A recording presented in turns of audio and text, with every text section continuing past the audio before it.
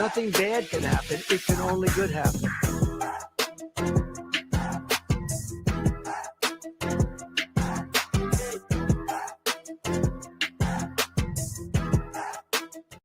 All right, what do you say we just hop right into it? I'm a year older and a year wiser. How you doing, everybody? Thank you so much for joining me. I'm Boston Brian. This is Blunt Politics. I appreciate you joining me once again. Thank you again, everybody, for the birthday wishes. Yesterday, you guys were incredibly generous and incredibly kind with your birthday wishes and everybody reaching out to say happy birthday. So thank you once again to everybody, whether it was, people on Venmo, people just in the chat, text messages, whatever it was, family, friends, all of you guys. I really do appreciate it.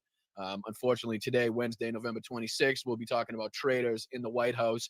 Not surprising, not stunning, but definitely something that is shocking to see. You know what I mean? I know that might be somewhat contradictory on that statement, but, I think you know what I'm saying. Like, we expected this. It's something you're not really surprised to see, but it's always shocking when it comes into your face like it is right now. Obviously, I'm talking about the recent Bloomberg reporting about, Witkoff coaching Russia on how to get the most favorable outcome, how they can manipulate Donald Trump. Like we know Donald Trump is easily manipulated. But before we get into all that, we'll be looking at, some statements Donald Trump made on Air Force One. We'll obviously be diving into the reporting from Bloomberg. I don't subscribe to Bloomberg, so we'll be taking a look at the AP's version of it. But I want to give credit where credit is due to the Bloomberg reporters. We'll also be taking a look at some great reporting done on X by some different Ukrainian journalists that were kind of diving through these transcripts and pulling out different parts that were, very surprising and should be reported on. On that, we'll be taking a look at Russian state propaganda, Russian state media, and what they're saying. And if it really sounds like this is a country that's trying to aim for peace, right, and is not just out for more bloodshed night after night like we continue to see, we'll also be hearing from President of Ukraine, Volodymyr Zelensky, in his latest address, his latest video that he put out, because again, the reporting yesterday was all over the place, and it still is. I told you guys to be skeptical about this, the reporting about Ukraine accepting this peace deal, and seemingly I was right on that, because nowhere in Zelensky's latest video does he say it was accepted. Nowhere does it seem like they're any closer to peace. Even Donald Trump himself talking about how there's, still points to be worked out. It's crazy, talking about sending Witkoff to Russia now. Holding off on the meeting with Zelensky until there's a deal kind of finalized. The whole thing's crazy. But before we get into all of it, let's bring in the chat. Let's say hi to everybody. Why don't we throw you on the old screen? Why don't we throw you on the old screen so I can say hi to you fabulous people? How's everybody doing? What's up, Chris? How are you, Amanda? How are you, everybody? Tiff, Tanya, all you guys. Dame, Forever Young, Yakov. What's up, my man? What's up, Antong? How are you? What's going on, Jackie? I appreciate you, all of you guys. What's up, David? How are you? What's up, Susie? What's up, Laurie, Roxanne, Jack? You guys are great. What's up, Kit? Vasantha, how are you? I appreciate you guys. All right, make sure you hit that like button, subscribe to the channel. We're on our way to 15,000 subscribers. Jesus, please let me get there so I can stop saying we're on our way to 15,000 subscribers, please, for the love of Jesus. All right, but I appreciate you guys. Thank you to all the mods. You guys are fantastic. Thank you for keeping that chat a safe place. Thank you for volunteering your time the way you do, not only here, but in other chats as well. But all right, let's dive into it. Thank you so much to everybody. I really do appreciate you. A multitude of different ways where you can help the channel if you're in a financial position to do so. There's a Venmo up in the corner. You can send a super chat into the chat here on YouTube. You can send a super sticker. You can sign up for a membership just below me here on YouTube for about $2.99 for the month. You can also gift memberships to other people in the chat. So multitude of different ways. You can also sign up at patreon.com/BostonBrian, yada, yada, yada, rigmarole, bullshit done. All right, let's get into it. Let's dive into it. I appreciate it. And also thank you to everybody on this space. I always appreciate you guys. Thank you to Matt. Thank you to the mods over there for doing everything that you do as we simulcast simultaneously over there on this space. So thank you to everybody over there. I really do appreciate being part of the coalition. But all right, let me bring this onto the screen so we can start diving into this nonsense, this bullshit that, again, is not surprising, but definitely kind of shocking to see it actually happening in real time from your own government, right? I mean, basically what we're doing is passing along the Nazi playlist, the Nazi wish list to, to Britain in 1940 and attaching our own kind of, threats attached onto that, which is just asinine to think. But yeah, we got traitors in the White House. There's transcript to prove it.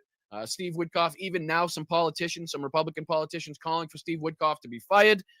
So yeah, we'll get into all of that. Let me throw this on the screen for 15th time as I say that. Yeah. So this is the AP, and it says report U.S. envoy coached Putin aide on how Russian leader should pitch Trump on Ukraine pitch plan. So basically, as we'll go through it, you'll see Steve Witkoff doing everything he can to get the Russians, to get Putin the most favorable outcome.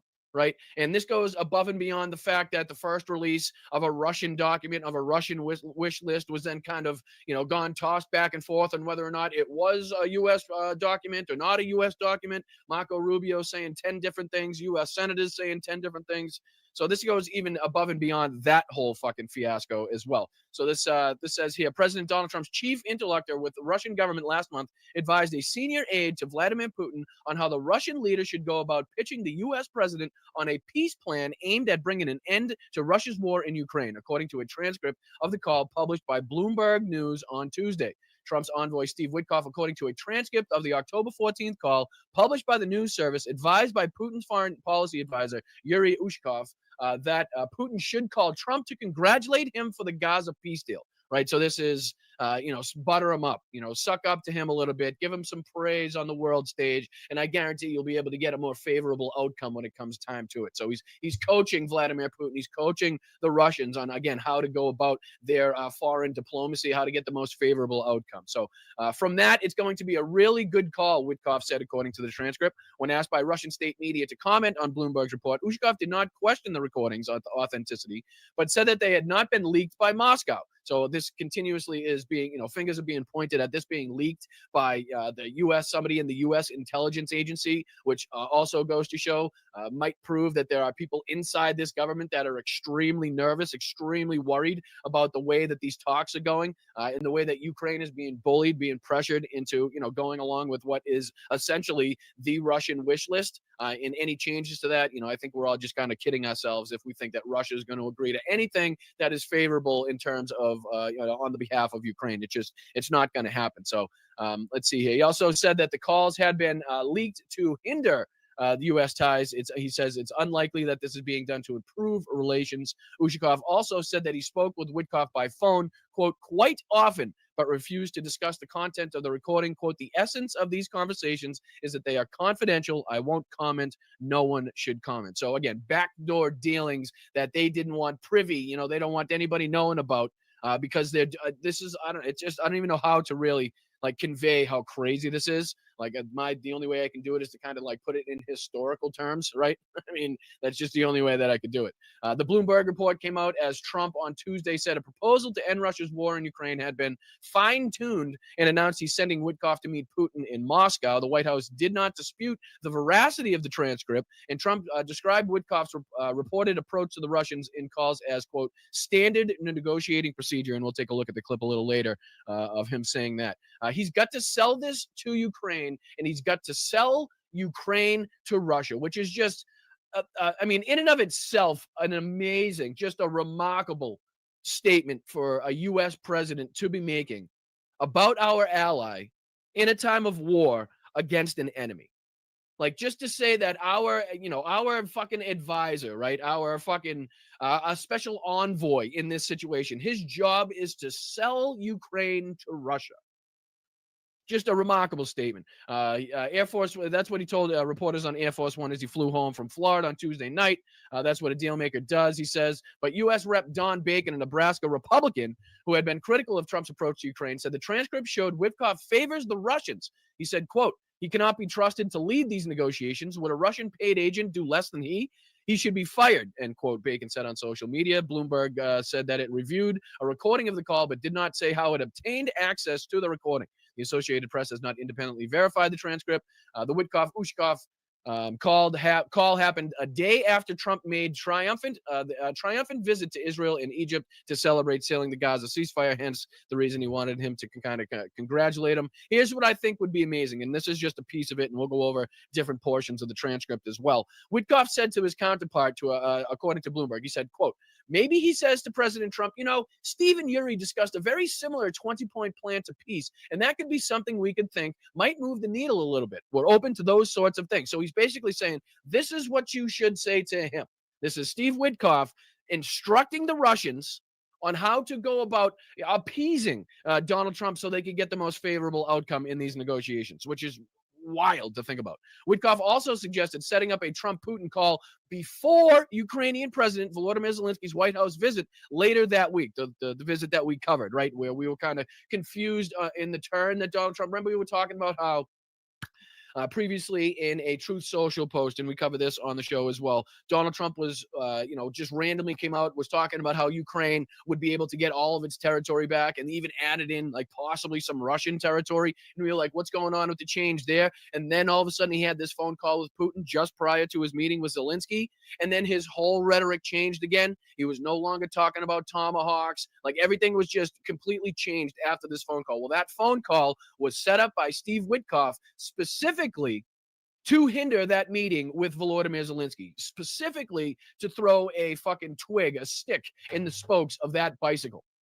That's what that meeting, that's what that phone call was meant to do, right? Trump and Putin ended up speaking to each other the day before the U.S. president held White House talks with Zelensky. Shortly after that meeting with Zelensky on October 17th, Trump said that Ukraine and Russia would, quote, stop where they are on the battlefield, meaning Ukraine would concede territory Russia had seized from its neighbor. So you can see how different that is from what, he had just said, what was it, maybe weeks prior to that on True Social, which was obviously a 180 flip from, the deadlines and time extensions he had been given Putin in there. So he's been going back and forth, but you can see how Steve Witkoff knew if Vladimir Putin could speak to Donald Trump just before Zelensky was there, the last bug in Donald Trump's ear would be Putin. And then he would go into that meeting with, discrepancies, with, I don't know what you'd want to say, but not wanting to give Zelensky what he wanted, right? It would change the mindset of Donald Trump just prior to the meeting, as opposed to what he was saying just before that phone call. October 29th, Ushakov spoke by phone with Kirill Dmitriev, which is the person that Steve Witkoff had originally texted and posted that this document, the original 28-point peace plan, came from, was originally written by or at least transferred by a close advisor to Putin on Ukraine, and debated how strongly Moscow should push for its demands in prospective prospective peace proposal. That's a tough one. According to another recording reviewed by Bloomberg, it says, quote, I'll informally pass it along, making it clear that it's all informal, and let them do it like on their own. Dmitry said, told Ushakov in the back and forth. But I don't think they'll take exactly our version, but at least it'll be as close to it as possible. So basically saying they're not going to accept this version, we don't think, but at least if we start off here, this is the baseline. That, like, remember how we said yesterday it's crazy? I thought it was crazy that the Europeans in the United States would even take this as the baseline to start the negotiations to work their way up from.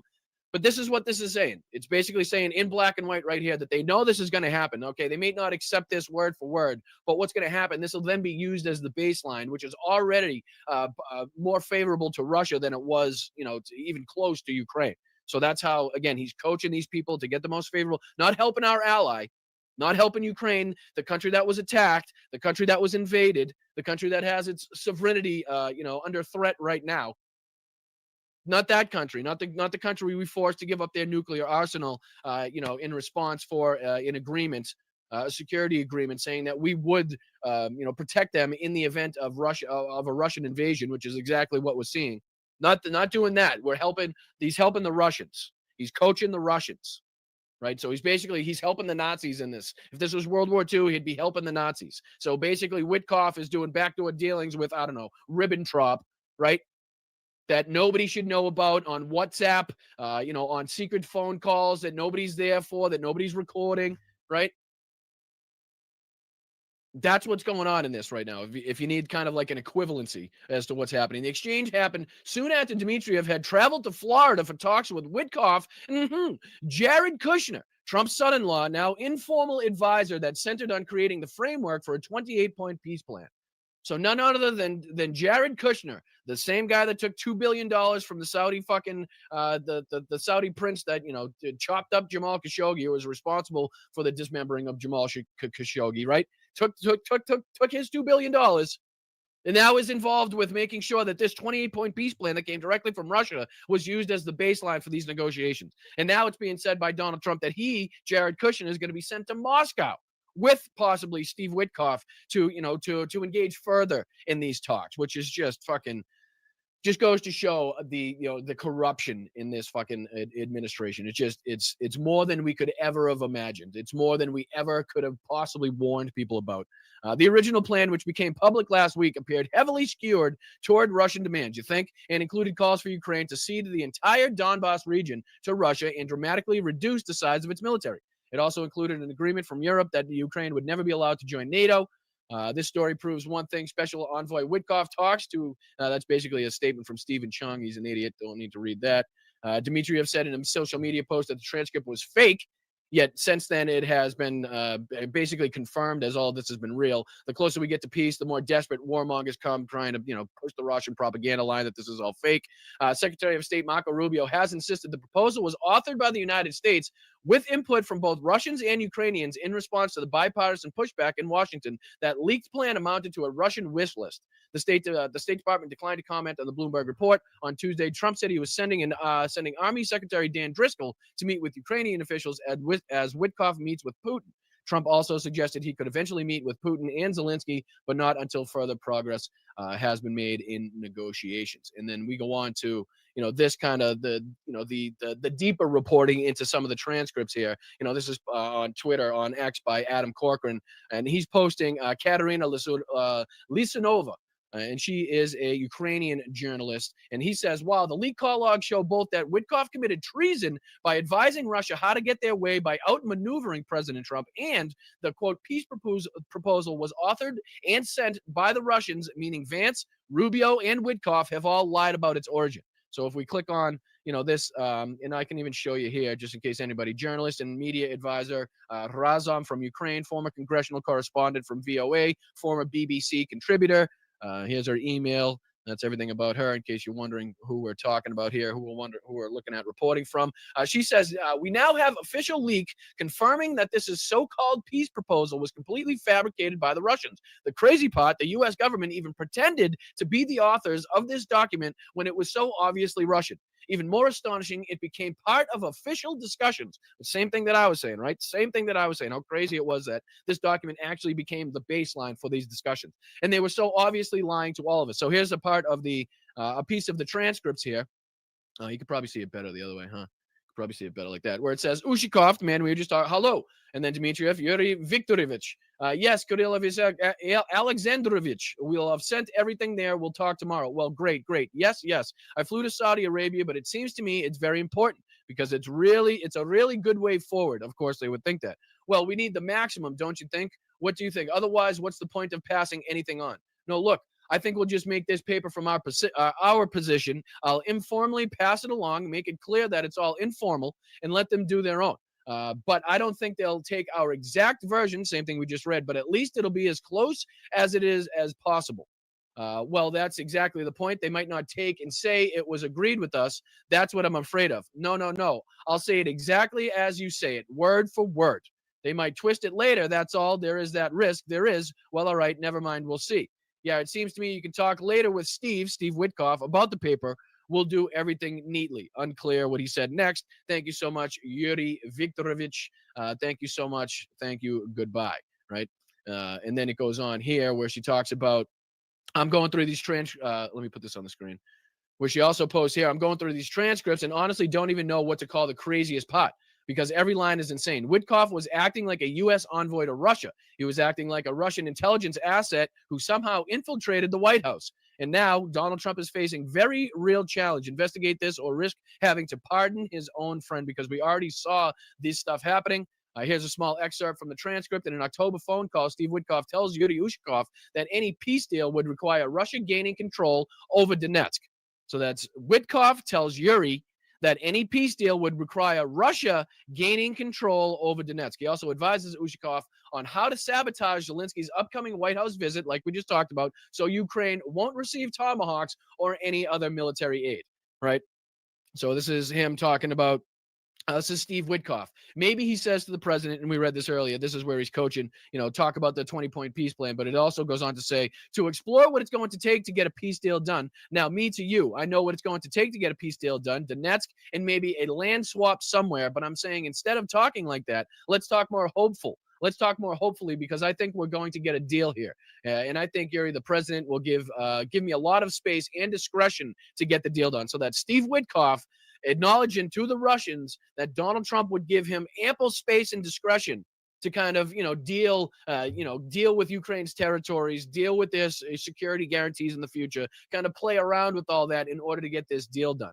And then Yuri says, I see. Steve Witkoff goes on to say, so if we can create that opportunity that after this I talked to Yuri and we had a conversation, I think that could lead to big stuff. Okay, that sounds good. And here's one more thing Steve Witkoff says. Zelensky is coming to the White House on Friday. Yuri chuckles. I know that. He says, I know that. Steve Witkoff goes on to say, I will go to the meeting because they want me there. But I think if possible, we have the call with your boss, Putin, before the Friday meeting.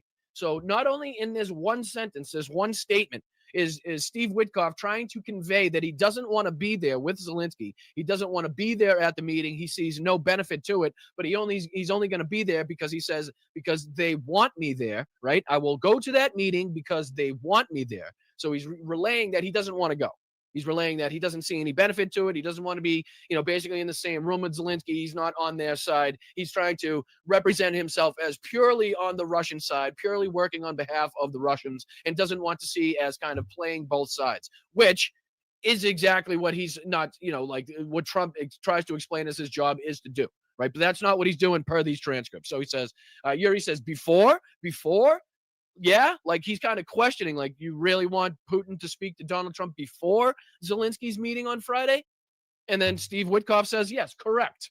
And then Yuri says, okay, I got your advice. So I discuss with my boss, and then I come back to you, okay? Obviously in broken English and Russian. And then Steve Witkoff goes on to say, okay, Yuri, I'll speak to you soon. Yuri says, great.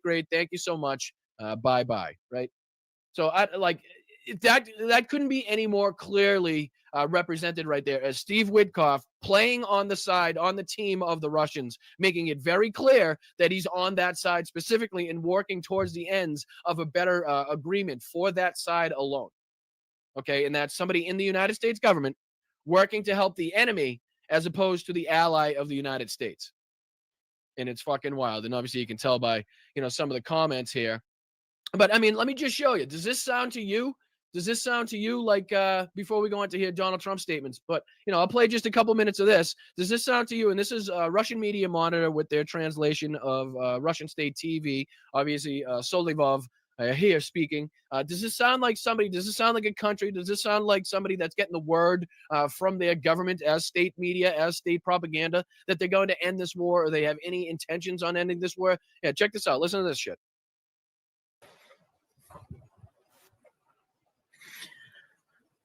Ох, конечно, забавно смотреть на эту истерику, которая пошла. So basically he goes on, we don't have to watch the beginning, but he goes on to talk about the deal. Everyone's starting to say, what about us?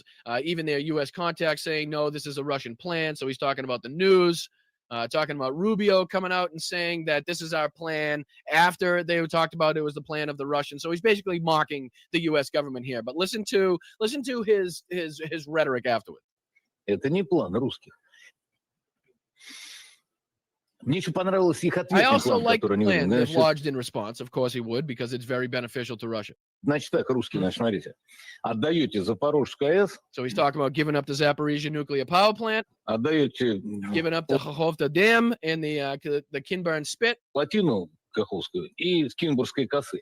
И мы тогда... And then he says, I want to tell them, we can't hear you very well, right? So basically saying, shut the fuck up. Who do you think you're bossing around? Who do you think you are to make demands to us, right? This is what's going on. Listen to what he says next.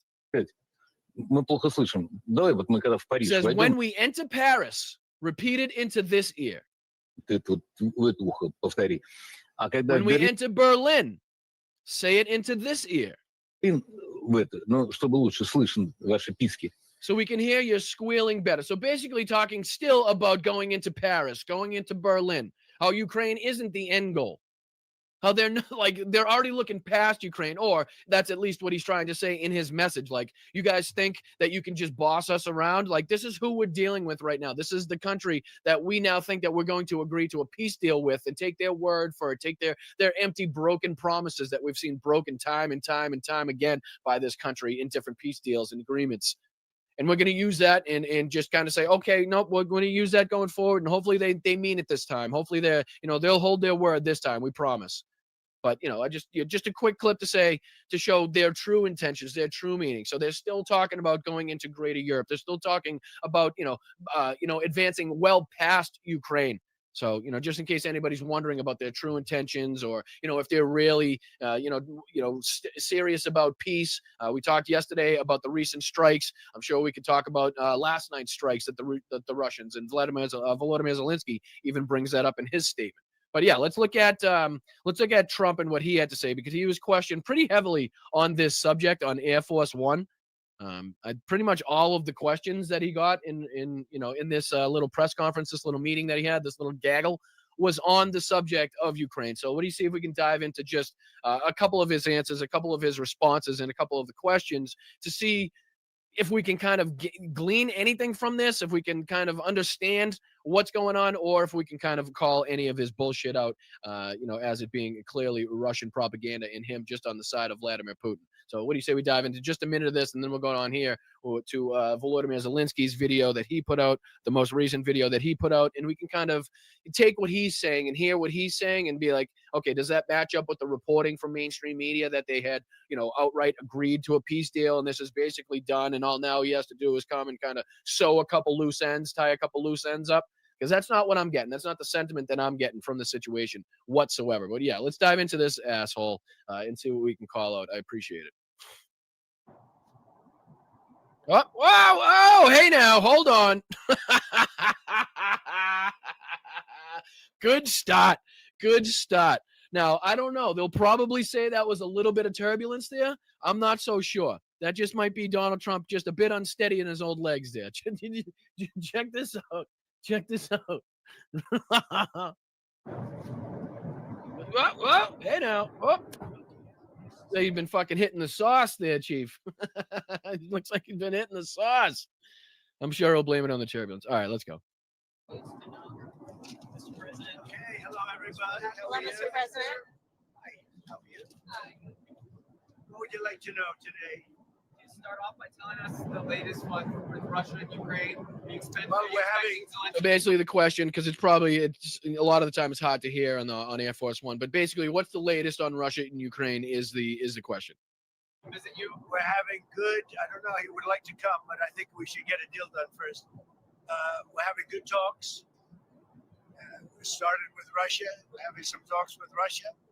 All right. So does anybody in the chat, and I'll give you guys a second, right? I'll give you guys a second. What in that last sentence really stands out to you? What in that sentence really stands out to you? And we'll play it one more time. I'll give you one more opportunity to hear it, and then I'll go back to the chat and ask you guys. We started with Russia. We're having some. One more time? How about one more time? All right, one more.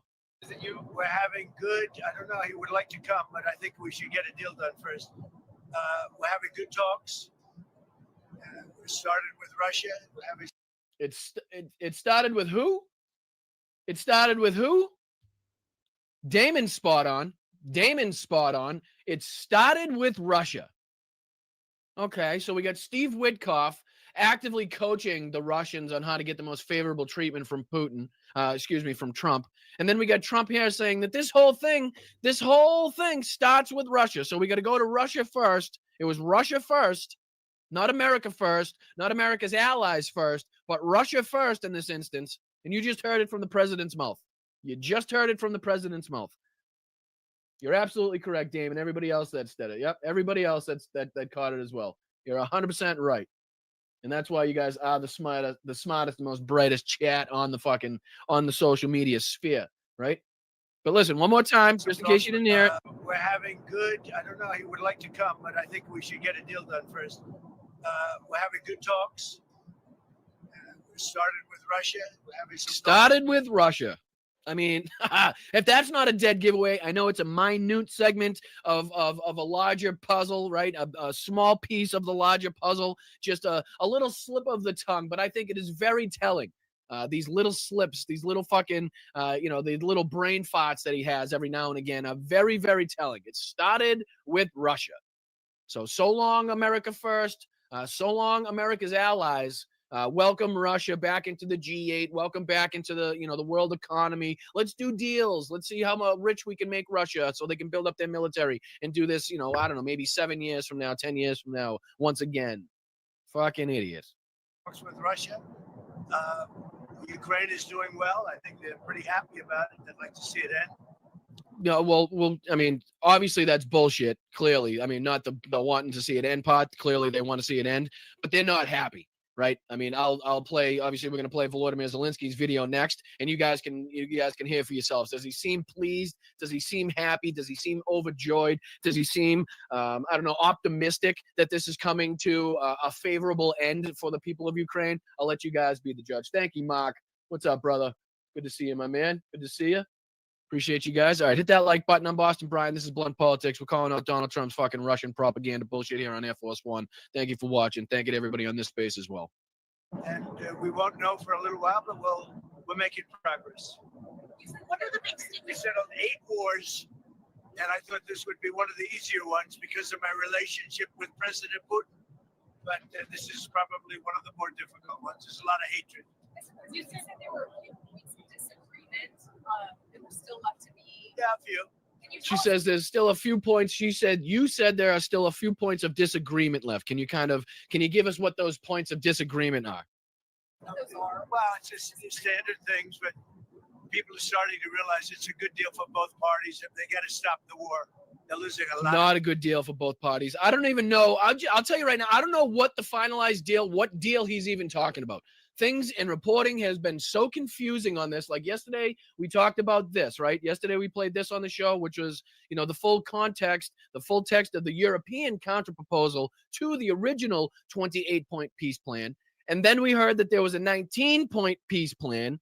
And then we heard that it has changed even since then, because we reported yesterday, where was it? On this one, too, where it had changed from Ukraine can now keep the Donbas territory. They now have the option to join NATO in the future, and there's no limit on the Ukrainian military.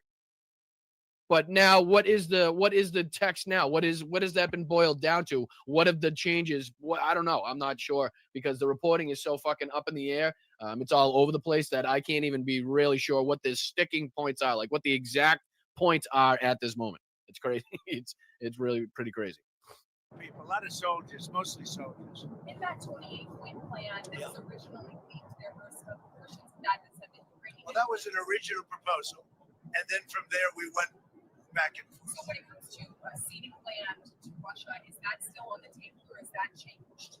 Well, they're talking about going land both ways and trying to clean. Oh my, they're talking about going land both ways, he says. So the question is basically, so are you still talking about, like, Ukraine having to secede land, giving up land? Well, what they're going to do, listen to this state, listen to this comeback from the We president. went back and forth. So when it comes to ceding land to Russia, is that still on the table or has that changed? Well, they're talking about going land both ways and trying to clean up a border. They're talking about going land both ways and cleaning up a border. How about, how about the border of Ukraine? That would be fucking fantastic. That has already been well established, right? Like, how about we go back to that border? The border that was there, let's say 1991-ish, something like that. How about that one that was clearly established? And he goes on to talk about, it's going to be a little bit because they don't want to go through a house. They don't want to go through highways. All right, I can fix all of that. You know how you can fix all of that? You know how you can save a bunch of fucking time? Go back to the already agreed upon borders of you fucking Ukraine and Russia. How about that? That's just pretty simple. Again, these demands, the list of demands, and the fact that the Europeans, NATO, the U.S. doesn't have like a sheet ready to fucking go, like ready to hit send on the Xerox machine straight to the Kremlin that has just a long list of the demands that we have as the allied nations for them being the aggressor, like, is just mind-blowing to me. It really is. It's just mind-blowing to me. And that we're taking this document, the Russian document, and kind of, I don't know, piecemealing it together in some sort of way and using that as the baseline. It really is remarkable. You can't go through the middle of a house. You can't go through the middle of a highway. Which was, again, probably more reason why you just go back to the borders that they had already been established, right? That would be easy, right? We know where they are. They know where they are. They know where they crossed them. We know where they crossed them. It's fucking pretty good. They're already drawn on all the maps. We wouldn't even have to redo all the maps in the world, Don. We wouldn't even have to do that. We could just keep the maps the way they were and still go by the borders of Ukraine. And then there's the clearly defined outline of Russia. Like, it's pretty easy the way it works. But why we have to make it complicated and now go into be like, okay, let's not go into this house. That babushka doesn't want to have her house split into two. Like, what the fuck is he even talking about? So they're trying to work something. It's a complicated process. Doesn't go that quickly. What about security guarantees and Here he is being asked about security guarantees for Ukraine. We're working that out with Europe. What he does is he passes the buck to Europe. So it says nothing about, defined, clearly defined, explicit security guarantees from the United States that have been talked about. Like, who's working on this peace plan? Because this has fucking nothing to do with Trump. I can tell you that much. He didn't put a word into this. Mr. Top negotiator, Mr. I'll have this done in 24 hours, doesn't seem to know a damn fucking thing that's in any of these peace plans. Any of the deals, whether it's the 28, the 20, the 19, the 18, he doesn't know a fucking thing. And this is the top negotiator, Mr. Out of the deal here, right? Doesn't know a fucking thing. I can get him in a room here and get him in a room there. We'll have this thing done in 24 hours, all wrapped up. Oh, yeah, really? Yeah, give me 1 point in the peace plan that's actively written out. No, nothing. You don't know a fucking thing? Yeah, I didn't think so. Largely involved in that. We're working that out with Europe. Europe really wants to see it end if possible. Europe really wants to see it end if possible. So everybody wants to see it end if possible. We're just not trying to throw Ukraine even further under the bus while stopping it, right? Like, this is not ended at all cost by any means necessarily by giving up as much fucking territory, reducing your military by as much as possible. Like, that's not going to put, like, we're talking about Versailles Treaty type shit where you're just making it more inevitable that these two sides kick off in the future, right? Whether or not we're letting Russia back in the G8 or, with more economic deals with the United States so they can become a more powerful country to rebuild their military, to do this again, while at the same time putting Ukraine on the back foot, taking territory from them. Ukraine's now forced to give up a certain percentage of, the economy and the earnings to the United States to help rebuild. Like, we're putting them on the back foot. We're making it so that they have no choice but to fight in the future for their fucking land, to get their land back so that they can have a functioning country. I mean, we're setting things up. It's a setup for disaster is what it is. Republicans who felt that the first 28-point plan was too favorable to Russia. Have you changed Well, that was just a map. Well, that wasn't a map. That was not a... You guys caught that, right? You guys caught that? One more time. So the question is, a lot of people thought, and I think she says, politicians thought that the original 28-point peace plan was too favorable to Russia, right? His response was, it was a map. It was a map. So the map was the Russian wish list. The map, this document that has been so heavily fucking worked on and fought over, and so many meetings and discussions and phone calls and messages back and forth, if you want to hear or listen to what these assholes say in this administration, has gone, and all that came from it was the need to have the Russians write an entire document of their wish list, and then we can use that as the roadmap going forward. They were so stuck in the mud. They had no idea how to fucking maneuver or move forward in this process. They are now relying upon the Russians to write the entire document so they can use that as the baseline. And then they did it. Ugh. Republicans who felt that the first 28-point plan was too favorable to Russia. Have you changed Well, that was just a map. Well, that wasn't a map. That was not a plan. It was a concept. And Jesus Christ. So more concepts. Wasn't a plan. We just have more concepts. So the 28-point peace plan wasn't a plan. It was a roadmap. It was concepts, Russian concepts and a Russian roadmap. But, I guess that's neither here nor there to Donald Trump in this aspect.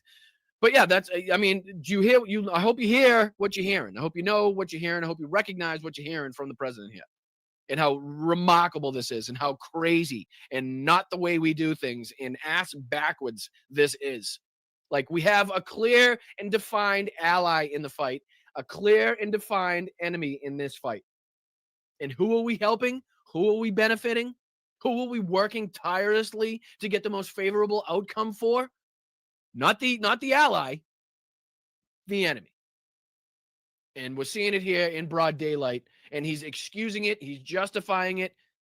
clearly just said that the map, the Russian wish list, a Russian document that originally came out in fucking Russian, was the roadmap that the United States used to further these negotiations.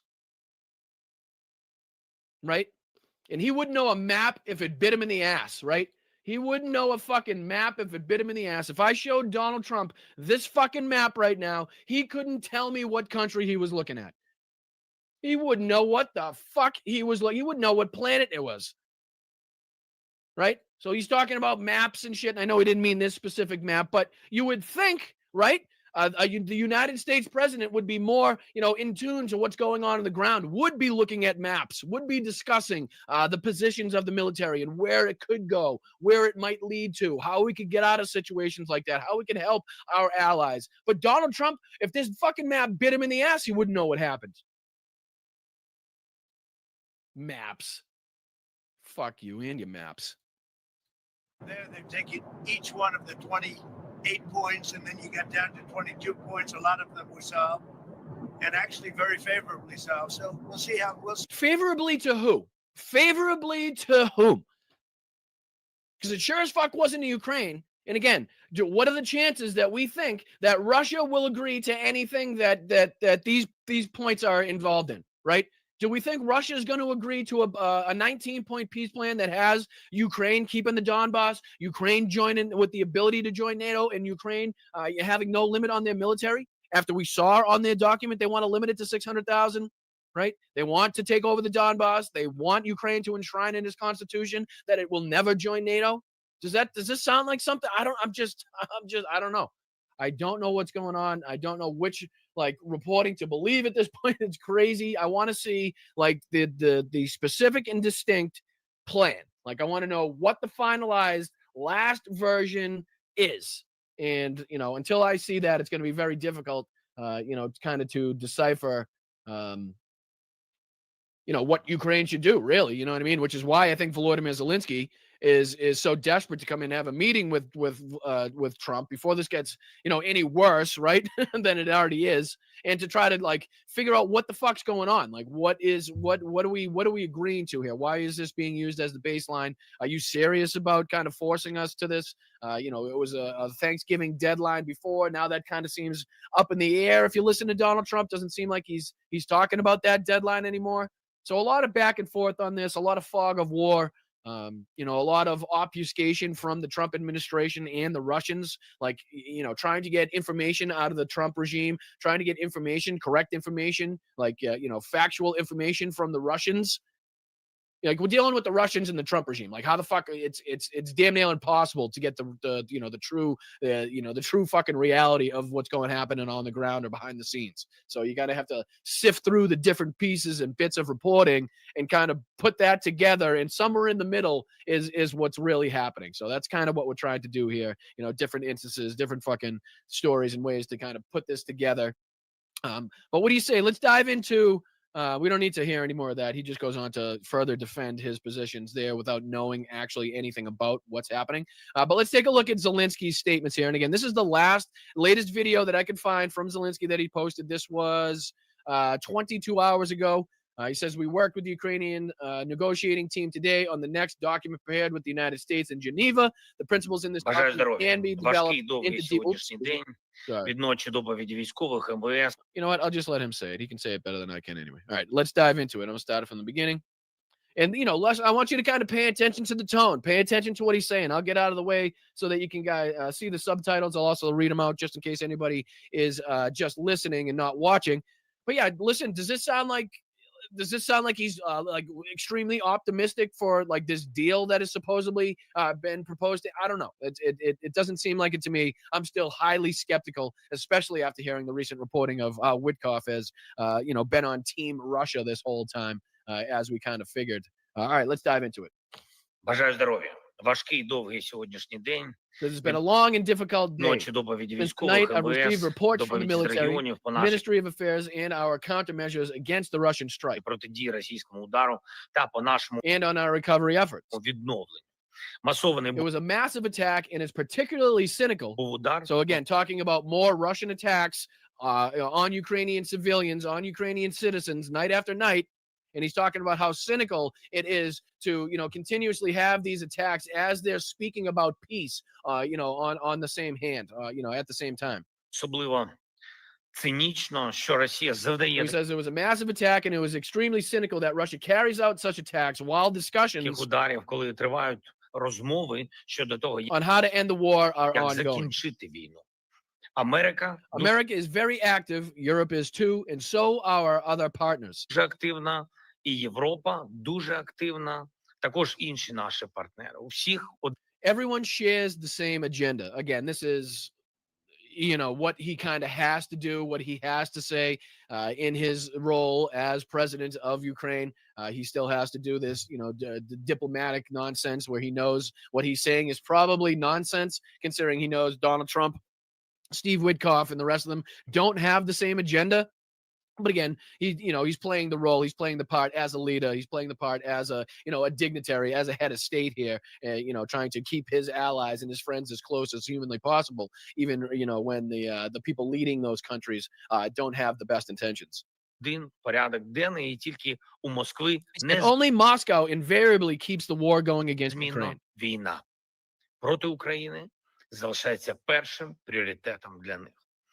Удари, як Strikes like the one today confirm this. сьогодні, це підтверджують. І тому для нас Therefore, for all of us, it is extremely important всіх надзвичайно важливо не забувати not to forget the real situation, not to forget, реальну ситуацію, не забувати, що відбувається not to тут forget what is happening here and now, and to counter Russian strikes. і зараз, і протидіяти російським ударам. І, звісно, Of протидіяти course, counter them 24/7. 24/7. 24/7 українські представники працюють з Ukrainian representatives are working with the United States 24/7, Америкою і з тими, хто as well as with those who can help ensure truly real, може допомогти, щоб були дійсно реальні, ефективні кроки для effective закінчення steps to ending this war. цієї війни. Так само 24 Likewise, we are doing everything 24/7 to ensure our army робимо все, щоб у нашої армії, щоб у наших and людей our people have the same means to defend themselves. Today, a meeting of the coalition of the willing took place. I want to primarily thank Emmanuel Macron, Keir Starmer, and Friedrich Merz for co-organizing it. There were nearly 40 participants. Europe, the United States, Canada was present, Japan, Australia, and New Zealand. That unites us all in that we must coordinate our diplomacy in a very substantive way, taking into account the interests, and we remember now is not the time to relax. Let our guard down. We must not lose our unity. We simply cannot. We must now defend against Russian strikes. We must ensure Ukraine's resilience. Air defense is necessary. I want to thank each partner for joining the Pearl Initiative, which enables us to procure American weapons, including missile for the Patriot missile systems. Last night, our air defense performed quite well, intercepting cruise missiles as well as ballistic missiles. Over 400 attack drones were also shot down. To be capable of doing this, we need the appropriate resources, and together with our partners, we are ensuring that our state also today, Ukraine adopted new sanctions, new decisions on ships taking Ukrainian grain from occupied territories. And some of these ships have already been sanctioned by our partners, but not all of them. Every Russian crime must receive an appropriate response, and sanctions are the most immediate reaction. During the day, I spoke separately to the Chancellor of Germany and the President of Finland. We also worked with the Ukrainian negotiating team today on the text of the document prepared with the United States in Geneva. It can be developed into deeper agreements, and it is our shared interest that security is real. I count on continued active cooperation with the American side and President Trump because it's America's strength that Russia takes seriously. I thank everyone who stands with Ukraine. I thank everyone who is helping. I want our strength. Our strength is in diplomacy to be effective. Glory to Ukraine. So nowhere in that, he says they're working on it. He says he sent his team. Their team is working on the document. They're working to try to figure things out. But in no way does this seem like they have already agreed to anything, right? Because is that something that we can kind of all agree upon here in the chat? Like this was like heavily and widely reported yesterday all over the place, as we showed, that it was like already a done deal, agreed upon, it's set in stone. That's not what I'm getting from this. That's not what I was thinking was happening. That's not what I thought was going to happen. That's not the way that I thought it was going to go. And it doesn't seem to be going that way at all. And, just to kind of show you, I might be taking a little bit of a risk here doing this, but just to show you the realities and the brutality and what's actually going on the front lines, what's actually taking place. And I'll throw this on here too.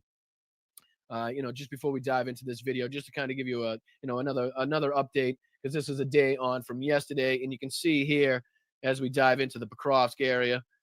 So if I go into yesterday, if you take a look at this area right here, you can see just the recent advancement of the Russian military in, just another area of the city of Pokrovsk. So if we go back to the 25th as opposed to the 24th, you can see that area filling in red there, right here. So that's from yesterday till today. But again, still, not actively in covered in red is the entire city, which was reported by the Russians. So, again, that's why we continuously keep our eye on that area as well as other areas as well. We got the 506th motorized rifle regiment here from the Russians, striking back, looks like east into Pokrovsk. Different organizations here. I think this is the 1441. One's the 1506, I think.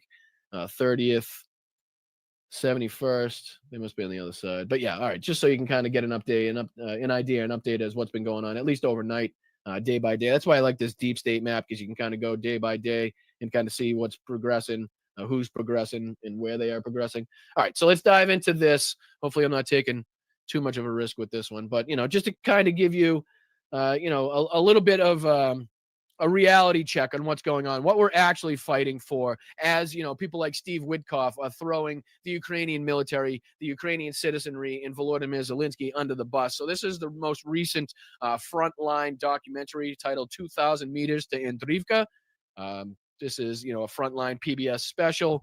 But yeah, just the beginning. I just want to play the beginning of this. It's an hour and 47 minutes long. I would absolutely implore you, if you have the time, if you're looking to get more educated, if you're looking to see what these people go through on the front lines, then I would definitely recommend this. If you watch something like 20 Days in Mariupol, any of the great documentaries that have come from this horrendous and horrific battle so far, then I would definitely recommend and tell you to take the time to watch this. But I just want to play the first kind of couple minutes to this to give you an idea of what we're actually fighting for, what we're talking about in these negotiations, how willing the Ukrainians are still to fight for their land, and whether or not they're willing to give it up, and not just have Donald Trump and Steve Witkoff tell Russia that, we'll just give it away for them. Right. So this is, again, 2,000 Meters to Andriivka, the frontline PBS documentary, credit where credit is due, for educational purposes only, to give people an update on what's happening in the front line. So again, this is important to, again, not only figure out and talk about what's going on in the negotiations, but also keep our mind focused on what's happening on the front lines, what these men and women are going through on a daily basis, and how willing they are to continue to fight on a daily basis for their homeland. All right, so let's dive into it. So again, yes, I probably should say viewer discretion is advised, but I don't see why it would be a problem. This is posted on YouTube, so as long as I say this program contains graphic language and imagery, may not be suitable for all audiences, viewer discretion is advised, I think I should be all right.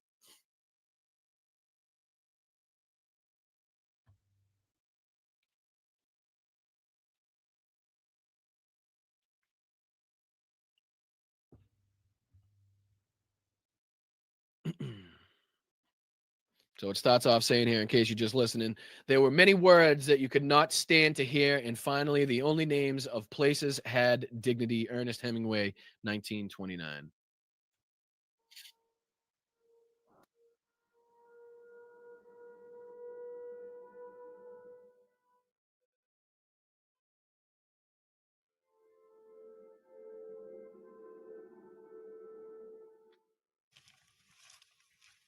Снимаешь? Да. Сними, какой я красивый. Я только для этого включил. Да.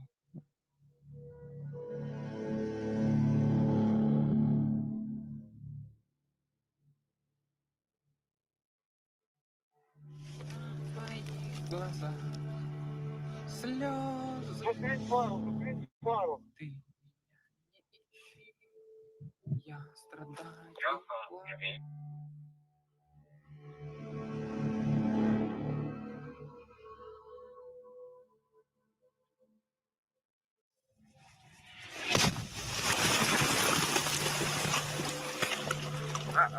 Горячо, горячо. Сука. Сука, блядь.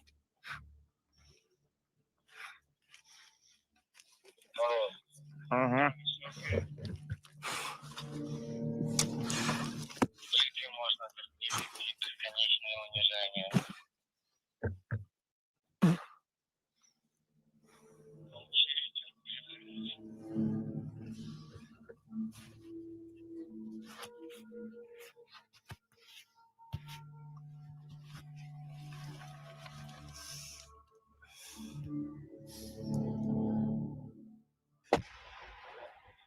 Я себе отдаю свойства, отдаю ГП.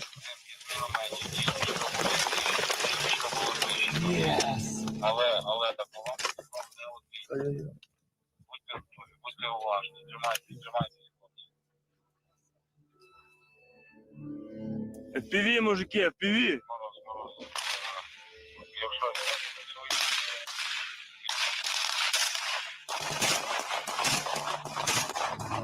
Вон, полетел. You can see the FPV drone just in this area right here. It's coming down. Блядь. So that ended up coming down on another Ukrainian position. Obviously, one of his, a couple of his comrades there in another position. Давай сюда. One of the survivors comes running over. Прилетай.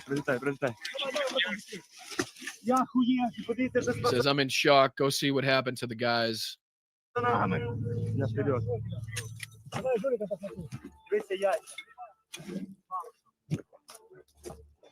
Again, I'll skip past the part where he goes over, but he finds two of his comrades in the hole that have been killed from that FPV drone strike. But again, look at the area there. I mean, just look at how beat up the trees are. Nothing left, I mean, this is just, what it's actually like, what they're actually going through as people are selling them out, as the United States is selling them out on the backdoor dealings that they have. But yeah, this is I don't want to get into too much just in case, I run the risk of, I know we played 20 days in Mariupol on here before, and that was all right. But just in case, since we're simulcast on this space, I don't want to take too many risks here. But, just to kind of, I'll slow roll through it. But I mean, look at the area that they're in. And it's intense. It's real. It shows them here trying to get into an APC. The APC actually is stuck, or it has some mechanical failure where it can't go anywhere. They're under attack. They end up having to retreat out of the APC as it's under attack. Just not a good situation at all, but definitely, straight from, the firsthand account, straight from the helmet cams, straight from the words themselves, translated for you.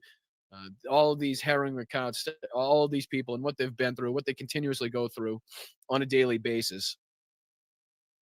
And again, I would definitely highly recommend anybody that has the time or the inclination to definitely check this documentary out. But just be prepared. It is very real. They don't sugarcoat. They don't cut anything out. They show you it as it happens, when it happens, how it happens, what they actually have to deal with, people, different soldiers telling their comrades to leave them, forget about them, their comrades having, the wherewithal to telling them, people, hey, shut up, we ain't going nowhere without you, we're coming back, we'll be right back for you, don't think about that. So, again, I would definitely advise anybody that has, an interest, a passion to support the people, the men and women of Ukraine, to support democracy, around the world, then, definitely to figure out what's happening, to put yourself in their shoes for at least an hour and 47 minutes. I would definitely recommend checking that one out. But yeah, I appreciate you guys. I really do. I know we're running out of time here in the first hour on the early show here, but we do have our 8:30 show tonight coming up, 8:30 on the East Coast, 5:30 here on the West Coast. I really do appreciate you guys. Thank you so much to everybody on this space. Thank you to Matt and all the mods over there. You guys are fantastic. Again, as I always say, I'm very grateful, very appreciative to be a part of that coalition. So I'm going to kick it over to my main man, Jeff Waldorf, now over there on this space. I really do appreciate you guys, and I'll see you guys next Wednesday on this space. If you're here for Blunt Politics, make sure you stick around so I can thank you. But Jeff, take it away. Make sure you kick some ass, brother. I appreciate you.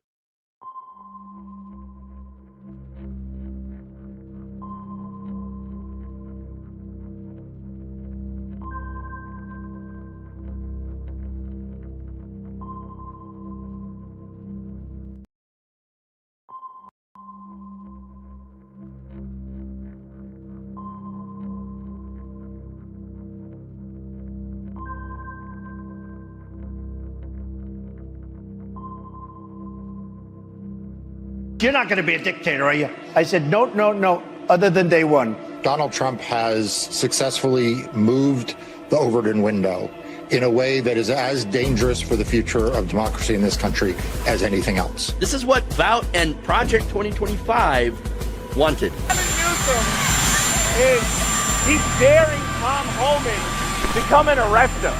Should he do it? I would do it if I were Tom. I think it's great. They control the Congress, they control the White House, and they control the courts. And so, of course, they're massively overreaching. And yes, they are getting away with it right now. This is clearly a man who cannot tolerate criticism of him or what he does, which is exactly what authoritarianism is all about. The New York Times is just as fake as CNN and MSDNC. They really are the enemy of the people. What he is saying, rather bluntly, if you stand up to Donald Trump, he will punish you. Protesters in Philadelphia, state capitals in California, Minnesota, Michigan, Texas, Wisconsin, Indiana, and others showed up to oppose Trump, Musk, and Project 2025. The US and President Trump has overseen America's largest military parade in decades as nationwide protests take place against his leadership. Demonstrations are happening right across the United States today to oppose the Trump administration. Two visions of America. On a day the country's deepening divide was there for all the world to see.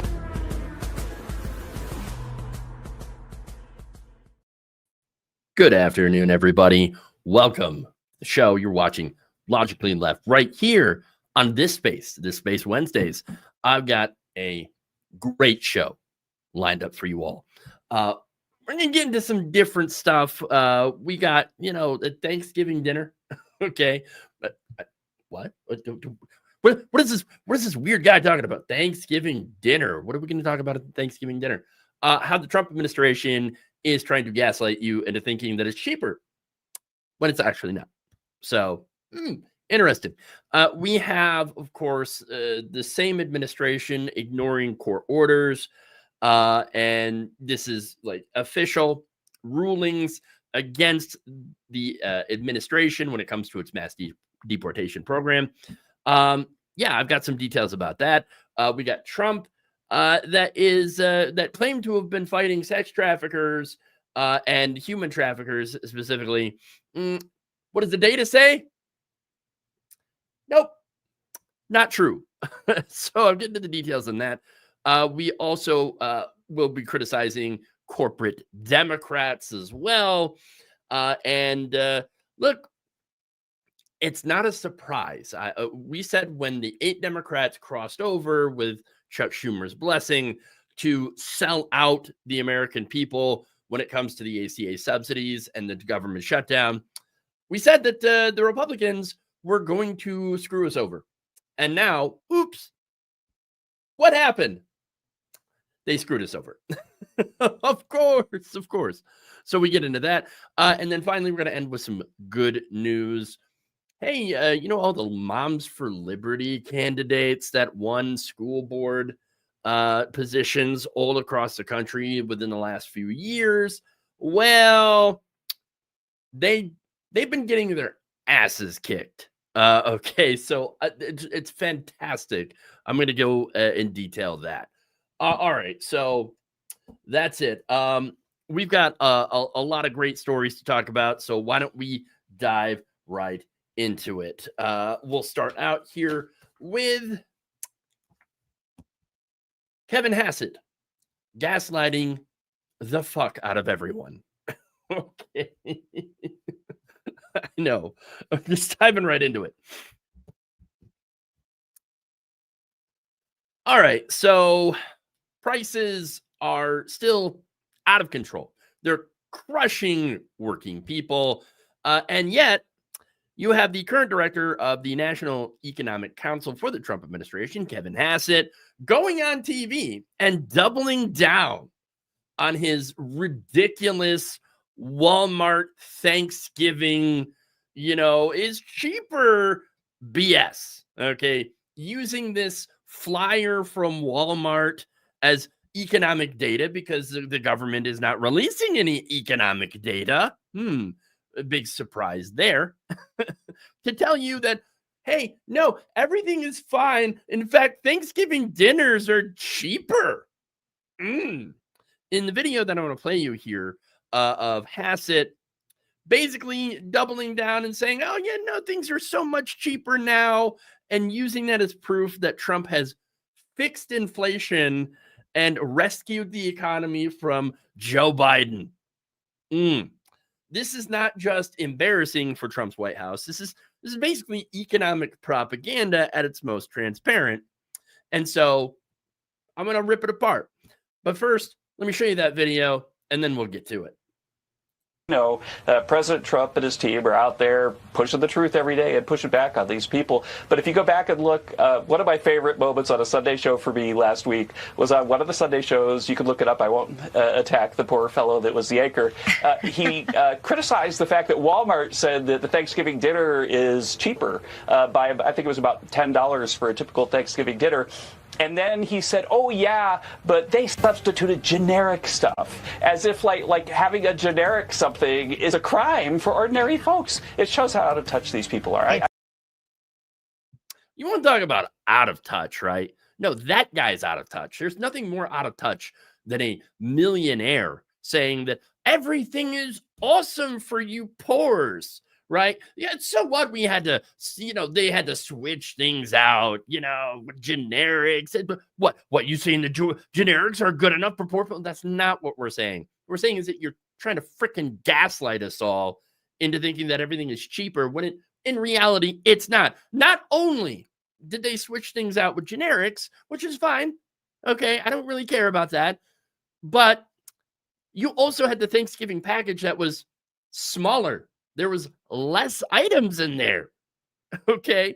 So again, that is Trump's top economic guy, the director of the National Economic Council, the person who's supposedly steering the economy of the largest country on earth. And his evidence that everything's great under Trump is Walmart. Really? Really?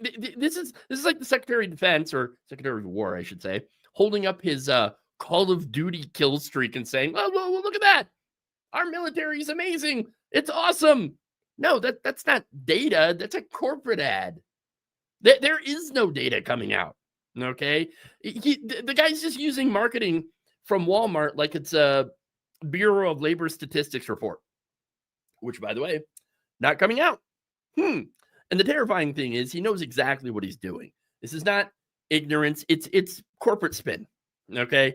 Let's talk about the actual receipts and what they look like under Trump, because you don't live in Kevin Hassett's world. Okay. Where all of his friends are super, super wealthy. Okay. No, you live in the world where you actually go out and buy groceries every week. You're the one who's scanning the stuff, most likely. And of course, you're the one who's paying for it, and not your butler. Okay. That's going out or whoever buying your groceries for you. Because I'm pretty sure Kevin Hassett doesn't go to the grocery store himself. Okay. Now, think about your last couple of grocery trips. A few years ago, around Thanksgiving, by the way, you could buy maybe a decent turkey for around $20. We're talking a 15-pounder, right? But then we had some COVID supply shocks, obviously, the corporate price hikes, of course, and all of that. And now you're seeing a much higher price for the same turkey. On average, Americans can actually expect to pay about $34.65 for a 15-pound turkey this year. Again, that on average, right? That averages out to about $2.31 a pound. That is about 11% higher than the same turkey was back in 2024. So look, under Joe Biden, prices did go up. Corporations blamed inflation and then quietly posted record profits. We've talked about that before. But under Trump's second term, those prices, they didn't roll back to before 2019. No. Are you walking out of Walmart feeling like you just robbed the place? No, of course not. And yes, perhaps maybe the turkey or the generic great value brand of stuffing is rollback priced for this ad. But what about everything else?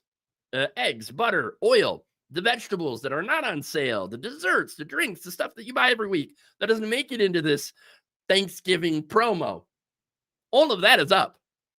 It's not going to hold up that receipt because that receipt tells a different story.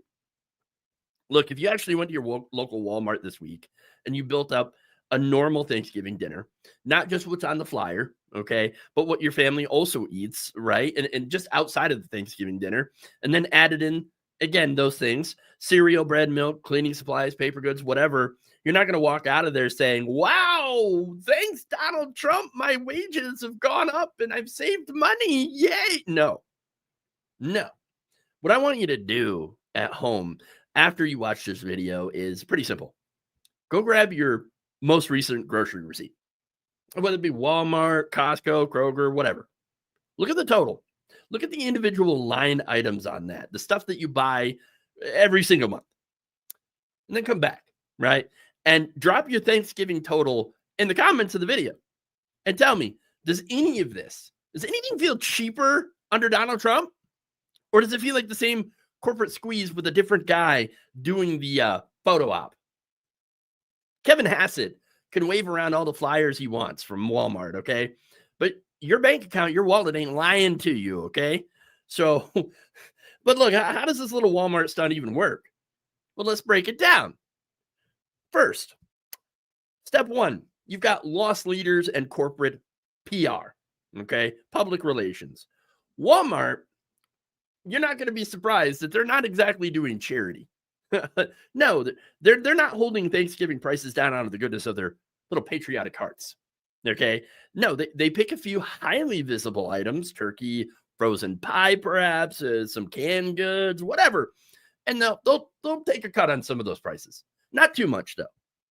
And you know what they call that? They call that a loss leader. Okay.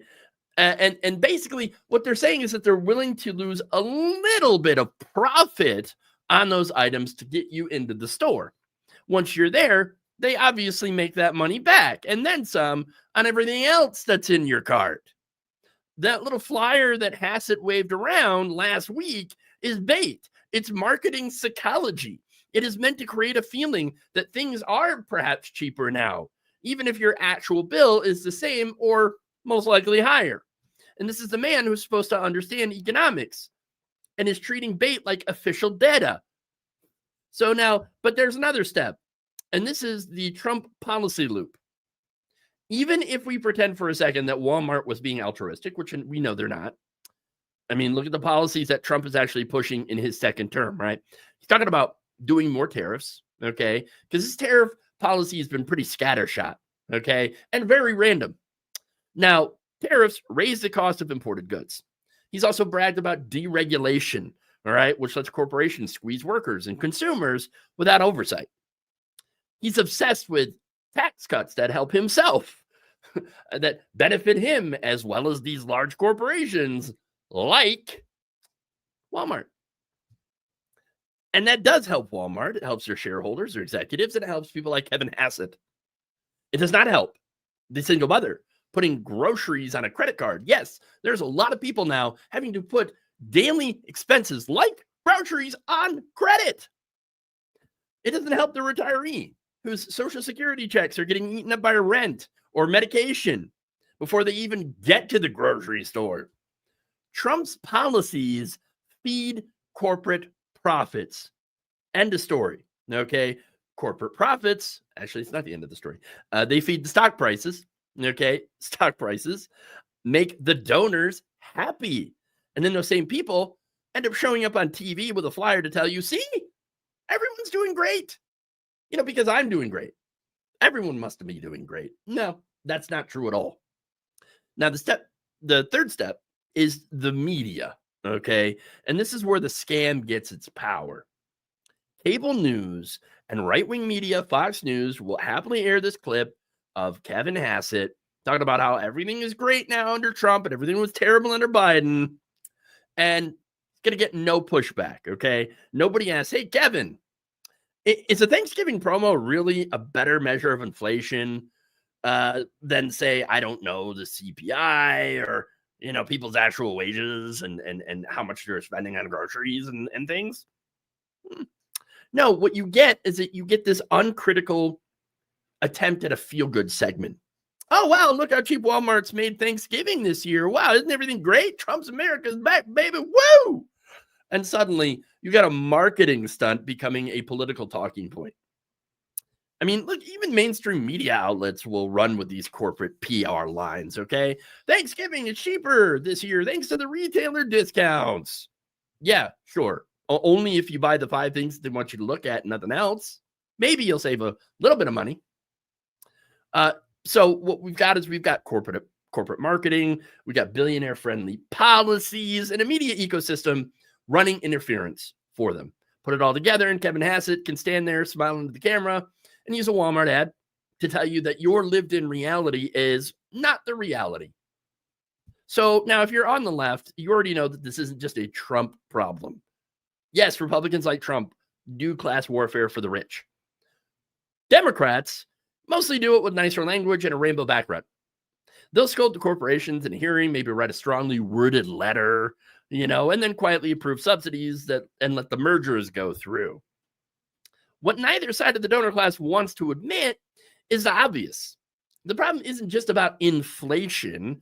It is profiteering, corporate profiteering. So corporations, they saw a crisis, COVID, jacked up prices far beyond their own costs, and then decided, hey, this is great. Let's keep doing it. Yes, let's keep going. So when Kevin Hassett says, look at the Walmart flyer, see how Trump fixed the economy, and Democrats respond with, well, actually, our inflation numbers were better in Q3. Well, they're kind of missing the point. Regular people are still drowning in bills. Regular people are not arguing over decimal points in GDP growth. You're arguing with yourself in the frozen food aisle and whether or not you can afford something other than the great value brand. Okay. So what would it look like if we actually had an economy that worked for normal people and not just for Walmart and their giant donors? Okay. Trump's giant donors. Well, we can start with some windfall profit taxes. Corporations use the crisis to jack up prices and rake in record profits, then you should claw that back. Yeah, that's right. If you made billions of dollars off the backs of people who had no choice but to pay, well, then guess what? You can contribute a little bit extra to the society that you bled out. Okay. Then we should maybe talk about some real price controls. Oh my God, communism, or at least some regulation on the price of staple goods. Maybe we could regulate some utilities. We can absolutely regulate the price of basic food items as well, or break up grocery monopolies that dominate entire regions and set whatever the prices they want. Next, we need a living wage. Serious support for labor unions. Look, if people's paychecks have kept up with productivity and profits over the last few decades, well, then we wouldn't be having this conversation. We wouldn't need a rollback on turkeys because you wouldn't be having to choose between having a turkey dinner and paying a medical bill. And while we're at it, we should do universal health care. Medicare for all. Because nothing destroys a food budget like an unexpected medical bill or a prescription that somehow costs more than everything in your entire cart. All of that, however, is completely off the table for people like Kevin Hassett as well as corporate Democrats. Not because it's impossible, but because it would actually shift power away from the billionaire class who he works for. He would rather hold up a Walmart ad, tell you to be grateful for slightly cheaper turkey and off-brand stuffing, and hope you don't notice that the rest of your life has gotten prohibitively more expensive. So no, Kevin, a Walmart flyer is not proof that Donald Trump and Republicans have fixed the economy. Oh, they fixed it all right. They fixed it in their favor. Okay. No, the real data here is in people's paychecks, in their rent statements, in their medical bills, and in those long, depressing grocery receipts that we can't really bear to look at. If your Thanksgiving still hurts this year, if you're, cutting dishes, cutting guests, or putting it all on a credit card, well, that's not a Biden residue problem. That's we got a rigged economy problem. And that existed before Joe Biden, before Donald Trump even, and will continue to exist as long as we allow people like Kevin Hassett and the donors define success using corporate marketing ad speak. All right, so there you go. Moving on. Let's go to Kristi Noem, the puppy killer. Okay. Kristi Noem loves to scream law and order until the law applies to her, of course. Because we've now got confirmation that Noem literally ignored a federal judge's order on deportation. So let's get into it. So a group of over 100 Venezuelan men are in U.S. custody, designated under this Alien Enemies Act, right? Yes, that's the same authoritarian fever dream from the John Adams era that keeps getting resurrected whenever Trump wants to treat people as less than human.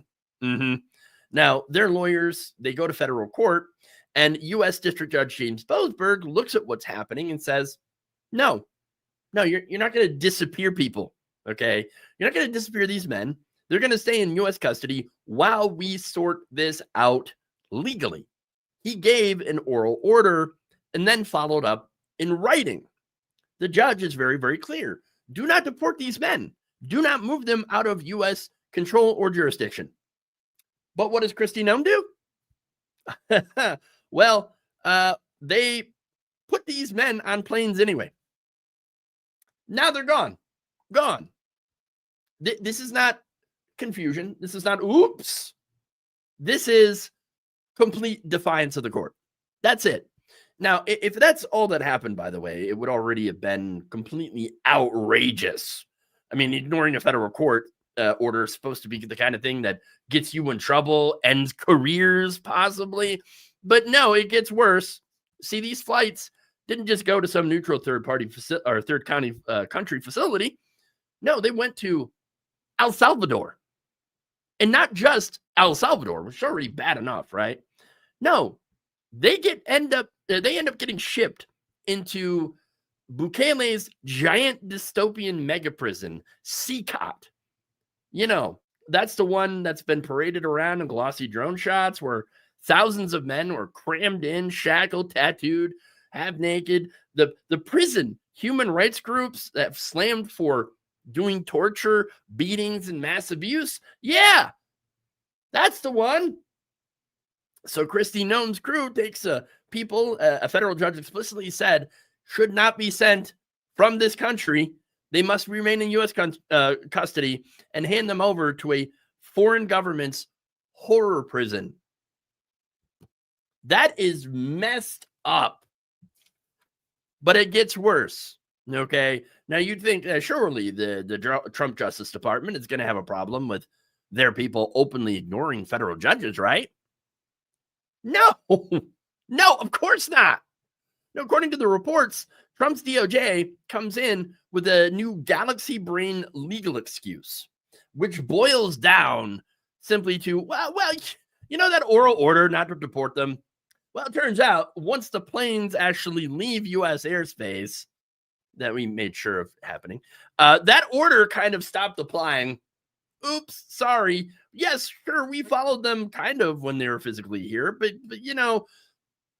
now that the planes are in the air, I can't do anything. Sorry. That's their defense.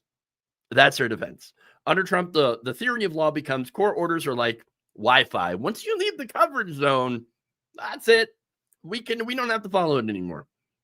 So if a judge says, do not deport these men, Trump people just hear, do not deport them while I can physically see them. Right. So Look, this is what an authoritarian administration looks like. They don't say we reject the courts. They say, oh, sure, yeah, we respect the courts and all, and then figure out a way to creatively ignore them the second it serves their agenda. Judge Boasberg, to his credit, not taking this line down. He is actually talking about potential criminal contempt. Because again, this is not vague. He told them in plain English, you are not to deport these men. This is an oral order. This is a written order. Same thing, same meaning. But Trump's people, they heard that and go, okay, well, what if we just rush them onto the planes then? We ship them out to this foreign hellhole, and then we can come back and argue technicalities with the court. See, this is what sits at the heart of Trumpism.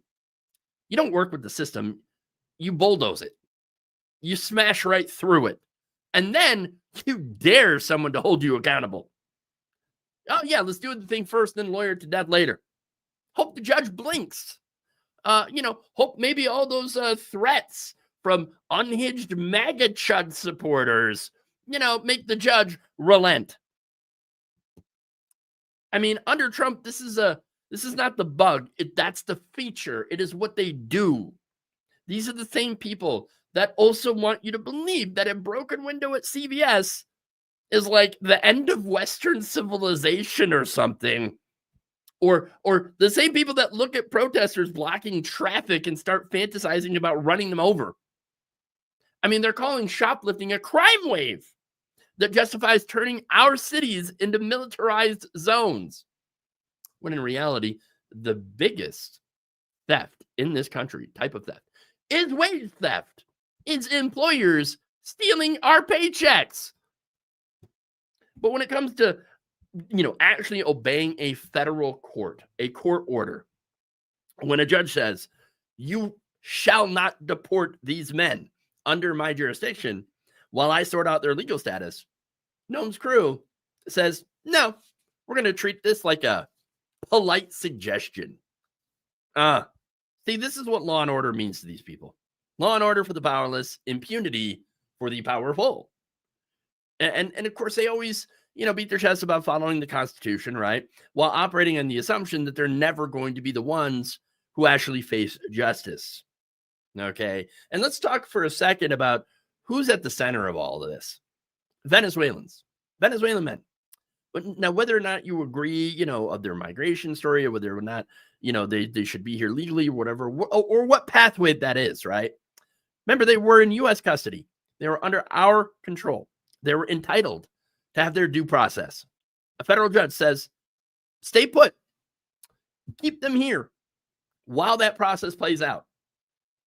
And instead, Trump and Noam, well, they instead shoved them onto planes and dumped them into Bukele's mega prison, a place built as a brutal PR stunt to show how tough on crime this man is, a place that has been documented for torture and abuse.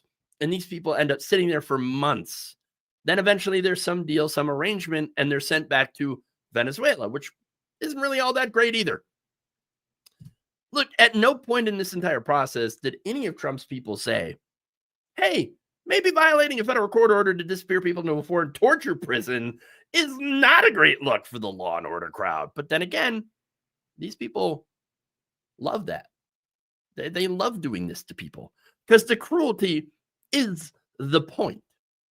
And look, this is where I want to zoom out. I want you to zoom out and see this overall pattern here.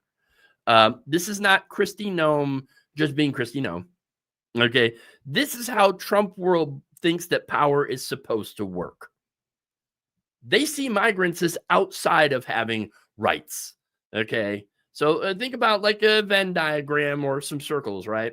And you've got migrants that are sitting outside of that. And the circle represents who is actually, who gets these rights. Okay. Who's allowed to have due process. And they see migrants as right outside of that, which is not true. Everyone is supposed to have these due process rights. That is in the Constitution, the thing that they say that they're supposed to follow, but they don't. They don't.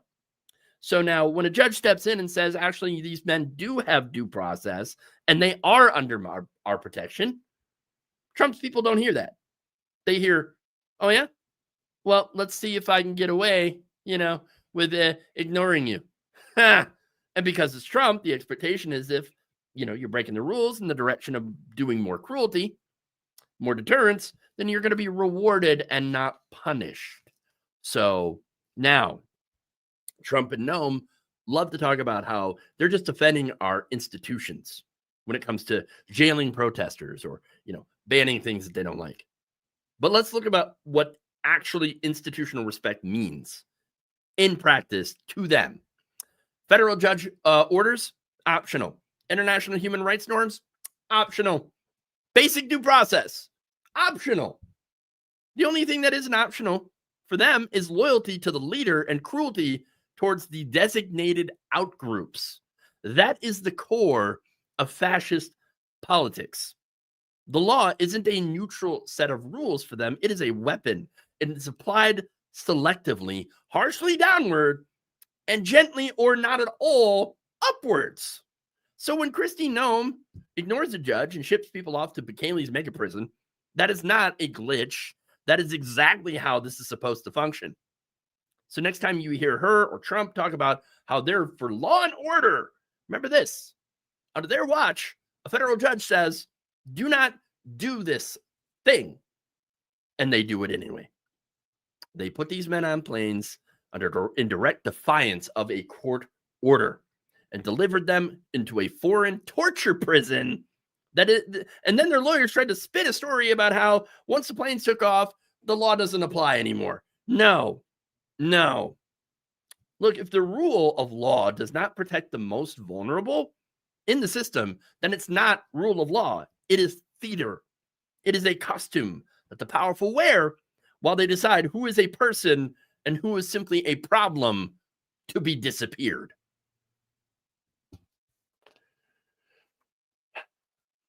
Okay. Moving on here, we've got another related story.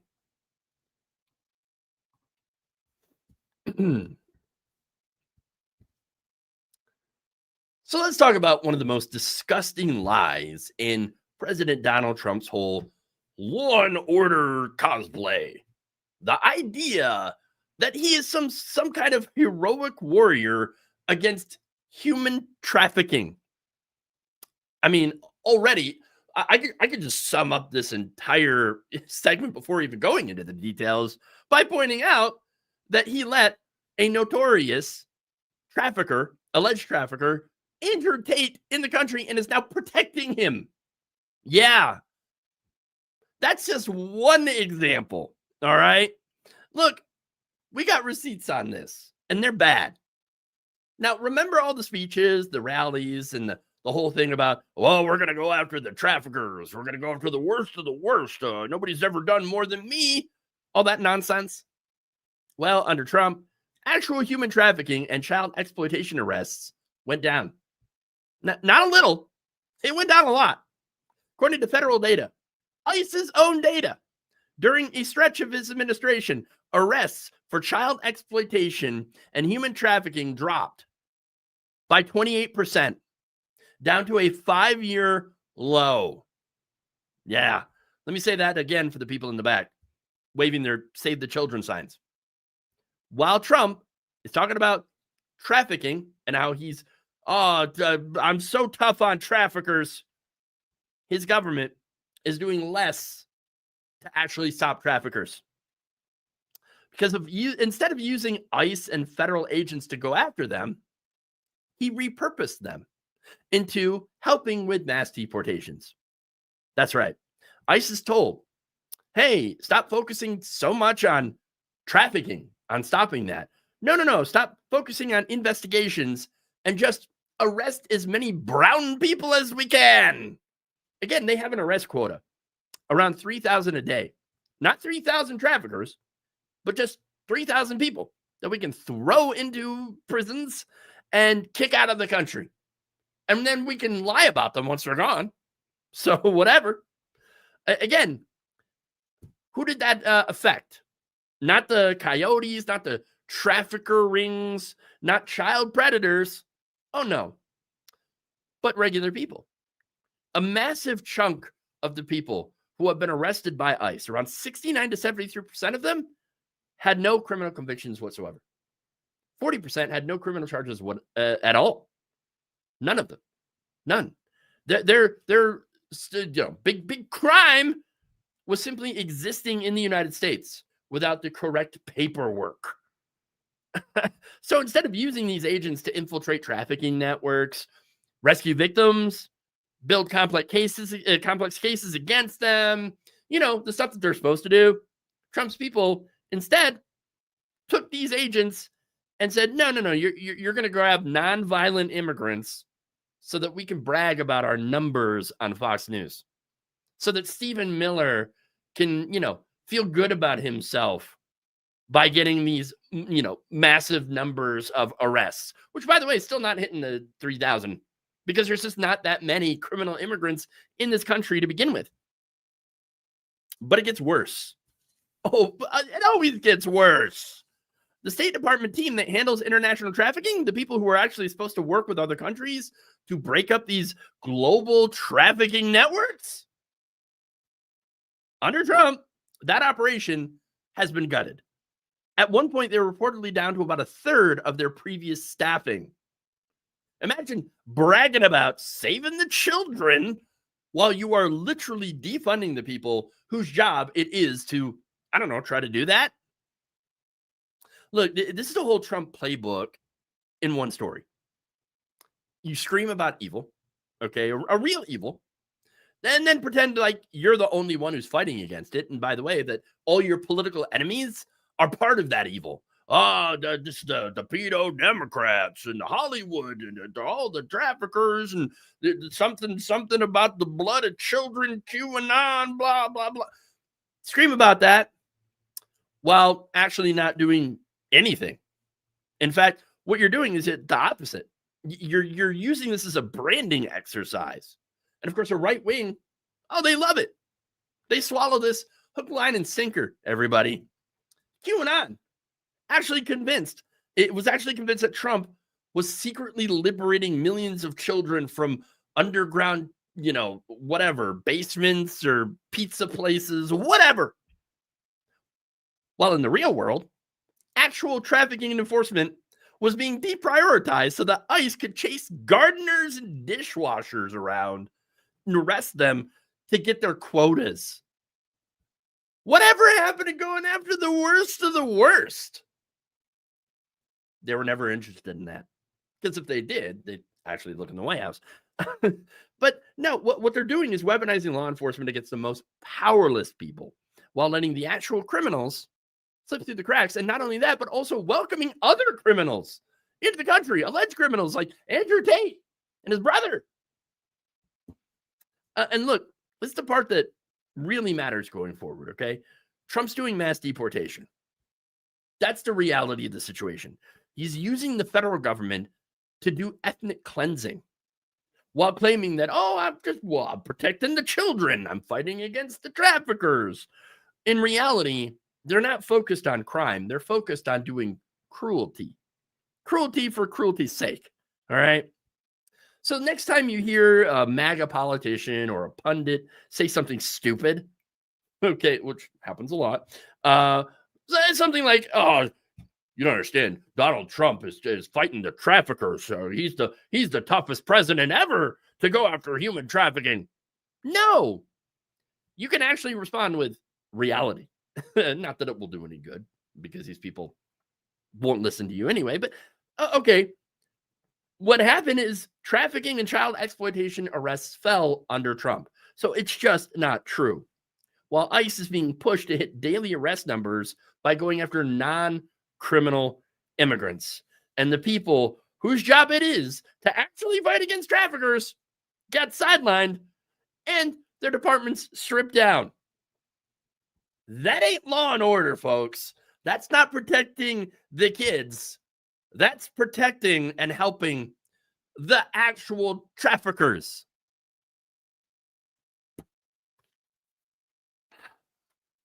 Okay. All right. So let's switch gears on this one and kind of criticize the Democratic establishment. Ain't that something? On the healthcare. The healthcare. Not just healthcare, but the healthcare. Okay, but no, I'm talking about the healthcare subsidies, the enhanced subsidies for the ACA. Okay.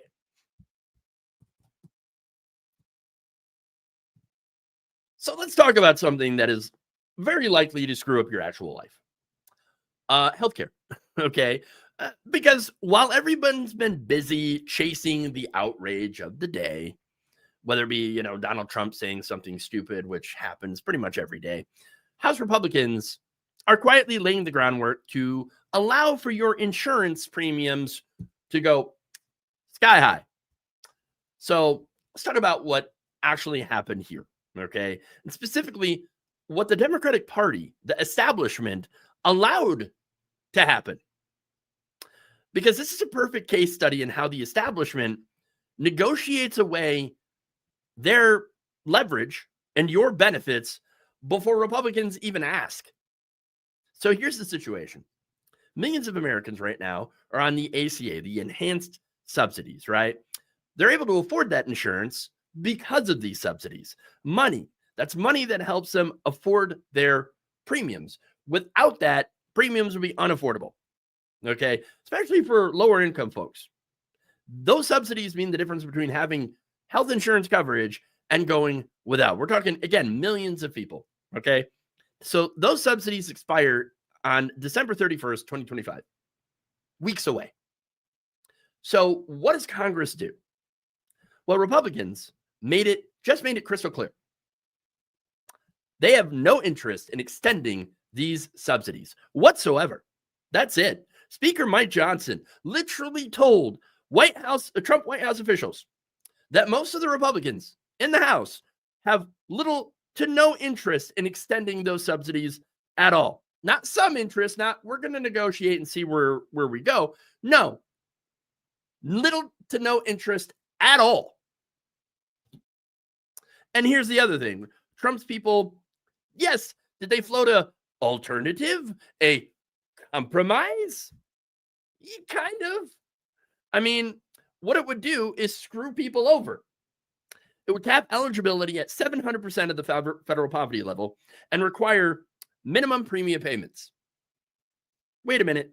That sounds pretty technical, but let me just kind of lay it out bare and what it actually means. It basically ends the $0 plans for low-income Americans, the people who depend on these subsidies the most. Now, Republicans aren't just saying we're not interested in extending them. They're also saying, why don't we just make it worse for poor people while we're at it? I see what the plan is, okay? Just screwing over poor people. Wow. Now, you'd think that the Democratic Party would treat this like a red line and say, actually, you know what? Healthcare, we believe it's a human right. It's one of the core things that the Democratic Party claims to care about, right? I mean, it's in their messaging. Okay, it's in their platform. Oh, we're going to protect healthcare. We're going to protect the ACA. We're going to fight for it, right? But when it came time to vote on the shutdown deal that was a couple of weeks ago, which was supposed to include protections for the ACA subsidies, that's why they shut down the government in the first place. What happened? Fail. That's what happened. 8 Democrats and 1 independent voted with Republicans to advance a deal without any guarantees of an ACA subsidy extension. No guarantee at all. It was 60-40, right? Those 8 votes, they mattered because if they hadn't crossed over, Republicans would not have been able to reopen the government. These 8 could have blocked this, but they didn't. Now, some of the Democrats, of course, have tried to explain themselves, especially after the backlash, which is threatening even Chuck Schumer's job. Okay. So now they say, well, look, the shutdown deal, it included some good stuff, right? Obviously, you had to fund the government and through January, and it's got Veterans Affairs funding and reinstates the laid off federal workers, and so now they're going to have a paycheck. And also maybe reimburses states for some of the shutdown costs. Okay, fine, those are good, whatever.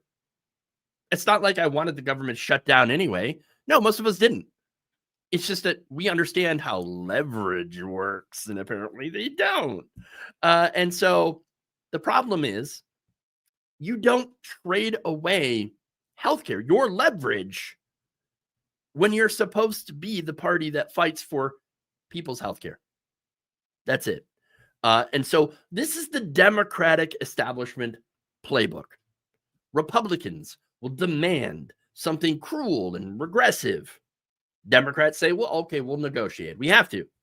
Democrats then trade away something important to maybe get something else of lesser value.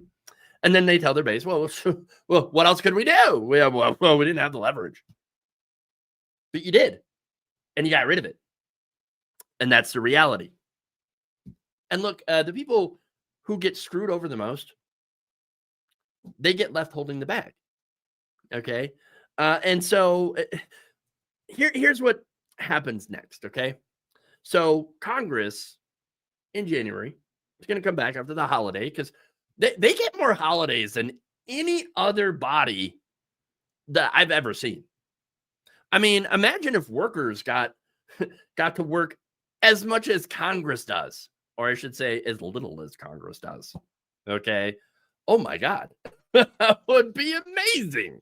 But unfortunately, that's not how it works. And so the Democrats who voted not to protect the people in the shutdown deal, the people who need this health care, they end up, when negotiations resume, if there even will be negotiations, they're going to be in a much, much weaker negotiating position. They're not going to have anything for the Republicans, to basically, they got nothing that Republicans want, basically. That's the reality of the situation. Republicans now hold all the cards. That's it. Game over. Now Republicans can demand anything of the Democrats to possibly extend these subsidies. Abortion bans, I mean, killing the minimum wage. They could go out and demand anything, and knowing how this White House operates, knowing how the Republicans are operating, they probably will demand something insane because they don't care if the subsidies lapse. They don't care about people's health care. And then Republicans will say, when they put out a really, really terrible offer, they say, well, hey, you agreed to move forward without any subsidy protections. Ain't nothing you can do. Democrats walked into a trap. Clearly. And it was what we were warning was going to happen. But we were screaming at the Democrats, don't do it. Stay strong. Hold the frickin' line. Really, all you have to do is just not do anything. Just don't do anything. I know it sounds counterintuitive, but literally you win by not doing a damn thing. They couldn't even accomplish that. Their first instinct always was to roll over. Okay. And I want to be clear too on that. I'm not talking about all the Democrats. No, the Progressive Caucus was actually fighting. And they're saying, no, we're not going to vote for a shutdown deal that doesn't protect the ACA subsidies. But you had these 8 Democrats, centrist Democrats, the establishment crossing over to say, actually, we are going to help Republicans. I don't know. Maybe they have donors that prefer a weaker ACA. Maybe those same donors just really wanted the government open because they were losing money in the shutdown. I don't know their reasoning, and I don't really care. But I do know the outcome. The ACA subsidies are unprotected. They're not going to be extended. And let's be honest, what happens when they expire? Millions of people are going to lose their healthcare coverage. Premiums are going to skyrocket. People are going to go back to being uninsured. Emergency rooms are going to become the primary care system for poor people. Again, people are going to die from preventable diseases because they cannot afford treatment. This is not an abstract policy discussion. This is an example of real human suffering that is going to happen. And so here's what I need you all to understand. Republicans, I think we all know this, they're already openly hostile to people having health care. They want to kill the ACA. They want to make it worse. That is not a secret. That has been their stated position for quite some time. The Democratic Party is supposed to be an alternative to that. They're supposed to fight for this stuff. And when they vote to move forward on a deal that doesn't protect the healthcare subsidies, they're telling you something very, very important, that they are not willing to go to the mat to fight for you. Not really. Not really. Yeah, they'll make nice speeches about it. They'll put it in their platform as if that means anything. But when it comes down to time to actually fight, when it comes time to say, no, we're not going to move forward until healthcare is protected, just enough of them always will fold. Thanks to Chuck Schumer, by the way, who behind the scenes allowed for this to happen. You don't do this without the blessing of someone like Chuck Schumer. You don't do that. So anyway, he allowed these 8 folks to negotiate away what leverage they had on a vague promise of a vote, which is probably not going to happen at all. So what do we do about this? Well, you got to call your representatives, for one. Tell them the ACA subsidies are not negotiable. Tell them you expect them to fight for healthcare. Second, remember this in 2026. Remember which Democrats voted to move forward without subsidy protections and vote accordingly in primaries. Third, actually support Progressive Caucus members who did fight for this, because they're really the only ones who seem to get it. Okay. And fourth, understand what is happening here. This is a great example of the Democratic establishment showing you exactly who they are and who they're really fighting for.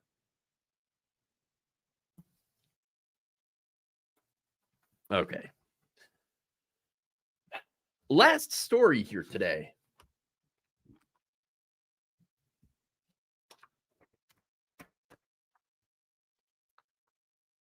We've got, oh boy, some good news on this. And I do apologize. I am probably going to end up running over today. So hold, fans of Welcome to Fuckville, hold. This is important. Okay. So I want to talk about something that is not getting nearly enough attention because it absolutely wrecks the Republican narrative about parents' rights and protecting the kids. You see, parents are out there saying, no, we're actually done with your culture war bullshit. And they're saying it where it actually matters, at the ballot box. In the school board elections. Now, you might not think that the school boards are all that important, but it turns out they are. You see, for years now, Republicans have treated school boards like their own little personal culture war playground. They ran on, things like, parental rights. And they screamed about groomers and porn in school libraries, which is ridiculous. They attacked the teachers, librarians, trans kids, and any book that dares to acknowledge reality. And they thought they found the magic formula, right? Whip up a panic about litter boxes in classrooms, and then win the school boards, and then use those school boards to push bans and, book purges and anti-trans bathroom policies and, whitewash history. And for a while, it actually did work. But all these things do come to an end because voters, including a whole lot of pissed off parents, have decided, no, we're going to throw these bums out. In race after race, state after state, Democrats and sane non-MAGA candidates, Republicans, independents, whatever, are taking back the school boards from these Republican culture warriors. You gotta love it. We're talking in multiple districts, candidates backed by groups like Moms for Liberty are losing their seats. Democratic and progressive states are flipping control of school boards that had gone hard right just a couple of years ago.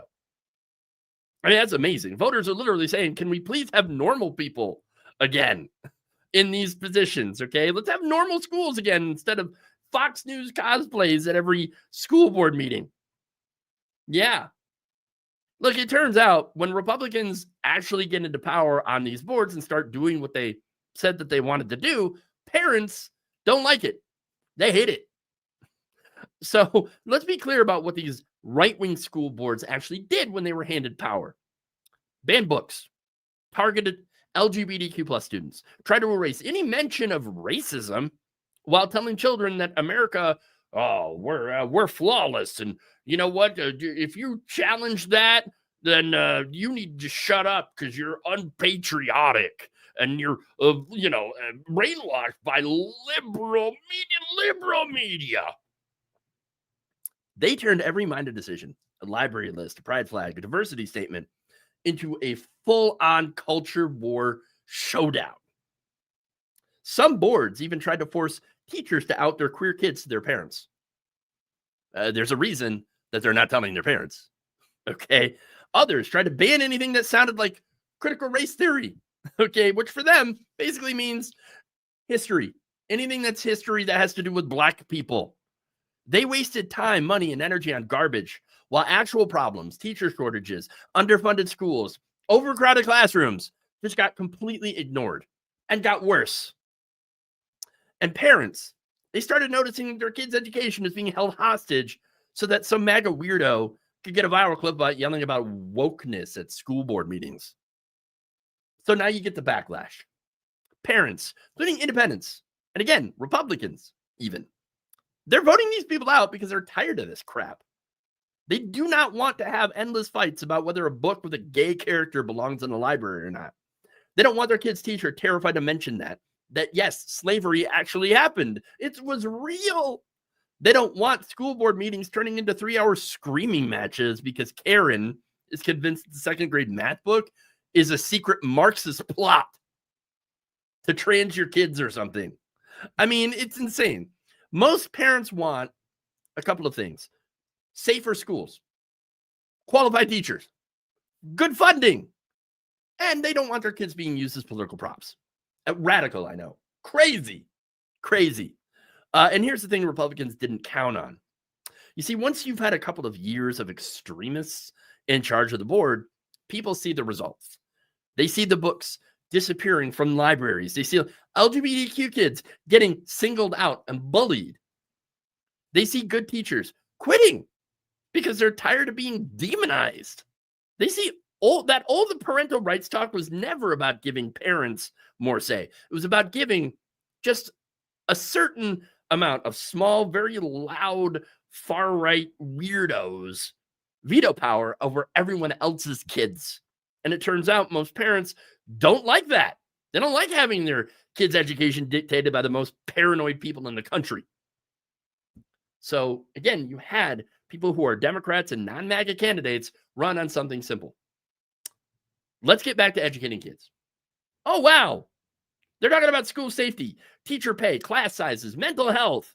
They're focusing on actual governance instead of turning schools into the next right-wing culture war battlefield against reality. And voters have responded to this. They're going into the voting booth and voting out the book banners, the trans bashers, and they're putting in boring functional adults, which is exactly what you want at a school board. Yes, you want boring people. I know, crazy, right? And look, this should freak out Republicans way more than it actually does, because school boards have been their test lab for, this culture war strategy, okay, where they manufacture moral panics, target people, LGBTQ kids, teachers, librarians, right, where they blast this stuff on right-wing media and use that outrage to gain these positions of power. But we're seeing the limits of that strategy. When you actually put these people in charge, regular people get a front row seat at just how ridiculous and destructive and unserious these people actually are. If the groomers in schools panic was so powerful, these people would be winning in landslides, and they're not. They're losing ground. And let's also talk about what this means for queer and trans kids, and for teachers, and for democracy in general. For LGBTQ plus kids, these school boards were never just about policy. They were about survival. When a board decides to strip protections away from these people, ban pride flags, censor books with queer characters, or force teachers to out their kids to the parents, that's not some abstract political move. That's a direct attack on real kids in real schools. So when right-wing majorities get replaced by more sane, boring people, okay, that literally makes life safer and less hostile for those kids. And the same for the teachers. They get to go back to worrying about lesson plans instead of whether reading a book with a black main character is going to get them dragged at the next meeting. And for democracy, that means something too. Authoritarians love capturing these institutions, school boards, city councils, local election boards, because most people don't pay attention to them. They sneak in extremists under the radar. But now that people are paying attention, parents who might not know the name of their state representative sure as hell know who's on their school board after the last few years. And a lot of them are done handing power over to culture warriors who treat their children as collateral damage for an ideological crusade. And that is huge because it means that people are starting to see the pattern here. The same people banning books at the school board level are the same people trying to ban abortion, are the same people trying to roll back LGBTQ plus rights, are the same people that are trying to rig your elections. It's one movement, one project even, just different fronts in the same ridiculous war. So where do we go from here? Well, Republicans aren't going to look at these losses and say, oh, wow, maybe we went too far. No, that's not who they are. They're going to double down. More panic, more smears, more demonization of teachers, queer kids, and anyone who stands in their way. But now they're doing it in an environment where parents have already seen the result of all this, what their rule looks like, and where voters know the chaos that comes with electing these people. And Democrats and progressives have a clear message that actually resonates. Let the children learn. Let the teachers teach. Stop turning schools into the culture war zone. So if you're in a district where these extremists still run the show, well then run for the school board. Support challengers. Show up at the meetings. Don't let a handful of loud fanatics decide what every kid in your community is allowed to read or learn. Because this wave of parents voting out Republican culture warriors isn't just some random blip. It is proof that the culture war machine has limits. People are exhausted by the constant outrage. And when you give voters a clear choice between chaos and competence, a whole lot of them will choose competence, even in red or purple areas. So if you're glad to see Moms for Liberty and the rest of these professional panic merchants finally taking some L's, awesome. You know, hey, tell me what's going on with your local school board. All right. I want to know, are parents in your area fed up yet? Or are these culture warriors still out there and still running a circus? With that said, sorry, Andrea, I went way over, but you know what? Here's your sign. It's welcome to Fuckville.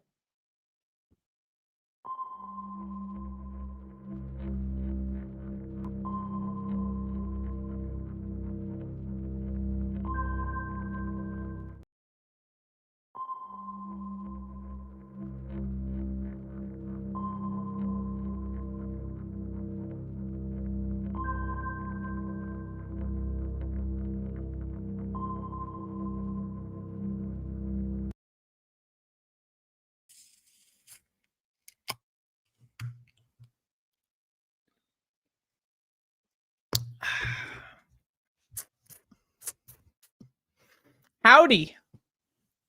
Are we live? Am I on? Is this thing on?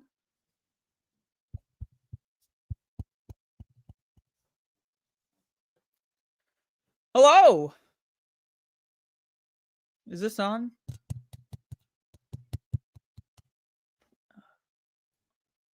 Audible? Hello. Something in my eye. Give me a sec. Okay.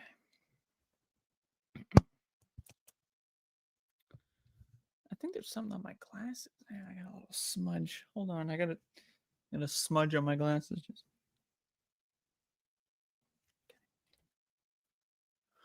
okay, let's see here. That's much better. Hello.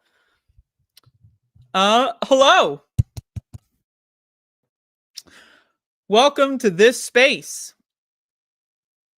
This space is brought to you by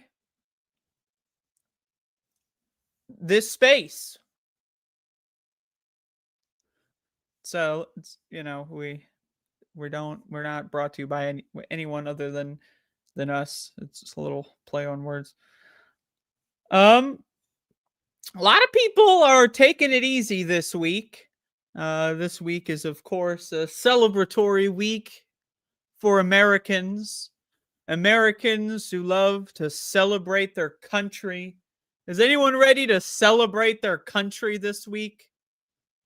You know, let's buy a plane ticket, fly around the fucking country like a bunch of fucking morons. Let's go fly across the goddamn motherfucking country to go see mom and dad, if they're still fucking alive. I know everyone's parents are dying because we're in year 7 of a pandemic no one likes to acknowledge. And then they fly to Thanksgiving, infect mom and dad with COVID, then they die, and then everyone goes to the funeral, infect each other with COVID again, and everyone says, what's going on? Oh, it just happened so suddenly. No one could have seen it coming, right? So is everyone ready to go celebrate this fucking country? We're going to go celebrate. For most Americans, this week is the only week where most Americans eat vegetables. Approximately 93% of Americans do not eat vegetables. Look it up, 93% metabolic dysfunction. How does your metabolism stop being functional? Usually it's when you don't eat vegetables, right? So 93% of Americans don't eat vegetables, except for this week, they'll eat vegetables. Why? Well, because Americans, they're on autopilot. Americans are a population of zombified morons that don't give a fuck about anything other than living in this little nostalgia bubble where they eat celery or parsley or whatever the fuck once a year. And it's like, my mommy used to make this garbage turkey that we eat once a year. And then some Americans are even so great at this celebration of this country that they burn their houses down. Did you know that there's an annual statistic in the United States of America of dumb zombie bitch morons who try to boil a frozen turkey and then it ends up setting their entire house on fire? This happens every year. You can look it up. It's statistics. That's what's fun about statistics. We used to live in a world where we had governments that collected data over the course of time, and then they would compile those data into, compilations that we would call statistics, right? We don't have that anymore. At least in the United States, we don't have a government that compiles data anymore, but we used to. And according to those statistics, a lot of Americans love burning their houses down every year because Americans are fucking stupid. And there's a lot of these countries, a lot of countries that claim to be nations. What's the difference? Who knows? But a lot of them, what really is a country, right? But for just a military that's taken over some sort of group. And a population of citizens who don't give a fuck about, making sure the bosses change hands or whatever. That's really a country. It's the last time someone tried to violently overthrow the government, and then basically they haven't fucked up badly enough for anyone to really give a fuck, right? Like, that's what a country is, right? A nation, some people would define a nation as a way of more culturally, united or whatever. Usually nations, people love to have the one language. A lot of people, when they think of nations, they think of the one race. There's a really popular nation in the Middle East that they really love having the whole one race situation going on. They love that kind of thing. Even if the race doesn't exist, they pretend that it's a religion, and then they say we're a race now all of a sudden just so that they can have their racist ethno state. Very strange. They made up a race just to make a racist state. But anyway, enough about Israel. So we're talking about America here, right? And so but what is a country? You need to have some sort of national story. right? Like a narrative, some sort of storyline that you teach the kids when they go to fucking school and learn a bunch of fucking garbage in this shithole, right? You got to teach them like your country was founded on this and that and the values and all this. Like, so really, this is the week of America where Americans bloviate around like a bunch of fucked up motherfuckers that they are, right? And they talk about how they're thankful. You ever hear this fucking shit from these stone cold motherfucking dumb fucks? These American motherfuckers that they always, every once a year, it's, oh, I'm thankful for this. We're thankful. I'm thankful. You know, I'm thankful for God. You ever hear that one? I'm thankful for God. Yeah, because, you know, I forgot to do my homework too, you know, but Jesus fucking Christ. So this week, a lot of motherfuckers are going to go out there and celebrate the founding narrative, the myth that started this country, where, you know, you have this guy named Chris, and he shows up, and, you know, he's on a boat or whatever, like a little rowing boat. Hopefully, you know, there's no drones that are going to bomb him and strike him, you know, because he's in a little fishing boat. Wait, no, that was before we had drones. Anyway, so he shows up on the boat, and then he meets this whole group of people on this newly discovered land. We just discovered a bunch of people already here, but we discovered this new land, okay? And then we have like a happy meeting, and we like, they teach us about corn, and we love corn, and then we eat turkeys or whatever. I don't fucking know. This is what they fucking tell you in school. Like, I remember growing up, and like they had me fucking drawing turkeys and fucking shit, and talking about how like the Pilgrims helped civilize the fucking Indians, and the Indians gave the white man corn, and the white man gave the Indians civilization. This is the shit that they teach you in school. Now I know here on this space, you know, most of us, I hope at least, most of us are a little wise to that scheme. Yeah, most of us have figured out, actually, the white man did not teach the Indian civilization. Actually, the Indians, well, they did teach us about corn, and, you know, thank them for that. I like corn as much as the next American, but, you know, either way, didn't end up going so well after the whole national foundation of whatever myth or whatever, you know. Didn't end up going so well for a particular group of people. Just really did not go over well. Now, I know I'm a little bit of a curmudgeon. I'm a little bit of a piece of shit sometimes. Some people might say, and I understand a lot of people. They're looking for any excuse. This hair is stuck in my glasses. They're just looking for some excuse to just chill with the family. Yeah. You know, well, I got off of work. We're all off of work and school. So we might as well celebrate Thanksgiving. We might as well celebrate this fucking national foundation. A little fairy tale. Because we're already off from school. They'll let us be off from school. You ever think about that? How come Americans don't just, I don't know, take off of school and work to celebrate something that matters? You know, like a strike, anything like that. I don't know. Like, hey, it's my birthday. Let's all just agree. Americans love this one person's birthday. Let's just all take off. Do we really need a government to tell us that we all need to take off of work and school? I don't know. Just something to think about, right? And then, you know, so I get it. Most people, they take any opportunity they can have. Like, oh, you know, we got off of work. Let's just make the best of it. I understand that. But what I don't understand is the fucking horse shit, the cosplay, the role play involved. You ever go to, like, I'm a white person, and so I've been to white Thanksgivings. You ever go to these things? You ever, like, you know, just happen to, like, you know, it's like walking into the enclosure at the zoo. You know, that's how I feel. You know, like I had parents that were separated. So I would, every other year, it's like a whole new world. I go, like, you know, one Thanksgiving is at Uncle Motherfuck's house. This other Thanksgiving's in a whole different state somewhere else. You know, who knows what's going on. And so, but like every time you go in there, you see all these relatives you hear from like once every couple of years you hear from. Everyone tells their made up stories.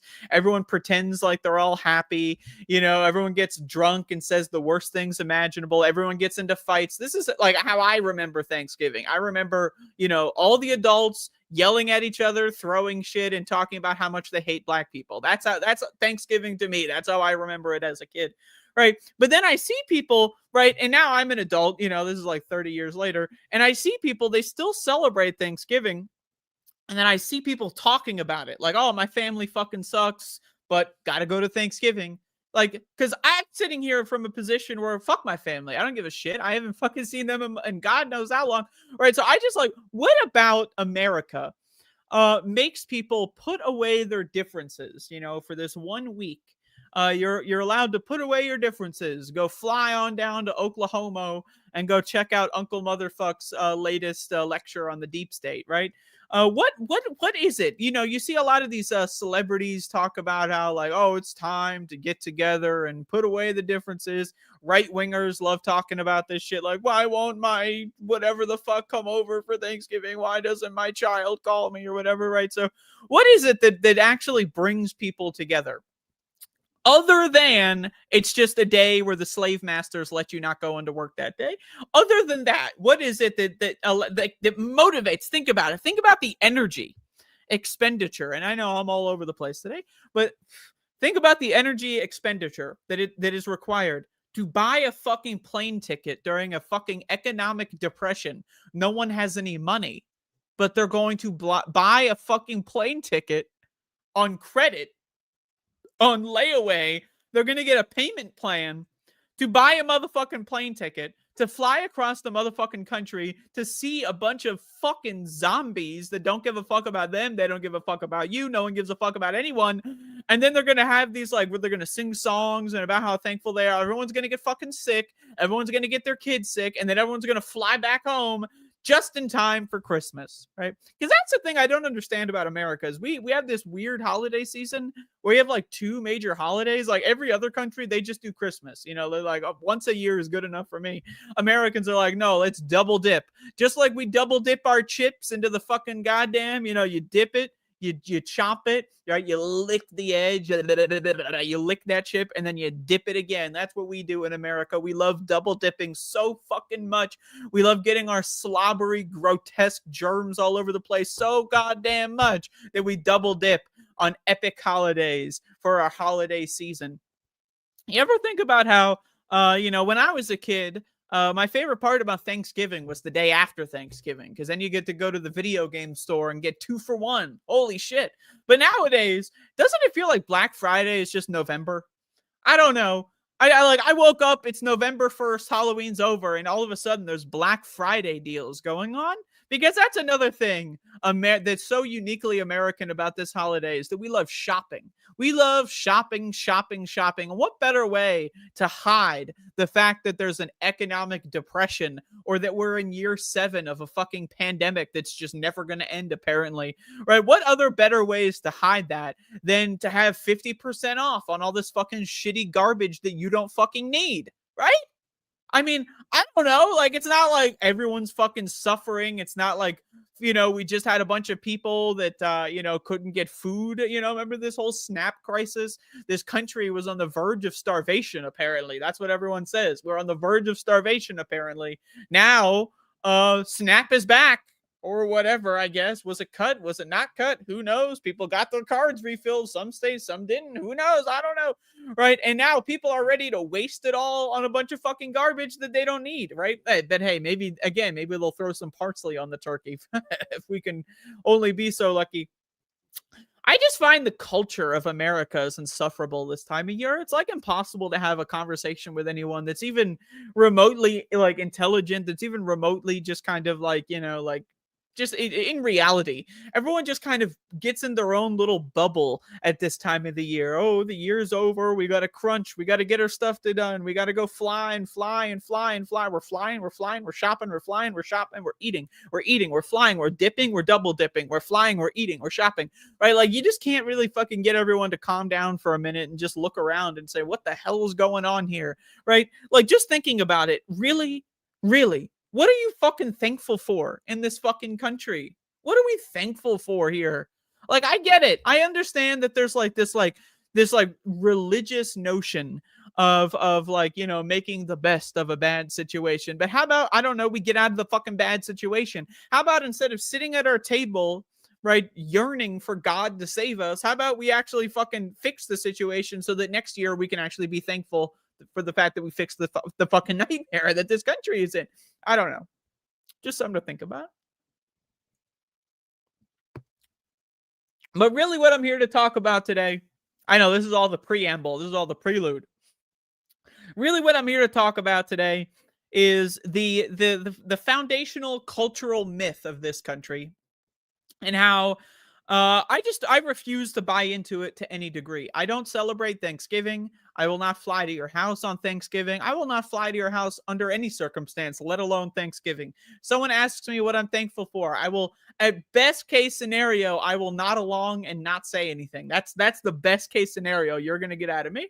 So if someone out there is going to ask me, what are you fucking thankful for? The only thing I'm thankful for is this off button so that I can get the fuck out of here, because I'm not going to talk to you face to face. I have a screen as an intermediary between me and the others, right? So again, if someone asks me what I'm thankful for, that's the last thing you're going to be asking me. But I just personally think, you know, I find it to be a little pathetic that people claim to be left-wing and they still celebrate Thanksgiving. I just find it to be pathetic.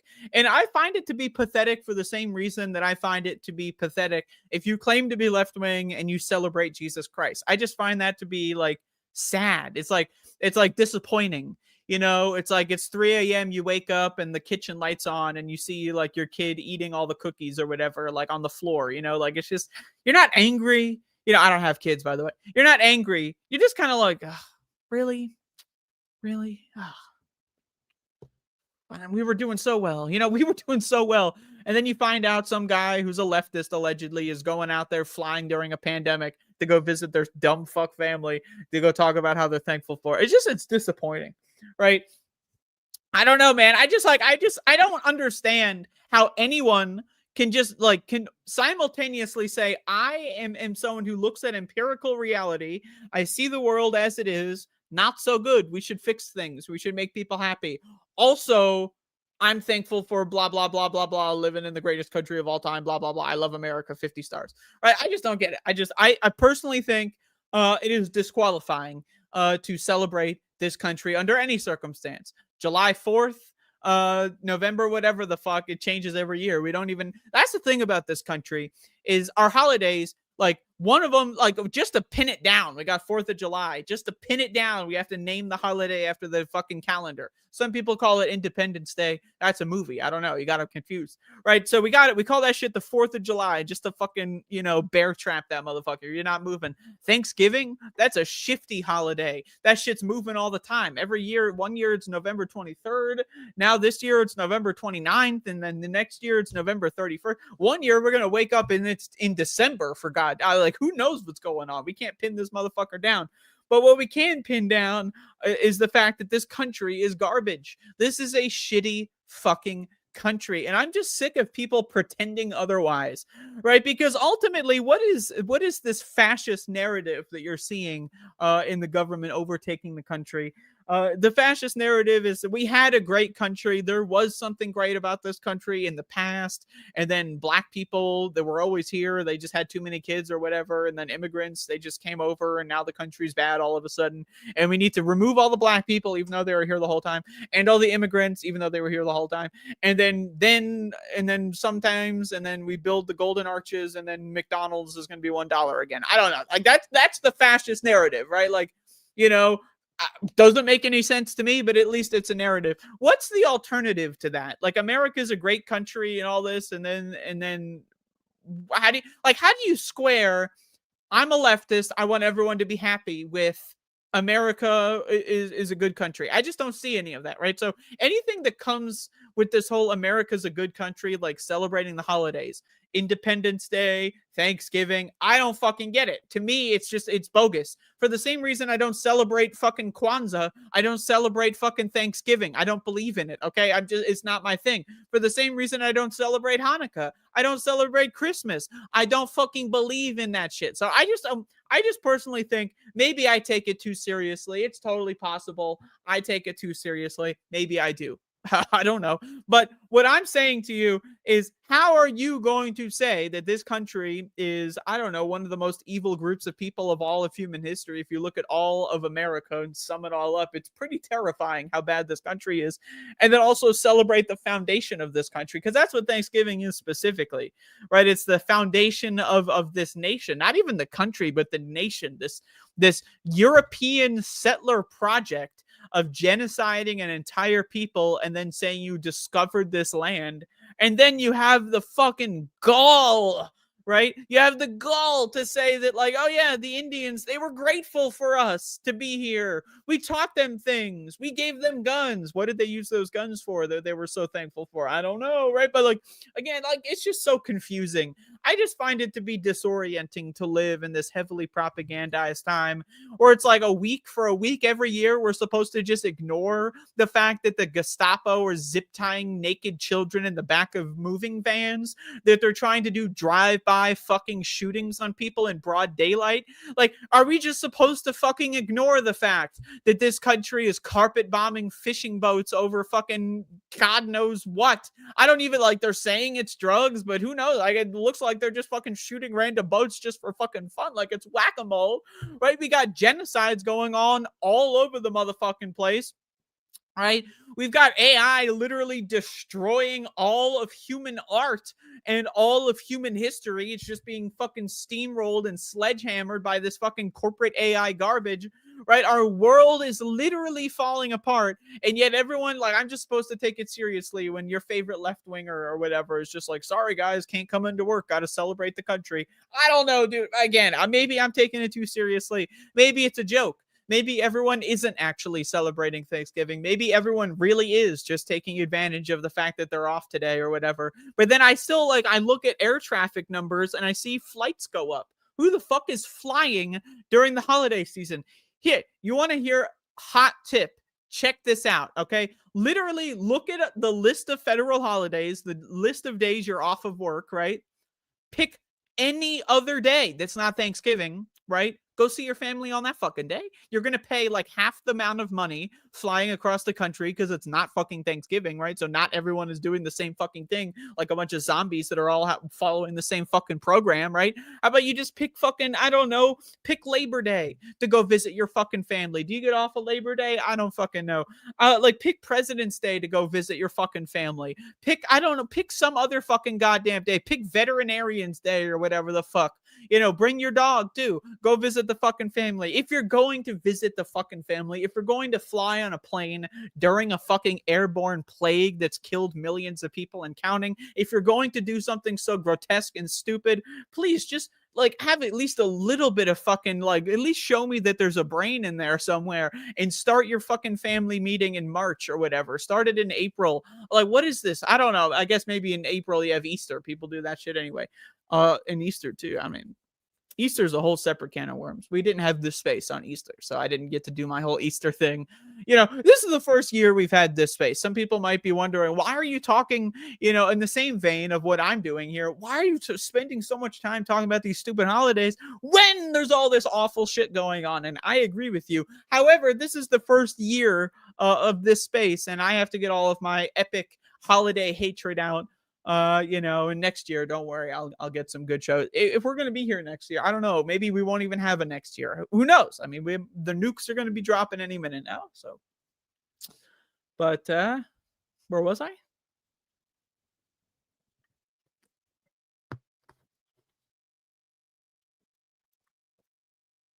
Any country needs to have some sort of cohesion with the story, right? This country has had several attempts at creating that kind of story in a way that, I mean, hey, I was born and raised in the United States of America. I was not born and raised in somewhere else. Okay, so I don't know. Maybe every country is this complicated. Maybe every country has had multiple times where they try to reboot. All right, but similarly, to, I don't know, like a 1970s or 80s cartoon that has gone through many reboots. You know, the United States has tried to reboot many times. You know, you had the Civil War. Does anyone remember that? Well, first of all, you have the Revolution. That's a reboot. Think about it. You know, you might think that history started in 1776. A lot of people think that because they're dumb. But you know, that was a reboot. That was the time for the United States, or at least the European settler colonial project, to carve out its own non-European identity. Right? Because think about it. What is America but for a bunch of Europeans who were like, oh, we built this crumbling civilization here and we're fighting over the scraps, and, you know, it's all not working. None of this has worked. Everything is terrible all the fucking time. So let's take all of that and then bring it somewhere else without any notes whatsoever. Let's not fix any of the problems. In fact, you know, Americans, the founding fathers, a lot of the, you know, you ever hear someone suck like the founding fathers' dicks off? Lefties do this too. Oh, they were so smart. They were so this. Right. So we have this whole new country, this newfound land, if you will. Right. And then what do people like Thomas Jefferson do? They just base it off of the Roman fucking system. You know, the Roman system, the one that famously fell the fuck apart, collapsed into 59 different fucking kingdoms, that then did fucking other wars for another 1,000, 5,000, whatever, 1,500 years, whatever. Yeah, that system. Yeah, no notes. Let's just take that system, except instead of having 2 leaders, let's have 1 leader, because that worked so well the last time. And then let's just run it. Let's just go. Let's just see if it works, right? And then it doesn't fucking work, right? And then you have the Civil fucking War, like, what, 70 years later? Like, that's not even that long ago. Like, 70, 80 years later, the whole country falls apart, right? Like, it didn't work, right? So it didn't fucking work. So the revolution happens. We fucking kill the king or whatever. Didn't kill the king. He's still alive or whatever. We just say, no more king, right? Really confusing foundational narrative, right? And then it all falls apart. Doesn't even last 100 years, right? Total failure. So then we have the Civil War, right, over slavery, the right to own people, right? Think about that. The right to own people. How many years ago was that, by the way? Oh, yeah, it was like 1860s. I don't know. To you, does that seem like a long time ago? To me, 1860 feels like yesterday.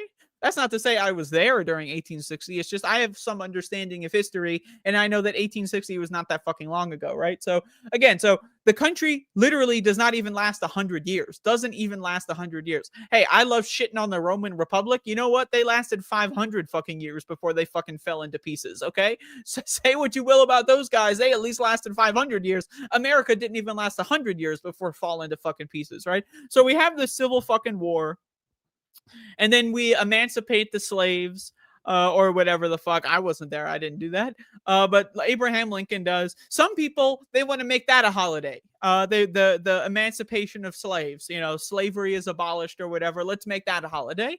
To me, honestly, that's a really good idea. If you are going to say America has any value, if you are going to tie your leftism or your ideology of any kind, if you're going to tie it in any way to the American project, the best date that you could possibly think of as a founding date, as a celebratory foundation, is the emancipation of slavery, right? Like, because really that is the best thing that this country has done, really, at all. Like, you know, and again, up until Abraham Lincoln got shot, it was looking like this country might not be the worst thing ever to exist in all of human history. It was looking like, okay, you know, a little late. Europe is kind of already figuring this stuff out already. And hey, Europe had a lot of problems in the 19th century too, but they figured out, okay, maybe slavery, you know, not the best thing in the world, but so we're a little late on that one, but better late than never. Then Abraham gets shot, right? And then, you know, this country falls into chaos, and then, you know, the Confederates basically got off scot-free, and then they basically won the Civil War, right? So the Union touts their victory. We saved the Union or whatever. And then they let the South just do whatever the fuck they want, right? They just let the South do whatever the fuck they want. And then what happened? right? Then this fucking so-called country, because that's the thing is America, what I'm trying to spell out here is America's not a country. This is not a real country. This is not a thing here. There is no country here, okay? There's no narrative that even makes any sense whatsoever. The foundational narratives of the United States are even worse than the foundational narratives of Jesus Christ, you know? I have a lot of problems with Jesus Christ. But again, so the country basically becomes just civil war on steroids forever, right? You know, the South, black people are not in chains, but you know, you own a business and you're black, business gets burned down. You know, you fucking run for office and you're black, you get fucking shot and killed. You know, you want to fucking just, hey, you want to fucking, I don't know, just have literally any life whatsoever and you're black? Sorry, we're going to fucking hang you up by the trees because we love America here, right? So that whole experiment lasts what, like not even another 100 years. And then we have the economic fucking depression, the Wall Street crash of 1929, right? So this country, every time we've rebooted, right? Every time we've had this chance where it's like, okay, let's turn this thing around. You know, we've hit rock bottom. Where do we go from here? Somehow we just keep going further down the fucking stink hole, right? We had this new fucking deal, you know, really cool for white people. But again, if you're black, sorry, it doesn't help you out so much. Oh, and by the way, we're going to get involved in all these fucking world wars. And then, hey, we're going to win the world wars. We're going to import all of the Nazis into America, all the Nazis from Germany. We're going to give you cushy government jobs in America while black people still can't even get a house. And the last time a black person got a house, it was bulldozed to build a fucking highway, right? Because this is a great country. And, you know, maybe I should spend more time talking about the native people here that were here before white people showed up. You know, maybe it is kind of more their time, but hey, just, you know, give me a break. They've had enough about hearing about America from white people. So I think they've got their own situation going on. But anyway, so this country, again, every time we get our shit together, every time we're just about to have, like, you know, some moment where America might be decent, we just flip it around and we say, nah, we're double dipping. We're triple dipping on racism. We're triple dipping on slavery. We're quadruple dipping on fucking carpet bombing anyone who disagrees with us or looks at us funny. Right. So again, this country, it's a terrifying country. It's not a great country. At no point has this country been a force for good. I know a lot of people like to pretend like there's this like 1 week or 2 weeks in 1965 or whatever where like this country was progressive or whatever the fuck. I don't know what that was. I don't know. Like that's the other thing too, is ultimately there really is no left wing cohesive, real, actual, like, you know, genuine narrative on this country that's left wing, because you can't have one. Like, you can't say, I'm a left-winger.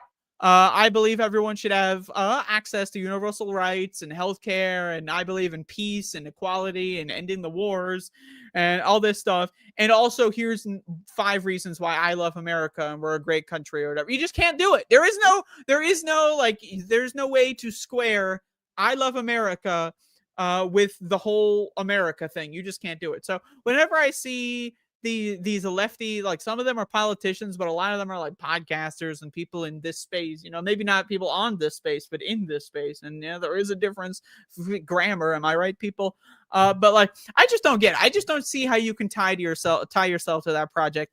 I find a lot of lefties, when they try to do that, they look at things like FDR, you know, Franklin Delano Roosevelt, the guy who rounded up everyone who was Japanese and threw them in fucking labor camps. I call them concentration camps. I call them slave plantations. Some people call them labor camps. Some people call them internment camps. That's our leftist icon. That's how bad we are, is starved in America for some sort of cultural icon that we can point to in our history. Like, who do we have in American history that people know? Like, you know, like a lot of lefties are like, yeah, I'm a John Brown lefty, right? And then you go on the street like, yeah, I'm a John Brown lefty, and then people go, who? Huh? What's that? You know, you can't do Abraham Lincoln because he kind of, you know, Republicans, they kind of stole Abraham Lincoln. Kind of sucks. How did we let them do that? How did anybody let Republicans steal Abraham Lincoln? I don't know, but they kind of did it. So, like, we're so starved here on the left for any sort of like anything we can like kind of grapple onto in the American story without like just being total curmudgeons like me. And this is why I say just go all out. America fucking sucks. This country fucking sucks. There's nothing that you can really latch onto. There's really no value in latching onto it. This holiday fucking sucks. Everyone who likes this holiday fucking sucks. This holiday is garbage. Everything about this culture fucking sucks, and we need to start over. We need to just scratch it all out, okay, and then start the fuck over. That's what we need to do here in the United States of America. And I find that trying to grasp on to these characters and this fictional story, I find that it's like, you know, it's like you ever talk to someone who's really big on God, like they're a super Jesus buff. You know, they know everything about Jesus. They've read the Bible like 3 times. They know that shit right front to back. They've got the HD remaster. They read that shit in the original Greek even. You know, they love the Bible. Right. And then you're talking to them and they're talking, you know, you're like, oh, but yeah, this isn't real. And all this kind of stuff is kind of weird. And then they throw out this like, well, on page 75, you know, like something :34, you know, some guy's first name. And then Jesus and then God said to like some guy you've never heard of, like, let's just call him, like, you know, I don't know, like just call him Derek, you know, Derek from the Bible, right? He's just like some guy, like, and then Derek said, let there be like a lamb, and then the lamb, and then blah, blah, blah. And they say, like, look, see, this guy being in the Bible is proof that, you know, there's a progressive vision of the Bible and all this. Or how about you just throw the fucking Bible in the trash? What do we need a progressive vision of Christ? What the fuck even is this shit? Why are, like, I just don't understand why people are just so desperate to cling to these narratives that they're going to like twist themselves into fucking like, you know, Klein pretzels, you know, in order to fucking try to find a way to make this narrative work for them. Yeah. You know, Christ is like actually progressive because like the guy on page 17, you know, said this once, and there's only one line. Everywhere else in the Bible says we need to kill everyone and everything sucks. And now I want to just flood the earth and kill everyone. But this one guy on page 17 said this, and now that means you're allowed to be gay. I just don't get it. How about you're allowed to be gay because there's nothing wrong with being gay? What is this? You have to find this thing in this historical record to justify. I just don't get it. I think that whole thing is dumb. I think that this whole American culture is dumb. I think the culture is rotten, and I think we need to start over. I really do. That's what I think. And so I don't know how I would start over. I don't usually, you know, prescribe sort of solutions here. But here's my narrative of America that's based on reality. We're in year 7 of a pandemic that most Americans don't give a fuck about, because if there's a pandemic going on, that means I can't see Taylor Swift. If there's a pandemic going on, that means I can't fucking go shopping. If there's a pandemic going on, that means I have to go, you know, and spend time with my kids. And because we're in quarantine and I have to work from home, and then my kid's going to be in the living room, and I hate my kids. I hate my family. So I'm just going to pretend that there is no pandemic so that I can go on hating my family, but then flying once a year to go tell my family how much I love them, even though the last time I was stuck in the house with them for a couple of weeks, we threw a fucking global conniption fit and then fucking just declared war on the germ theory of disease, right? So again, that's my narrative of this country. This country is pathetic. It's disgusting. It's full of little babies who are constantly in the middle of temper tantrums, right? A bunch of fucking people who just cannot wait at all for any sort of gratification. They cannot help one another. They will lie to each other. They will steal from one another, all so that they can just say, I'm thankful for this, that, and the other thing, as everyone coughs along and everyone looks at the urn of ashes that go around the dinner table because everyone's fucking dropping dead and no one's questioning it. I know like 19 different people in my entire life, and that's it. And like all of their parents are dead. Every single person I know, every old person is dead or dying. Everyone in my life who's over a certain age, dead, dead, dead. Everyone I know in everyone else's life who's over a certain age, dead, dead, dying, dead, dead. No one's questioning it. Everyone just close your eyes. It's not like we're in year 7 of a pandemic or anything. It's not like, you know, ICE is kidnapping people off the streets or anything. Oh, it's not like, you know, health insurance is going to 5X or anything. No. Let's all just fucking get around the table, pray to Jesus, and watch football and tell everyone about how thankful we are because it's America. It's the holiday season. And you ever think about how insane it is that in America, holiday season is just so synonymous with shopping? You know, shopping, shopping, shopping. shopping. We're in an economic motherfucking depression, right? But we still got to go shop. 50% off, 60% off, 70% off. Whoa, shop, big deals. Right? I'm sick of this fucking country. I'm sick of living here. I'm sick of just being on this earth with other people who live in the United States and then log on to the internet and tell everyone in the world about how great the country is, that it so obviously fucking sucks, right? This is all just a one giant nightmare.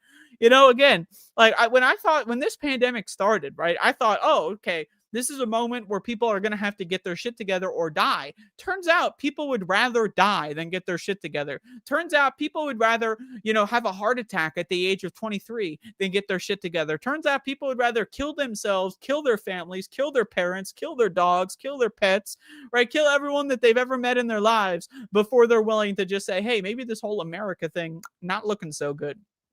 Right. But hey, Donald Trump's going to pardon a turkey this week. Is anyone seeing that? Is he ready? Is he pardoning the turkey? Or is he going to pardon Ghislaine Maxwell? Who knows? Stay tuned for the next episode of America, because it's going to be a doozy, everyone. I'm sure it is. I've still got 15 minutes. I thought I was like 5 minutes away. I thought I was going to end the show with that line because it was not that good, actually, but I still got 15 minutes. Oh, I don't know, man. I'm a resentful person, I must say. And I'm not sure if that comes across in these kinds of shows. I don't know, but I will come clean. I'm a resentful person. I am. I look at what normal average Americans like. I look at the world that they're pretending to live in. Because I know, like, beneath the surface, I'm one of those Americans. I know beneath the surface, everyone's fucking suffering. I know everyone's just like one or two bad days away from just driving off the cliff and fucking, honking the horn until the horn stops making noise, and so do you. I know that most Americans hate themselves, hate their families, hate everything around them, and again, mass shooting capital of the world. I know what's going on under the surface of America. But sometimes, when you're walking down the street on the week of Thanksgiving and you have those motherfuckers where their blinds are wide open and you get to see everyone in the living room through the windows having a great time for Thanksgiving, and they're laughing and they're all making jokes about this fantasy world, this collective delusion where everything's fine. And remember when little Timmy fell off the fucking swing set in 1978, and it's still funny to this day, and we tell that story every year because I don't know, we just kind of gave up with coming up with new stories or whatever, right? So I look at this stuff and I yearn, right? I think, wouldn't it be great if I could just plug into that system, if I could just shut my fucking mind off and say, I don't give a fuck about this pandemic. Germ theory of disease, don't care. Carpet bombing fishing boats, don't care. Genocide, don't care. AI destroying art and all of history, don't care. I wish I could just shut my fucking brain off and celebrate this country. I wish I could live in that country in a genuine sense, in a real sense. I actually wish I could live in the country that America tells you that it is, right? The country where Europeans, one of the greatest peoples of all of the history of life in the universe, right? They brought civilization because they're so benevolent. They brought civilization to these savage people, and the savage people taught them how to boil corn or whatever the fuck, I don't know. And then peace and harmony forever. I wish I lived in that world. I don't know. Sounds pretty cool. Actually, doesn't sound like that. And that's the thing. Like, even in the best case scenario, and this is really what I'm getting at here with lefties and in this American cultural tradition and narrative, is like, even the best case scenario, it's bleak. It's bleak here. The best case scenario is that, like, white men and mostly white men, like, white men took over a country from other people, and like the best case scenario is like, we made a deal with them and shook their hand, and like they were happy about it. Like, that's like, what's like, really, like, there's nothing here. There's nothing here in the American story. There's nothing worth preserving. There's a couple decent characters. That's fine, sure, whatever. But overall, right? This is a terrible story. This is a terrible narrative, and we're better off throwing it in the bin, right, with the rest of this fucking country and just starting over, okay? Because really, like again, I mean, like we're wasting so much fucking time. Think about it. Think about if we just spent starting now. We just spend the next 10 years creating a new cultural narrative, a new culture, right? A parallel culture that will just beat out American culture just by being better than American culture. What if we treated people with respect, with happiness, with love and compassion? And what if we just, I don't know, made people want to feel a part of something that was good, that was bad, instead of just, pretending like none of those things are happening, instead of just doing all of this and just, the song and the dance and flying around the country during a pandemic. How about we actually create a culture? How about we create a narrative that's actually helpful to people? That's what I want to do. That's what I want to be a part of. And to be honest with you, I think most people want to be a part of something like that. And they want to be a part of a culture. They want to be a part of a narrative, a good, kind, loving culture so badly. They want to be one of those people so badly that they will join literally any cult that offers them a seat at the table. Doesn't fucking matter, right? And that's what America is. It's a cult that you were born into, right? In the same way that Jesus Christ is a cult, and it's got a cult founded on a story, a narrative of some guy who was like pretty cool, I guess, or whatever, and then he got thrown up on the cross, and then I don't know, he got off the cross and then took out an electric guitar and did like a fucking solo concert, and then everyone wrote a book about him, and I don't fucking know, right? Like, so there's stories that are around the cult, but ultimately it's a cult, and that cult has power dynamics, and the story is just one component of it. But I find that the American story is just, it's so all over the fucking place. It makes no goddamn sense. And even in the best case fucking scenario, our story is still pretty fucking bleak. And I really feel like there's nothing here that is worth preserving. And the sooner we realize that, I feel like the sooner we can actually start to do some real work. I don't know. It's really hard to do work with people that believe in Jesus, that believe in like Thanksgiving and stuff. That's really difficult to do, to like not laugh at someone who says with a full, like with all sincerity that they believe that, like, God is in heaven with their like grandma or whatever. Like, it's hard to not laugh in your face. For the same reason, it's hard to not laugh in the face of someone who says, I'm a lefty, time to go fly over in a pandemic to go see my family. There's a bunch of right wingers that I don't care about, and talk about how much we're so thankful for everything. Now, I know that not everyone does that kind of stuff, but you see that's the cultural narrative that you see when you log on to the internet. You see everyone talking about how happy they are and all this fucking horse garbage motherfucking bullshit. And I just think like, wow, I don't know. I don't agree with it. So I think we as lefties need to come up with a better story to sell this country on, because the American story, not good enough. Not good enough. So questions, comments, or concerns? If anyone has questions, comments, or concerns, let me know. Let me know if you got them.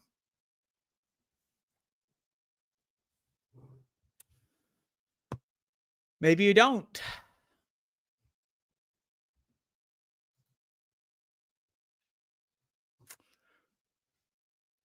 They know me so well. This space thing. What can I say? We got T-Bone. Holy fuck. T-Bone is in the house.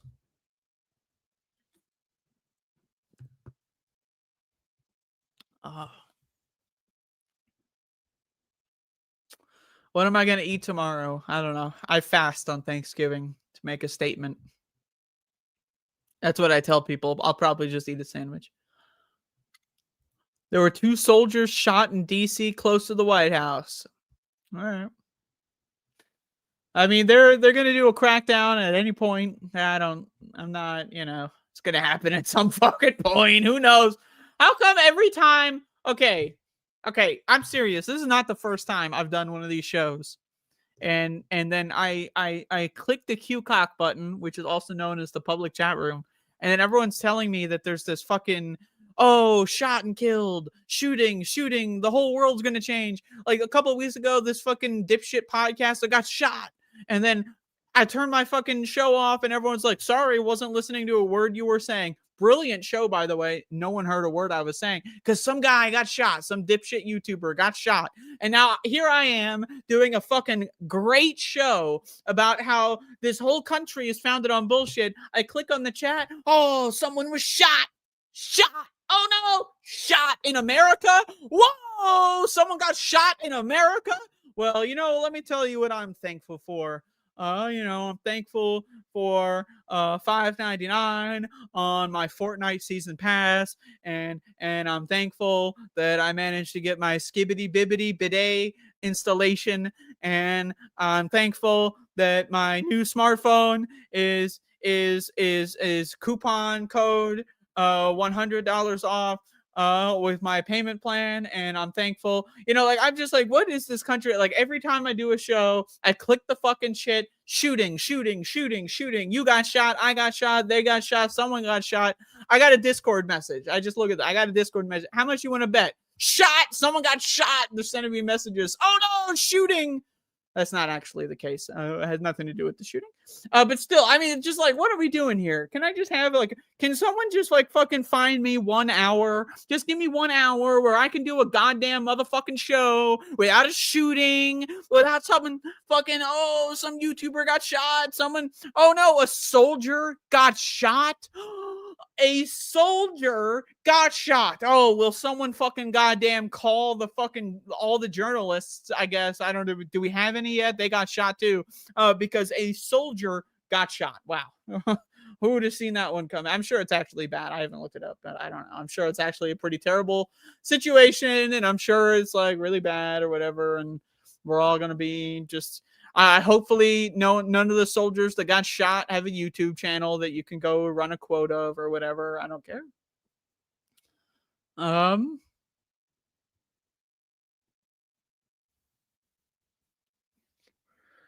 man.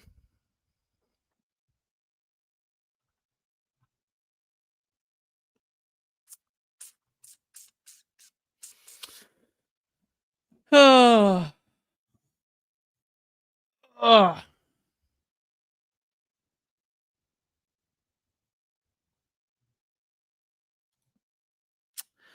Have you heard the story that white Jesus was Michelangelo's gay lover? The Pope saw the painting, asked who it was, and he said, Jesus, Lord and Savior. Is a quick lie. I believe it. If there's one thing that it doesn't take that much of convincing for me, it's that Christians are dumb as fuck and that the Pope is the dumbest one. You can easily convince me that Christians are stupid, very easily. Oh, here's a story. Spoiler alert, the Christians are dumb. Wow, didn't see that one coming.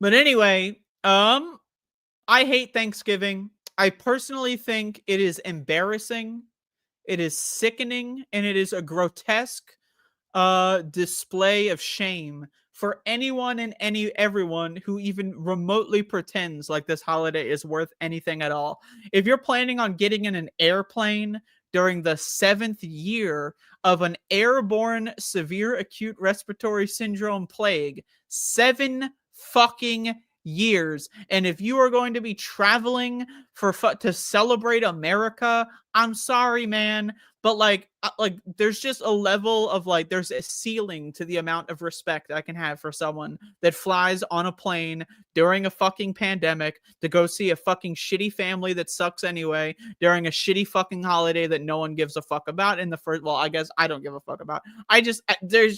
I'm sorry, I hate to be that person. But you know what? There's a lot of people out there that are like me. There's a lot of peer pressure. The American machine provides a lot of peer pressure for you not to say these things, such as I hate this fucking country, or this country fucking sucks, or our holidays are fucking stupid, or any of the other things that I like to say on the show. But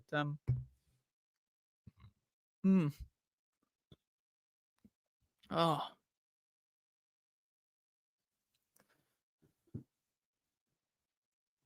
thank you for watching my This Space program. Coming up next, we have another This Space program, in a couple minutes here.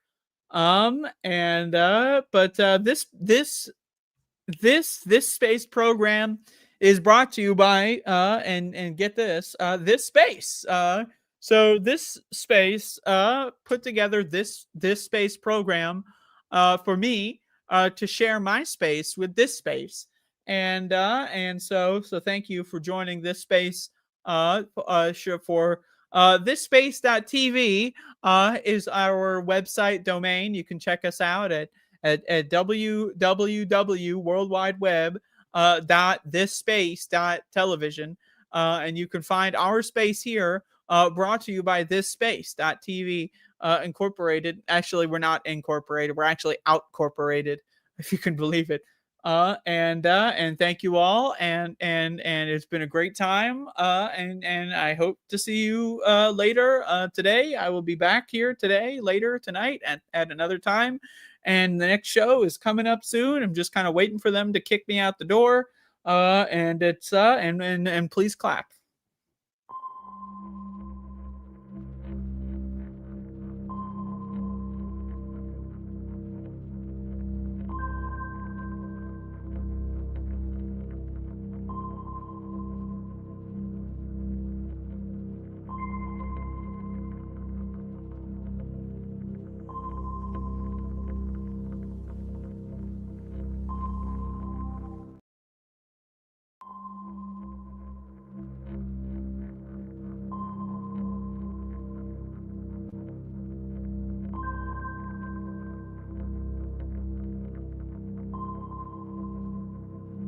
Do do do, theme song. Do do do, I'm broke, so this is my theme song.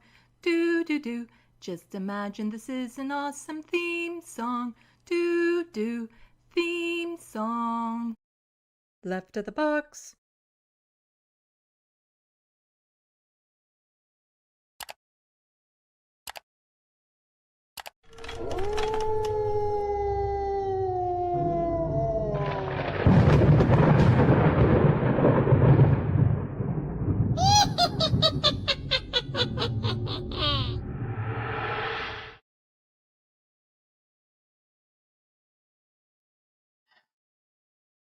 Oh, it started? Okay, fine. Hi. Welcome to This Space with Left of the Box. Bonjour, bienvenue. I'm Minuet. You might not recognize me. I had to cover up my white streak because I was doing business in town. So I know you might not actually be able to recognize me, but I thought that, I should probably do the proper introductions and everything. But welcome, everyone, to This Space. Oh, Sandee wanted me to give you a few updates. She's been super stressed out recently because of her cat, Frodo, who has not been well. He has a mass on the side of his neck, and she's been going through a bit of an emotional roller coaster of whether he's going to get surgery. And he went in for blood work on Monday, and so he should be able to do his surgery on Friday. As far as I know, she should be able to. So she is super worried about that because it's a very risky, even though Frodo won't be out for long, it's a very risky surgery just given his age and health. So if she doesn't do her Sunday evening news live stream, it probably didn't go too well. So wanted to give you a heads up with that, but all you people who tend to watch and support her, she could really use that support right about now. Because Frodo is the most important thing to her. It's the most expensive thing she's ever gotten. And I keep on telling her if she just becomes an acolyte, like I want, she wouldn't have to worry about it. But she doesn't want to, just leave all of you on your own. She feels a need, an obligation. I don't know what you humans' words would use for this, but she's dedicated to her audience. And she doesn't feel right being given a blessed life of being a acolyte when so many of those who watch her show don't get that benefit. And so she's trying to work towards a world where basically everyone gets to live like an acolyte. So that is what she is doing. But please go and pick up the book she wrote about me, Necroplasm. It's available on Amazon as an ebook or a paperback. And there is more books to come as soon as she's done her TYT essay, which has kind of been put on hold recently because of the stress she's undergoing because of Frodo. Yeah, she loves that cat about as much as I love my kin, Raphael. And I jumped into a tsunami to save him. That's how much I love him. She loves that cat just as much. So I haven't, it's not in this book. The time that I jumped into a tsunami to save Raphael, that's going to be in a prequel that she's going to write eventually, of when he first became my kin about 500 years ago. And they were in Constantinople, and well, we were. And I was there to do some research to see if that city would be a good place for us to kind of set up a little base in, because we realized we have to start actually integrating with human societies and cities and stuff. And also, he had just become, he had just gotten his white. So it was a good learning experience for him to just go out and be around humans and stuff. But there just happened to be an earthquake and tsunami that happened when we were there. So yeah, I almost died. He almost died. But luckily, we both made it out. And that's quite the story. It will be when Sandee gets around to writing it, which she can't wait. But that stupid TYT video that she's working on is just a monster project that probably won't be ready until the new year. Just spitballing it. So please, everyone, just kind of do what humans do to wish her well with Frodo. You cross fingers, right? You cross your fingers. We just accept that. Like it's kind of what we do. But also, she wanted me to show you guys something that she was working on recently, a new drawing that she has made into a video. She's still waiting on the professional scan of it, so it's not done because the professional scan looks better than the pictures that she's taking. And that is here. Oh, how do I stop this? Is there a pause on this? Technology. It's the video I want to show, but how is there a way of like showing me and the video, or is there just let's check private chat. Oh no, I can't pause the videos that way. Okay. That's silly. Can I do this? If I do this, what's that? Let's do this. Can I window? Okay, I think I have it figured out. There we go. There we go. Okay.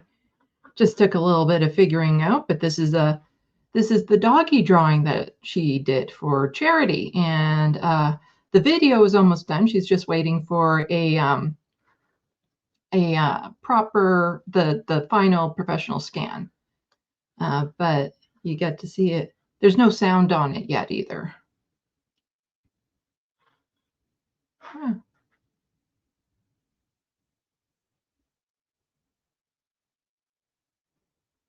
You can kind of see as she likes to do this thing where she kind of merges all the photos together so you can kind of see it come alive. Of course, the professional scan will look much better than these. And also it's a completed project.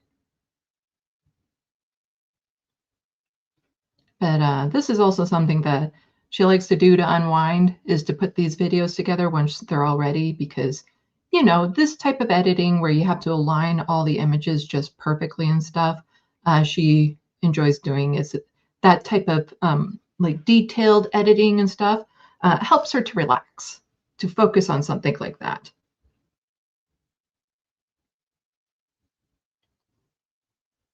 Such a cute doggy. I'll play that again because it's super short and super cute. But yeah, she's looking forward to getting the print back. And she'll be starting to work on some new drawings very shortly as well. So you can go and check out her artwork at sandeelovas.com. Also, if you are currently living with Les, there are portraits available right now at cost, because the amount of support she got for helping to cover the cost of getting her car fixed plus Frodo's vet bills. So she made a pledge to pay it forward by offering portraits at cost for every certain amount raised. So there's plenty of portraits available at cost for people who are living with poverty. I'll just pause it there. So if that's one of you, just email her at sandeelovas@gmail.com and you can figure it out. And the at cost is simply the cost to get it scanned, a print for her records, and shipping. That's it. That's it. There's not that much to it. Can I shrink it and it's still okay? There we go. But yeah, and then you can have a picture of your pet or human loved one. Okay. Move. Now it's just me. Magic. But don't be shy. Don't be bashful. Feel free to do that. So Sandee put together some things for me to maybe comment on. I don't get it. I don't get it. There was a mayoral race in a big city in New York. And Zoran Mandami won. And everyone was really nervous about him going to the White House to talk to this Trump guy. Oh, he's such a pain. This is, the fact that you humans elect people like Trump into power is part of the reason why we need to take over. You're letting toddlers run the world. It's weird how some of the most incompetent people are the ones in power right now, the ones who are the most greedy, selfish, narcissistic sociopaths who want more money and power at the expense of everyone else's freedom and well-being. At some point, we just need to step in and take care of things, if you know what I mean. And that's what we're not planning on doing that or anything. No, you have to read the book to find out what we're up to. So he went to the White House, and people were really kind of blown away with his what happened. And there is a clip that we can go over that I'm sure many of you had already seen, but let's just go over it. Also, if you have any questions, let me know in subspace, and I will answer your vampire or book-related questions about Necroplasm, the prequels and sequels that are going to be happening. I'm always keen to talk about those, especially as a way to de-stress. Not that I'm stressed. Sandee is stressed. She's just sitting in the bedroom right now petting Frodo, whom she is having to spoon feed at the moment. But he actually ate a fair bit on his own last night. There we go.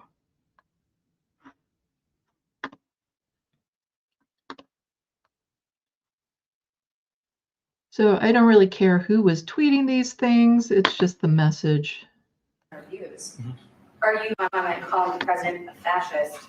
And your answer was, well, President Trump and I have been clear about our positions and our views. Are you affirming that you think President Trump is a fascist? How is that even a question at this point? Like, humans use English, and there are meanings to words. And some of you get really sticky about those meanings to words, but by every possible conceivable description, this human, Trump, is a fascist. You know, you have that phrase, if it talks like a duck and walks like a duck, it's a duck. Well, if it honks like a goose and steps like a goose, it's a Nazi. That's kind of how it goes, you know. We don't shy away from calling out what it is, because way back in the day, we had very dictatorial leaders over all the vampires of the world. And we needed a higher power to kind of step in and get us on the right track. So that's why we have to do that for you guys now, because we went through that. We went through that already. But here, reporters trying to put this gentleman on the spot by asking him in front of the fascist if he thinks he's a fascist, knowing that politically this could be awkward. Only it didn't end up being awkward. Are you affirming that you think President Trump is a fascist? I've spoken about. That's okay. You can just say okay. yes. So, All right. okay. It's easier. It's easier than explaining it. I don't mind. Yeah. Yes. That took a lot of there is something about this man here, this gentleman. The charisma in him is on vampiric levels. To be able to sway and schmooze and win over. Like, I know it doesn't take much to win this guy over, but to win him over so completely. I looked into this human. Let's remove this from stage. How do I get big again? There we go. I looked into this human, and I gotta say, he's quite impressive. He knows how to play the political game, unlike very few other humans can do. Some of those humans, oddly enough, are ones like Trump, your Marjorie Taylor Greene. Like, usually it's the worst people who know how to play the political game. Here in the province that Sandee lives, you have Doug Ford. He's a horrible individual who is running this province into the ground. But he knows how to play the political game. Because, you know, he called for an election when one didn't need to be called, in the middle of winter, in an off season, in a time of year that basically people don't expect an election. The weather can be hampering it, covering up signs for voting and things of that sort. It was a snap election, so the other parties weren't ready and didn't have candidates ready to go in all the ridings. And he did that because he was riding on just a small wave of popularity for standing up to Trump, which of course he's totally not doing. So, yeah, that's they know how to play the political game. And people on the left need to figure that out too. Like, we don't have politics in the Vampire Society the same way that you do. Because in the Vampire Society, I'm on the council. I've been on the council since its creation because I'm the one who won the trials and saved our species. So I'm kind of by default on the council. I'm chair, of course. And on the council, we kind of make laws, but we don't have to go through all the hoops that you do. It just, if it makes sense, like, there's no constitution.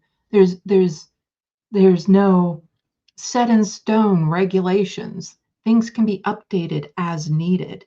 And that's American empire. I'm sorry, but it needs to fall. Because a lot of other countries at least have the common sense to update their constitutions once in a while. In Canada, the last time it was 1982. The Charter of Rights and Freedoms, the Canadian Constitution, was signed. And so it's more modern. But in the States, you're so dead set on going back to things that were written by men, wealthy white men, from hundreds of years ago, before there was any conceivable notion of what this present day would be like. And you're so dead set on sticking to it for reasons. That is only a religion. Like, being an Americanism is a religion at this point. Because look at your other religions with books. The Bible, written a couple thousand years ago, has been rewritten, transcribed, translated, all this sort of time. And it's been a broken game of, you humans used to call it a game of telephone. Throughout that time, some people who were maybe translating it or transcribing it made some little adjustments. And you see, we know because we have one of the original copies in our archives. And first of all, it was just written by men. Again, your gendered hierarchies is really annoying. It was written by men. And it was written as a way to put rules on society, more or less to keep them under control, to keep some safety measures in place that the general population just wouldn't be able to understand because they weren't well educated. But now there's a new religion in the United States, and that's called the American Constitution, that piece of paper.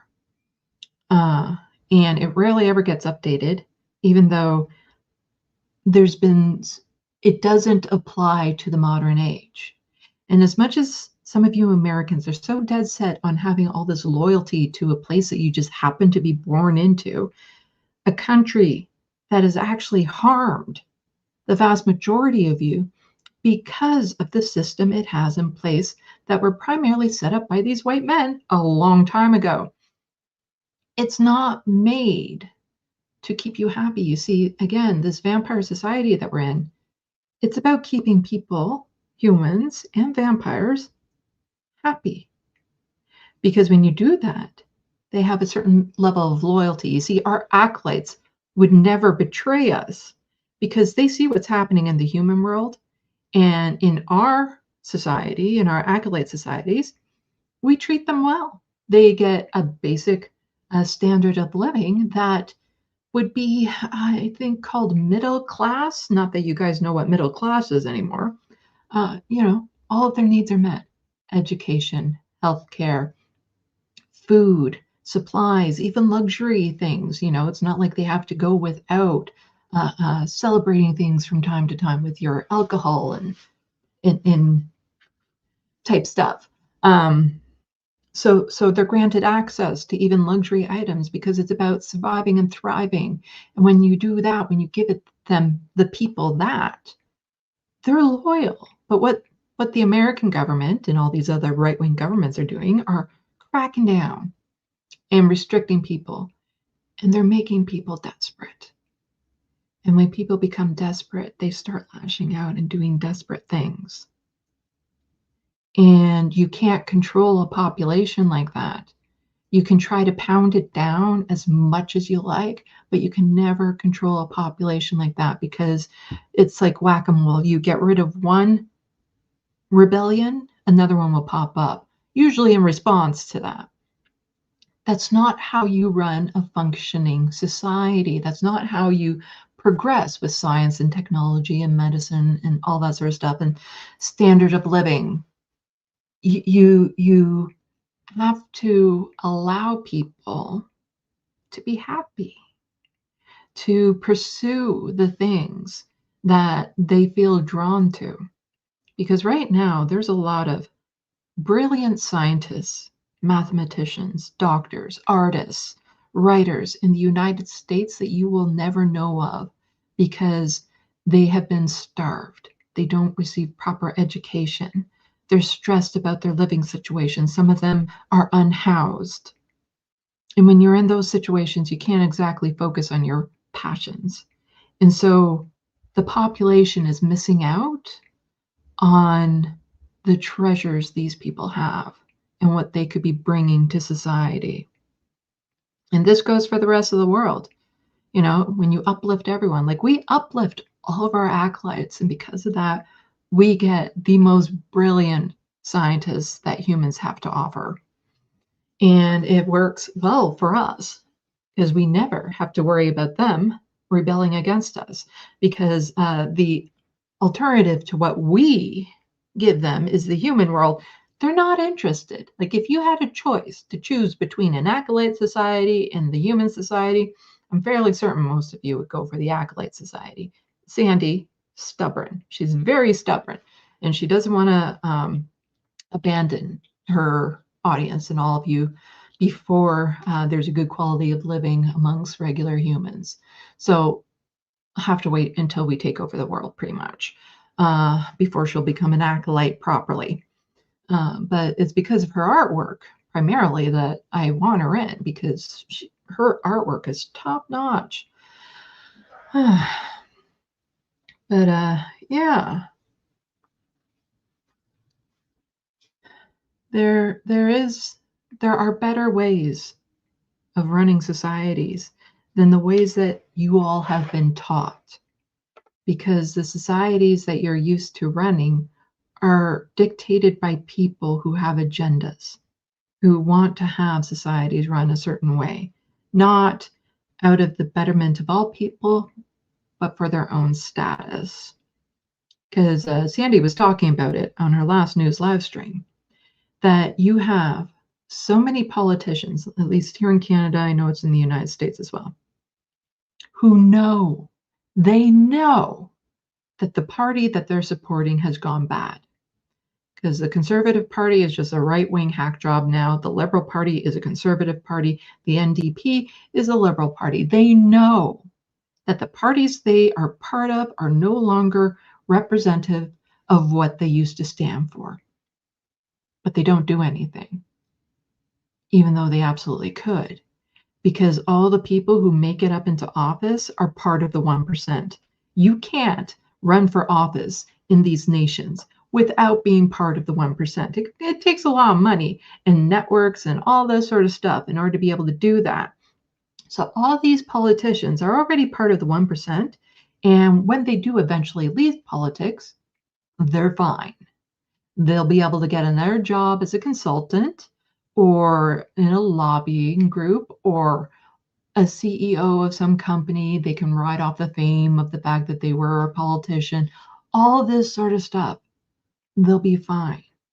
But they want to keep those positions because of the status it gives them, the prestige it gives them. It's kind of like royalty, being a politician. People treat you differently. They respect you to some extent.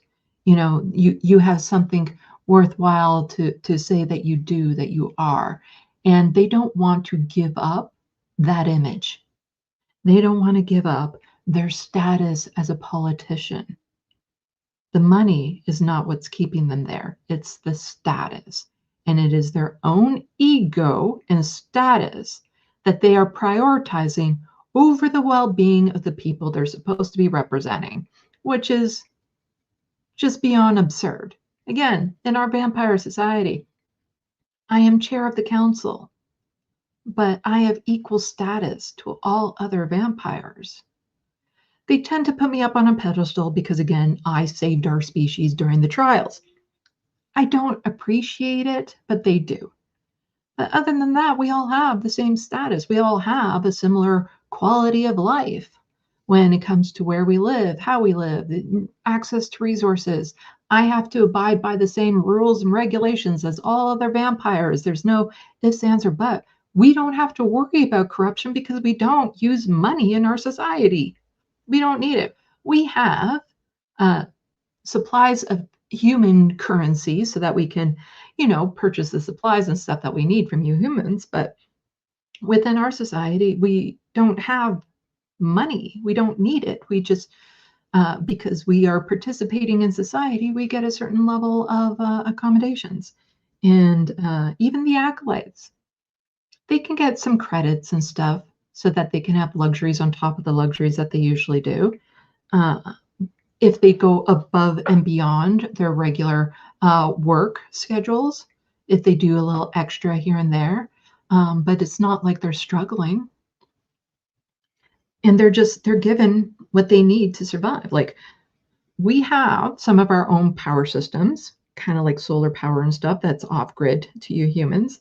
We don't charge ourselves for it. We don't, because capitalism for vampires doesn't make much sense, because capitalism is often based on materialism, because it's the turnover of the materials that causes the capitalism. And you see, as vampires, we tend to live longer than most materialistic things. So we're not very materialistic, because you know, I'm over 1400 years old. The stuff I had when I was like 400 years old hasn't exactly made it this far. You know, we will outlive any cell phone, any car, any outfit.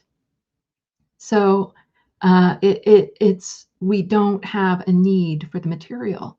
And so instead we focus on the social, building networks, connecting with each other, enjoying time together, because those types of things are, you can never have too much of that to being part of a community. We don't have social media. We have sharing media, as in we can post pictures and stuff and videos of our lives to share with others, but there's no monetary gain from it. There's no likes, there's no algorithmic things going on, because it's just there for those who care to see. But we don't need a social media because we're social. We have places to go, to meet up, to hang out, to talk. A variety of different bars and clubs and parks and just lounges that we can go to. Little areas that we can meet up in to just be social. To see who's, you know, to meet new kinfolk, to explore new things, new foods, because we do have limited amount of food.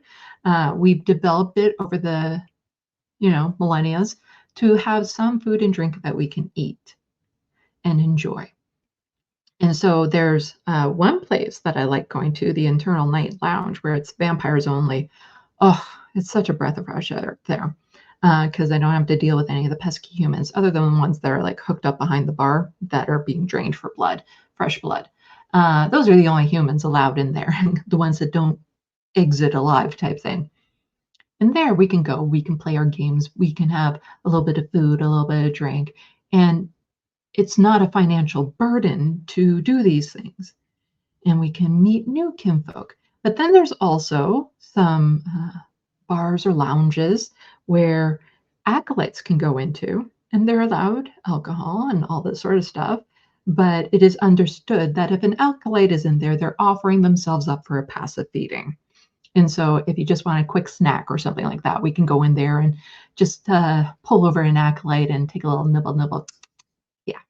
And then there are other lounges where it's not assumed the acolytes are there for feeding, where it's just more of, again, a social thing. Maybe a vampire is interested in getting a companion or something of that sort. But we also have our games that we play. Vampires love playing Coup Commit, which is a game you guys wouldn't understand. It's the only thing I can say about it is it has a very similar culture to poker, but it's nothing like poker. We also have a version of chess that we play that is what your human chess was actually based off of, but our chess is far more complex and beyond human level of playing, because it takes too many, there's too many variables and processes and things of that sort. It's not interesting to you humans. You wouldn't get it. You wouldn't get it at all. And Sandee's having a hell of a time just trying to design it in her head to be above regular human understanding. Oh, but let's see. There were some other things that she thought that, oh, darn it. This video is like 10 minutes long with this Marjorie Taylor Greene. Well, first let's start with this. Share this tab instead, add to stage. So the Serfs had tweeted out, Marjorie Taylor Greene just rage quit politics, LOL. Sandee keeps getting better and better. So this was all happening the same day that Zoran went and got where are we? Got the president to smooze all over him. Now, I have to admit, I've been watching more videos of the Zoran, and I'm a fan. I'm a fan. And that's, to be impressed by a human, that says a lot, but I'm pretty sure that he could talk me into making him my companion. I'm pretty sure. I'm not a huge fan of companions. I don't tend to have them much, and never for sex. A lot of vampires will have human companions for sex, but I'm not. Sex with humans is kind of distasteful. But here, we can watch a 10-minute long video, or I can read a statement. Why does this keep on moving on its own? No. Hi, everyone. Stupid. Your Twitter is really effed, by the way. Your social media platforms make no sense. None. So, Congresswoman Marjorie Taylor Greene. I've always been represented, the common American man and woman, as a member of the House of Representatives, which is why I've always been despised in Washington, D.C. and never fit in. There are other genders out there, so, yeah, I get why she says it, though. Americans are used by the political institution complex of both political parties, election style after election cycle, in order to elect whichever side convinces American to hate the other side more, says a human that has gone out of her way to get people to hate. She stalked a child that was a survivor of a school massacre. She went to the House of Representatives and was speaking through the envelope slot of Alexandria Ocasio-Cortez. And she was speaking through it like she was drunk, like trying to get back with her ex type thing. She's been stoking rage and hatred for quite some time now. And the results are always the same. No matter which way the political pendulum swings, Republican or Democrat, nothing ever gets better for the common American man or woman. And that's because all politicians are loyal to the American religion of capitalism. That's it. You're just getting a different flavor of religion. It's like a lot of different religions are based off of the Bible, while a lot of different political parties are based off of, again, the American religion. So they still support the system, the structure that has put them in place. And so they're bought off by the same gods of capitalism, being the billionaires. The debt goes higher. Corporate and global interests remain Washington's sweethearts. American jobs continue to be replaced, whether it's by illegal labor or legal labor, by visas, or just shipped overseas. Small businesses continue to be swallowed by big corporations. Americans' hard-earned tax dollars always find foreign wars, foreign aid, and foreign interests. The spending power of the dollar continues to decline. And today, many in my children's generation feel hopeless for their future and don't think they will ever realize the American dream, which breaks my heart. The American dream was always an illusion. You know that, right? It never actually existed. It was an ideal presented to the world as the brand of America. You see, Canada has a brand. It's not a country per se. It has a brand that it puts out to the world as being these friendly, moose riding, maple syrup chugging hockey players. But it's just a brand. There is no Canadian culture. It's a brand. There's American brand. There's not so much American culture. And so this dream that it's put out there is just a branding exercise. It doesn't actually exist. Let's see. Where was I?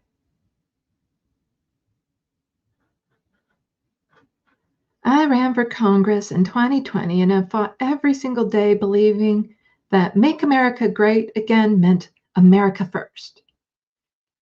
Wasn't she an anti-vaxxer back in that day? You know, we went to great lengths as vampires to give you guys a vaccine for this virus that was just wreaking havoc because we saw that it was going to be too destabilizing if it just went loose.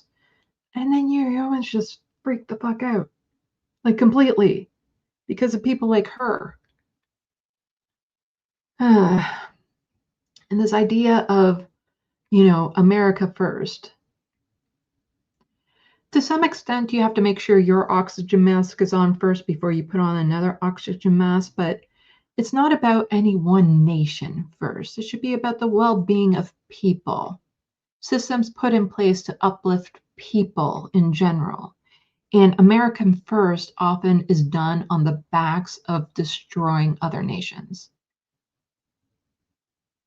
Is it worth it then to have prosperity if it comes at the cost of slave labor in other nations? Comes at the cost of children in cobalt mines, dying young ages. Is it worth that to have 100 different varieties of chocolate bars? I have one of the most conservative voting records in Congress defending the First Amendment, Second Amendment. Unborn babies, they're not a baby until they're born. Because I believe God creates life at conception, strong, safe borders. Funny thing about that, again, as vampires were around longer than this Bible that people tend to go by, if you saw the original version, also this type of religion, a singular God, and it's been repeated throughout the centuries, the millennia. They all fall at some point. And I believe this Christian religion, in America at least, is going to be replaced by an American religion. And unfortunately, the head of that religion right now is going to be that Donald Trump. Ugh. Strong, safe borders. Again, as vampires, we don't see borders. We don't really use them. I fought against COVID. There it is. Yeah. Tyrannical insanity and mandated mass vaccinations. And I've never voted to fund foreign wars. Yeah, well, if you vote to fund the military, you're voting to fund foreign wars. And all those anti-vaxxers and stuff, the amount of Americans that died that didn't need to, these are the sacrifices to your corporate gods. Yeah, the Constitution is the American Bible, and the corporate CEOs are the gods. And the people who get sacrificed to capitalism are just part of the religion. However, with almost 1 year in our majority, the legislature has been mostly sidelined.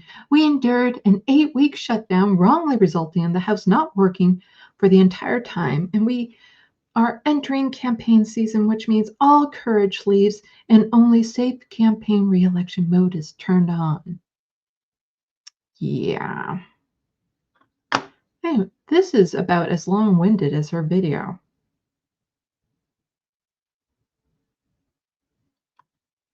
Yeah, some standard racism, xenophobia in there. So let's just skip to the end, shall we? It's also absurd and completely unserious. I refuse to be a battered wife, hoping all goes away and gets better. This human invoking the imagery of a battered wife and what a battered wife goes through because her job got tough, the job that made her a multi-millionaire got tough. It's gross. It's just very gross. If I am cast aside by MAGA, Inc., and replaced by neocons, big pharma, big tech, military-industrial war complex, foreign leaders, and the elite donor class that can't even relate to real Americans, then many common Americans have been cast aside and replaced as well. That's what you signed up for. That's what it was. You signed up for that already. That's part of the system. Oh well. Just weird. You know, Sandee, when she started her Left of the Box, and when I first noticed her, she actually did a video essay, because when she first started, all she did was video essays. And the video essay was called The Domestic Abuse of America. And she actually compared the way that America was run with how domestic abuse works and the different types of domestic abuse. It's something that should probably be re-looked at.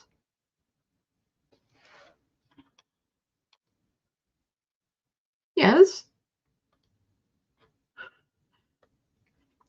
Because this made me remember it, Groove Dragon saying Trump is abusive. Yes, absolutely. All the parallels are there between domestic abuse and what is happening to the people of America from the governments. And it's very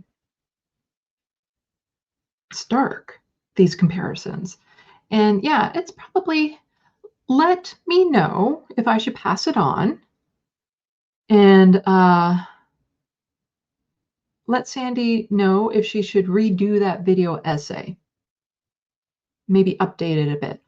Let me know and I'll pass it on. So give some thumbs up in subspace if you want me to pass on the message to Sandee to update her video essay called The Domestic Abuse of America. Because her earlier video essays, let's just say there's been a big improvement, a huge improvement.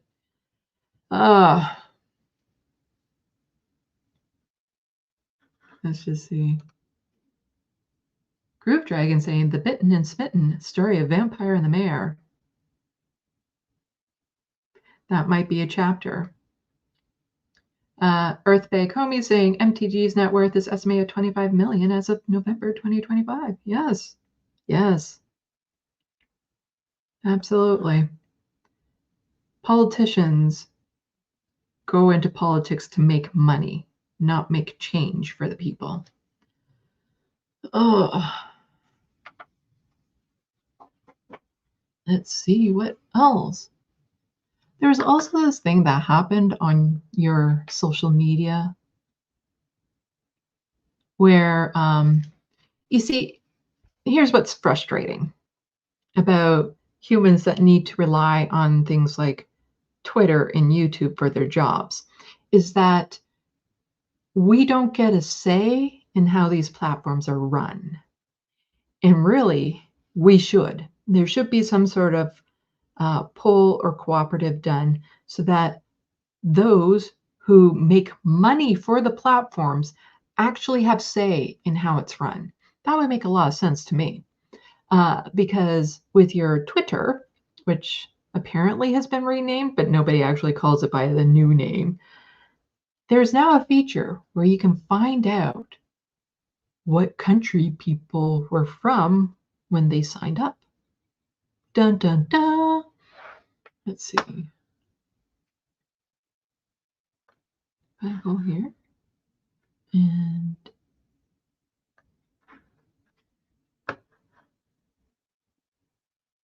actually I'm curious about this one random account. That one has no country. Anyway, I'll show you what I mean here. So there's a picture of me. They had to make some changes, you know, artistic, whatever. But here you see, you can go here now, and it'll tell you things like Sandee joined in September 2020. The account is based in Canada. There's been 2 username changes, last on October 2020. I don't know what the 2 changes are. and connected via Canada Android app. And this was causing some funny things going on, because there's this American agitator who lives in Dubai. He's not American. What tipped you off? I've only said this about 1 billion times. I refuse to be governed by a Uganda named Zoran Kwame Mandami. Get out of my country. Yes, it exposed a lot of people who claim to be of one nation but are of another nation and were just there to spread information, misinformation. And then it even turns out that some of your institutions may be a little on the nose as to where they're from, to the point that it had to be hidden. Now you see, us who have to use these for a living, we don't get a say in this. And it's kind of a violation of privacy. Like, I get why a lot of people were happy that this happened and exposed a lot of accounts, but didn't we already know that? Like, this wasn't rocket scientists. We all knew that a lot of them were bot farms based in other countries. But there are some people that purposely did not want their countries out there for safety reasons, or they were trying to pose from an ambiguous aspect that were now outed as to which country they're in. It's kind of like, you know, some people don't want their age out there because as soon as people know someone's age, then there's all these assumptions put into their thoughts, which is weird why you humans do that. Just like you can't have a decent critical thought on the US if you're not American, and vice versa, and all this sort of stuff. Whereas suddenly now, very reasonable discourse is being dismissed because of this one new piece of information that people who gave like actual good critical analysis now suddenly are being dismissed. I think we all knew bot farms exist and where they're from, but there are some people that didn't want to be outed like that because safety and privacy reasons. So let's see what else.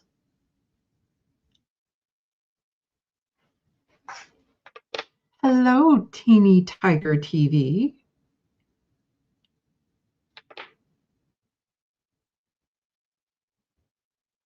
But again, I see one yep there from Groove Dragon. Is that in response to letting me ask Sandee, or having me ask Sandee if she should revamp her video essay called The Domestic Abuse of America?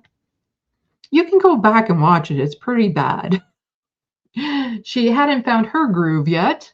And she was such a perfectionist that she was trying to read the entire script from a tablet that was right beside the camera because she didn't have like a teleprompter or anything, and wanted to do it in one solid take without any cuts or anything. Let's just say she's relaxed a lot since then. Yeah. But yeah, just wanted to give some of my 2 cents on what's happening in America from the perspective of a 1,400-year-old vampire, which is why she has me come on once a month to do this sort of thing. But please go out and buy her book. More to come. Can't wait to start writing some of these stories. I'm sure she can't wait to write some of these stories from the past. But yeah. Right now, her main focus is on her cat, Frodo, who's most likely, as far as she knows, going to have surgery on Friday. And she says as far as she knows because there's been some back and forth as to whether or not it's going to happen. And okay, Groove Dragon wasn't even answering my question. Reference frame. Saying, it's called the American Dream because you have to be asleep to believe it. is a quote from Carlin. Yeah. Countries don't have cultures, they have brands. People have cultures. Countries do not have cultures. Because no one country has any one culture. If you start breaking it down and going in amongst the people, you'll find that there are multiple cultures in every country. There might be some crossover and similarities, but there's a wide array of cultures within any country. But it's just how that country chooses to brand themselves that you see as a culture. So normally Sandee would do a news live stream on Saturdays, and there is a lot to go over. Like apparently the Premier, Doug Ford, was passing a bill that will increase homelessness, kick a lot of renters out on the streets, and is absolutely horrendous. And there were protests in Queen's Park, which is the Parliament building in Ontario. And Doug Ford actually told some of those protesters to just go get a job. Says a man who quit college just after a couple months, went to his daddy's business, $1 million sticker business, got a job there, was a hash dealer, never had to pay rent in his entire life, never had to work a real job in his entire life. He was just given everything. And he is telling people who are already struggling, maybe people who are on disability, people who already have jobs, to just go get a job. It's the people with jobs that, everyone is at risk who is a renter of losing their apartments because of Doug Ford, including the people with jobs. So she will be doing a news live stream if everything is okay, but Frodo's surgery is very, very risky, and she's worried, of course. So if you don't see her Saturday, it probably didn't go well. So she's going to be spending a lot of time home over the next couple days, just enjoying every moment she can with him, just in case. Oh,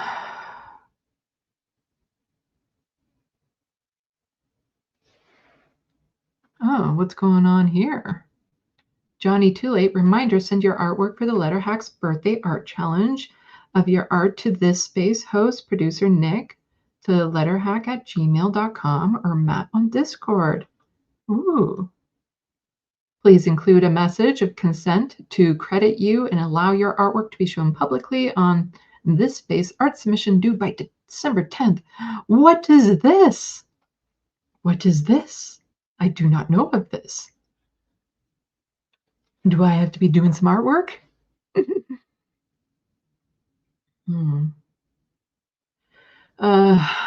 Yeah. Also, Sandee posted an interview recently with a infectious disease expert, Dr. Mark Allen Derry. It's only got about 50 views. If you could please go watch it or rewatch it, it'd be nice to get it over 100 views. It was a really great conversation. I watched it. It was really cute. She does this cute little thing. It's a Canadian pop quiz every time an American comes onto her channel for the first time. He didn't do the worst, although it got very funny at the end. They had a great, brilliant conversation. It was so good. They actually barely got around to what Sandee had hoped to talk about. So there's going to be more conversations. And judging by the amount of views the video essay got, she's most likely just going to be live streaming the next one.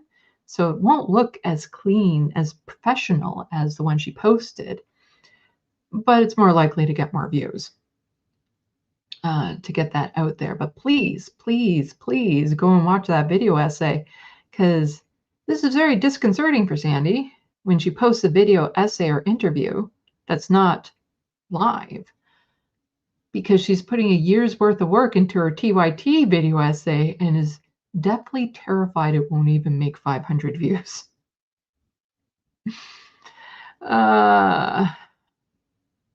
the reference frame. A man that has traveled to Montreal and Montreal and does not know what a poutine or a toque is. He has ties to Montreal. They were talking, off camera ahead of time, and Sandee found out he had ties to Montreal. He should have known that. He should have known what a poutine is. They're really yummy. Sandee kind of wants one right about now. But please follow Sandee on social medias as well. Her Twitter account for Left of the Box only has like 150 people following. Please, if you are still on the hostile fart sauna, go and follow her on that account, because she's trying to build up her Left of the Box accounts and make them separate than her Sandee Lovas accounts, because her Sandee Lovas accounts are for artwork and writing, and then the Left of the Box will be for her channel. Groove Dragon, yes. It is a good title. It is. America is Sick and Contagious, because part of it was how, Americans' health and safety and checks for viruses and stuff are going out the window. The funny thing about viruses, they kind of work like vampires, as in they don't see borders. You see, that's why when we made a vaccine for COVID, we were hoping that all the world would happen as opposed to some greedy countries trying to keep it for themselves. Because if infectious disease is allowed to run rampant in the United States, it's going to spread to the rest of the world. That's just how it works. So America is sick, and it is contagious, because these American ideals and stuff like that bleed and infect the rest of the right-wingers all around the world. And there were some issues around an ostrich farm in BC because of American ideals that don't apply to Canadian law. But yeah, okay. So please just do what you humans do to support humans that are afraid of things like their cats going for surgery. Sandee is absolutely just mind-boggled how Americans haven't gone to complete revolt, because the amount of cost and stress of everything for her cat's vet bills. How do humans do that with children, with loved ones, family members, yourself? Have to think of that cost, have to weigh the balance of, do I get this ultrasound or not, because of cost. Yeah, it's healthcare should be a right to everyone around the world, because the healthier people are, the healthier society is.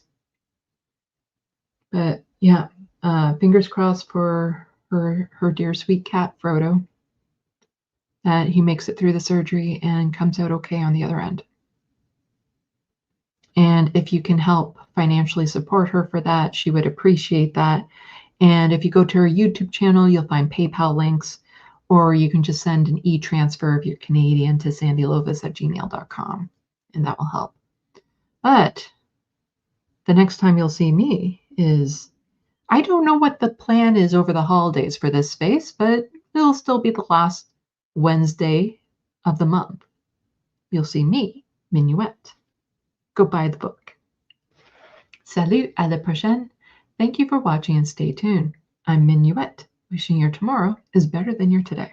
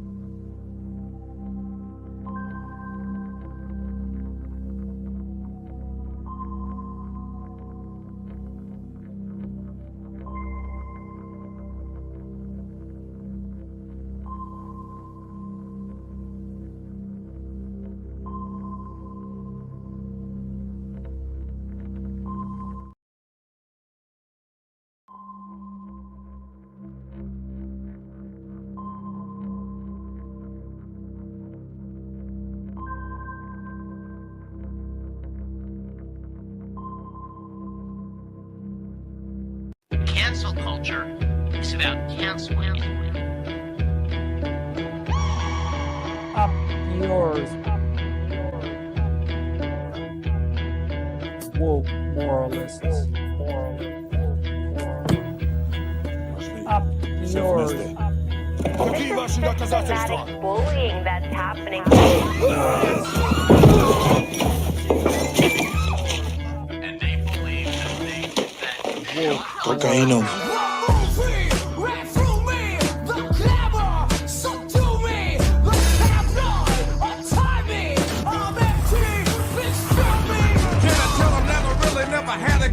But it's the wax that the Terminator X spun. Now they got me in a cell cause my records ain't sell. Cause a brother like me said, well, it's one like this, it's one like this. Immaculate conception, not transform like this, perform like this. Which yells you a new weapon. I don't contemplate, I meditate. Then off your head. This that puts against the pet. This that I got realness. I just push cause it's in my DNA. I got millions, I got bitches building in my DNA. I got junk, I got evil that rot inside my DNA. I got off, I got trouble, some heart inside my DNA.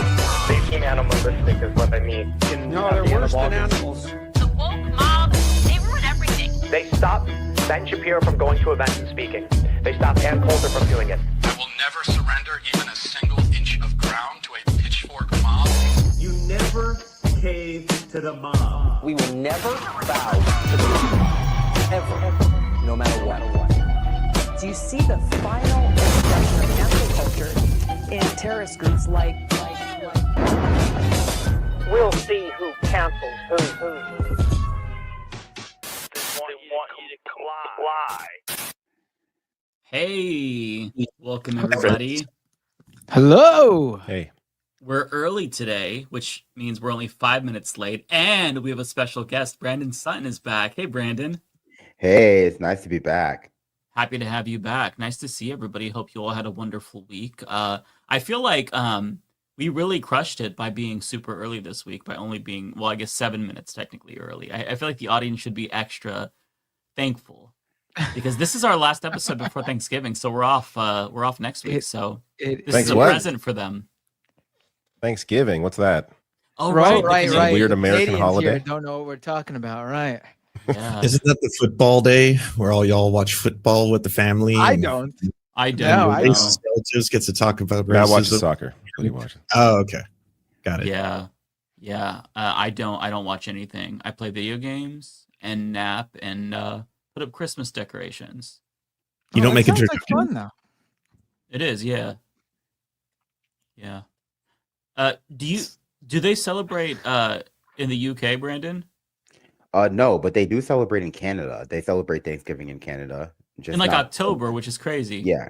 Just Oh, not we have a for the- different Thanksgiving. Our Thanksgiving is all about the harvest. Yours is about the Native American genocide. Ours is about the bounty of the harvest. Well, to be fair, a lot of American holidays are about genocide, but we don't True. like to, brag. I thought Canadian Thanksgiving was about being thankful you're not American. Like I thought, Canadians in October are thankful for the U.S. Yeah, we try to wokeify it, right?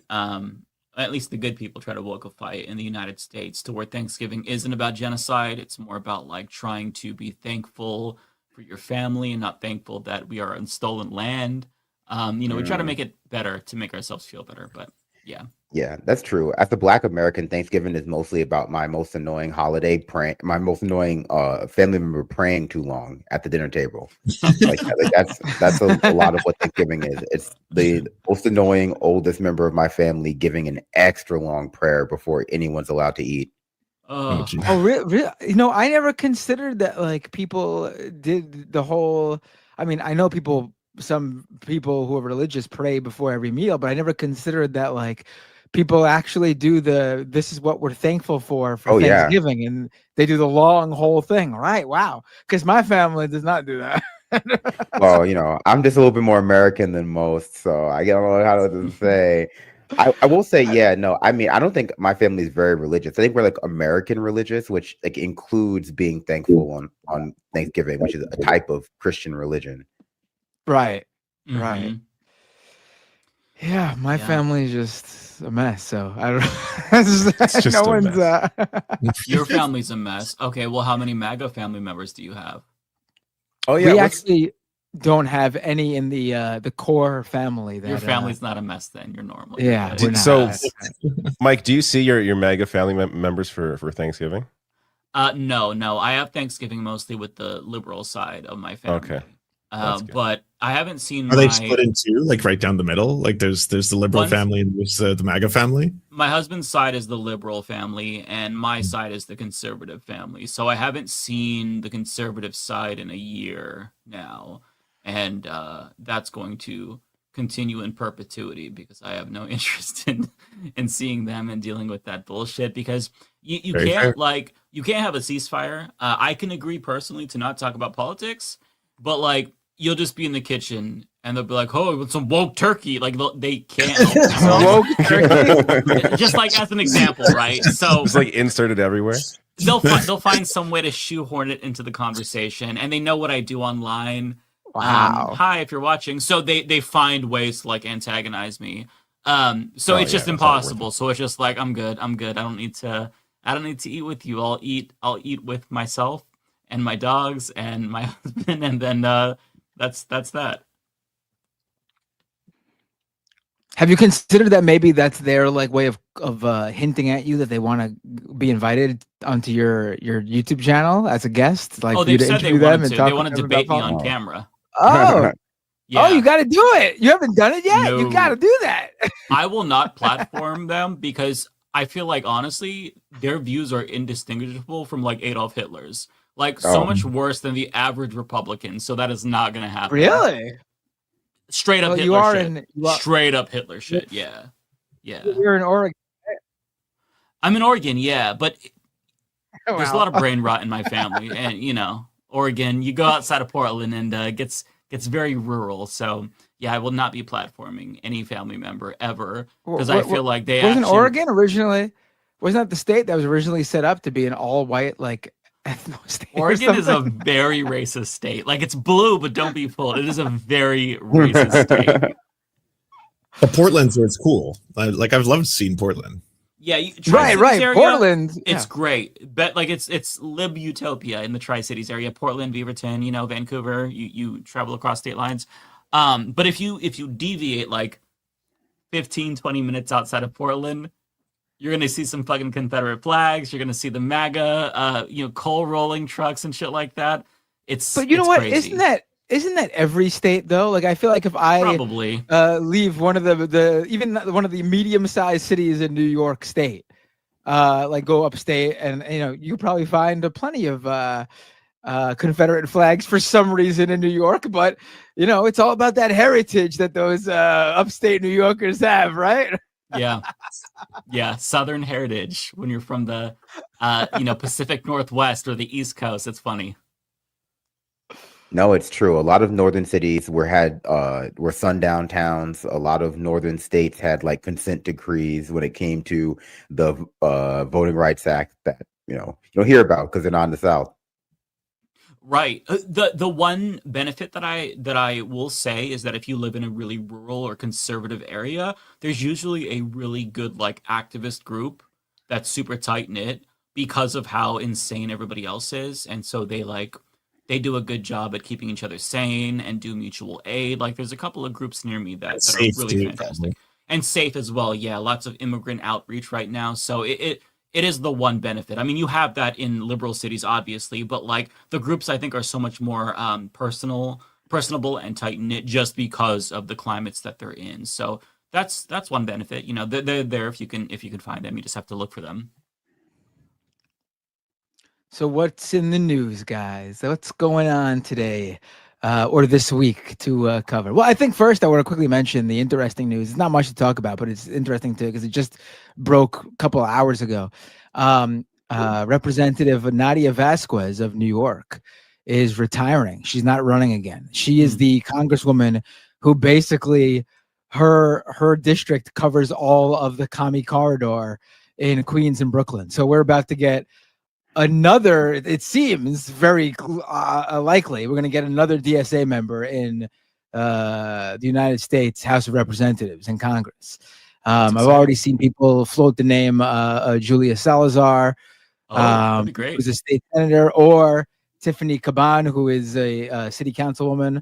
I think they're probably, from what it sounds like, it's not going to be like a competitive primary. It sounds like everyone's going to get together and figure out who should run, and they're going to coalesce around that person.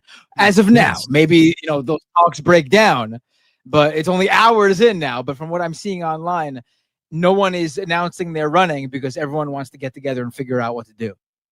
Matt, do you have any insight on what's happening with DSA and the endorsement of Chi Ose? Because I know that there's this effort by Mamdani in particular to discourage the DSA from endorsing him. AOC saying no primary for Jeffries right now. Do you have any insight? Because I'm not like privy to New York politics, and I'd love to know. Right. So I don't have any like insider insight, and we talked about it earlier on the Majority Report, Brandon, remember. But I mean, I'm in New York, so I guess I might know a little bit more about what's going on there than you over on the West Coast in Oregon. But I'm out of the loop here. It's honestly, I don't think they're, at least Mamdani. This is the disappointing part.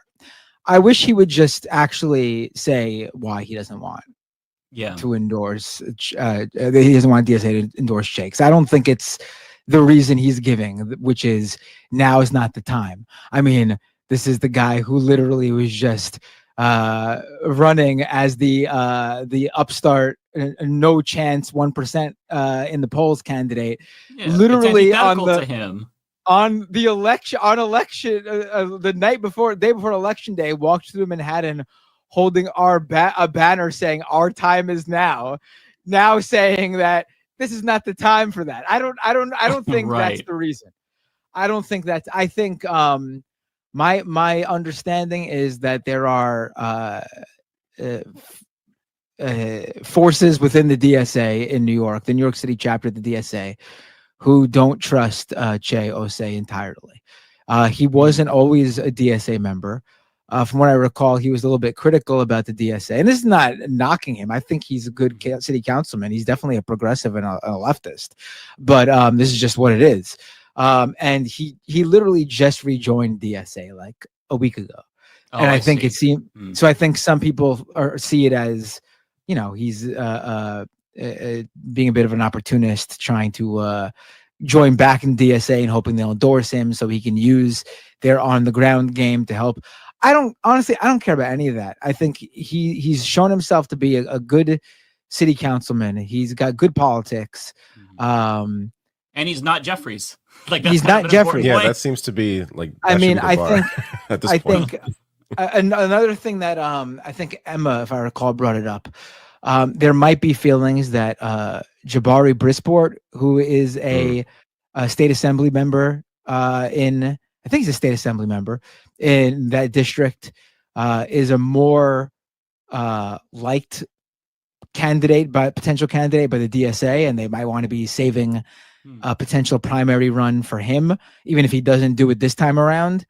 I don't know. I think the DSA doesn't want to endorse. I get it. I think Zoran probably should have just stayed out of it. Yeah, that's what I like. It would have been enough for him. Confused by. Like it would have been enough of a message for him to just not endorse in it, that like he doesn't support the run. He doesn't need to go out there and actually literally advocate against the guy. I think that's messed up. Because there's AOC. Because what they're saying, they're not specifically making an argument that no, I don't think that she should do it. They're just saying now is not the time to primary Hakeem Jeffries. AOC said this too. It's like AOC literally got into office by primarying leadership. And I get that there's all these arguments about, oh, it's going to be an uphill battle. It's difficult. Jeffries is still popular in his district. I mean, the same was true for AOC and Joe Crowley, Cuomo versus Zoran Mamdani. It just doesn't make sense. And if you don't feel like this is the right time, but you know where the energy is at right now, why not just...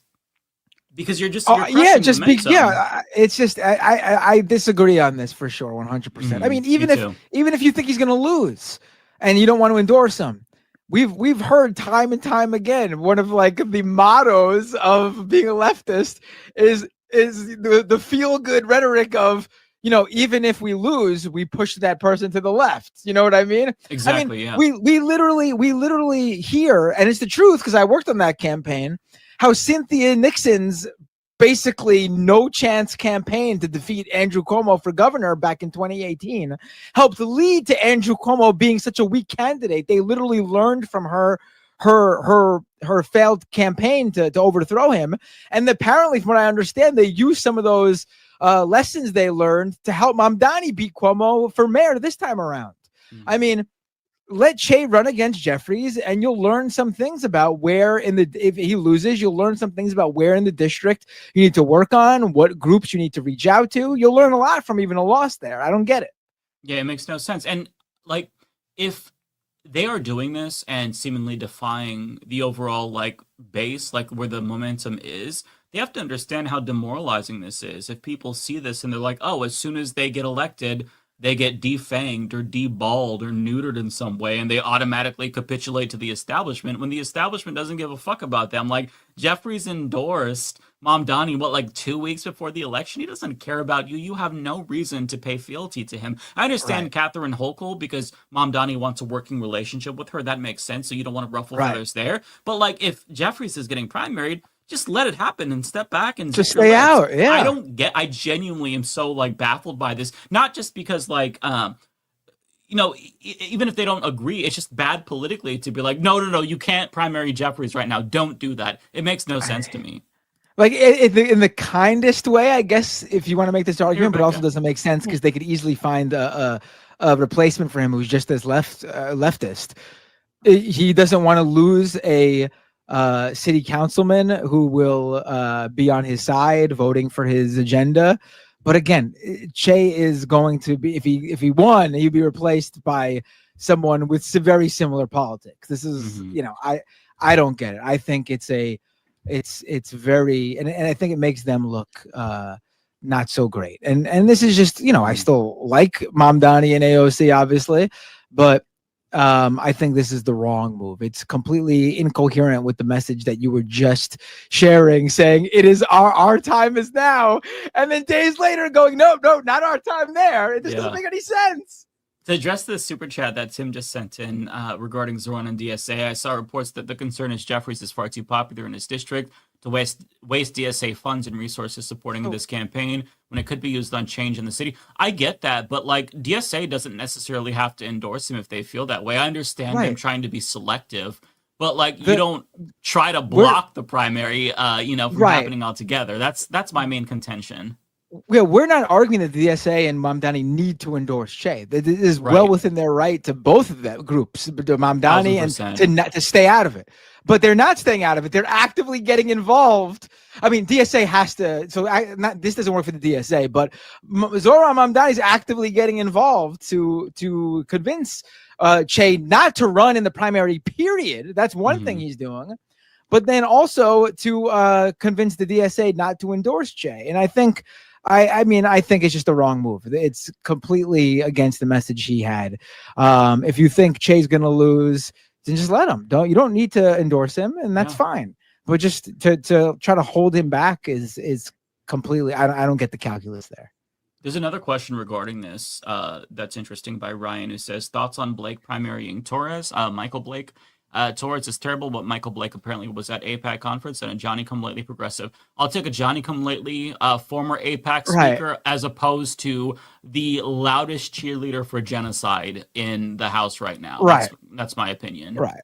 Like, listen, we need to be amendable here. We need to realize that we're not going to have the perfect candidate. We're not going to have a Zoran Mamdani defending his supporters chanting globalize the Intifada in every race. It's just not going to happen.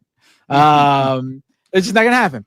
And if Michael Blake is someone who, through the current time period, has learned that, hey, I shouldn't want to APAC support, and I'm going to not take it, and he's running against someone who is literally like APAC's BFF, then we'll take the guy who's decided to follow the way things are moving than the guy who's actively fighting against the way things are moving. Yeah, 1000%. I mean, I actually like this guy. There's a few people running, from my understanding, in Torres' district. there's this LaRouche guy who's run a few times. He's the guy who's like interrupted AOC's town hall a few times. Him I don't care about. But there's another guy who's running as an independent. I forgot his name, but he actually has a really good platform. He's amazing. And I wish he didn't run as an independent. He should be running.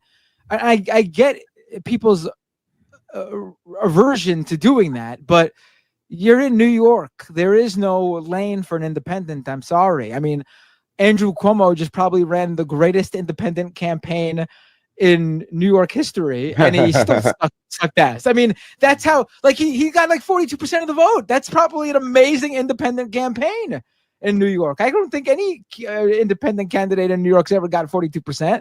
It's an amazing campaign, and that amazing campaign still sucked shit. You know, he's a real inspiration. He's a real inspiration to you. I mean, but to all your points, I think that leftists in America, outside of even just politician, the ones with political aspirations, tend to suffer from the desire to seem reasonable to like liberals in ways that like oftentimes undercut like leftist organization or ideology in the long run. And so I can't blame people for feeling demoralized or demotivated to see like another leftist politician who gets elected, immediately seem to start triangulating when it comes to their message. And that's something to be on the lookout for. But, there is such a thing as strategy. And I always say to my audience, good thing as leftists, it doesn't really matter in terms of what we should do when it comes to like what we should do when these politicians don't follow us, and that's keep agitating. Right, like regardless of where Zohran Mamdani ends up being, that doesn't change what like the leftist organizers need to keep doing. It's just upsetting that they're not always like one-to-one, and they start to take these positions that seem geared towards like winning over centrists and liberals, who I think we have a lot of trepidation with trying to incorporate into our party, or not our party, into our views, because they tend to be more like amenable to corporate solutions. And so, like, I do think people are right to be cautious about Zohran Mamdani, like once burned, twice shy. But at the same time, like, doesn't stop you from agitating. Don't forget, doesn't stop you from organizing or volunteering or doing anything, which is not to like offload any of the responsibility or the upsetness. It's just a statement of fact that there's never a better time to get involved yourself than right now. Yeah. Another point about this that and to say like, oh no, go ahead. No, go ahead. I was gonna say like we hold like the pragmatic position here, like of our, even with this criticism of Mamdani and the Che Ose situation. Like we're not those like weirdos who are like, Mamdani is not out there espousing Lenin, and we're not taking the tanky position here. That, but yeah, because I actually think he made an understandable, decent, well thought out political play with keeping Tish, the current police commissioner. We talked about this in the majority report earlier today too, where like that's not the fight to have right now. His whole thing was the affordability thing. If he's able to focus on that and not worry about this whole narrative that the city is unsafe because he's keeping the police commissioner that people seem to like, then that's a good move. And also on top of that, I think another thing is like, who is he going to replace the police commissioner with? I said this earlier on the majority report. Like, there's not like a woke police commissioner or like leftist Marxist police commissioner waiting in the wings. There's not going to be a better person to put than the person who's currently there, just to make people feel like, it's a smooth transition where nothing's changing when it comes to the police for now. I think that's the smart move, so he could focus on the more important things, like, the free bus platform, the child care platform, and all those affordability platform planks that he wanted to hit first. That's fair. I think you could do it. Matt. I think you could. Yeah, I was like, Tinder. What about you? I should run the NYPD. I don't know if all right. No, boys, but I think I know I came in. You gotta be real corrupt with it. But right. I know I came in super late, but I think that and I don't know the full details of the story, but I caught up enough. And with all of you guys, I wouldn't be the one, because of course we were all cheering Zohran on and still are. But this was such a terrible look to see how if that were to happen to him and somebody who's running or doing anything and somebody would come in and stop him. Well, they already tried, but in that way, if you had the power to just block it, but to see that you done came from somewhere, you don't came from a little bit of a struggle, you know how it was in the beginning for you, and you have, then this is how you're starting off to try and block somebody because there's, you know, to protect this other seat because it's just better and we don't want to have somebody else do, but it's like, no, we don't know that. I mean, the optics, but then we don't know that. And here you are blocking that for somebody else. That's not what you said you stand for. So that is a terrible way for us to see you.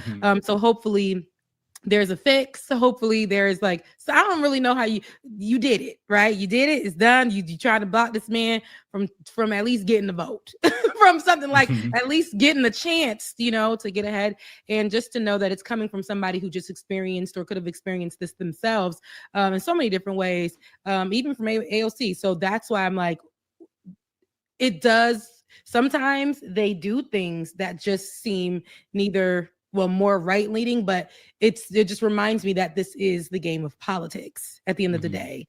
And do you think the deal was brokered behind the scenes? Like, do you think that's why? Like, were they asked to do this, or was there like, hey, by the way, we want you to, you know, make sure you don't disrupt by getting someone to try and, you know, deplatform a very? Is that what happened? I'm asking. That's so dumb because like Mamdani gets nothing from a Jeffries clear endorsement. exactly what this is. Yeah.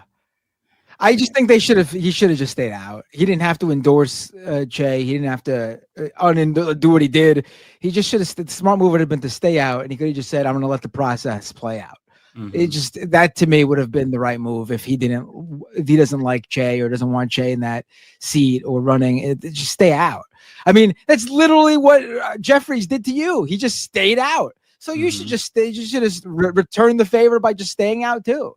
Let the battle play out, because you never know. I mean, a primary candidate, maybe if it's not Chiose, maybe it's somebody else, catches fire in that district in the same way that AOC did, or in the same way that Zoran did. So yeah, to Rebecca's point, it's like when everybody is super fired up and excited and feeling rejuvenated, we can't have like the first impression of somebody we got elected taking power, just immediately start triangulating and playing the game, because it's very discouraging and makes it harder for other candidates to gain traction, because everybody's going to think, oh, well, they're just going to immediately start playing the fucking game as soon as they get in office. And that's really bad. Like, just to put it bluntly, Zoran cannot fuck this up, because if he Obamas Zoomers, that's a whole nother generation that is going to be completely turned off and blackpilled from politics. Like, it took me a long time after feeling betrayed by Obama to finally like get to the point where I'm like, all right, maybe change is possible. So he cannot kill the momentum. AOC should not be trying to, you know, squash the momentum. I understand organizations like DSA, Justice Democrats being more selective in who they choose to back, because yes, resources are limited, but as Matt was saying, just stay out. Stay the fuck out if you don't want to personally get involved, because we can't expect you to be in every single race. That's not going to happen. You don't have unlimited resources. But if somebody wants to fucking run, let them run, for fuck's sake. I don't understand the need for them to insert themselves in these situations at the behest of the establishment, when the establishment would never put their necks on the line for them. Chuck Schumer won't even say if he voted for Zoran Mamdani, the Democratic nominee. He definitely I don't think did he not. did either. I don't think he did either. He 100% voted for Cuomo. No doubt about it. I mean, there was that report where source said Schumer's entire motivating ideal, according to this report that I saw a couple of weeks ago, is the idea that he must keep the left pro-Israel or the Democrats pro-Israel. So that's why he didn't endorse Mamdani. So if on that same aspect, that same line of thinking, in that same vein, if that's your reason for not endorsing Mamdani, I can't see you personally voting for him either. Right. It's the same. Yeah. Like it just, yeah. Especially when he gives a non-answer. Like he's, you know, there's a reason why he didn't answer. Otherwise he'd say, I voted for the Democrat, like at the very least. An answer is an answer.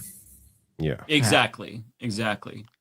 Vote blue no matter who, except when there's someone who we don't approve of. But you guys, doesn't matter if you like them or not. You got to vote for them. Hillary, Kamala, Biden, you got to vote for him. Mamdani, I'm not voting for him. That's how That's Mamdani literally what sounds. happened. That's what happened. Uh-huh. Yeah. But is Yeah, okay, so just a question as a non-New Yorker, non-American, could this be part of the fact that like so much of the establishment wants Mamdani to fail? He's up against both like, you know, the entrenched Democrats and the Republicans, and right now maybe just trying to play the game in order to not get like, you know, because they don't like him either, right? Like is that part of it? Is there a real political strategy here? I mean, I don't know exactly if they want him to. I don't like the weird thing is like apparently like the Democratic Party like foot soldiers, like the staffers, like the young people, the people who actually run the offices of the DNC and who are in there. Apparently, they really like Mamdani. If you'll look at any Democratic like ads or videos, anything to promote the Democrats, especially after the election, they were including Zoran Mamdani along with the new governors of Virginia and New Jersey, as if they're all best buddies in their videos, because they like Mamdani. They see it's the actual members of Congress, the actual politicians of the Democratic Party who aren't progressive, who don't seem to like him. But at the same time, I think Kathy Hochul does not want him to fail, especially Kathy Hochul, because she's up for a re-election herself. And, you know, that's why she's been very friendly with him. It's not because all of a sudden she became a leftist. It's because she actually, if you'll notice, she's been a lot better since Trump came back into office, because she actually plays with politics and wants to win. So she's not really ideological. She's ready to bend with the wind a bit. She needs New York City to succeed for her to succeed, right? Like, yes. So I think she wants Zoran to. She's gonna be that sort of like, I hate to say it, but it does seem like this is how she's viewing herself, because she's older and he's young, as this like parental figure who's going to allow him some things to keep him and the base happy, but she's not going to give him the whole enchilada or whatever the phrase is, because she still needs to portray herself as like the serious like person in town who's willing to stop the unserious stuff of his. So I do think there will be like some things. I think he'll get the childcare thing. I think will definitely happen, because I think that's something Democrats can uphold as a win, period. And there's also other states already looking into that, so it's not like, you know, completely out of bounds, and that will be huge.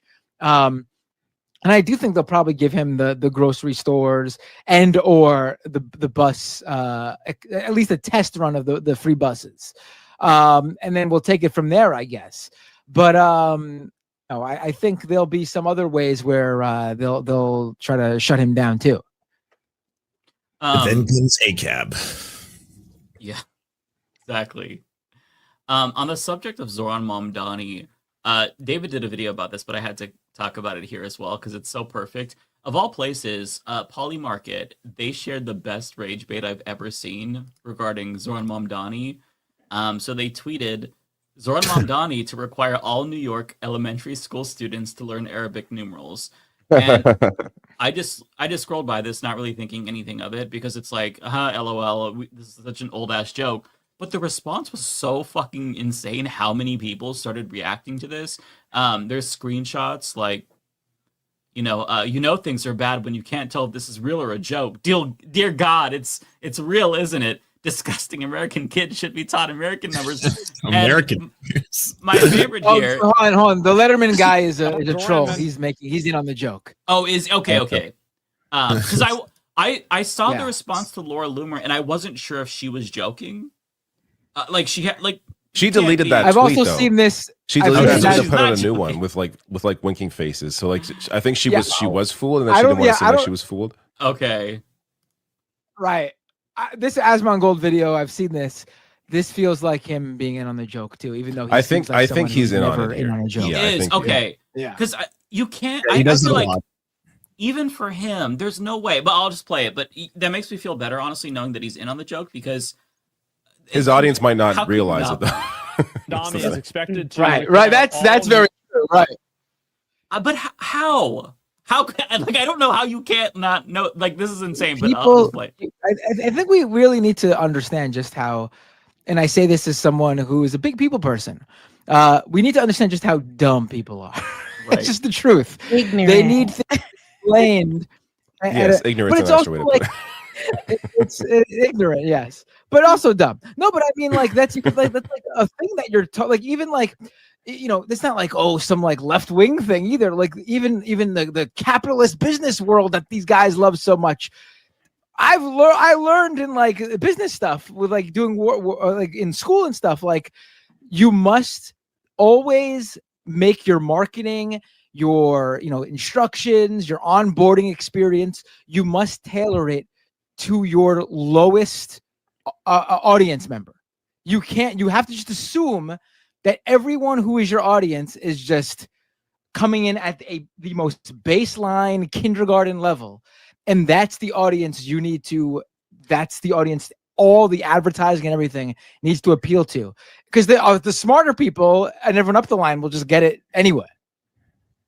I agree with that, actually. When working in media, they actually teach you that in journalism. When you're communicating with people or you're communicating any type of information to people, whether it's a joke or whatever, you got to, even if it's just the facts, the story, you got to give it to them because most people are not that well-versed. They're not that educated. They don't receive information. If you use a word, it'll throw them off. A lot of people aren't able to receive it. So you got to talk to them, lay it down for them to receive the information. And that's how they'll take it. So if you throw like sarcasm or something to these type of people, they're going to be like, they're probably not going to be able to receive it as what it is. I did see this. This is not the only place that I've seen this. This, I guess it was the same sentence or whatever. The breaking news, he's going to teach all. This was like a week ago. I saw this same thing trending with on Threads. oh, okay. So I guess This was a meme So they going around. probably- Yeah, I don't or think another probably they stole the Polymarket meme. wasn't the first. Well, To I've me- got to give Asmongold credit. To me, the because real his issue acting is good why here. to me the real issue. Oh no, go ahead, play it. I think we're breaking up. That's why I'm. Oh, okay, behind okay. and interrupting. I'll Go play ahead. it real quick. It's super short. It's like 20 seconds, but his acting is pretty good. It had to be convinced. New York elementary school students to learn Arabic numerals? He's not acting good, Mike. What are you? Look at his mouth is wide open. His eyebrows are going all over the place. He's clearly trying to act. It was the whole. It's happening so fast. I'm like, oh my god. It's oh my happening god. so fast. There's a Some longer people are clip saying where he he's like, wasn't they're in going on to start the show. teaching the Quran in schools now or something. But even that's delivered in a way where it's like, if you didn't know who he was, you could be fooled into thinking that he actually. I mean, I think people that know who he is are maybe have I more of a know he reason to did. think Y'all that he's being introduced me to truthful because people. we've seen him before and say the shit he said before. Like he was. Rebecca, I just put out a documentary on him, so watch it. I'll send you Did the you really, YouTube. Lance? Yeah, I did an hour and 20-minute documentary of the entire Okay, history. yeah, send that to me because Oh, I don't know. shit. I don't know these white people. Did you include Wow. the dead rat alarm clock, Lance? Oh yeah. Okay. There's much worse than What? dead rat alarm clock. Like that's the stuff that he reveals, not the stuff that like his fans Oh. have found and stuff like That's that. wild. The dead possums like crashing through the ceiling, or like the spider pizza mold, or the shit. puke vomit like carcass shower curtain. Like there's a lot. He Right. literally lives in taxidermy. Yeah. Can you explain the Wow. dead rat alarm clock to Rebecca? I just need to see her reaction. Okay, y'all love to play with me. I also don't know what Let's this is, see, so let's I get- see. You don't know either, Oh, David? okay. shit. Rebecca, what do you think? What I don't do you think so. what do you think? I might the be able dead to find rat the alarm clip, clock actually. could Give me a possibly second. be? Is the I clip don't even know what clip the Is it just graphic? like is it that literally like? Yes, Yeah, literal, yeah. So he's really well known for getting tons of takeout and then just leaving all the shit everywhere. So he's covered in garbage all the time, and that brings in roaches and rats and other animals into his like stream. Like he's had cockroaches crawl on In his his body home? into his home on his show. He's been doing live streams as cockroaches crawl on his body and stuff Wow. like that. Streaming is hard. disgusting. And then for Fear a while, factor. he had a dead rat that he couldn't find. And then I have the eventually, clip, as the Lance. sunlight hit the rat, it would wake him up because of the stench. So it became his alarm clock. It taught him to wake up in the morning because he could smell the dead rat. Yeah. Ew, I thought he like why? turned a dead rat into an alarm clock. Like, Why? Why? But not that it was actually just the sun hitting it. By ignoring it. This sounds like of him with this. This just sounds like the kind of thing that like Jack Skellington sings about in the Nightmare, right? the Nightmare Before Christmas, like presents to get children. Okay, I'll play. This is his explanation of the alarm clock. What kind of? Get the dead rat out. I don't need to anymore. It doesn't smell bad. It would.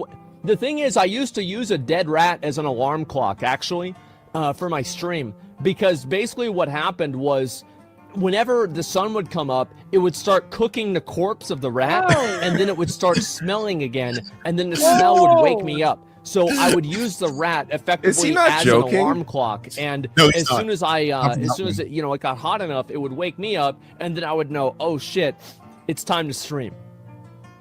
Oh my No, David, God. that's not even the worst. Like, I had to do a deep dive into his whole history, and like, he has 6 of his original teeth. I don't know if you knew about that. Whoa. All the teeth you see are fake teeth. Yeah, because he lost a lot of his teeth from having soda, not brushing properly, and stuff like that. I can't imagine him brushing his teeth. He has to chase water with soda. Yep. Yeah. He's someone where like I can't knock him for the soda stuff, but he should brush his teeth. He's someone where I truly don't understand his appeal. Like I don't understand why people want to watch him. Because he's horrible to look at. He's horrible to listen to. He's stupid. He looked like What is this? Jesus. Ew. Everything is just ill. Like I don't even. He said, "Oh, my stomach." He's gone 3 months without showering, and then recorded a video to explain what the process was like and how it affected other people and stuff like that. Yeah.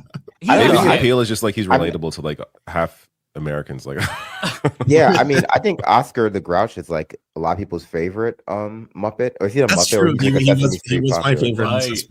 Like, Yeah. and actually, I'm not like super steeped in this lore, but when you describe him and he describes it, it sounds like the kind of stuff that was in cartoons when I was a kid, like with those like Klasky Supo type cartoons, like Real Monsters and stuff like that. Like that's the kind of lifestyle he's living. Garbage can living people. Yeah, but people like that. Yeah, but those are cartoons. Don't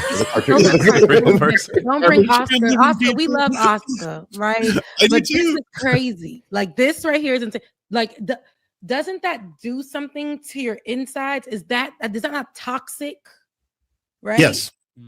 You are it's not healthy. forcing yourself into living a certain kind of way people don't want to live, right? That are forced to live. You are just saying, hey, I'm gonna try these things out, and it's part of his personality. Is it possible that he's actually dating? like a secret genius and he's really clean? He bathes every single day, and this is that just the could character possibly he be plays. true. That's probably his house where that he would make me streams feel from. better. There's been IRL streams inside his house with other people where they film it. It's as disgusting as you think. Like it's So bad. he wants to live with the roaches? Like he does that on purpose? Like he wants to. He is. It's part of the thing. Like you can't shame him for this stuff. You can't call him out for it because he's not only like he's fine with it. He gives it out. He's the one who tells people these stories, right? Like it's not as if like this is like it was uncovered on Reddit and people found a camera angle and then they're like, oh, there was a roach in the room or something. It's part of who he is. Like if the roach comes, he's like, hey Bob, just Bob, and he continues to stream. I cannot. Oh, It's wild. It's wild. Wow. Binder was so disgusted he left. Yeah, I don't no, blame him. he knows his camera acting up. Somebody probably told him in his chat his camera was acting up. He was delayed too. I was curious to get your guys' take on the Epstein files because it seemed like it was never going to happen. Finally, they had the discharge petition pass, and then my thought was, oh, this is never going to go to the Senate. And it goes to the Senate immediately, passes by unanimous consent, which for those who don't know, that doesn't mean that every single person voted on it. They just put it up for a vote. And if anybody objected, then it didn't pass. But if nobody objected, then it passes. And then it goes to Trump's desk, and then he signs it immediately. So this can only mean that they're fucking with the Epstein files, right? Like them redacted files. We ain't getting. They're taking his name out. They're down to the bone. No way. That's right. We got no meat on them bones. Okay, they're giving us nothing. nothing. Dead. Mike, you see what Ken nothing. Klippenstein put out just based on the language alone of the actual bill that got signed? The word unclassified was included, which means in the interest of national security, they can redact anything they want. So when it comes out, what you're going to get is it's going to have some new dirt, and it's only going to be stuff, I think, that incriminates Democrats or Republicans who've been thrown under the bus who aren't loyal enough to Trump. So you might get some stuff on Clinton, you might get some stuff on some other Democratic insiders, but Trump will never release documents that damage his like presidency or reputation. Like that's never happening.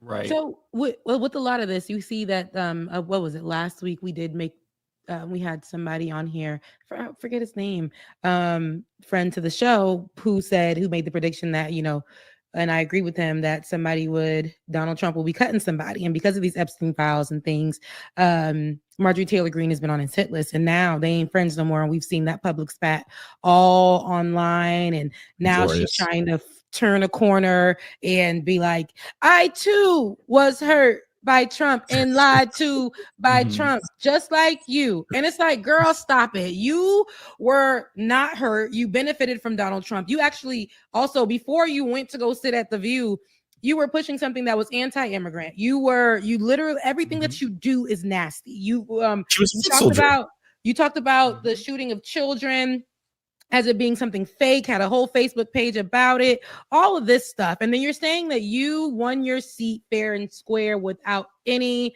help from Donald Trump and all the things. And it's like, sis, let's be for real. And now you feel like your life is in danger. And then the first thing was you went against him by saying that you were going to have to pay more when you found out that the healthcare for your kids, you were going to have to pay a little bit more. And then your take on the Epstein files, all this stuff, you started running your mouth.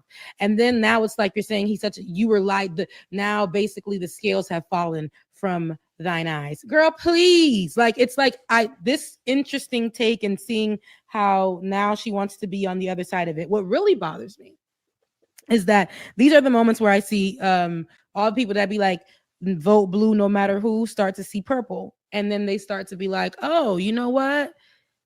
Like I've seen this online, and I went through like the comment section, and it's a lot of young folks, and it's a lot of the white boob bracelet ladies. They're all like, you know what? Like, but hear her out though. Like, welcome I to the get resistance, it, and Marjorie. I get it, but she just really went through so much, and I think this actually takes courage. And I'm like, y'all, it takes nothing. Y'all. She was accusing Democrats of controlling the weather like last year, right? She's still that doing was last that.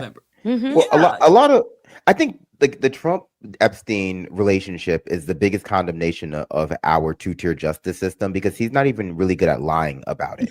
And so like people like Marjorie Taylor Greene lied to themselves. Like this is an example of people gaslighting themselves about an obvious reality because it just doesn't fit like their view of the way like the world should work when it comes to like rich people and their inherent morality or their inherent intellectual superiority. And so Trump has never been very forthcoming in his desire to like release the Epstein files. He's been very conspiratorial in other ways. He surrounded himself with other people who have said things like that, like Kash Patel and Dan Bongino. And then back in 2016, he like criticized Bill Clinton. But a lot of his audience have like latched onto the Epstein files and ignored how compatible with that world Donald Trump's other behavior, even irrespective of like the evidence of his relationship with Epstein. They ignored and even championed the kinds of behavior that might lead one to reasonably believe that he was involved with Epstein. They loved that he was like talking about sexually assaulting women. They loved that he was talking about the Teen Miss USA stuff. They loved, well, maybe didn't love, that he was talking about his daughter like that, all weird. And for whatever reason, they just chose not to put two and two together because they wanted to use like Epstein and the Epstein list, like Pizzagate, as some sort of example of how they're better than like leftists, how they're better than Democrats. But Donald Trump is like very bad at lying about this. And even Marjorie Taylor Greene, in her criticism of his actions on this particular issue, refuse to like go think the obvious, which is that he's implicated. It becomes like he's protecting somebody, like he's like, you know, he's using the information to like blackmail other people. Double Matt. Double format. Brandon. It was Matt coming in twice. No, yeah. But I mean, that's just the whole rub. Like, I'm having some computer problems right now, so I'm having connection problems. So I don't know what happened there. But this may sound conspiratorial to me, but the whole investigation from the White House standpoint has been tainted to me. Like a lot of people won't have the courage to admit that whatever comes from from this particular vote and investigation will likely be tainted to the point where like you just can't believe it, which is not great for our like public discourse because it encourages conspiratorial thinking. But I also don't want people just to like blindly believe whatever like Congress or Trump administration puts out, because they have like bias. They have vested interest in disguising the truth. Both of them have vested interest in disguising the entire truth. Maybe one party has more interest in like releasing more of it than other parties, but that's still not the whole truth. And I feel like a lot of people, by nature of like just their desire to get along and their desire to like be included in the conversation and not appear conspiratorial and like appear reasonable to like centrist outlets, will take whatever comes out as like, oh, gospel, perfect. Like now we have some information, we can close the book on this again. Where I'm like, based on how he handled this information, they still haven't explained the difference in what happened in February when they sent out those binders with like libs of TikTok and I forget who the other like right-wing chuds were that said Epstein files. Yeah, Black Posobiec. Epstein files, phase 1, most transparent administration in history, handmade by Pam Bondi, or at least directed by Pam Bondi. Then in July, there is no Epstein. There is no Epstein files. Yeah. Epstein was like a hoax. It's a Democratic hoax. It's a lone pedo. Pushback against that. Okay, there are files. There is a list. Okay, we'll put it together. Like that to me is enough evidence, circumstantial, if nothing else, that like this is not being handled correctly. But a lot of people, like, oh yeah, that I mean, the footage situation was like that doesn't make sense to me. The providence of that is so weird because first there was no footage, now there is footage, but the footage is tampered with. But it's these little like these gaps in like what they were saying yesterday to what they were saying today that creates the space for conspiracy theories to like form. And for me, it's what makes it their inability to account for what happened between those points makes it impossible to trust what comes out. Because like a few months ago, you were saying there was no Epstein files, there was no like organization, there was nothing worth investigating, and now suddenly there is when you got pushback. That's super suspicious. But I think a lot of people, not you necessarily, but a lot of people have jumped over that because like, okay, fine, at least we're getting more information. But it's like, no, that right there tells you can't trust what the information they put out is, because they were trying to tell you there was none just a few months ago until that didn't work out. Yeah, like he's the easiest man that's ever lived. Try to imagine this whole saga was under Biden and they were doing this. They said, here's the Epstein files. No, there's no Epstein files. Now there are Epstein files. And now like they've been so cagey about the entire thing that obviously whatever they put out, there's stuff that we're not getting, or they're putting out information that makes things makes certain things viewed a certain way than they actually should be. Like there's just no possible way that we can trust what they do with this, because we know they were best friends. Like we know, even apart from how cagey they've been, there's photos of them together like back in the 90s. Like we know their relationship exists. So for people like Green to come out now and be all like talking about this has all been obvious for a long time. You can't just try and jump in now and make an audience out of this. Although she was like, oh, well, he kicked Epstein out of Mar-a-Lago for bad behavior or some shit like that. It's like, what do you mean bad behavior? If that's literally what you believe, then how do you not take it a step further and think, wait, what was the bad behavior? And why did he not report said, quote, bad behavior to the fucking police? Like, you're just like, oh, he's a pedophile, so he kicked him out. Because the bad behavior... Because the bad behavior was Epstein taking his girls. That was the bad behavior. Yeah. That was the behavior Trump deemed bad. You're taking my girls. It wasn't because he thought Epstein was doing something wrong to the girls. Epstein was wronging Trump by taking the girls. Yeah, stealing his girls. It's jealousy too. I feel like it was like a pee-pee swinging contest. Pee-pee swinging contest. Their children. And I feel like they actually seeing like the fact that this is real and we have to sit and like dissect what we have, but it's like that's just enough to let us know that man did that. Whatever they said, he did it. And the fact that we're like, well, we gotta really see it. We seen that. But I'm like, that's enough. But we need to see more. And I'm like, well, okay, well, the little photos that they gave us, the little crumbs of any photo that we either had to search for ourselves or whatever, that's enough. No, we need to see more. And I'm like, this is so disgusting to know that this is our president, but he's getting away with this. He wrote him a love letter. There's a love letter. There's a pedophile love letter. What more do you need? You were literally involved with him in every single way. Y'all did these parties together. Y'all got these little girls together. Your commentary, through the emails, and then you became his enemy. And then, then how you were being discussed. It's literally like a breakup in a friendship there's so much relationship. circumstantial evidence too that just gets swept under the rug. Like there was the story from the model who said that Epstein and Trump would play these weird sexual games with her. There's also Uncle Luke who went to Trump's mansion in the 90s for a party and he's like, I'm out because he saw men having sex with underage women. There's so much, but it's like, Those new emails have them too. Did you see the one where it's like apparently people were saying that Trump would run into windows when he saw young women like swimming in the pool, and he was so notorious amongst the pedophiles that some of the victims wouldn't show up if they knew Trump was going to be there because he was that bad. He was the loser amongst the pedophiles. Like, I believe that. Epstein's brother too. And they'll keep saying there is no evidence. And it's like, no, there's tons of circumstantial evidence. There's so much circumstantial evidence that, like, if it were you being questioned by the FBI and there was this much evidence of your involvement and you answered questions this way about the evidence, that you'd be in jail. That, they've just, by nature of having this asymmetry of power, can tell you that there is no evidence and tell you to deny your, like, what you're seeing. Even like they'll tout out Ghislaine Maxwell's testimony in secret about Trump to like what Blanche, his old lawyer and the deputy attorney general, and it's like they'll say, oh yeah, she said he's innocent. It's like, yeah, but she also said she's innocent. Like that was part of that statement. She was said like, yeah, we're both innocent, which means that like in order for that story to maintain its credibility, like she has to be freed, right, by Donald Trump.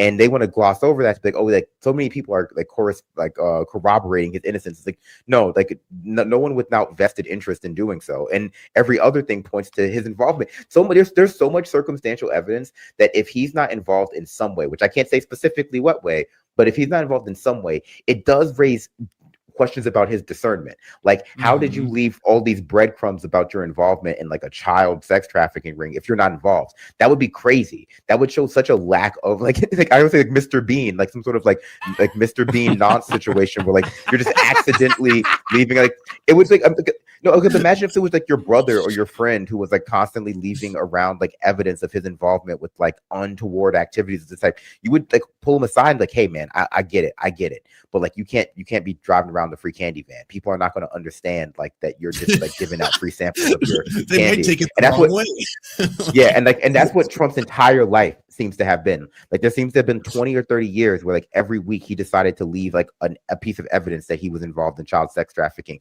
But oops, that's not the case. Just a happy misunderstanding. That's crazy. I think that would be a bigger condemnation of his like decision making.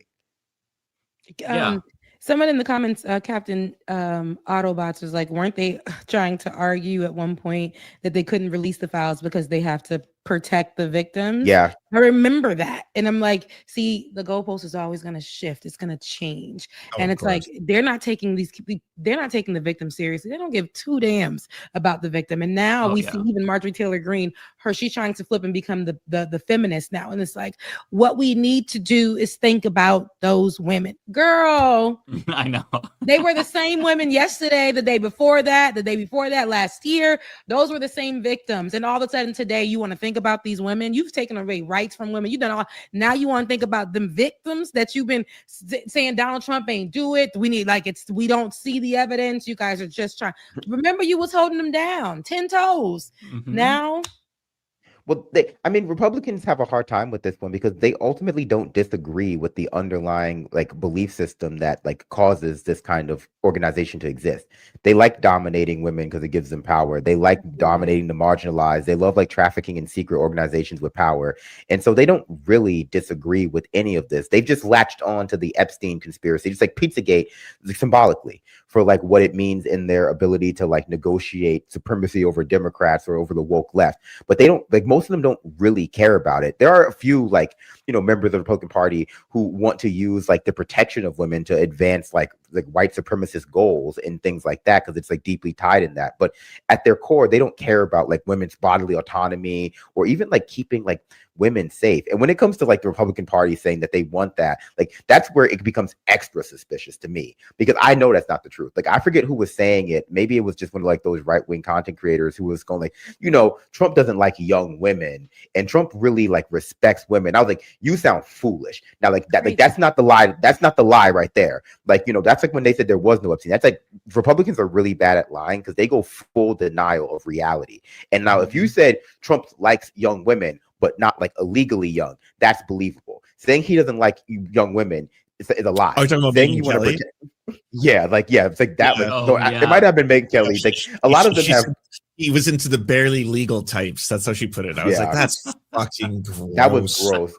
But you know, like that's that's what, you know, that's their retreat position. Like, okay, there's a difference between a phebophilia and like pedophilia, and it's just like not from the outside. I was wondering who was Like, going you to know, be the first. It was Megyn Kelly. It was Megyn Kelly with a 14-year-old daughter. That's what blows my mind. Yeah, that's It's like, fucked. Megan, that's is reprehensible. You know this is wrong, and we know this because like years before she was making the argument that we're making, that no, that's a child. I'm sorry, you can't make this argument. Fuck you.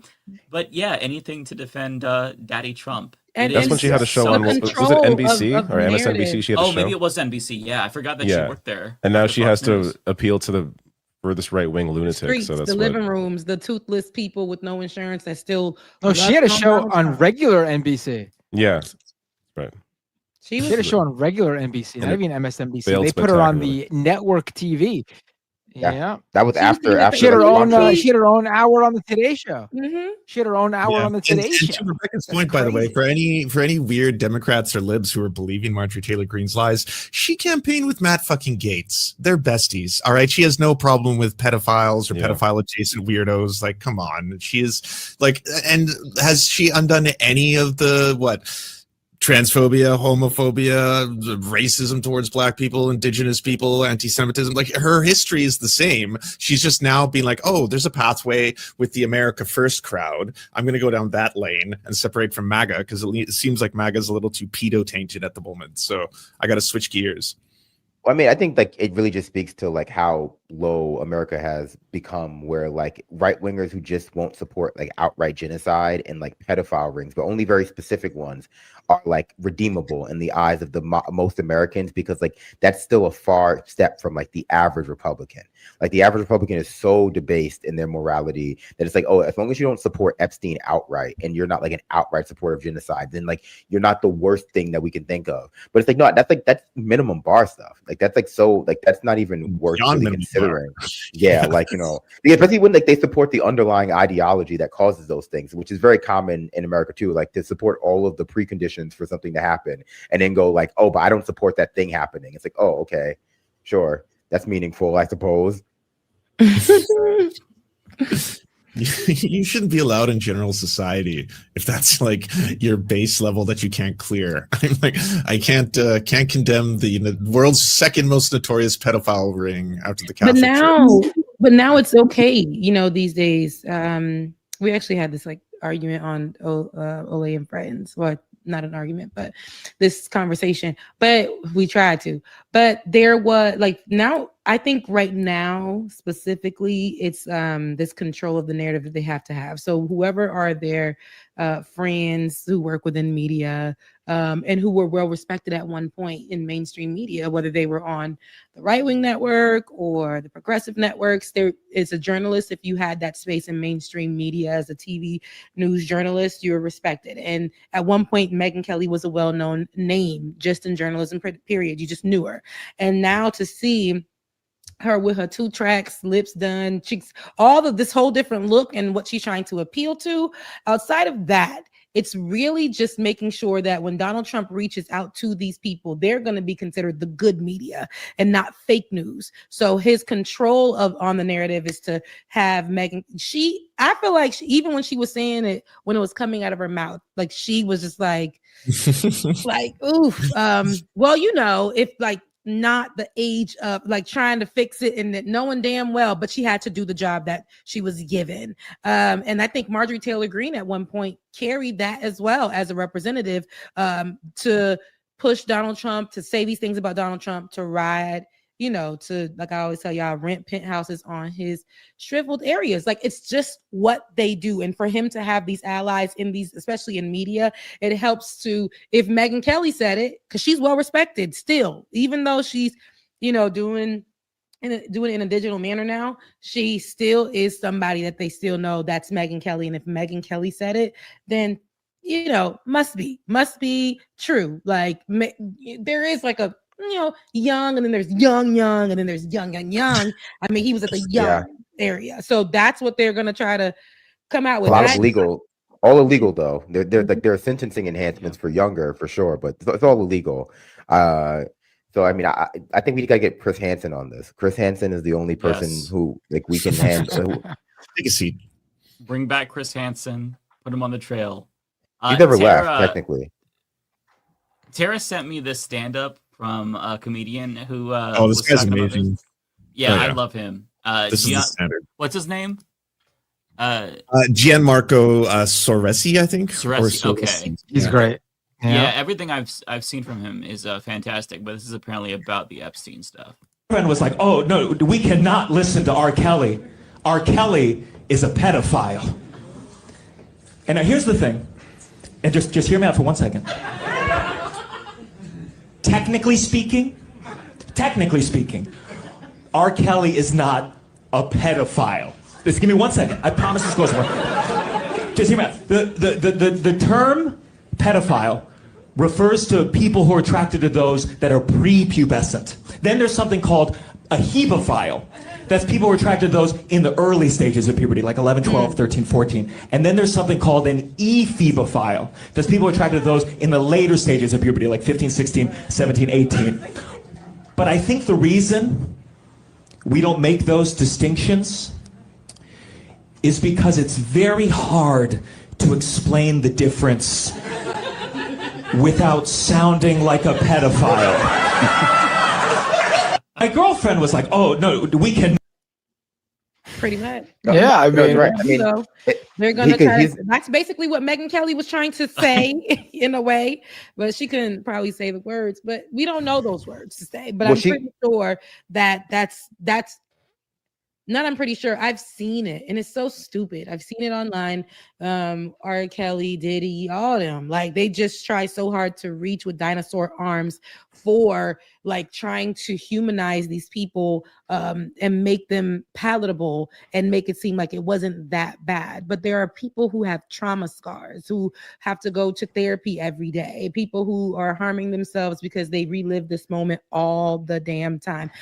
The people that these monsters have hurt, they're the ones that have to see this play out and be told that their stories don't matter by representatives, by the media, by the president of the United States, right? And so it sucks to see that people will sit around and say, you might hate the messenger, but there's they saying she wasn't that young, if she can get it, you're crazy. Like, blocked, call the police. I'm sending them to your house right now. Check those hard drives ASAP. Yep, absolutely. Check Clay Higgins' hard drive ASAP, by the way, who was the sole vote in all of Congress, technically, to vote against the release of the Epstein files. Did he ever say why he chose to do something like this? He said that, well, I mean, I think he just didn't get the memo that they were all changing their votes. And so he just got left behind on that one. But he said it was because it would establish a slippery slope where public demand for information would override the legal rights of victims. He played the victim card again, where it's we have to protect the victims and we have to ensure that people who are not just the victims, like the people who were sexually assaulted by Epstein and his compatriots, but the victims, like the people who might be subject to false allegations just because they were hanging out all the time with Epstein, but were not part of the trafficking ring. But I mean, to me, that that logic has never made any sense. I guess in the case of releasing the information, it makes a little bit more sense. But they were trying to use that argument for why we should close the case altogether a while ago, where there are just too many suspects. There are too many suspects because Epstein surrounded himself with too many rich and famous people, and so it would be too deleterious to society to investigate all of those people because there are too many of them. So we should just let it all go, which is not how crime has ever worked. except for in cases where like rich people are implicated. Like I think a lot of people see the two-tier justice system, but they don't fully understand that like the kinds of impulses that are built into that organization or like underpin that organization, underpin a lot of our society. Like Western society is also very pedophilic, generally speaking, and the way in which we construct like ideal femininity. Everyone is always talking about how like 21-year-old women are too old, and everyone's always talking about women shouldn't have any hair or any sexual. Michael Tracy and Richard Hanania, like they both started just going straight into like all men are attracted to 17-year-olds. It's like, oh my god, it's stuff like that. Like a lot of people don't realize that they're telling on themselves, but then like not just telling on themselves. Like our culture, like glorifies stuff like that, but people pretend like the arbitrary boundaries they put on it like are enough to safeguard from the reality that like Western culture by nature of like overvaluing the like virtuousness of virginity in women specifically, over indexes for like younger women. Like everyone's always talking about like I said, women who are over 25 are too old. They shouldn't have any sexual experience, no social real experience either, no education, no hair on their body. It's like, you're describing a child.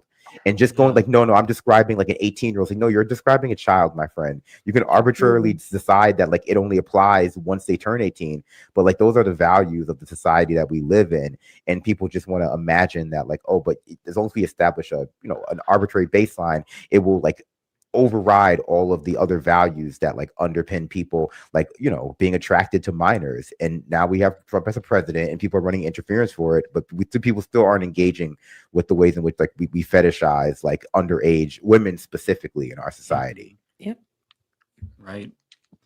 And especially like the thing that's so crazy about all of this is to see them make these arguments and make these soft defenses for pedophilia when like the last 5 years they've been calling all LGBTQ plus people groomers. Like every trans person or gay person who's just in the presence of a child, if they're on your television screen, they're immediately groomed like that. And it's so crazy that now all of a sudden they're like, actually we are pro grooming because we support Donald Trump. He's a grooming president. It's so wild to me. He's a white hat pedo. Like they're like the black hat. They're like the black hat deep state pedos, and Trump is like a white hat. It takes a thief is what everyone's thinking, but they don't have the courage to say it. But I do. It takes a thief. We have a lot of like deep state pedos, like Alex Jones is always telling us about. So we need like Trump to get in there and like a truffle pig, snort them out, and then he's the last one. He's like the last. He's like the last one to go to jail. Like that's just how it works. He turns the lights off. He's the Dexter of pedos, right? He's going to use his pedophilic sense to take down all of the cabal. He'll take down the rest. God, I just want to point back to the Clay Higgins thing really quick. I just want to remind everybody that Matt Gaetz was the sole vote against human trafficking. I think this was in 2017. So Clay Higgins is looking a little bit sus there, and I feel like we need to ask some more questions about him because that's unforgivable. Like I'm sorry, you voted against transparency. You voted to protect a pedophile cabal, like rich people, like everything that the right has based its political ideology on, like conspiracy theories, QAnon on, it's right here. And now you're trying to protect it. Like it's mind-blowing to me. Like it's mind-blowing, but at the same time, it's not surprising, if that makes sense. Wow. I don't know if I would have come on Leftist Mafia if I knew we were going to be like demonizing someone for sticking up for their beliefs. They're very specific political beliefs. I don't agree with you, but I appreciate the passion. Yeah, what a waste of oxygen. The amount of time spent on like, is pizza a code or is it a cryptex for pedophilia? And now we're in a situation. The Wayfair stuff. The Wayfair cabinet. The Wayfair stuff. We have the emails. They would just be like, let's go do a pedophilia. Do you want to meet they now? weren't speaking in code. It's crazy. Yeah, there was some codes. We're just like, let's go here. Let's do pedophilia. Okay. The fact that they were writing that shit down, because my expectation was sent from iPad. My expectation was they would not codify any of this. It would just be they'd have their little code words, like when you're doing like a fucking drug deal or something. But no, they're just like, hey, you want this woman? Like $500? Like what the fuck? I mean, I'm being hyperbolic, but like they're so explicit. Yeah, like codes are for poor people. The only weird part is that Epstein, like by nature of being rich and disconnected as he was, were really too connected. Like all of his missives are written like the kinds of audio and like written logs you find in like a Dead Space style game. Like they're all written like a person who's like slowly losing their mind as a result of like the rage virus, because there are like tons of ellipses, tons of like too many spaces. He's just like Trump 75% there, thinks he likes 14-year-olds, itchy hungry, and you're like, what? It's like, is this like a code? But like, no, he's like a psycho.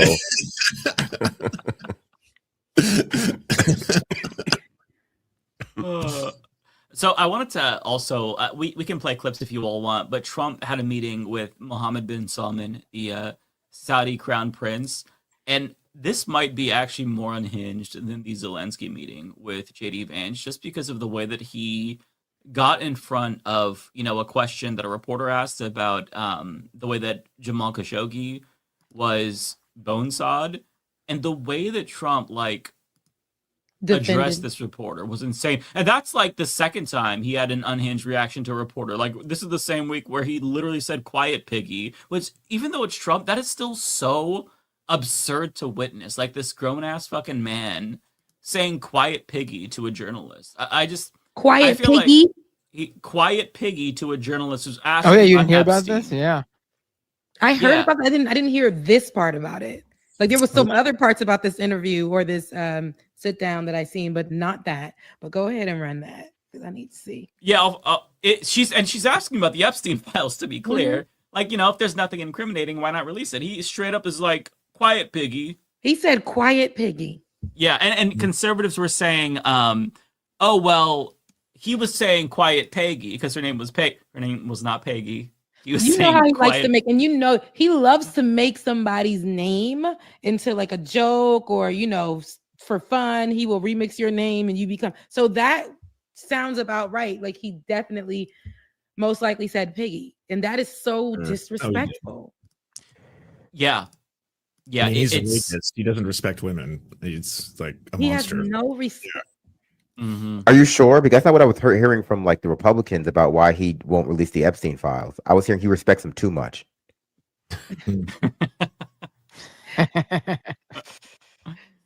Let me turn up the volume. Okay. Quiet. Okay. Mr. President, what did Jeffrey Epstein mean in his emails that you said you knew about the girls? I know nothing about that. They would have announced that a long time ago. It's really, what did he mean when he spent all the time with Bill Clinton, with the president of Harvard, that is Summers, Larry Summers, whatever his name is, and all of the other people that he spent time with. Jeffrey Epstein and I had a very bad relationship for many years. But he also saw strike because I was president. So he dictated a couple of memos to himself. Give me a break. You're going to find out what did he know with respect to Bill Clinton, with respect to the head of Harvard, with respect to all of those people that he knew, including J.P. Morgan shares. Sir, Yeah, if Jennifer, there's go nothing ahead. incriminating in the file, sir, why not why are you acting as if Oh, nah, he said that. Is that not wild? And he went in her face and point. The point. Imagine she was standing right there. So, quiet piggy, and he quiet. Oh no, I had to throw hands on him, but now I'm underneath the jail because he's the president of the United States. But Jesus Christ. People love playing with kid gloves with Donald Trump, like, because the Democrats play with kid gloves when it comes to Donald Trump because they're so deeply implicated in this. But it's just like Donald Trump is incredibly weak when it comes to this sort of thing because, like, bro, anytime he talks like this, show him a picture of him and Epstein immediately. Just have one printed out with you and be like, this guy right here, your best friend, like this thing you wrote him. It's like Democrats play with like their hands tied behind their back because they're oftentimes serving the same donors, but like their inability to handle Donald Trump is just a result of that. They're always so afraid of him clapping back online. Clap back online with the infinite pictures of him and Jeffrey Epstein. Ask him about the poem. Like, people don't like that stuff. Like, they just can't mention it because not because it's improper, but because Bill Clinton and a lot of their donors are also probably implicated in it. But it's not a sign of Donald Trump's strength on the issue. It's the sign of the complicity of our media class and our opposition party in covering this stuff up. Because it would be the only thing we asked him about. Like, okay, but come on, like, didn't you say there were no files last week? What's going on with that? Like, what's happening? How have they not asked him who Bubba was? Is like, Mr. President, is Bubba Bill Clinton or Ghislaine's horse? Who's Bubba? Both. Everybody wants to know.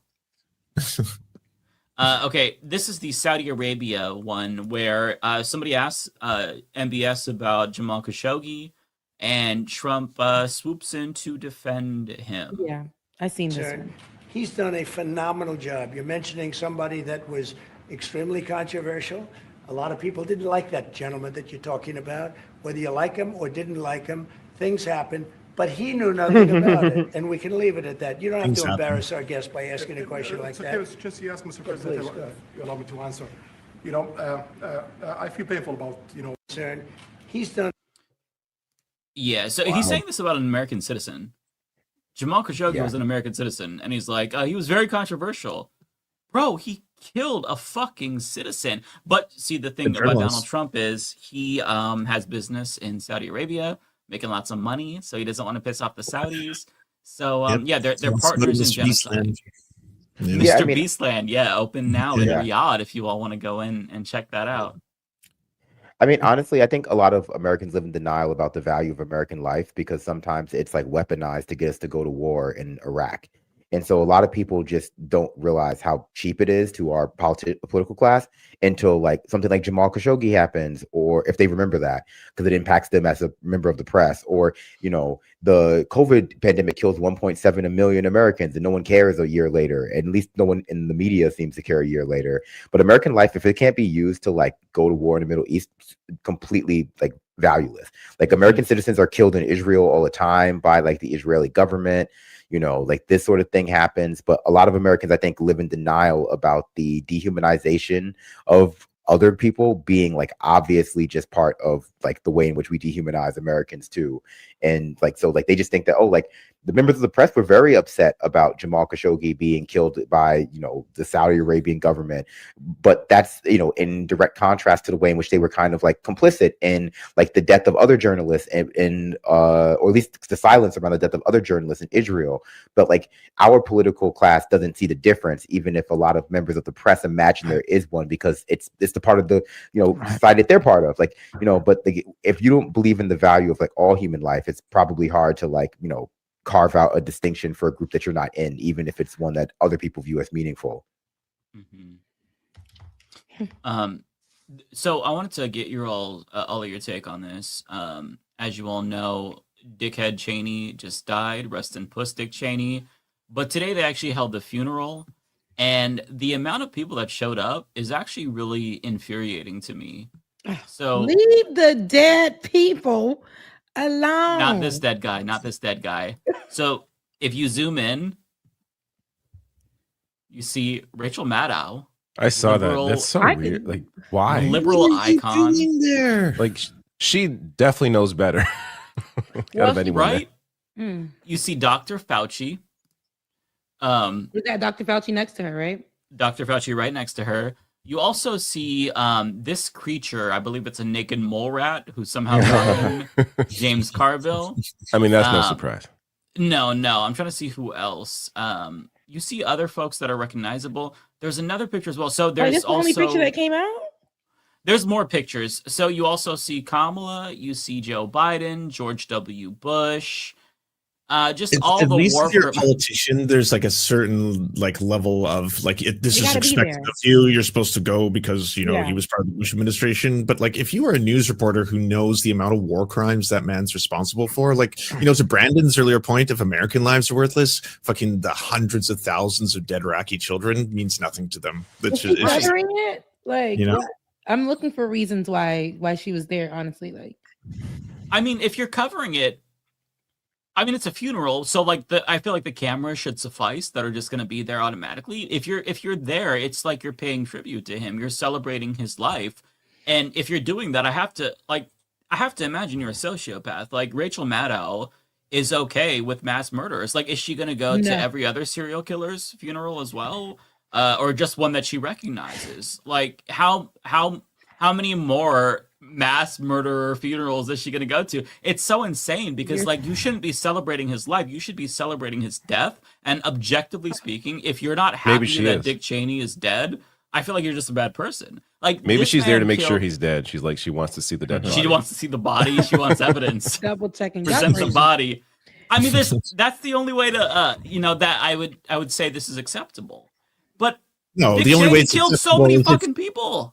It's He only ignited a acceptable civil if you war. use it as an opportunity to like piss on the casket and then walk away. That's it. Right. Otherwise, I would there's no mushroom reason- stamp Dick Yes. Cheney's carcass right there, and then I'd leave. That's the only reason why you'd That's see me so at a fucking acceptable Dick appearance. Cheney funeral.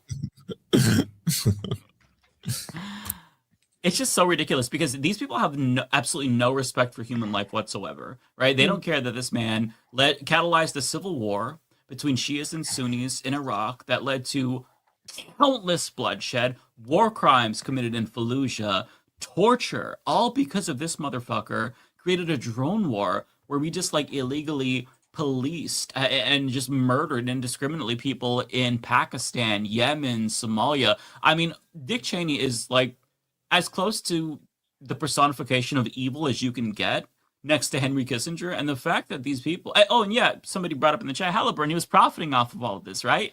And the fact that you have people honoring him, liberals honoring him, they should fucking be ashamed of themselves. They should cancel her, stop watching Rachel Maddow's show. She is honoring a mass murderer. Like, you should be fucking enraged if you're a liberal. Like, I would spit in her face if I saw her after this. It's so disgusting. Oh my gosh.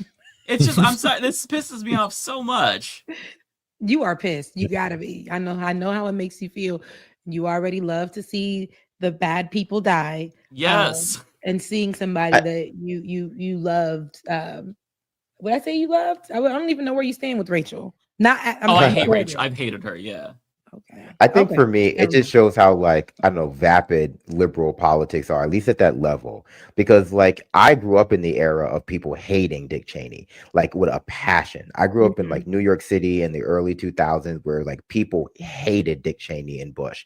And watching the redemption that they've seen in the, you know, the wake of Trump and people, you know, revisiting their legacy with the lens of like lesser evilism, means that they just appear to be good now, and it just doesn't portend good things for like the next 5 years when eventually Trump is out of office and there's like a literal Hitler Nazi in power, and people are like, oh yeah, Trump, we miss him. And that just seems to be where we're going. And I don't watch Rachel Maddow's show, but this is just part of that, like, you know, respectability politics. Like, we don't want to seem unreasonable by like not going to the funeral of elder statesman just because that elder statesman was someone we disagreed with, and the disagreement, you know, is abstracted so people don't realize the disagreement is over like the death of 1 million Iraqis, lying us into a war, and the lack of accountability on that. And you know, it's all part of the same thing with Epstein too, where it's like, you know, maybe some people don't want to defend like literal pedophiles, but they do want to defend access journalism. They do want to defend unaccountability for the powerful. They do want to defend like the two-tier justice system, and they're being forced to defend it on these grounds when they would much prefer to defend it on like the grounds of Dick Cheney, like killing 1 million Iraqi citizens, or like an Israeli genocide, because those are like brown people. But it becomes harder to defend like the unaccountability of the rich when they engage in such a disgusting, you know, and again, like I would consider it to be a narrow slice of crime in terms of like everything bad that they do. But when they participate in it, it makes them harder to defend, but people still have to because they're like conditioned to defend it. Because if they start pulling on this thread, who knows? Maybe we'll like have a whole new leadership class. Yeah, it's just the fact that like it really goes back to George Carlin's "It's a Big Club and You Ain't in It." This is giving me flashbacks to like that Ellen moment where she was at a football game or something with George W. Bush, one of the most notorious war criminals of the fucking, you know, modern era. And she was joking about it on her show. Like, well, I'm just like shocked people didn't notice I had the new iPhone. It's like, fuck you. You're making jokes about this. Like, if you were spotted with some fucking like mass murderer, like, I don't know, name a mass murderer, like people would think you are fucking psychotic, but you are next to somebody who's responsible for 1 million deaths, and you're just all nonchalant getting buddy with him. By the way, he ran against banning your fucking marriage, Ellen, in 2004, and you're just like willing to forgive and forget. I can't fathom the liberal mind that is willing to fucking bend over backwards to appease these mass murderers. Like, it just makes me not take liberals seriously. It makes me feel like everything they say is full of shit and virtue signaling. I will say though, one question is like, was the guy he shot at his funeral the one he shot in the face? Because that would be just like real. He unloaded on that guy with that like bird shot. And that guy was like, "I'm sorry, Dick, for getting in the way." So like, you know, he had that kind of he apologized for getting shot in the face. After being shot in the face. My God. That's power. Yeah. I think seeing all these celebrities, you know, it's interesting. Celebrities that once, even when it comes to Kanye West, even, but celebrities that once had this whole stance and like using their platforms to fight against the powers that be, the war criminals, the leaders that didn't give a damn about us at all, whether it was presidents, state representatives, things of that sort. And now we're seeing more of this conversation to either be on the hateful, toxic side that hurts people, or on the side of the bipartisan conversation. Because if you are there, then, you know, you're not sowing in division, according to Pharrell Williams. He was at the Black Ambition demo day, and he said that he hates politics. But it's interesting because years ago, Pharrell used to be one of those people who spoke against anything, you know, would speak out like and say this is racist or this is what he was one of those people. You know, I remember those days. I'm old enough, you know, to remember those days, and to now see that he's questioning people and their support for one side and saying that if you do support one side, you're supporting division, whether it's the right or the left, and saying that it's like it's saying to people that it's just like a magic trick, and you know, and even going into like this messes up, I guess, like you don't want to be viewed as, you know, somebody Black and, you know, saying that, you know, why are they hiring me because you're Black, or are you really, it was the stupidest thing. Like you're saying that they didn't hire you because you're Black. You know, we got to stop talking, like we got to stop using those kind of verbiage or something along the lines that he was saying that. And I'm like, please, sir, you're sitting here in your full down Louis, you know, as you are, I guess, the head right now over there of designs over at Louis Vuitton. But you're sitting here as a rich Black man, and the same people that you're talking about, and you used to be the one fighting for those people, and now you have this change of thought. This rich folks, when you get a bag, a serious bag, and you live your life outside of the issues now, and you get to go to these Epstein parties, and you get to go to the Diddy parties, and you're invited to this and that and the other.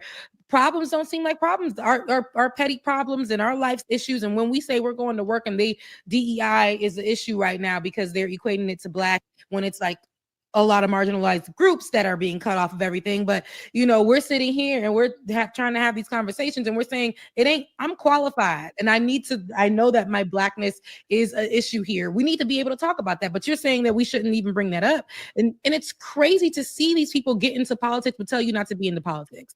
And, you know, that's the shift right now. It's, to me, as you were saying, Mike, you're aligning yourself with the pedophile. You're aligning yourself with the right and how they think, this hateful type of way. Even though you're saying you're not choosing a side, this is exactly how they want you to speak. Yeah. This is exactly. I mean, not choosing a side is choosing a side when the country falls to fascism. Yeah, it's inherently political. Right. You can't be like, yeah, let's be apolitical at a moment where like you can't. You know? Yeah, everything is political. Every single thing is political. And Pharrell Williams, for him to pretend like he's neutral, didn't he perform for the IDF? He's performed in Israel a number of times. Like I think he's definitely been a strong Israel supporter. I didn't know he performed for the IDF. That's even worse. But and correct me if I'm wrong, but I mean, like, if you perform for the IDF, you never ever get to take the high road ever again for the rest of your life. Especially if you live in a community college. Like, did you see that post? He's selling his mansion for $17 million, and somebody was like, "It looks like he's living in a community college." Like the shit that rich people do with their money is so wild. And then tell you ain't got no right to be fighting for. Right, you have to pretend like racism doesn't exist. What's your issue? Because it makes him feel good. Like, okay, thank you, rich person. Appreciate get out of my face. Like, and then people will listen to it. Again, it's gonna be those folks.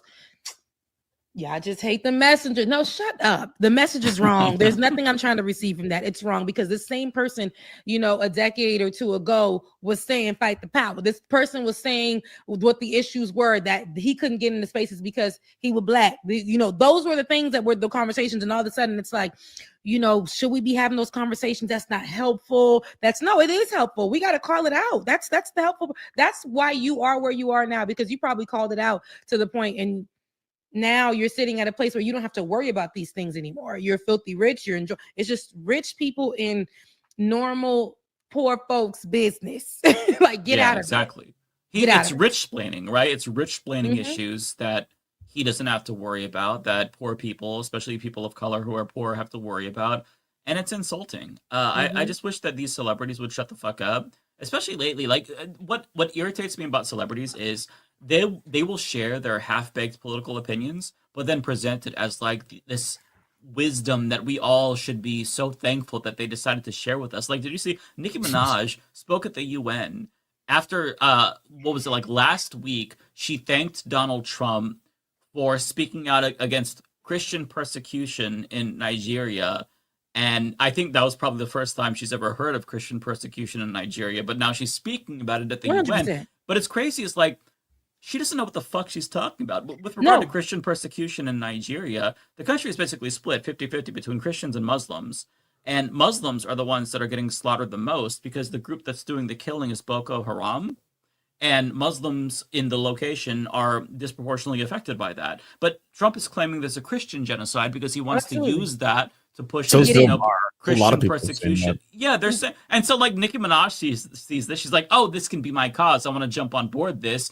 And she was tweeting about, oh, you should care about this when she's been silent on so many other fucking issues. Palestine, Sudan, cussed out Cardi B for a week straight, for 2 weeks straight, probably still doing it right now. Called her everything but a child of God, talked about her children, threatened her life, and that nothing about that was godly. Just because you made a track with Tasha Cobbs, I'm talking about Nicki Minaj, and y'all white, I don't think I know who Tasha Cobbs is. She's a gospel singer, and just because you did a track with her does not make you any type of like Jesus Jr.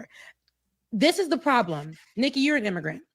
You were born and raised, or born in Trinidad, raised in New York. You're black. You are a Caribbean immigrant at that. Donald Trump don't like you. He doesn't like you. He didn't like you before. He didn't want you.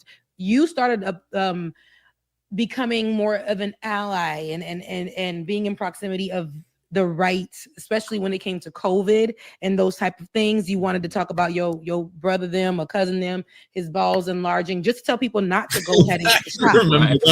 You were confused, and she was online too, and all of her fans were like, she right. Again, y'all hate the messenger. Like, there's no, this is wrong. The message is wrong. And then it's her aligning herself with the man that hates immigrants, says has spent his whole time, not only this presidency, his first term, just disrespecting immigrants, and then on top of that, he's not saved. He's not saved by grace. He don't love the Lord. He held the Bible upside down. Cannot recite anything to you from the Bible. Sat up there and told them Christians, and this is documented on video because people like to forget. Sat up there and told them Christians, I'm gonna be honest with you. And it took him from his first term to tell y'all he was saved to then when he was running this time around to be like, I ain't even saved. But y'all, I know y'all gonna vote for me, Christians. And if you do, I will fix the elections every single few years so that it will always be red, Republican led, because y'all don't want abortion.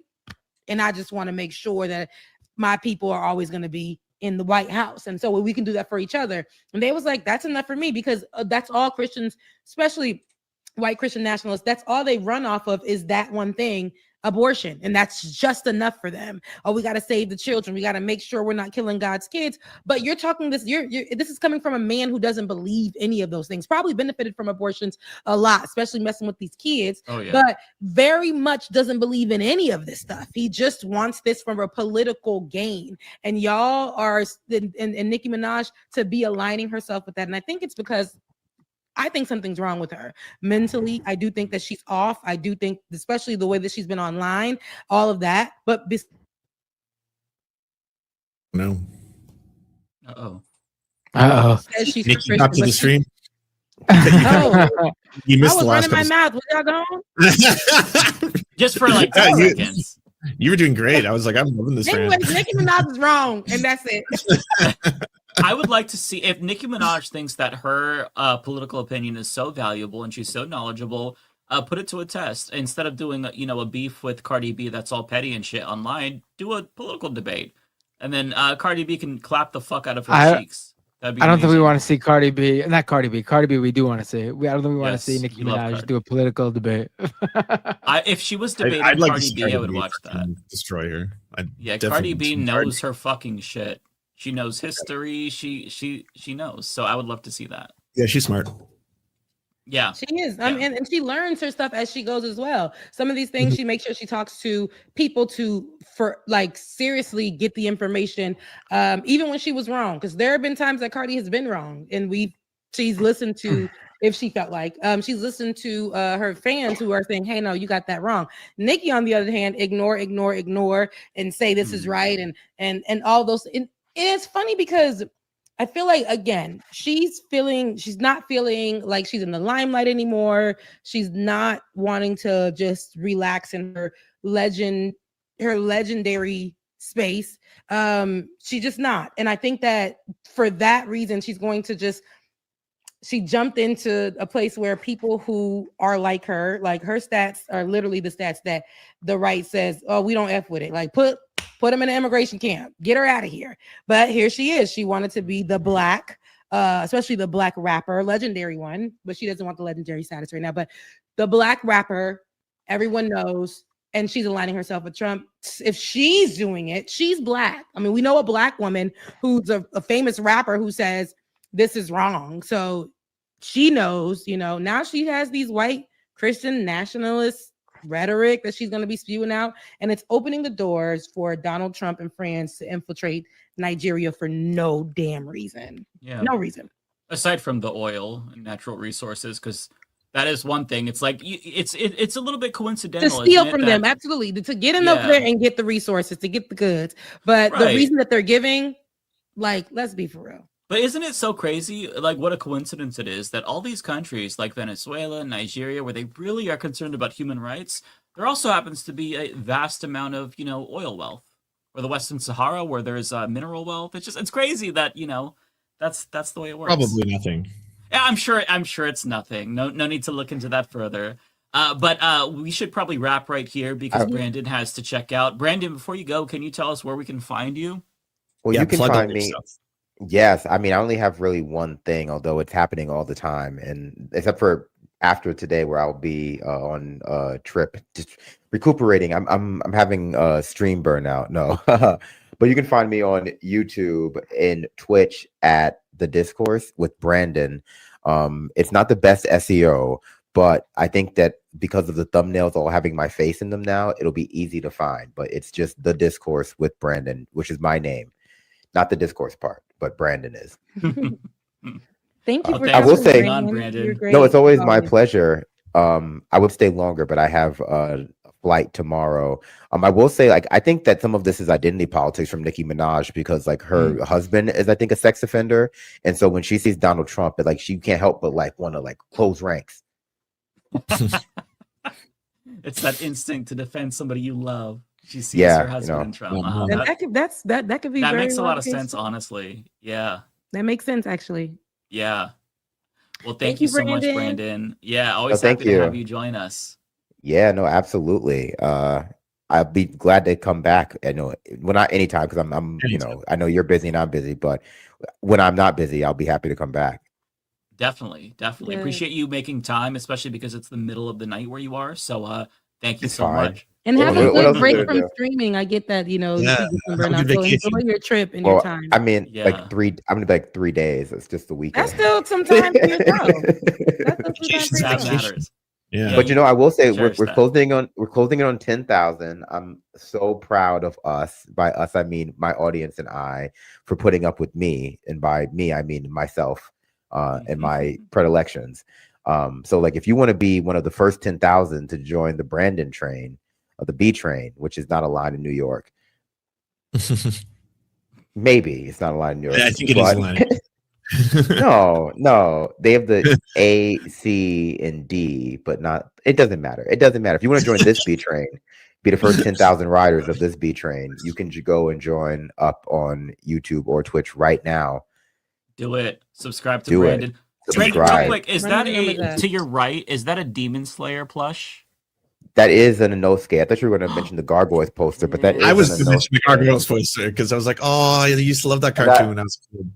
I got it's a Gargoyles poster. I got this from a claw machine. I'm actually really good at claw machines because I have the Luckity Irish, the Nice. Luckity Black Irish. So like I won this in a Okay. claw machine. Everything in this room I won in a claw machine. Oh, So- no kidding. I love it. Yeah, I noticed. Then I was like, Even the what's that? Gargoyles poster? No, not that. Oh. Like, that was one hell of a claw machine grab. Love it. All right. Should we get to? We still have a little bit of time. Do you think we all should do some Becca, do you wanna go? Bye, Brandon. Take care, Brandon. Hi, Brandon. Hey, Yeah. I'm gonna reset my. Hey, bye, Brandon. Thanks for showing us. I'm gonna reset my router because I can't even hear you guys sometimes. So I'll be right back. Maybe I'll make it back. Maybe I won't. But I gotta reset my shit. Yeah. All right. Okay. See you in a few. Okay. Rebecca, do you want to take it away? Oh yeah, I will. Absolutely. Oh. Oh my goodness. That's crazy. That was listen, it's been long nights and long days for me. We don't need those close-ups. Okay. Yeah, let's go ahead. Let me pull it up so we can.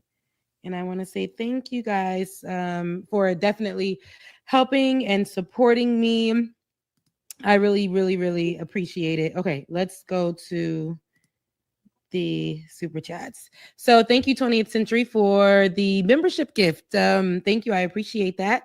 Tiger, thank you for coming to my chat. He said Rebecca snuck in like she was late for church and the bishop was already preaching. I definitely did. I was just like, let me just come in. They talking.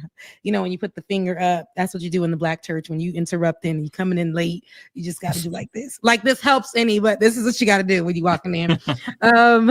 Red Fire, Blue Ice, just a little something to help you out. I'd appreciate that. I appreciate that. Thank you so much.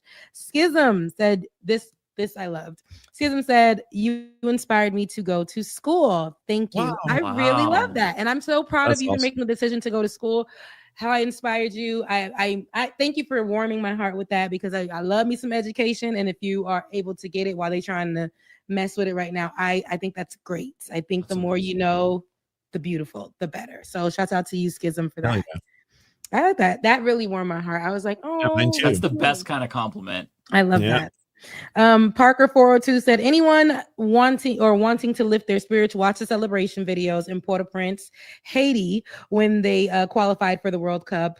That was like 2 days ago, earlier this week. Man, okay, that was really good news coming out of Haiti for us. We qualified after, I believe it's like over 50 years since we first qualified, and we qualified for the World Cup. So we gonna be in World Cup. It was such a celebration in Haiti, and with all that's going on, we needed some good to come out of like what's happening or for Haitians, and everybody was celebrating. It was like a parade, and we haven't been able to have our carnivals and things of that sort. So it gave like carnival vibes for the last 2 days. Every night people have been out celebrating because this is a big deal. Oh, that's amazing. And the respect for us and our game and all of that. So it was beautiful. And also there's the Miss Haiti right now, who's representing with a pageant. What's the pageant? The World Miss Universe something. But Miss, like, she is doing phenomenal.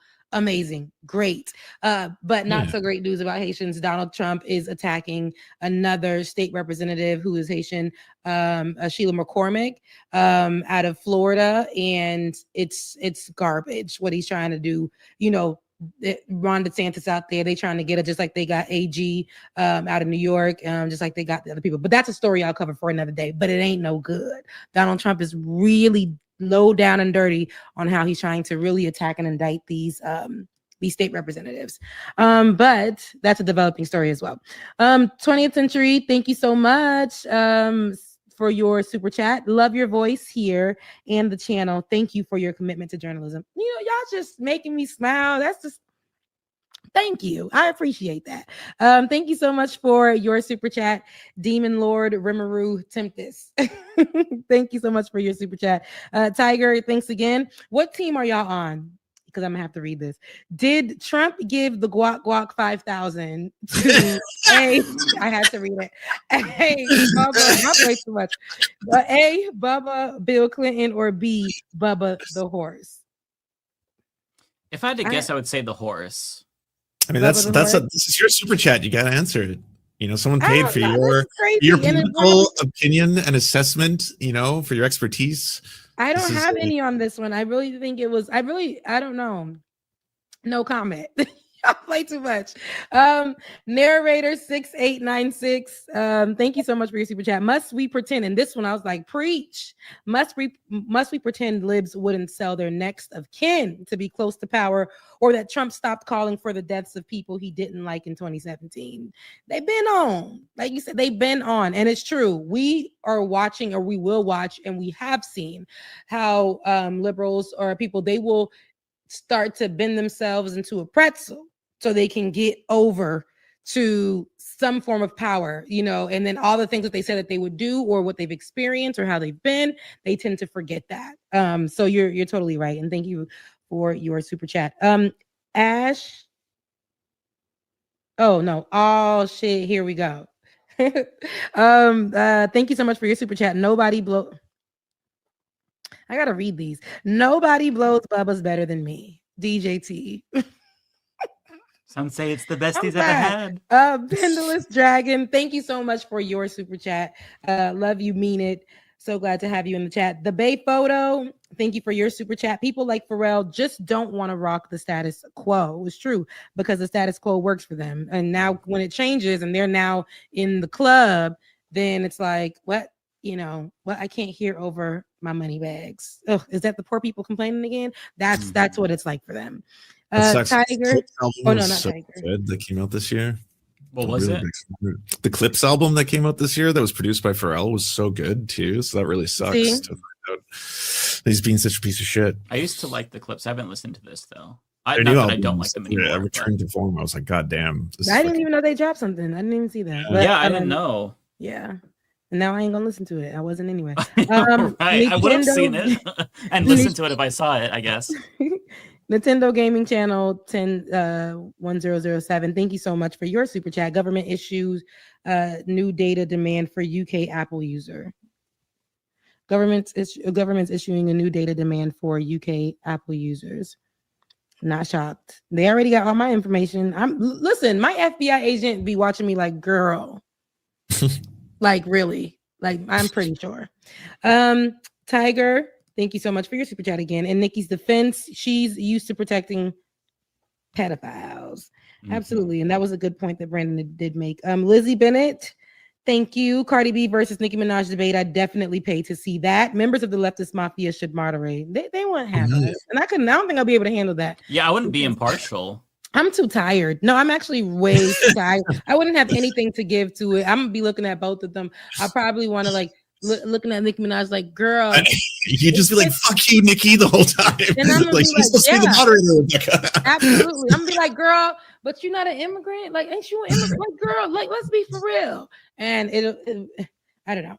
And I'm gonna be like, Cardi, you gotta go be with the babies. You gotta get ready for tour. Like, we don't have time for this. Alessandra Silva Ruiz, wish I had more, but you know how it is. Never shut up. We love hearing you. Love you, mean it. Listen, whatever you give is just enough, and I appreciate you for being here, and that means the world to me. So love you, mean it. Omega Shinron Dragon, Nikki Def running out of money because of her husband, and that's why she's drifting. Otherwise, she wouldn't care. I don't know if she's running out of money. I feel like, but she is paying a lot of money, and especially for the cases of her husband and all the things like that. But I just think that she is feeling left out. I think that she's mentally unwell. I do believe that. I don't want to diagnose her because I'm not a doctor or a therapist, and now Donald Trump says those are not even professions anyway. But I just think something's going on there that's deeper, and now she's just aligning herself for some kind of. She really wants to feel seen again, feel number one again. She won't take a seat and let other people just shine. And I think she's really also narcissistic as well. I think that's a big part of it. Yeah, she is. Yeah, it sucks to see this all happening in real time. And she just gets up the next day, the crack of dawn, and gets online to find, like, she tweets back to back, and she thinks, and then she calls herself. She quotes what a lot of people do when they're in positions of power or they're celebrities or something, and they're cussing people out and using nasty words. They'll use the Bible verse, touch not my anointed, like to protect themselves. And I'm like, girl, let's be for real. You aren't like, your mouth isn't anointed. And biblically speaking, if you want to go there, what you're doing is not godly. But yet she believes that she's seated at the right hand of Jesus. It's crazy. And thank you so much for your super chat, JD Bovi 4181. Happy Thursday. Appreciate you all. Love the show. I also wanted to go because somebody did send me. I clicked on my donation link and they sent, or Aaron. Well, hold on. There's a comment there. I think I could read it in here. I can't read the whole thing, which sucks. I don't know how to do that, but it's Kowalski. He said, the Canadians missed the best Leftist Mafia show last week. Made my week for sure. I hope you all have a live show at some point. It would be an honor to meet the Leftist Mafia crew. I think there's more written there, but I can't read it. But thank you. Thank you so much. Hold on. Yeah, did you guys see the show last week, Lance? No, what happened? We had a live. Oh, we let people jump on camera with us, and it went really well, actually. Yeah, I was just gonna say, of course, Kowalski would want to do the live show now that he knows that the entire Leftist Mafia audience, as well as some of the hosts, apparently thirst for him. Kowalski, I mean, wouldn't he feel like yes, like a great dude hanging out in front of all the people live? Kowalski's handsome, and I think that everybody, and we gave his page some love. So everybody definitely go make sure you subscribe, follow all the things. I think that what he does is beautiful, but we never seen Kowalski. He looks like the little the little cartoon face that he has, but in real life, and he really be on them tractors. It's just nice to see. So it was good. Yeah. So we got to see some of our favorite audience members, the people in the chat, all the things. So it was good to experience that and do it live. So hopefully we get to do it again with y'all there. But I also wanted to shout out Michael Carver. Dang, I said the whole government. I be trying not to do that. But thank you so much.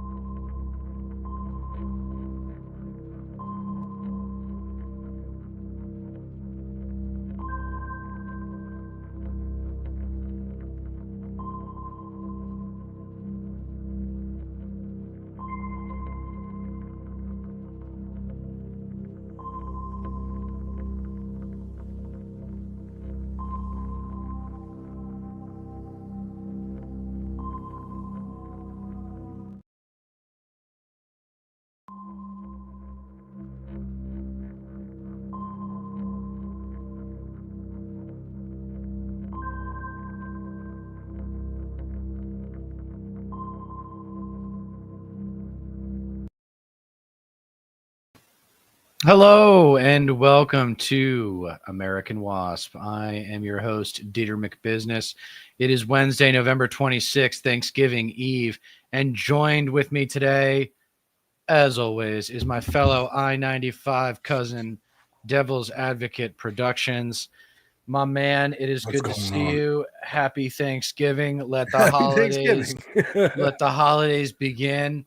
Being that it is Thanksgiving, I thought we might talk a little football at some point, because now is around the time of the year that people start to pay attention who are relatively casual fans. And that's when I even watch football on Thanksgiving. Yeah, sometimes. Yeah. Here, I'm just gonna do this really quick. Yeah, now we're live. Actually, sorry. Cancel that. So here we go. It is the holiday season, and the world's just flattening out, man. Everything's becoming sane again, right? I mean, kind of, a little bit of column. So we got a lot. So today, I think I definitely want to talk about the Zoran Trump meeting. Yeah, I definitely want to talk about how Zoran went to the DSA New York chapter meeting, and I definitely want to deal with that whole thing. But before I do, I'm realizing I've got to explain the new look. I have no beard because once a year I decide to trim it all the way down and just let it grow back. It's like healthy for your skin or whatever. And so this is me with a 5 o'clock shadow. And you start to get, as the beard gets fuller and fuller, you'll see why I have a beard. First time you'll see it again, folks. Until next Thanksgiving, mark it on your calendars. Yeah, exactly. About 6 months, I mean, we started this space in June. Letterhack and Ben Dixon and Andrea, right? And we've been going. Here we are at Thanksgiving. It's our first Thanksgiving as a family, as a This Space family. Yes, and here we are. And yes, things are getting. There's good that's happening, and there's craziness. Well, let me give you a monologue that'll allow us to feed for a little bit, or just some thoughts, because I've been weighing. Zoran's been on my mind, of course, as a member of the DSA. You had to be psyched about Zoran, but now the purity test people are kind of coming in and giving him a hard time. It's a little bit similar to the Plattner thing, with like, in a different way there, with like a lot of bullshit that it's like, can we get past it? The guy's a good guy. Okay. He's a good candidate. These candidates do not grow on trees. Okay. You cannot, they are very hard to find. That's what they are like earners in the mob. They're very hard to find. And once you find them, you treat them like superstars that they are. That's what I'm saying. That's a good way. That's a good analogy. Now, talked about it a little bit yesterday, but Zoran was actually on Majority Report addressing this very question. So let's play a little bit. Okay, let's cover that. It wouldn't be responsible for us not to show. And as someone who's in the DSA, so get a good perspective. And even in the conversation around, the question of primary challenges, and much of this I would say is typically private within DSA, but everything I've said has been reported publicly, so I might as well just speak about it to you directly. I went to the endorsement forum that was considering whether or not to endorse C in that primary challenge, and what I said there is that this is not a question of the ballot box of who you would rather vote for. This is a question of how you want to spend the next year. Do you want to spend the next year fulfilling the agenda at the heart of this movement, or do you want to spend it defending the caricatures of that movement? And the decision that I made and so I've seen this, and I am down to go back and finish it, because I haven't seen as much 4 minutes. I don't remember it being 4 minutes what I saw, so there might be more coming that relieves this anxiety or just disapproval. That's not the choice. That's not the choice. That is a prediction on what might happen if you make a certain decision the other way. You do not know what's going to happen for sure if you go the other way and you start a fire. And here's the problem with what Mamdani did. And I think a lot of people have already said this. This isn't terribly original, and maybe you agree. It'd be interesting if you don't. He didn't just step out of the way. I don't know, like a creative thinker like him, I would have thought that he had a third door, which was, I'm not going to comment on this race. I'm going to let the people decide. I will not have my flash in the pan popularity dictate or get involved with this election. New Yorkers are smart people. They can think for themselves. This is another, so sports reference. Do you know who Jerry Rice is? Yes, vaguely. Okay, so Jerry Rice and Randy Moss are considered the two greatest wide receivers in the history of football. All right, Jerry Rice played for the Niners in the 80s and the early 90s. Jerry Rice, whenever he was complimented, he always, the first thing he always did was give credit to his teammates and make sure that they got the acknowledgement for their hard work, because their hard work made his possible stardom, not just success, stardom. If you're a success, if you're like the greatest wide receiver in the league at the time, and it's just like not even close, like it was with Randy Moss for a while, that you might remember, then like you become a certain kind of celebrity. And as I think we've talked about, the A-list athlete is the most economically valuable celebrity in all of Western civilization. They move more money with their behavior and their choices and their public persona than any other kind of celebrity. for people who haven't really thought about that. But anyway, the Jerry Rice treatment. Why is that? Quickly, if we can. Because as terms of an entertainment product, professional sports, particularly just the NFL, but to a lesser extent the NBA, because there's so many more games in the NBA, it gets diluted. But because of the ritualism of one game a week, and it's for 18 weeks, and then you got postseason, just the NFL is a religion. Like the NFL is so popular, and then I guess it's generating new characters. The European comp would be the EPL, the English Premier League, and then to a lesser extent the Spanish League, and then the Serie A, the Italian league. There's the Bundesliga there, which is in Germany. Then there's the French, pro league too. But the EPL is kind of hands down regarded as the best. Why? Because they have the most money. Yeah. So the Jerry Rice treatment is always to defer to your teammates. And I think that's what Zoran should have done. I think Zoran should have been like, this isn't my race. The DSA is going to do what it wants. It's an ally, and I'll always be grateful for the DSA, but I'm doing my own thing now that I'm mayor-elect. You can invoke different circumstances and let yourself off the hook. It's not like a cop-out. You know what I mean? Yeah. It's a legitimate intellectual third door that the public doesn't see unless you direct your attention there.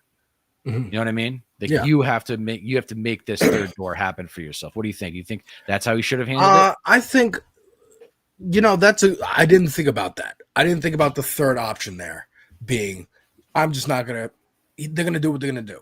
Now, there is more in this interview, and there's more after of analysis from Sam and Emma, and I'm not going to go find the full breakdown, but I could if you want. But what I remember what they said was, it seemed like, because Jeffries did endorse him at the last minute, and maybe some of that was backdoor meetings and they were just hypothesizing, like they didn't get this from him, but thinking that maybe one of the deals is like, that Sam goes, Jeffries could have went to Zoran and said, I will make your mayoralship hell. I will try to stop you at every inch if you endorse a primary against me.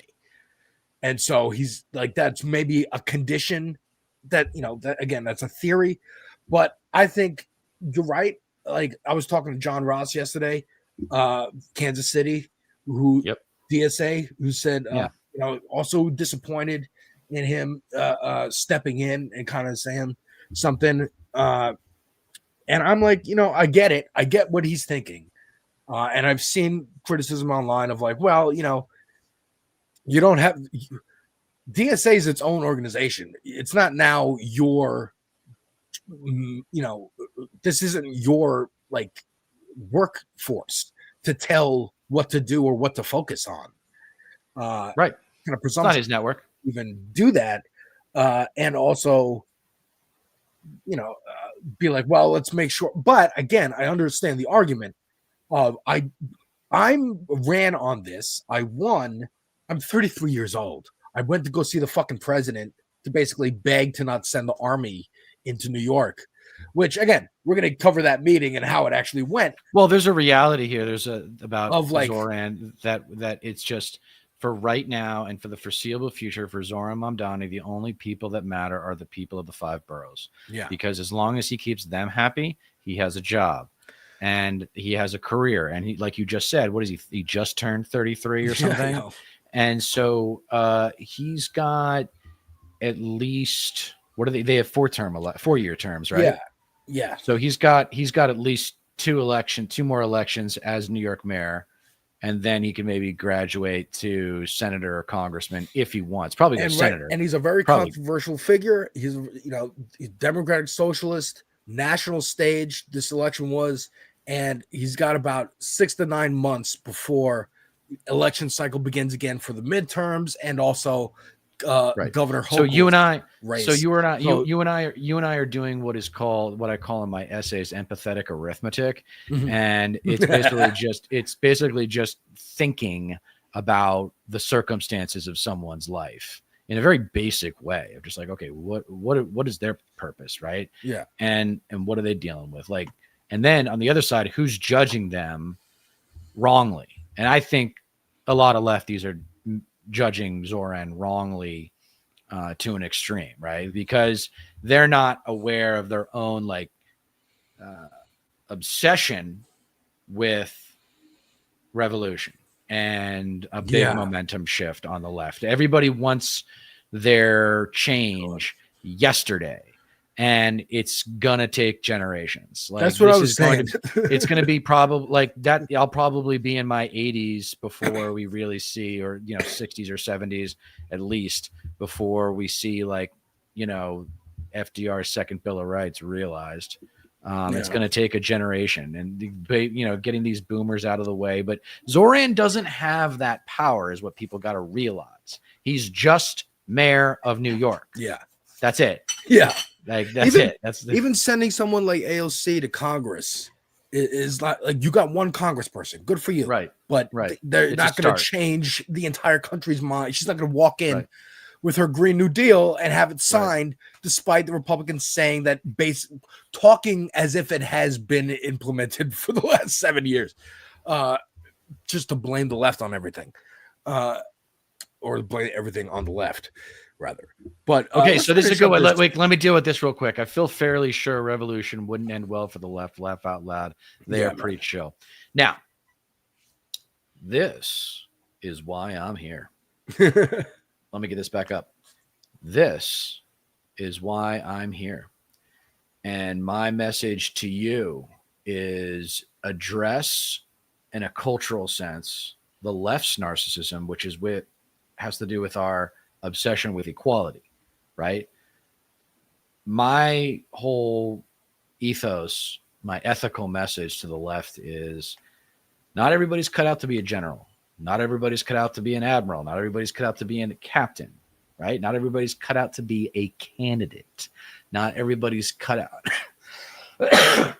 Not everybody's cut out to be a public profiled activist, right? Yeah. We need grunt workers. We need people who are not necessarily comfortable on camera, right? Like, people don't realize about what we do is most people don't actually want this kind of attention, especially in a political context. So yes, they are. The left is pretty chill, but I actually feel the revolution is the only way we're going to get what we want.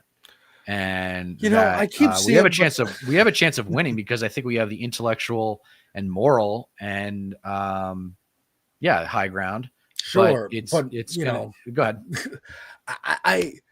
I feel like I got into a little. I usually don't go back and forth with people on Twitter, but there was one account that I kind of went a little bit in with someone where they were like, criticizing Mamdani and be like, anyone venerating a politician, like, don't, and blah, blah, blah. And like, okay, I agree to an extent and I get it.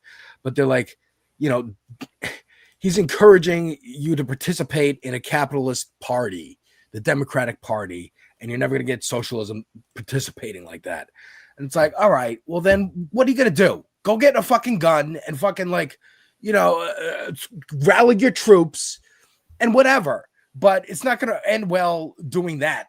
We're playing the inside game right now. We've been doing it. Right. No, we're all treading water until Trump's out of office. Yeah. Now, there's moments in history where, the rich get nervous and go, oh, shit, we might have to actually placate the people a little bit, like the Great Depression or when GIs came back from World War I and II. They're like, hold up, we just trained a lot of people to murder and they're back and they're not doing well. Shit, what are we going to do? Let's give them houses and fucking jobs and keep them busy. And that's, I think, coming to a head again in our history. And that's why I hope for a Green New Deal sooner than when we're in our 40s or 50s or 60s. But no, I think we can. But in terms of getting everything, healthcare, housing, education, employment, it's going to take farmers' rights. That's going to take 20, 25 years. Yeah, for sure. I think we're at the beginning of like a second civil rights movement. The second civil rights and like post Jim Crow. Like, again, people are sick of Trump. They're sick of Trump. They're sick of MAGA. They're sick of this like false reality. They're being sold to a much greater extent than ever before, and much more in your face, contradictory to your lived experience. You know, you'd see a sitcom or Friends, right, in the 90s. How does these people afford these giant apartments on what their purported salaries are? But we kind of believe it. Everybody kind of whatever. But now it's just like they're talking about don't buy Christmas presents for anyone below 3 or like above 18 because just it's lame. Not everything's too expensive now because we're fucking up the economy, and we have been. It's just not cool to do. On Fox News the other day, there was a segment of like, don't buy presents for Christmas, anyone below age 3 and anyone above age like 30. Weird. It's like they don't need presents. And it's like, all right, well, now you're just kind of giving up the goat here. Again, there isn't a genocide happening. And of course, we could see videos and images on our phones. And I think that, like, yeah, Zoran's, like you said, not everyone's cut out to be a general or an admiral. This guy got through. He got in. Let him do his job and let him do it on a big, like, AOC was a big figure because the right made her a big figure. They wanted to use her as a scare tactic. This is the real face of Chuck Schumer and Joe Biden and whatever these bland ass fucking candidates. It's really going to be AOC's Green New Deal. And now you're all going to have to not eat cheeseburgers anymore. And she's going to cut your balls off or whatever. Now they wanted to do it with Zoran until this fucking Trump interview, and they're going to still try, but it's going to be deflated. And if Zoran gets through at least some of the promises, free buses, universal childcare, a rent freeze, and building more housing, if he fixes or helps greatly any of these problems, that's a test case of how that could work across the country. That's a test case of how that could work for any other political candidate's campaign and their policy set. And it just it moves the Overton window. We talk about that a lot, and it moves it nationally, and it's a chance to really do that, like, permanently. Interesting. And with fucking evidence. And like it advances the cause so much more than Chiose running a campaign against Hakeem Jeffries, whether he wins or not. And there's more risk to him not winning, I guess, I think is the calculation. Do you want to finish this? Yeah, let's get back into that in a second. I just wanted to say real quick, go back. Yeah. What do you think of this metaphor? So just to the military play, I think is smart. I think we might be able to do something with that in, like, I'm thinking like an essay now. Zoran's like the captain of a submarine, and the submarine is like the NYC.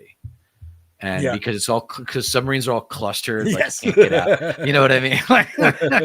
Like on the water. Like, I think it's perfect together. I think it's perfect. So he's a captain. He's not an admiral. He's a captain, and people have to understand that, because he's also not as powerful as someone like AOC. Exactly. Now again, she's on a much bigger ship. If we're still doing this metaphor, she's on a destroyer ship. While he's on a battleship. She's on a battleship. Dude, nuclear submarines are where it's at, man. Submarines are. Or he's in a submarine, rather. Yeah, he's in a submarine for sure. He's definitely in a submarine. All right, let's get back to the text that we're working with. One that I shared with other members that night as they were considering how to participate in that democratic process is to maximize every chance we have to fulfill the promises we made door after door, call after call, with many New Yorkers who had otherwise lost faith in politics years ago, so that we can tell them that success isn't just measured in the election we've already had, but also in our fulfillment of the agenda at the heart of that election. Well, and I think that this. Oh, sorry. Go on. Well, I don't know. And I was just going to say that I don't ever presume that everyone will come to the same conclusion as me. I don't think that dissent or critique is something that I'm above in sharing these decisions, but they do come from this as my framework. And I think it's it's honestly helpful to be able to share it with people. No, I appreciate that, and I'm just eager to ask you these things because we have you for such a limited time. Really, is one, is it your kind of belief basically that delivering on your agenda in terms of the macro constituency that Sam was just speaking about is the best way to kind of show how the movement can expand and have more politicians like yourself across the country run in that way? And I would imagine that was motivating you and what you said to DSA. And two, does that mean that you're ruling out supporting primary challenges broadly throughout the city? No, that I've made no sweeping decision on something at like a larger level as that. And to your first question, I think often about what Bernie said at our rally, which was that what our opponents in the campaign feared the most was the power of example. And that example is not of just winning the election. That's the example of delivering a rent freeze, of fast and free buses, of universal childcare, because those are things you can hold on to. Those are things that you can actually feel and see in your life. And so much of politics is this game of translation where a politician says something and then you have to jump through 10 hoops to understand how it relates to you, or if you're eligible, or if you hit the threshold. And these are not things that require that kind of a translation. These are things that are direct to our lives. And I think that it's, I remember when I was running for assembly, a friend of mine, Kara McCurdy, who's an incredible photographer who works on our campaign, I gave her the palm card that we had just designed with Anish, who actually created the logo for this mayoral campaign. And I thought it was the best palm card we'd ever made. And she looked at it and she said, "What do these words mean?" And we were just using a language that speaks only to a very specific set of people.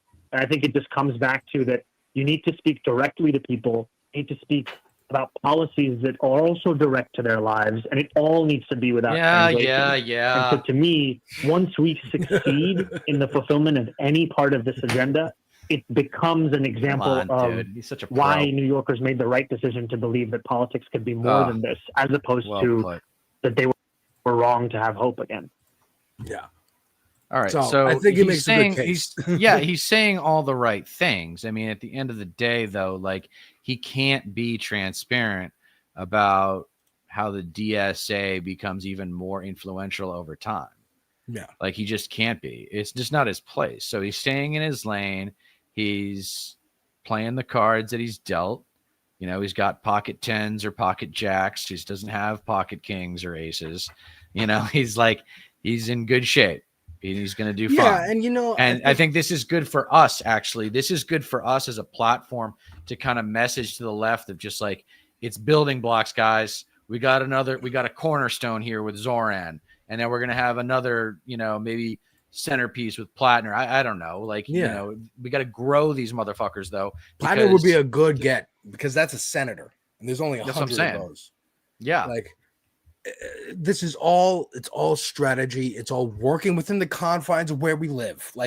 Yes, random account on Twitter. We live in capitalism. We have to work with the fucking capitalist structures that we fucking live in. Okay. Unless you want to start breaking them, you want to do some Luigi shit, that's on you. And nobody's going to fucking endorse that. Nobody's going to co-sign that. Nobody's going to come with you. Okay. I put it this way. You got to, in order, militia's been trying that for decades. I put it this way: in order to change the rules, you have to win the games with the current rules, right? Like, you have to win the game the way it's played now, and then you can change the rules once you have power. But you still have to get to that power. Yeah. And that's where I think the left is really naive about how to acquire power. And, but the good news is that I think there's a hunger for a redefinition of the relationship between government and citizen. And I'm not worried about going overboard on government in America because there's always going to be so much goddamn resistance from the right and from the center. Yeah. And so we got to push even harder. And I think part of my value is to kind of teach people who don't like anger or just aren't angry people, maybe forgiving people, to trust in people like me to lead the way in terms of conflict. Because again, not everybody's cut out for conflict. This has been a running theme of mine for 5 years. A lot of people on the left, you tell me if you think it's more than half, you think it's a majority or not. I venture to guess it's pretty close to a majority if it's not a majority, but a lot of people on the left don't like conflict and they don't like competition. Yeah. But our next generation of leaders need to love competition. When Kamala lost, I said, no more nice people. No more Mr. Nice Guy. No more Mrs. Nice politician like Kamala Harris kind of was, right? Give me candidates with a chip on their shoulder and something to prove. And I think this is where, if you look at it just from like my perspective of like looking at the news, outsider, wasn't really into politics growing up, it looks like the right did this first because they were desperate. After 2008, they had Sarah Palin was in 2008, and that was like, oh, we're stoking this fire a little bit too much, a little bit too openly, a little bit too mask off. And they wanted to put a lid on it because they lost the election. Oh no, maybe it was Sarah Palin that lost us the election. It wasn't John McCain. So we're going to run safe people. Mitt Romney, Paul Ryan, 2012. And it was a bloodbath. You know, again, it's 50-50 because it always gets down to the wire and close. But they got, I remember Sean Hannity was like, maybe we need to get rid of the Electoral College because it looked like that he might win the popular vote at one point. And Eric Bolling was like, come on, man, you're talking crazy. like they were like, after a huge defeat. And he was like, yeah, you're right, man. Thank you. So the lesson they were learning was, man, we're going to run. I had to remember the other day, who was the favorite in 2015-16? It was Marco Rubio for doing the response to the State of the Union. And right. I'm a Latino GOP guy, and I can talk immigration, and I'm the front runner. I'm the young hotness, the new hotness. And then also Jeb Bush got in, so that's a dynasty coming in. A lot of people thought Jeb Bush might and then Trump was just like, "Fuck all." Yeah, I saw Trump. I saw Trump coming in. I knew he had a good chance because there were so many people in the field, and you just started picking them off one by one.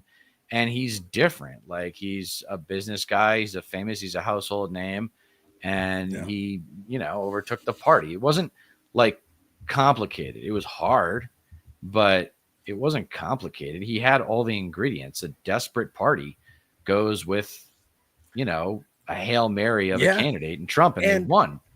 I think nothing better exemplifies that. They never got, despite how they look and their posturing and how they're comfortable. Oh, we won. We got a mandate and we're back. And, we know what we're doing this time with Project 2025. They're still panicked. They're still scared because they never meant it to go this far.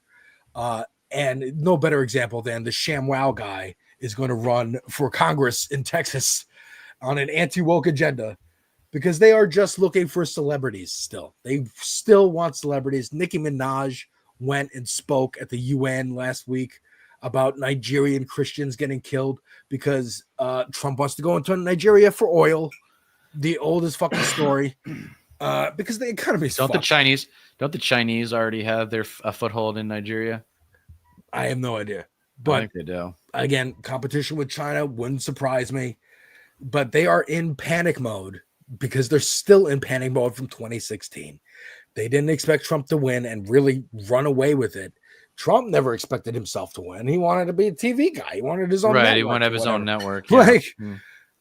And they're just kind of like, they're still the dog who caught the car. You're talking about the GOP establishment right now? Yeah, like they're trailing behind Trump because Trump just took their party from them. And two-thirds of the party is MAGA now. Yeah. It's actually more than that. I think it's more like 70, 75%. That's kind of what's happening in a roundabout way of this long diatribe that I went on. That's kind of what's happening with the left now.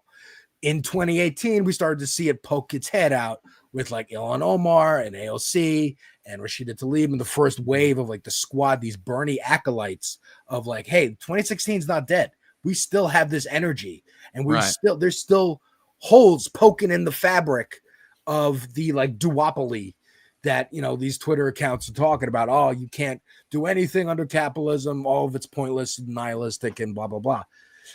There's holes in it.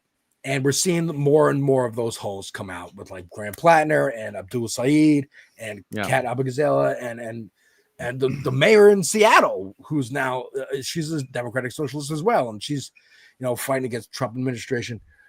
Mayor of Boston had some choice words for Mamdani. Well, not really, not for him directly, but it was in contrast to Mamdani going to meet Trump.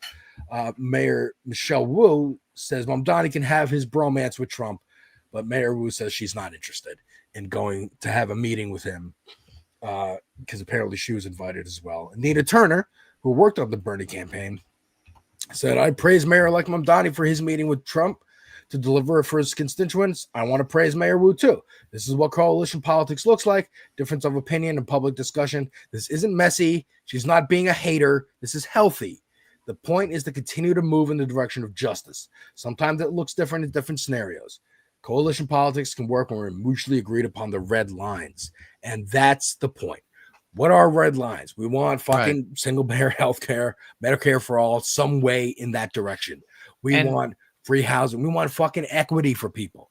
We want to alleviate the burden of fucking affordability for people.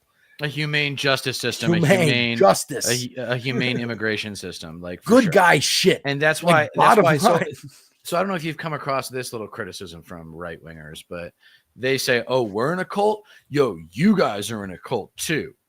And I'm like, well, who's our cult leader if that's the case? Because it's not Bernie.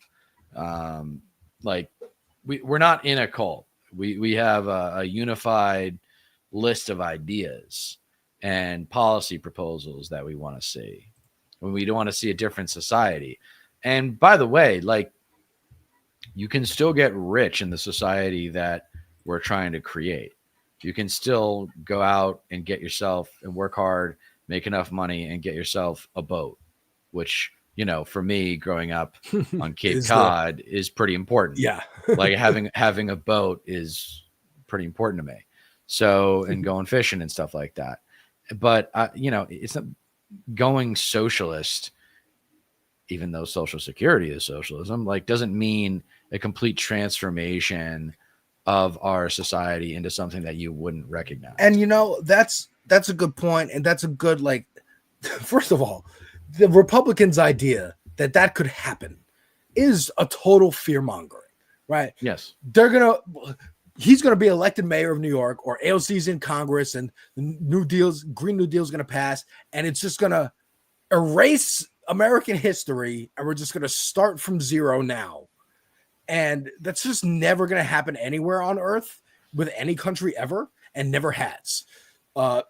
Unless there's a complete revolution, war, bloody, nasty shit that happens, then maybe you start at zero some places. And even then, there's going to be outside influences of who was getting resources and had trade deals and whatever. History. We can't all get waterfront property, man. We can't all live on waterfront property. And then the other side of it, the left's idea of, well, unless we get a candidate who will usher all that in, don't even bother having hope or going to canvas for these people or donate money or do anything. We got to start our own party, and that party will then just slowly take over the whole country somehow. Even though a third party hasn't worked, I would welcome a third party, dude. I want a third party. Fucking run, try it, do it. Stop talking about it on Twitter and fucking do it. That's the shit. Didn't a Green Party mayor happen in Oakland a few years ago? I don't know, but maybe. Yeah. And the Green Party, I only know of running during the presidential cycle. Yeah, but the Green Party's messed up. The Green Party, man, that's what I'm saying. It's I think I know someone running in my congressional district. She's running People's Party or Families, something like that. American Families Party or something. I forget the name of it. Working Families Party. Working Families Party. That's it. Working Families Party. Yeah. That's what she's running as. I mean, and they have been doing good because they have been starting like a real party would. We're trying on the local level. Assemblymen, councilman. Yeah, we have a website. Yeah, maybe we have national chapters and whatnot. But like, we are doing the work. The Working Families Party is the story of Zoran Mamdani. Like, that is where all the candidates got endorsed. They came up with the like cross endorsement thing, DSA as well, obviously working together. But like, Working Families Party is really is the backbone for a lot of this, whereas the DSA would be like the muscle, I guess, on the skeletal structure that is the Working Families Party really doing a lot of the work. But I have Zoran and Trump, if you want to go through some of this. We're doing an extra long episode, by the way, folks. It's Thanksgiving. We're going to run all the way to the Letterhack show. So we got some time. You want to go through this? Yeah. Yeah. You want to do the whole thing? No, I mean, just like, a little reaction. Yeah. Stuff. Have you got bookmarks on timestamps, or are you no? Look at his, he's got the B2. Well, I do have. let me B2 show you bomber. this one Love first, because this is Sure. funny. This is Jack Posobiec. Someone's asking a question to Donald Trump. You're a billionaire. He wants to tax billionaires. Would you feel safe living in New York Right, City? and he says yes. Oh yeah. And he says yes. Would you feel comfortable living in New York And watch this dude. This is Jack Posobiec, who's a right-wing grifter dude. Been in the space for a long time. City under a Mamdani administration? Yeah, I would. Especially after the meeting. Absolutely. What makes you comfortable? We agree on a lot more than I would have thought. I think I want him to do a great job, and we'll help him do a great job. He may have different views. Like, he just tries to get out of there because he just saw his king say, "Oh, the devil, he's all right. I like him. I feel safe with him." Like, in He's a his winner. mind, he's like, "Oh, I don't know what to do now." Our whole messaging for the midterms, our whole messaging is fucked up because he's buddy now with the guy we're going to use to put on the front of the Democratic Party and say, if you're voting for this person in Ohio, you're voting for Zoran Mamdani. And it's not going to work anymore. Yeah. Keep going. No, sorry. Yeah. So, no, yeah. I can keep going. Yeah, keep this going. Let's play that one more time. Just the eyebrow. What, does he just get disgusted and just like leave? Yes. He leaves. Just disgusted He and is leaves. now a White House credentialed reporter because the Trump administration made every right-wing hack license. What a pussy. Why doesn't he say anything? He did ask a question. I will get to that question. But yeah, what do you think of like that being like that whole line of attack? It's not going to be eliminated. They're still going to use it. They're like, oh, he's a scary, terrorist sympathizer or whatever the fuck. But it's deflated the Democrats, all they need to do is just put clips of this interview in their ads. Be like, no. Yeah, I think it'll be really useful come election season for sure. But don't expect this bromance between Zoran and Trump to last. And actually, I didn't really like Wu, the mayor of Boston, calling it that, because the most important moment in that meeting to me was when somebody asked Zoran, "You've called President Trump a fascist. Do you believe him to be a fascist?" Trump totally lets him off the hook. He's like, "Yeah, you can say yes. Yeah, it's easier if you." And Mamdani says yes. So that was like, he didn't back down on calling Trump a fascist. As long as like we can throw fascism in the face of conservatives for the rest of my lifetime, then I think America has a chance of transcending what historically has been the downfall of every dominant economy of its time, which is the gap between rich and poor, and the gutting of the middle class, and the excessive expenditures on foreign imperialism, which, is what our military industrial complex is all about.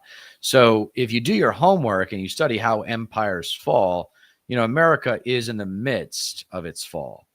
And it's a matter of whether or not we're going to be like that alcoholic who is just wasted and shows up to his kid's birthday party and embarrasses himself and, thinks about ending it, but decides, no, I'm going to go to an AA meeting and get my life together and be there for my kid and prove to my kid that, I can be a good dad. That's what we need America to do, is to face the music. And one thing, just, we got a lot of time, so this is kind of fun to do a little bit of tangent, but I want people to one of the early questions. So I always try to come up with a short list of questions I ask someone that I kind of have to accept as being part of my life, even though I don't want them to be.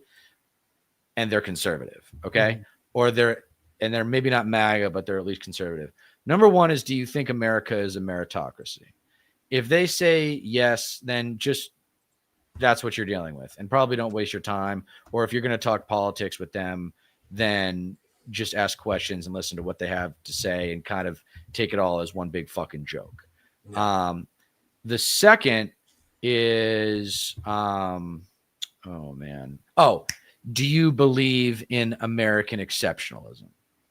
And if they say yes, then you got them. You got them done. And then you have to have at your ready all the failures of the American government and how corporations have exploited the third world, the global south, things like that. If you have all of those facts at your disposal, then you can really lay into someone by way of the American exceptionalism route. It's so childish. Like, it's in line with the Pledge of Allegiance, where it's just saying we are special. We are entitled to the western half of this continent. And that's what it comes from, was Manifest Destiny. Yeah. That's where American exceptionalism really got hot, was when we were expanding west. Yeah. And at the end of the day, like, if you study even just the basics of psychology, you realize that kind of entitlement, that kind of feeling that like you're special, is narcissism. Yeah. Conservatism. So if you want to shortcut this shit and get and put people in their place, you're conservative, or God forbid MAGA, say something like conservatism is fascism. And if you think about it long enough, you also realize that conservatism is narcissism. Yeah. And I think that is exemplified very well in Jack Sobiek's question preceding his disgusted reaction and retreat from the White House Oval Office. I found his question that he asks. Good. Here. People would be shocked, but I want to see the same thing.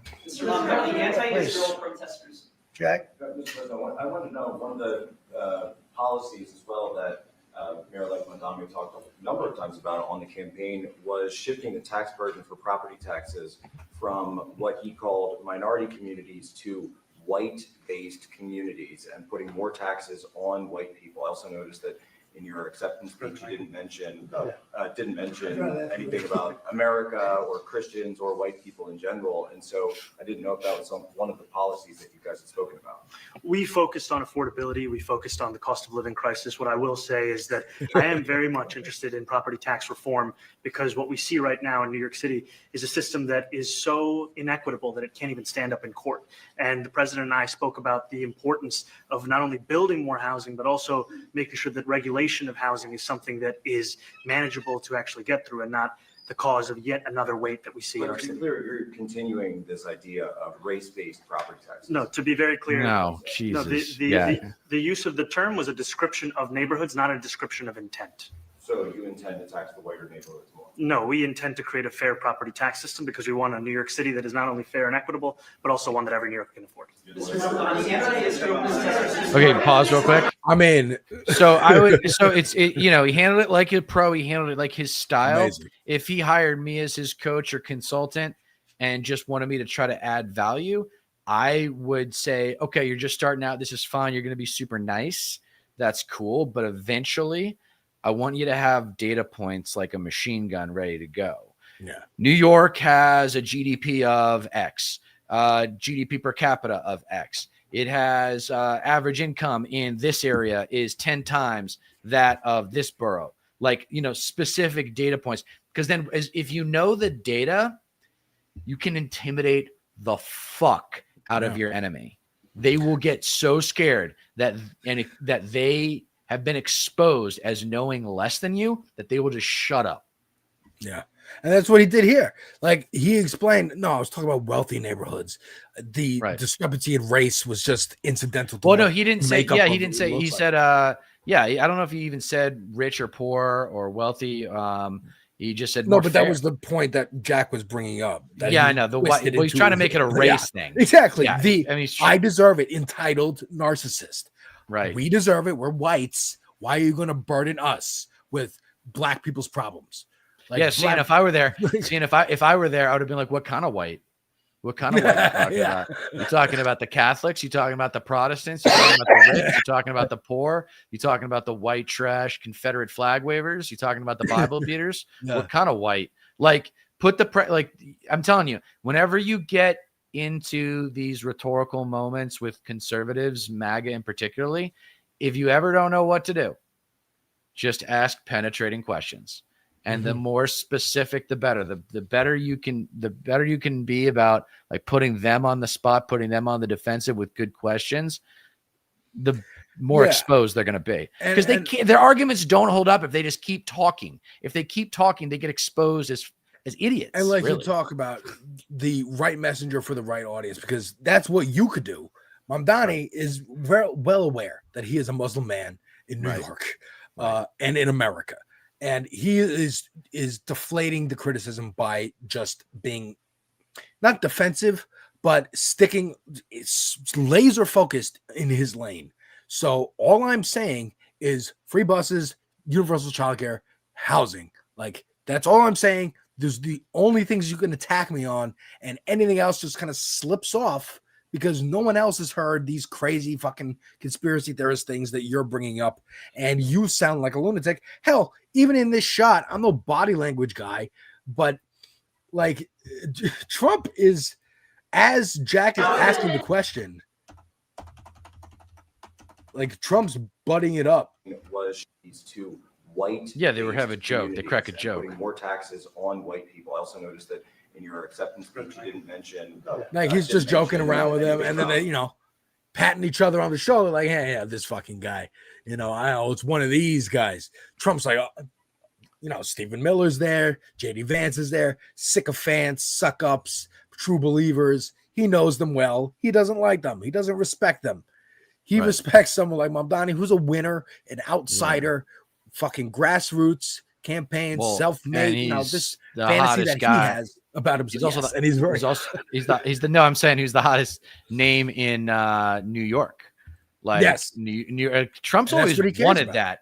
Mm-hmm. Trump's always wanted that, but he knew because of his father being a slumlord, Trump would never be the king of New York. But right now, New York has a cultural king. It's not going to stay this way. Someone else will come along and be the beating heart of New York City culture. But right now, it's Zoran Mamdani. Yeah, and that's a good thing. I think it's a great thing. There's some breaking news that I think we should touch on. There was a shooting by the White House. Two National Guards members were shot and died. This is reporting. Paul, we have a very unfortunate update now from the governor of West Virginia just in the last couple of moments here. He is confirming that both of the National Guard members that were shot today have passed away. Now apparently there were more than two. There's, I think, reports are sketchy right now, but this just happened and they did not wait a moment to start blaming the problem du jour, which is this video of 6 senators, I believe, talking about the military and saying do not obey illegal orders. Which just makes sense and is not breaking the law. But now Trump and administration and co have decided that these senators are seditious. Oh yeah, the blacklist. Yeah, yeah, and this will segue. This is going to go in really good for our next topic. I have a good topic we can feed on for a while. We can chew on after this. Yeah. I just wanted to play the video for everyone to have context. We want to speak directly to members of the military and the intelligence community who take risks each day to keep Americans safe. We know you are under enormous stress and pressure right now. Americans trust their military. But that trust is at risk. This administration is pitting our uniformed military And intelligence community professionals against American citizens. Like us, you all swore an oath. To protect and defend this Constitution. Right now, the threats to our Constitution aren't just coming from abroad, but from right here at home. Our laws are clear. You can refuse illegal orders. You can refuse illegal orders. You must refuse illegal orders. No one has to carry out orders that violate the law or our Constitution. We know this is hard and that it's a difficult time to be a public servant. But whether you're serving in the CIA, the Army, or Navy, the Air Force, your vigilance is critical. And know Space Force? we have your back. Because now, more than ever, the American people need you. We need you to stand up for our laws, our Constitution, and who we are as Americans. Don't give up. Don't give up. Don't give up. Don't give up the ship. And do your homework so you know what the rules are. So you know what in the legal order is, because that's the problem in the moment. A lot of these sailors and soldiers, they don't know what's illegal and what's not. Yeah. And now, so you're talking about this is the blacklist for these. They're getting called traitors and stuff. Yeah, I mean, Laura Loomer, Donald Trump is saying many great legal scholars agree that the Democrat traitors that told the military to disobey my orders as president have committed a crime of serious proportion. And Laura Loomer says, when are they getting arrested? It's November and nobody has been arrested for treason or sedition. We're running out of time. They're nervous. Again, they're in panic mode. I'm telling you. They haven't locked up Hillary Clinton. I'm still waiting on that. They haven't built the wall. Still waiting on that. But, it's very easy to kind of deflate this argument. I would say, if you ever get, Thanksgiving's tomorrow, if they bring it up, one of your crazy family members say, hey, if a commanding officer ordered one of the troop members to fire on the rest of the troop, should they obey that order? What if they're ordered to shoot themselves? Should they obey that order? Those are illegal orders. That's all they're saying. They're not saying don't obey Trump, don't obey the chain of command or anything. They're saying, hey, remember, some orders are illegal, and this era is going to end. And I like this messaging that these veterans, I think they're all veterans, put out of like, there's going to be answers. Like Pritzker's been talking about this with ICE. This era will end, and you will be brought up on fucking charges for the illegal that's what I want shit to know. you've done. Yeah, that's what I want to know. Kidnapping and murder, and like is there going to be legal punishment for MAGA? Like, is Kristi Noem going to get prison time when 6 years from now? Yeah. Like, I think she deserves to be. I think especially considering the news today that Kristi Noem was the one personally who defied the order when ICE was flying people to the detention center in Florida, Alligator Auschwitz, that a judge had ordered the plane turn around, and they said like, too late, it's in the air. That was Noem herself. So again, she could be brought up on charges if the Democrats are smart. If we take over the Democratic Party and make accountability fucking happen, make it popular. No more Bush. We're going to turn the page when Obama's elected. No more fucking when Biden gets elected. We're not going to fucking investigate Trump's January 6th or any of the other shit that they did. No, we got to hold people accountable, hold leaders accountable. So or else it just keeps happening and getting worse. I like the word accountable, but you know what I like a little bit more? Punishment. Yes, it's the only language. Take the symbol back. This is my credibility. Is like these conservatives don't hesitate to invoke these terms: punishment, retribution. These need to be part of our public dialogue because they don't understand anything else. That's the tough part for a lot of lefties who kind of want to stay high when they go low. Yeah. It's like, no, I think everyone's down with me now, where when they go low, we kick them in the teeth. Because that stay high what shit is kicking? What is kicking them in the teeth look like? And now this is the segue, right? I want a blacklist Stephen Miller, Steve Bannon, Megyn Kelly, Tucker Carlson, everybody who's on camera at Fox News. I want to blacklist all these people, not just for the next few years, for the rest of their lives. I don't want them to be able to get a reservation at a restaurant in New York, DC, LA, San Francisco, and that's where I think the mayors can be really useful. There's a lot of really great, I don't know, there's something about like the talent required to become a mayor in a well-educated city. I think it's like, LBJ. I mean, again, remember that Eric Adams is still the mayor. I know. He had right? some kind of talent, a little bit of showmanship, that puff daddy showmanship. To be a good mayor, how about that? It takes a lot of talent to be a good mayor. But LBJ, who is obviously president, said that it was tougher being a mayor than it was to be president.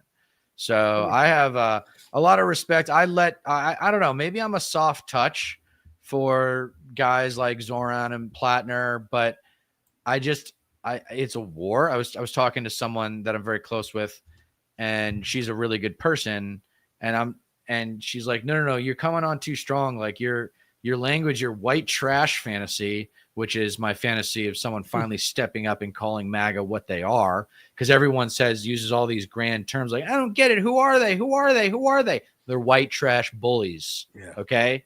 They're idiots. They're bullies. And all bullies are cowards. So call them what they are and don't stop until they are politically irrelevant. Like, this is what I'm dealing with in my district, is the messaging for the next 2, 4, 8, 16 years. Bipartisanship is dead. Yeah. Bipartisanship is dead. There is nothing good that comes from working with Republicans. These are the politics of dominance. These are the politics of winning by double digits in the NFL, right? Like, it's no mercy. And I kept drawing her back. She's like, she's lost a lot of my content. Like, I was sharing with her some ideas about kind of my next essays, what they're going to sound like. And she's like, no, it's too much. That's not who we are. I'm like, no. Remember, I'm not one of you. There's different factions. Remember, no. But remember, my blood will always be conservative. Like, my mind has evolved. I have become enlightened and educated and empathetic, but I was not a naturally empathetic person. No way. And it was because of social conditioning early on. And competition is king. And you got to be a winner. If you're not a winner, guess what you are? A loser. Yeah. Well, what about in a 5-person, 10-person track meet, right? You get the 50-yard dash. So only one person wins. Everybody else is just a loser. Like, come on. Like, people, and this is my education for lefties, is understanding the culture of competition. Yeah. Right? Kamala lost in a big way because she didn't understand the culture of competition in America. You don't buddy up with Liz fucking Cheney. You buddy up with Bernie Sanders and AOC. Yeah. And you do the hot chick tour with AOC. Like, and you get the women. Brad Summer would have been actually Brad Summer. I tell you what, though, Gen Z's moral compass, the women in Gen Z, their moral compass is right on time. And they are all now dating millennial men. All of the educated Gen Z women are going for older men. And that is the most obvious example of why the male loneliness crisis is getting as bad as it has. And I don't know if you've been watching these shows. There's some really great content on women cornering guys who are like, they're like, oh, I'm having trouble dating, like yada, yada, yada. I'm like, who'd you vote for? And then the room is like, oh, if they don't immediately say Kamala or just not, or I didn't vote or something like that. Or if they didn't vote, they get castigated as well. But it's like, so I was telling people about, I don't know if you know this, but in ancient literature and traditional storytelling, unfortunately, most stories are male driven, but the protagonist is usually a man. Yeah. So in traditional storytelling in antiquity, ancient Latin, ancient Greek, there is usually a female character that is the voice of morality, that is the voice of right and wrong. Yeah. This is particularly relevant on the abortion issue, where like men, it's kind of okay to tell a man like, no, you don't have a right to an opinion on this particular issue. You know why? Because you can't get pregnant. So shut up and give the women their freedom of choice. And that's where I would like to see, the left kind of like, we have to kind of, this right and wrong. Like I think I'm struggling to get women on board with my message of like unilateral disrespect towards MAGA until conservatism is politically dead, because it's going to be uncomfortable. And it's going to be like, it's going to be like they don't want to be that way. You can, because you're the straight white wasp. You're the American wasp. So you can do it. But some people have to play along to survive and not, get killed and whatnot. And because, like you said, they are bullies, exemplified by this video where we see ICE doing what ICE is doing, authorized by Christy No. On top of the sirens, guns, arrests, and fear, Genesis wants to know why an FBI agent can be seen using a table umbrella to push and then seemingly knock down one of her cameras. We're still working to confirm the identities of all of the people arrested. This is a one-stop shop for fascists, but again, bullies, just people who are the incels sitting at home watching Asmongold, fantasizing about going out and assaulting people, women, at this taco shack or whatever the fuck, and just signing up for ICE, getting a $50,000 bonus just to go out and bully people. Yes. It is a culture that they are trying to force on America, and it's not going to work. They're not going to be seen as cool. Not long term, no. Not long term at all. Not even really short term. Again, maybe for some age groups, some of those male lonely males. There's a lot of where I'm living, there's a Instagram handle like Patriots. I won't say what it is because I don't want to give them free advertising and whatever, but they're they love these ICE raids. They would love to see what you just showed. And that's where we got to get to again. Like maybe this is more important. It's okay if you don't want to call them white trash. That's a little uncomfortable for you to say. Fine. You don't want to call them Nazis. Fine. You must call the power that they serve evil. It is evil. This is evil. And there's so many people in the center and the moderates that I just want to slap across the face and be like, wake the fuck up. This is it. Like the country is imploding, and you trying to kind of be like, oh, let's all get along, kill them with kindness. It's like someone is punching you in the face and you keep saying, please stop punching me in the face instead of fighting back. Get the fuck out of here. And fighting back. Headbutt that motherfucker. That's the thing is I don't even know if my fighting tactic would best be described as like a punch in the face. It's more of a headbutt. It's more of a headbutt. Yeah. It's more of like, hey, I'm gonna act like I'm your friend, and then at the last second, boom.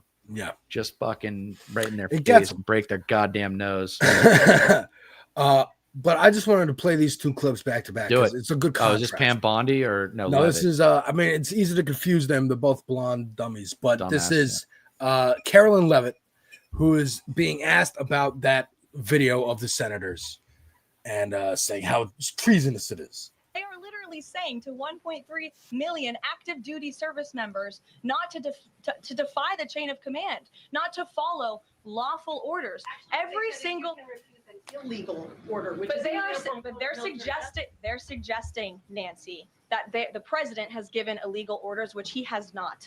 Every single order that is given to this United States military by this commander-in-chief and through this chain of command, through the Secretary of War, is lawful. And the courts have proven that. This administration has an unparalleled record at the Supreme Court because we are following the laws. We don't defy court orders. We do things by the books. And to suggest and encourage that active duty service members defy the chain of command is a very dangerous thing for sitting members of Congress to do. The intensity in her eyes, just the indignantness that she was even asked this question. I mean, again, we see how well, it's pretty performative. It's pretty performative. But she says every order is lawful because under this administration, with this army, with this president, because of the Supreme Court that is stacked in our favor, that we literally picked last term. That's we're just following the court who says we can do whatever we want. This is Nixon 2.0. Yes, I was about to say, it's like they didn't watch the Frost Nixon interview. But they watched it and they agreed with Nixon. That's when the what president. happened. That's and they've been working since then to make it a reality. That's these boomers. They want it to be a reality. They agreed with him at the time, and they're just trying to make it again, force it down America's throats that this is how it's supposed to be. However, it was immediately rebuffed today by none other than the vice president himself. Interesting. He said that 250 years ago, when the army started, there was a Prussian military leader who came over and helped train the very first United States Army. Because, of course, back then, we didn't have very many military experts in our country. We were still in our infancy. And what he said was very fascinating. I think the guy's name, he said, was von Steuben. Von Steuben said that it was only the Americans who just didn't need an order, but also needed to be told why they were doing what they were doing. And I thought that was a fascinating insight to the soldiers of 250 years ago and a fascinating insight to the soldiers of today. We don't just want people who mindlessly follow orders. We want people who think, because we know that the most powerful weapon in the United States arsenal, the most powerful weapon anywhere in the world, it's not a rifle, it's not a tank, it's not a helicopter or an airplane. The most dangerous and lethal weapon anywhere in the world is a United States soldier, and we're proud of you, and we're going to stand behind you every. All right, so I mean, he just says it right there. So don't follow illegal orders. What does that sound like, though? What does that sound like to you? What kind of speech? He said what kind of politician speech? What kind of political speech does that sound like? Campaign speech. I mean, yes. I think it's not. I think you're right. I think it sounds like a campaign speech. I mean, look, JD Vance, couch fucker over here, has spent all year basically just in charge of this like 250th celebration parade. So he's on the parade committee, and he's trying to use his position in the Glee Club to do something with his career and his life going forward, because they know Trump's on his way out. He's old. He's got dementia. You know, he's maybe sick behind the scenes. We don't know. But they're looking at a world past Donald Trump. And they, the tech billionaires, Peter Thiel, Elon Musk, want it to be fucking eyeshadow McGee over here. But I don't think he's that tough. He doesn't have the riz. He doesn't have the charisma. And he's trying here to, again, suck up to the military, get them on his side. Maybe I can win just by having virtue of like veterans voting for me. Or he's going to come back in more moderate. He's going to come back. He's going to present himself as a lesser. He'll be as like a lesser evil Trump. Yeah. He was going to be like, I'm a more moderate, I'm more relatable. But I just love that in that clip, he kind of goes against what Carolyn Levin said, and the whole Trump himself is saying, we want our soldiers to think about the orders they're given, and not just blindly follow them. That goes against let's literally agreeing with those senators in that video. Right. I'm glad you noticed. I don't think any conservatives noticed, though. Yeah. Also, a funny thing in that speech is that he suddenly goes after Turkey. I mean, the food Turkey, literally just opining about Thanksgiving. And it's like, you know what? I think Turkey actually sucks. It's like, dude, this is why Trump likes Zoran. He's good on TV. You are bad on TV, man. I know he's never smiled at you or buddied it up with you like he did with Zoran in that one meeting. And like you said, I think going forward, Zoran and Trump's relationship is going to be a lot more contentious. But I hope that, like, my fantasy going forward is like, ICE starts raiding New York and Zoran just hey, buddy, Come on, what are you doing? Trump's like, oh, my bad. That was Christy. No, I'll tell her to pull it back. I'll tell her. Like, I would love an inside track to, again, I'm being selfish here. I want it to stop all over the country, but I want it to definitely not happen here where I fucking live. Right. And it already is. On that day, on Friday, when he met with Trump, there was another raid on Canal Street. And it's scary. It's scary thinking about, like, I have my afro now. Am I going to get stopped because I look racially ambiguous? I'm half black, half white, but people often think I'm Middle Eastern Arab, or Hispanic. And, I'm terrified. You would do well in Hollywood, man. All the casting is like ethnically ambiguous. Ironically, my mom told me that when I was a baby, she actually tried to get me auditions with like, I don't know, like baby modeling or commercials and shit. Yeah. And the casting directors were like, well, he's not black enough to be black and he's not white enough to be white. So we don't know what to do with him. So we can't cast Bad him. timing. You were 10 years early. If you had been born 10 years later, you would be all over. Just the right hue for this. Dude, you'd be in Gerber ads for sure. Yeah, I know, right? But yeah, like we got some other stuff we can talk about. We can go through the rest of this Zoran Mamdani thing. I got actually let's make a little snippet here. There's this video going viral, and again, this goes into the entitlement that you were talking about, the manifest destiny, if you will. This is a woman in Miami stopping in a parking lot in front of a car and not letting it go because she doesn't believe that those people would live in that building. Go home. And they're filming her.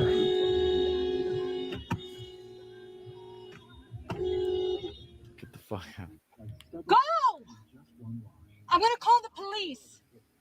I'm gonna call the police. Yes, we're from here. Are you nuts? No, I'm from Boca Raton. Driving. The smirk and the smiles always fucking infuriate me with these Karen videos. Always. What is she doing? She's trying to say you don't live here? Yeah, so they're trying to get out of the parking garage, and she had stopped her car in front of them and is now out standing beside their car, being like, where are you from? Go home. You're not from here. In the car. I was in the She's car. just like, Go. I'm not moving. Don't. I'm from your mother. Lock your doors. She's trying to like wait till ICE gets there. She's like, I'm gonna call ICE and the police. Go. She said where we're from.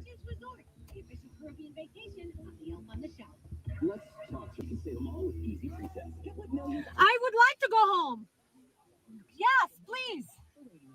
She's been drinking, please. maybe? Probably. Yeah, probably. Oh, okay. Oh, are you fucking kidding me? Let me open the door. No, I'm fucking American, bro. Hold on. Stay in the car. Stay in the car. But we're about to see some community. Yes. Stay, Jose. That's you. That's you, Dieter. Yeah. That's you coming from the car behind them, being like, get the fuck out of the way. Okay, yeah, that's me. Exactly. That's exactly what I would do. You got to bully them. You got to bully them. It's the only thing they understand. Right on, brother. Yeah. Go get her. And that's a white guy. It's a white guy. Of course it is. And again, of course he it has is. the ability because she keeps telling her boyfriend, don't get out of the car, Jose, because Jose is presumably Hispanic. And if he gets out of the car, she's going to, I was attacked. And the police are going to come and arrest him and fucking deport him. That's what she wants. She's goading the attack, just like that fucking bitch in Central Park a couple years ago with the fucking black guy with her dog being like, he's attacking me. Trying to weaponize their fucking white womanhood against. Dude, you got to go down. You got to go down a rabbit hole at some point on YouTube videos on narcissism and understand, because this is classic victimhood of narcissism. And like, she only stops when a white guy gets in her face. Yes, because she's like, well, there's nothing I could do against the police with you, right? Because you're above me in the social hierarchy, so I better listen to you and get the fuck out of here, because I actually might get hurt. So, and that's one of my messages is like, I would love to have, like, I would love for a woman or a minority to step up and execute the rhetorical agenda that I have, but I honestly just don't know if it's possible. And I think that once an angry white guy does it, like once we break down this barrier and be like, okay, it's okay to hate evil. Like it's okay to hate Trump. It's okay to hate MAGA. It's okay to not want to have these negative feelings about what you do with them. And let me show you how to make them politically productive. Then once we break down that barrier, then anybody can do it. It just the first time, I think I could be wrong, but the first time has to be a straight angry white guy. I don't know. I mean, for at least part white. Be the loudest and most heard. Yeah, like again, Bernie, Bernie's to get in the face of the bully. To get in the face of the bully. And he got in the face of the bully. Like he was in 2016, he was the only one out there who was like, this is an alternative to the who was it going to be? It was Hillary and who else? I guess Joe Biden, right? In 2016. Right. And then Bernie is this like other flavor of like, oh, he's also an old white guy, but I've never really heard this kind of rhetoric coming from an old white guy. And he's Jewish. Maybe that affects where he's coming from a little bit. And we got this message, this Occupy message, this and the anti-Iraq war protest energy, like that's where it went. And then he kind of harnessed that energy, and then Hillary won and deflated it, and they wanted to go away. Obama used it to get elected, but he quickly handed it back to the DNC and said, okay, take my email lists. Let's destroy this organization, these organizational tools to get people elected. Destroy that, get rid of it, because we don't want any more of me. I'm special. I got in the club. I'm shutting the door behind me. I understand bringing it back to the DSA. I understand where DSA members in particular will get upset with like AOC and whatnot and be like, hey, we thrusted you into the party, and now you're turning around being like, hold on, guys. I don't know if I can let you in too. I get the feeling, but that's emotional. You're got to think logistically and just the mechanisms of power and how they're used and how she can affect them and what her extent is and, what the coalitions she can build within the Congress with the other people. Like, it's not just on her to save all of us. It never should be. The savior complex. Right. It's not. I was saying this to my co-host, Stateless Patriot. I can't remember if it was on a live or if it was just on a phone call, but I said people want it to be either Batman or Superman, but it's not. It's X-Men. Yeah. It's the Justice League. It's X-Men. Yeah. It's multiple stars. It's multiple stars working together. Mm-hmm. And I mean, it's like, sounds kind of cheesy, but one of the big movies growing up for me was Gladiator. And the actual, like, if you actually watch the movie, the reason he's able to survive when they first get to Rome is because he gets everybody to work together, and he just becomes the leader of their group. And like they survive this scene that they should have died. They should have gotten their ass kicked, and they win. And that makes Maximus a celebrity, and just because he was the leader. So we kind of like, Zoran is one of many, Plattner's one of many. I still don't see a presidential candidate. I mean, maybe JB Pritzker. Yeah, maybe. I'm but Kat Abagazalia, like, it's going to be great, and we're going to do well in the midterms, and then we'll have an even bigger wave in 2028. But do you have another thing you want to react to? Because I do have a question for you. I mean, there's just the Sarah Hurwitz. We got plenty of time talking about genocide. Keep it in your back pocket, because I got a question for you. So we agree that we're living in fascism. We agree that we're in the middle of a war, effectively. A lot of people on the left have pointed out that you can't vote your way out of fascism. Do you agree? To an extent. Again, I don't think we're completely gone under it, because again, if we were, we'd be in jail. Like, there wouldn't be even a question. And some of the courts are stepping up and stopping some stuff here and there. Yeah. I mean, it's like his first term, it's going to be a back and forth. I mean, we talked last week, you and I, about Succession.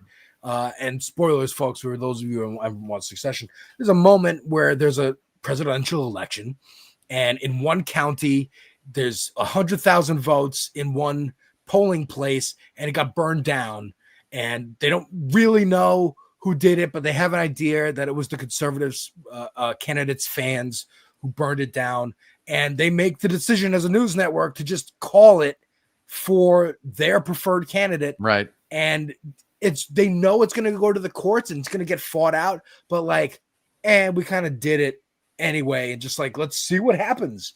We might have been able to just pick the president ourselves in this boardroom. And that's, that's kind of where we are, where like they're pushing button. Again, Elon came in, Newt Gingrich in the 90s came in and just started pushing buttons, pulling levers, trying things that had never been tried before, breaking norms. Yes, getting a lot of heat for it, but being like, what are you going to do? Really? What are you going to do? I'm here. I'm doing this. Sure. Stop me if you can. So a comic friend of mine was on the Gen Z podcast. Shout out to those guys, although one of them is kind of a conservative. But he's a Jewish guy. He's very smart and knows a lot about the Holocaust, understandably, and says that, yeah, Trump is like Hitler, except a lot less successful. Yeah. Very much so. And speaking of Jews talking about Holocaust, this is that's a good segue. Hurwitz. It actually was. Who was a Michelle Obama speechwriter, I think a Barack Obama speechwriter, talking about what she sees as the problem with trying to talk to younger people about Israel and what's going on right now in Palestine. Society, and if like all day long your brain is just smashed again and again by TikTok with really upsetting carnage in Gaza, then like you're talking and like I'm sorry if this is a graphic thing to say, but like when I'm trying to make arguments in favor, for Israel, I realize I'm talking through a wall of dead children. Like that's what people are seeing. So when I'm like, yeah, but it's 1.5 civilians they're just seeing carnage. But right? that's like, the emotional blackmail. I mean, fair enough. Like again, I mean that's nice, but like again, I'm hearing that through a wall of screaming children. It's like I think it's a harder argument than we're understanding. So I actually fuck you. Think that like Jewish day schools should absolutely say no child owns a smartphone until senior year. They don't own one at all. Period. What? We give it to them senior year and we teach them like this. Like that's the issue. Right, yeah. Nice start. No smartphone at all until senior year. Dumb phone, sure. Like, what a bitch. We've got to like give our kids' brains a chance and their mental health a chance before they start getting really We got to give them a chance to be indoctrinated by us before they start looking at just what's actually happening in the world outside. Now, again, this is assuming that she says Jewish day schools. So the school can have a policy that no kid can have a smartphone on the school premises, but you can't dictate that to the parents. You can't dictate that the parents are Zionists, or that's free speech. You're gonna not admit a child because their parents are or also anti-Zionists. Yeah, depending on what part of the country. You can't stop the kids from seeing other kids' phones. So if they have friends in the neighborhood that aren't part of this insular community, then they see TikTok and they see something that they're not, you don't want. So this woman, Hurwitz, is a Zionist, I assume, big time Zionist. Yeah. So again, getting back to the narcissistic victimhood going on here, she thinks she's entitled to tell other people how they should raise their kids and uses that as a tool of distraction, right? Yeah. Like she distracts from the real issue, which is that the country you defend is committing genocide. And what Jewish Americans, or excuse me, Zionist Americans, should always be specific with that. What Zionist Americans never seem to do is separate governments from populations, right? Yeah. So in order to understand the very complex Middle East, which I have studied, by the way, you must understand fundamentally that there is a huge difference between a nation's government and a nation's population. Iran is the easiest example. Great people, shitty government. Okay? Israel, shitty government, obviously, to us. Now, the debate for our side and the people that understand that Israel's committing genocide is, to what extent is that population condoning this? Yeah.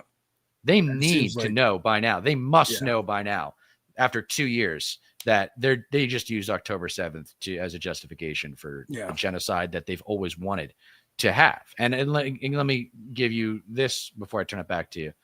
I was at a wedding not too long ago, ran into some Zionists, actually not from, originally from an area not too far from where I grew up. And I was just like, I don't pretend to know everything. I was kind of playing dumb. Yeah. I was like, I don't pretend to know everything, even though I do know quite a bit. But I just want it to end. I just want the violence to stop. I want there to be peace in the Middle East in my generation. And he said, well, we've been taught that it's never going to end. Mm-hmm. Now, there is the narcissism of revenge. Yeah. Do you know what the difference between revenge and retribution is? Have we talked about this? No. Okay, so the difference between revenge and retribution is revenge is my personal satisfaction or personal pleasure that comes from hurting someone that hurt me.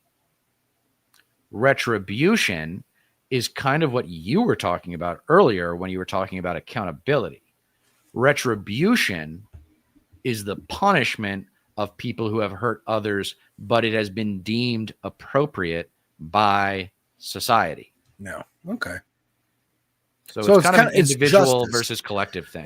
But it's a little more aggressive justice. Exactly. No, it is punishment. I mean, and this is where, like, when just the way I grew up and raised, like prison, the argument I always heard, growing up in Boston, the argument always became like, how do we rehabilitate the criminal instead of, wait, let's punish the criminal because that's what the victim wants. Yeah. And the victim is entitled to their revenge or retribution, depending on. I mean, this is where a lot of our prison system and our carceral system comes from, is that inherent feeling of we want to punish the people who have hurt us. Right. And it's the threat of punishment And it doesn't that help is supposed to society. deter bad behavior. And it doesn't deter bad behavior. Like the war on drugs is the easiest. It encourages it. It makes it worse. Having mandatory minimums for the war on drugs destroyed Black America in the 80s and 90s. It was absolutely devastating to inner city Black communities. And I think you can make an argument they still haven't recovered. Or even, they definitely still haven't recovered, because look at the demographics of the 1%. Yes. Like it's if it's not white, it's probably Asian, maybe Indian. If it's a 1%er, and very rarely Black, rarely Black. You're saying Nubiac says here, is America a shitty government? Yes, we have a shitty government. Absolutely. And our people, for the most part, I would say, are pretty sweet. And never hesitate to bring up Citizens United when you come down to the dysfunctionality of our government. Yeah. Because the framers never intended for money to be so fucking influential. Yeah. Like the framers were very aware. They were aware mostly of the corruption of religion, because this is the best argument for separation of church and state, is to put yourself in the framers' shoes. Okay. You're white, you're wealthy, you're well-educated. You're coat shoes. And because you're well-educated, over half of the framers were college educated. That continental Europe was defined by religious warfare for 300 years. 300 fucking years. There were like a few years of peace scattered around in those 3 centuries, but basically in the 3 centuries prior to America declaring itself independent of Britain, it was religious war. Why the fuck, if you're starting a new country on a new continent, would you bring that culture over here? Yeah. It's like, no. Simplify the society. But then, so they were most aware of, and aware that the corruption. church has a lot of money. Well, that was the next level, because they were all fairly wealthy. They underestimated the power that money would one day have. And it's a tale as old as time, where money interests become political interests. And as soon as that happens, the quest for an equal opportunity society is hindered to the point of making it next to impossible. Yeah. I mean, and this is Sarah Hurwitz before saying this is actually her problem with the education of the Holocaust here, as opposed to just the cell phones making it hard to use that propaganda to justify what they're doing now. This is what she says is the problem at the heart of what people have learned from the Holocaust. Because they learn about big, strong Nazis hurting weak, emaciated Jews. And they think, oh, anti-Semitism is like anti-Black racism. It's not surprising that they think, oh, I know, the lesson of the Holocaust is you fight Israel. You fight the big, powerful people hurting the weak people. I think people are... Now, that's Matt Lieb going to make this a funny bit, but that's her problem, is that she sees that people who learn the lesson, big oppressive government hurting weak, marginalized communities, is the lesson that the world, the Western society, has taken from the Holocaust. But really, it's not a problem that a big government was hurting marginalized people. It was that those marginalized people were Jews. And that was the problem. Only, like, Jews can do no wrong. They are the chosen people. That is where she's coming from with this. And that is why she says, I want to counter the arguments being made, but all they see is pictures of dead babies, and I cannot speak through those pictures of dead babies. But someone who hopes to is Barry Weiss, who is now in charge of CBS News. And when asked about what she plans to do at her new perch at CBS, this is what she had to say. All of us see the moment that we're in. And all of us see that the choices that it feels like we have sometimes, which is Hassan Piker and Tucker Carlson, or Nick Fuentes and, Andrew Tate, the kind of people that are rising in the podcast charts, those don't actually represent our values. And I don't think that they represent the values and the worldview of the vast majority of Americans. And so this is an opportunity to speak for the 75%, for the people that are on the center left and the center right that still believe in equality of opportunity, that still believe passionately in the American project, that still believe in all of the things that everyone in this room believes in, which is liberty and freedom and individual responsibility and in the most basic level, the right to know what is actually going on in the world. Not the world as propagandists and ideologues imagine it to be, but what's actually going on in the world and in your community. So you can. Well, Sarah Hurwitz seemed to have a problem with people seeing what's actually going on in the world. Right. On TikTok, apparently the kids can't watch the TikTok videos and, have a taste of reality. Like, that's part of growing up. Part of growing up is coming to terms with how ugly the fucking world is. Yes. Like, that's part of the value of traveling to third world countries, like by way of Doctors Without Borders or something like that. Like, you see that most people in this world live in really shitty conditions, are struggling. Yeah. Are struggling and can use help. But she goes on here. I've never actually watched this whole clip, but let's keep going. There's something funny that I know she's going to say. Make decisions about where to send your kids to school, about where to live, and about how to vote. That used to just be normal. And the goal of what we're trying to do at CBS is to get back to that normalcy. And I feel incredibly energized and enthusiastic because I think that is where the vast majority of Americans actually are. You have no chance in hell, bitch. You have no. Oh, Ben Shapiro. She's up there with Ben Shapiro. So fuck that you. Articulation of that set of goals to speak into the lives of the 75%. How are you going to do that? What's your strategy for success? So I think one of the problems is a lot of people have tried to do centrist news. I know this because I am like the target audience for those things.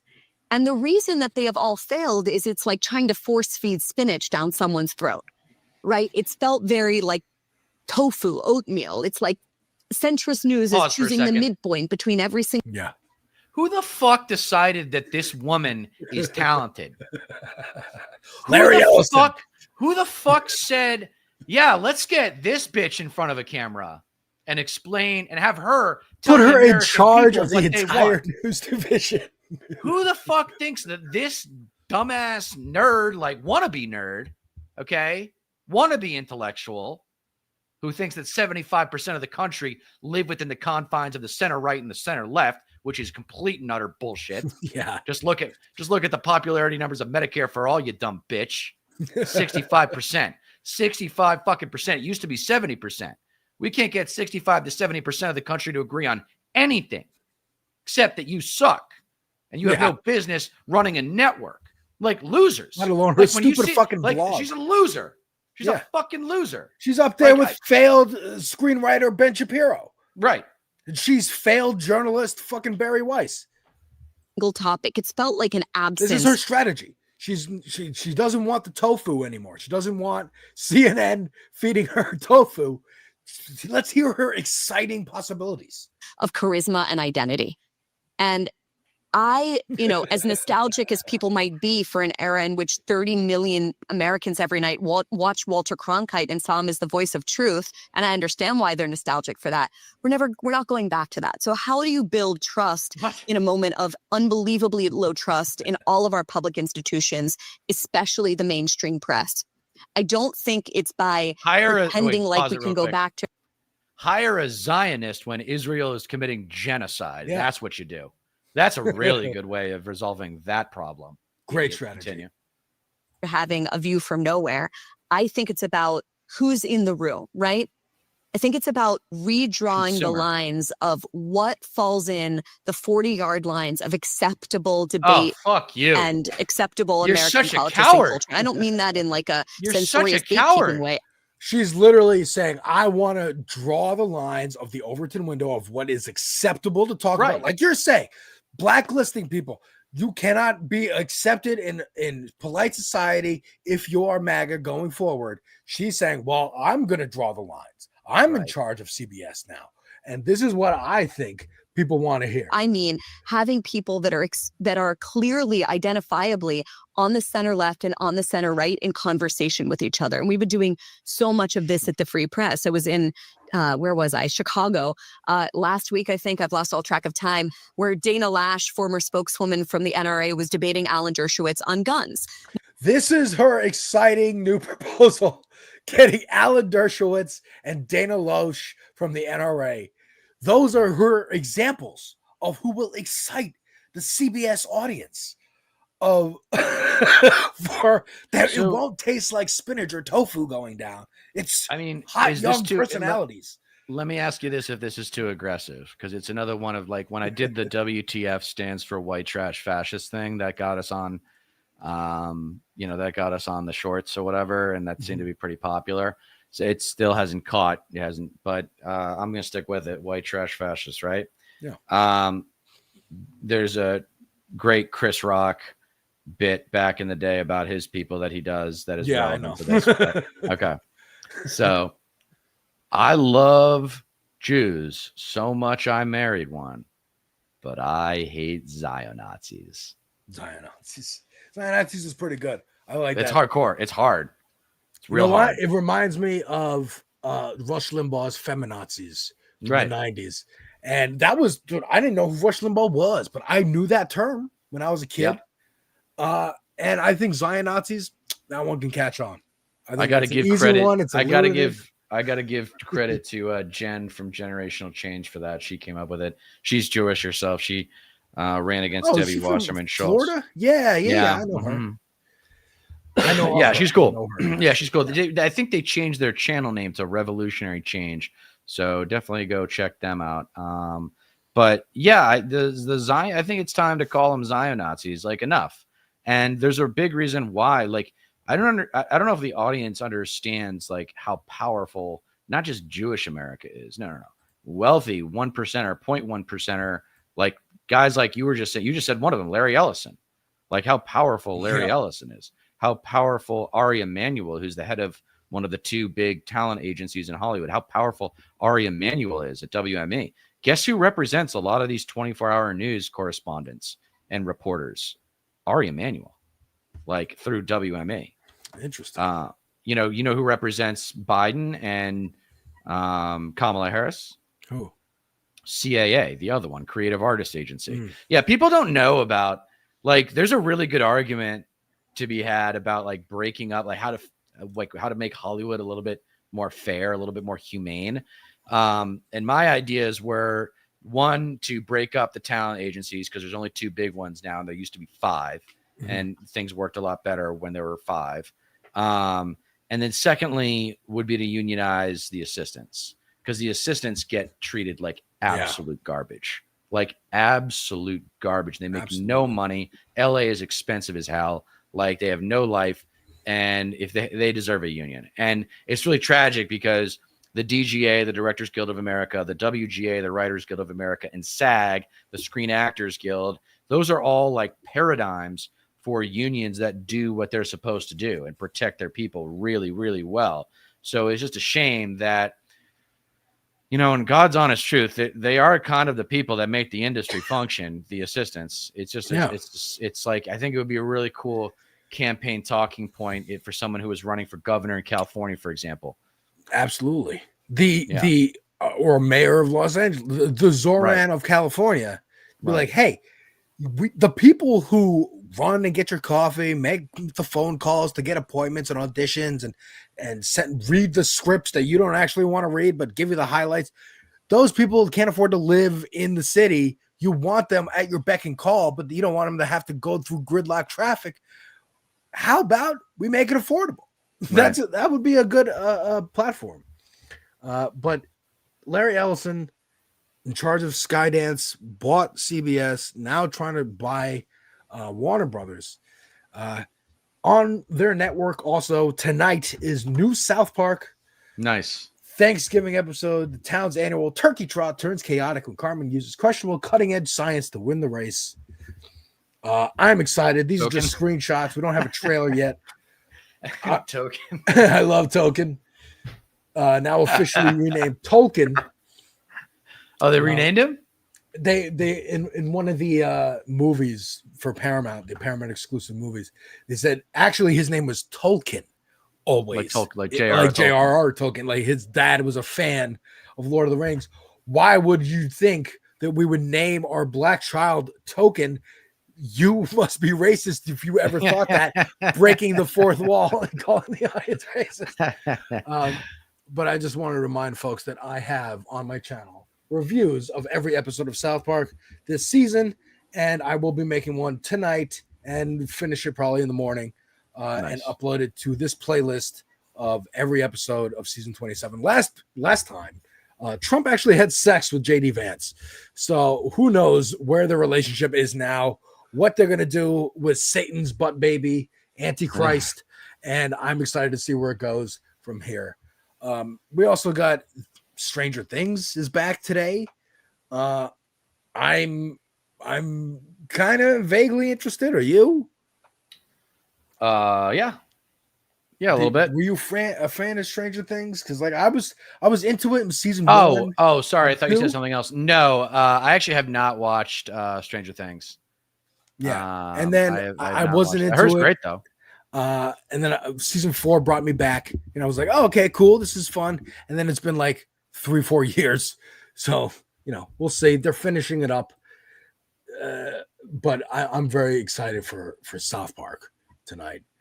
Good. And then I think in 2 weeks will be the finale of season 27, and we'll see how it goes. We'll see if they get renewed. I mean, they made a deal with Paramount that they're going to have at least 3, 4, or maybe 5 more seasons, I think. Of Stranger Things? South Park. Sorry. I'm going back and forth. Yeah. No, it's not bad. Stranger Things this is their last season. Yeah, but they're releasing it like in batches, like volume 1 and 2. And each episode, I mean, Chuck L88 says 14 4-hour episodes. And that is not that much of an exaggeration. Some of these episodes I've heard are like movie length for a series. Like we've seen with Stranger Things is a good example of the changing landscape of how TV shows are made and consumed and what audiences expect from them. Have you checked out the Murdoch Murders yet on Hulu? I have not. What's that? Check it out. It's really good. It's with Patricia Arquette. And I think his name is Jason Clarke. He's an Australian actor. He plays, the Murdaugh murders, right? In South Carolina. You don't know about the Murdaugh murders? No.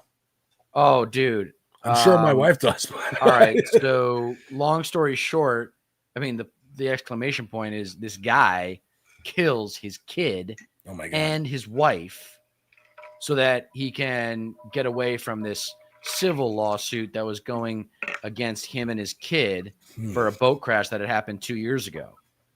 Oh, wow. No, it's pronounced Murdoch, but it looks like this.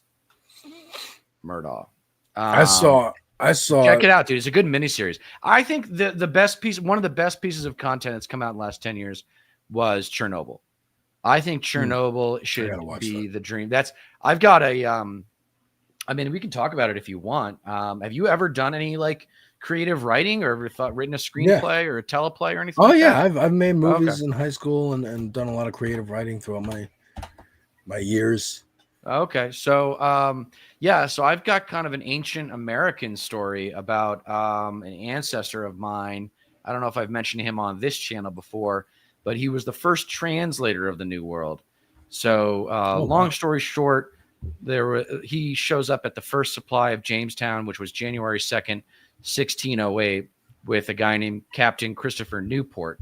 Christopher Newport saves John Smith from being executed that day. So the day Christopher Newport shows up, there was like a Lord of the Flies moment when they were about to kill John Smith. There were only 50 survivors from the first landing at Jamestown. And Newport saves them. Then there's a fire and they run out of supplies. They need the Native Americans to help them get through the winter. So they sail up to the capital city and meet with this guy named Powhatan, who is the chief of all chiefs. People don't know how well organized the Native American tribes were back in those days, but they're incredibly well organized.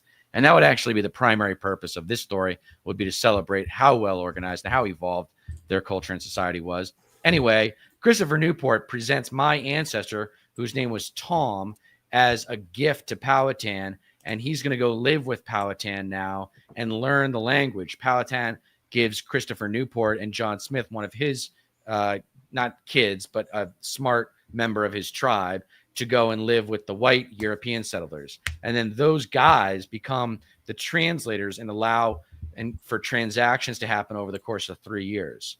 So here's the kind of the cool part. Tom was his name. He might have been an orphan or just a working class kid who didn't know who his dad was, but he didn't have a last name. His last name becomes Savage. And it's because, as you would expect, the white European settlers never really trusted him because he goes to live with the Native Americans. So they call him Savage in a pejorative sense. But here's the other side of it. The Powhatan Indians, other than Powhatan himself and Pocahontas and maybe a few others, the Indians also call my ancestors Savage in a pejorative sense as well. So he just, rather than fight it, he's like 15, 16 years old. He's like, okay, my name's Tom Savage from now on. Interesting. And that's how far back it goes. So anyway, he tries to prevent war. He's the only one that survived. Pocahontas dies. John Smith leaves. Christopher Newport leaves. He's the only one that really carries through the first two Powhatan wars. And it was just tragedy. Plymouth Plantation and Boston, Massachusetts Bay Colony, they get all the kind of the press in the colonial era America. Mm-hmm. But really, there has never been a story that has ever treated Pocahontas the right way, as not as like this sex object or whatever, but this would be a cool way to do that, because this was effectively her best friend. Like, she prevented him. Like, Powhatan early on, Powhatan gets pissed off and like scares the shit out of Tom, so he makes a run for it into like the woods. And then he's like, and Pocahontas is like, what the hell are you doing? He's a white kid. Like, he doesn't understand. And Powhatan was like a big, strong, like physically intimidating guy. And so she goes off with her elite soldiers and goes and fucking finds him and brings him back. And like, no, we need you. Like, it's an amazing story. That is really cool. I see it. I see it on screen. Yeah. It's awesome. Graphic novel, like, Groove Dragon says. Work with Letterhack. Oh, that's not a bad idea, actually, because if I made it a graphic novel first, then I could just have it be that would be easier to get it made. Yeah, that's the script and the storyboard right there. That's a good idea. Great call. So anyway, that's my passion project. I feel like Hollywood is kind of one of those things. It's like, oh, if I could get this one project made or one of these 5 projects made, then my life would be worth living. And that's definitely one of mine is that one, because it would be like a 6 or 7 episode miniseries and really do Jamestown right, because Jamestown ended up burning down. Jamestown didn't make it.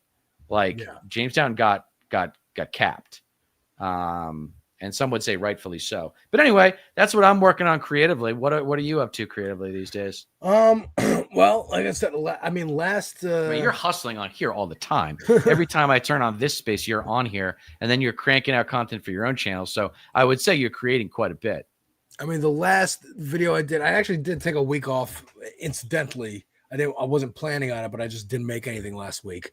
But yesterday I made a reaction to Kanye West's first album, College Dropout, because I never actually sat down and listened to the whole thing all the way through.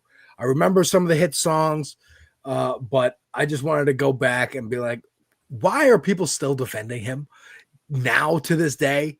And was it that good? Was it that his music was pretty fucking good. His music and like, was pretty yeah, fucking good. I hear his it. bangers. Cool. His bangers are pretty amazing. But even like listening, like all of the really lights, dude, there and listening to the music and his lyrics and being like, he was always a narcissist. Yes. Like you could see it. You could see it from there. That one, I Am a God or whatever. That song, Yeah, I Am a God. Like I just remember. I remember the Katrina. I talk about it in the video, but the Katrina fundraiser after the hurricane, and seeing him be like, George Bush doesn't care about black people, and people thinking, oh, he's talking truth to power, and he's really standing up for our community. And I'm like, he just derailed a fundraiser. Like now, Right. Mike Myers is awkward. Now it cuts to Chris Tucker, and he's awkward. And I'm sure there's white people who had the phones already. Oh, I'll donate. Mike Myers is telling me to donate. And, I don't want to donate now because now this is a political thing. He's saying that Bush hates black people. I don't want to donate to that. Is that what this is all about?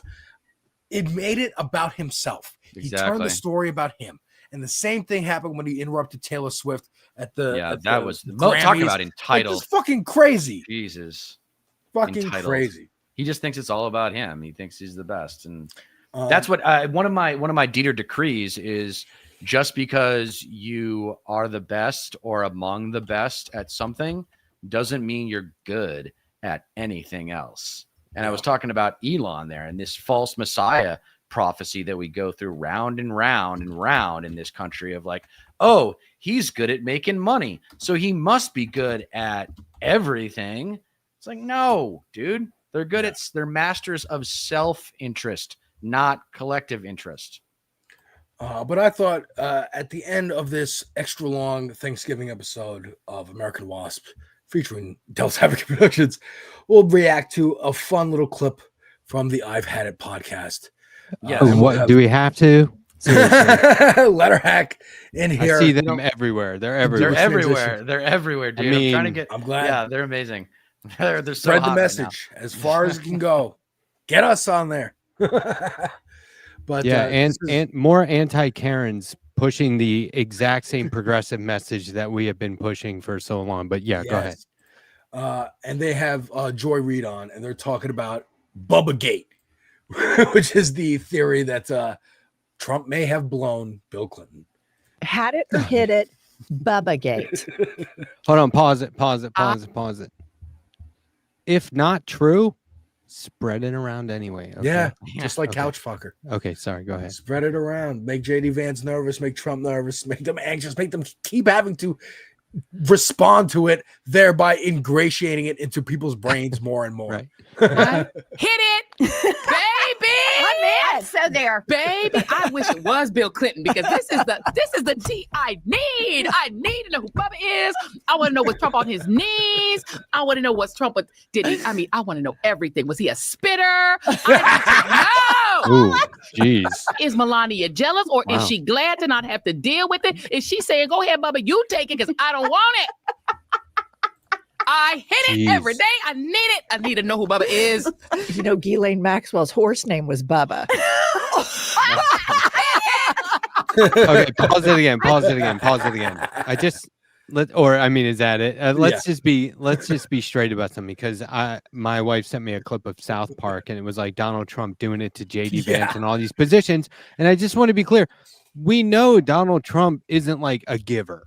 He's not changing positions. It's not like somebody will hook up with Trump and then come away from it going, it was amazing. Guess what he did? No, he didn't do shit. If he did, it didn't last long. Like, I guarantee it's nothing special. Well, so Stormy Daniels gave us all the details. Well, but if he blew Clinton, I mean, that would be amazing. Or anybody, then they probably regret it more than he did. That would be the best way for the duopoly to fall apart in Scandal, is that, they're literally in bed with each other. It is one party. It is a big club, and I'm not in it. Not in this case, party. I don't want to be in it. George Carlin was super right, but you just hit on something, Letterhack, that was relevant to what DAP and I were talking about earlier, was the male loneliness crisis and Gen Z women who are educated and desirable. They're dating older men. They're dating millennial men. And I think, too, you just alluded to a certain kind of selfishness where women can be like, even if this guy's physically attractive, he's so fucking selfish that there's no way he's going to be a good lover. And I think that's another thing that's hurting Gen Z men, is Gen Z single men who are struggling, who are conservative and who are like MAGA, diet MAGA, whatever, MAGA curious.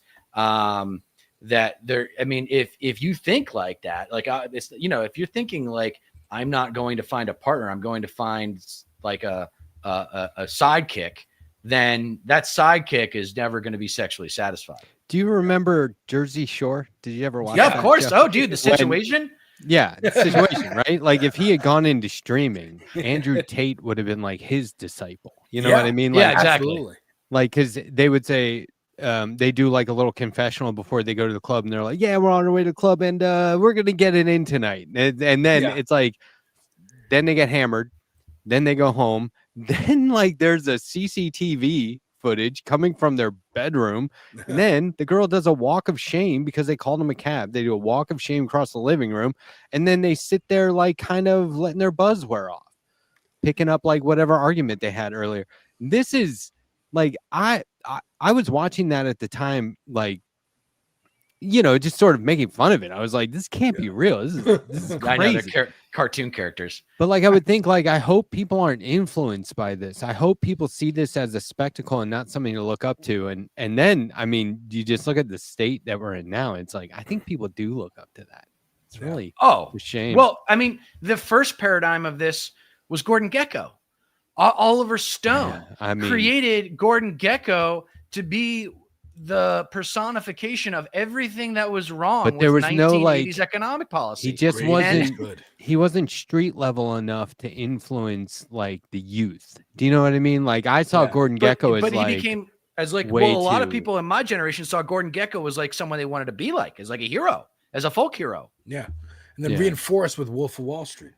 But don't you think like the situation and Andrew Tate make people believe they can be that now? It's not an aspiration. They can just start doing it today. Just treat people like shit. I think it's aspirational. It's just it's changing the context. It's changing the context and application of the same culture. Yes. Absolutely.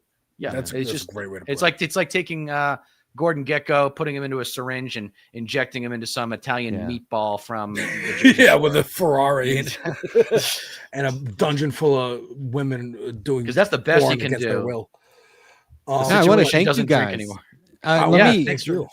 Oh, he doesn't drink anymore. That's good to hear. I thank you for holding it down for another hour. This is very cool of you, and I can't think of a better duo to do that. Thank you. I mean, this is, for me, it's like this collaboration happened on like first one week 1, right? Yeah, and it happened on week 1. Day 2 of our streaming, and I was like, man, I hope they keep doing this.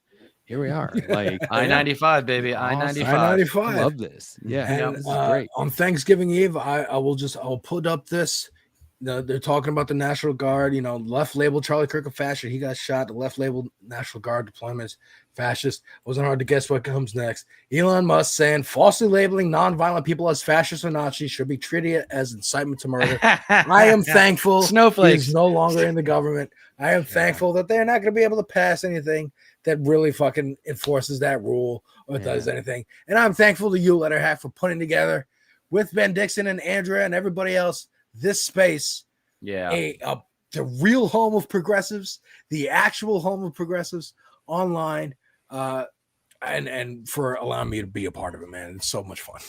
Thank you. Yeah, man, you guys are doing me a favor. I was saying on a members only stream today that I was like, if anybody thinks I'm in this for like monetization and clicks, just remember that as soon as I had any kind of a platform, any kind of an audience, I decided to launch a collective and just give it up for other people, to amplify other people. And that is, I'm going to start making a real stink about this.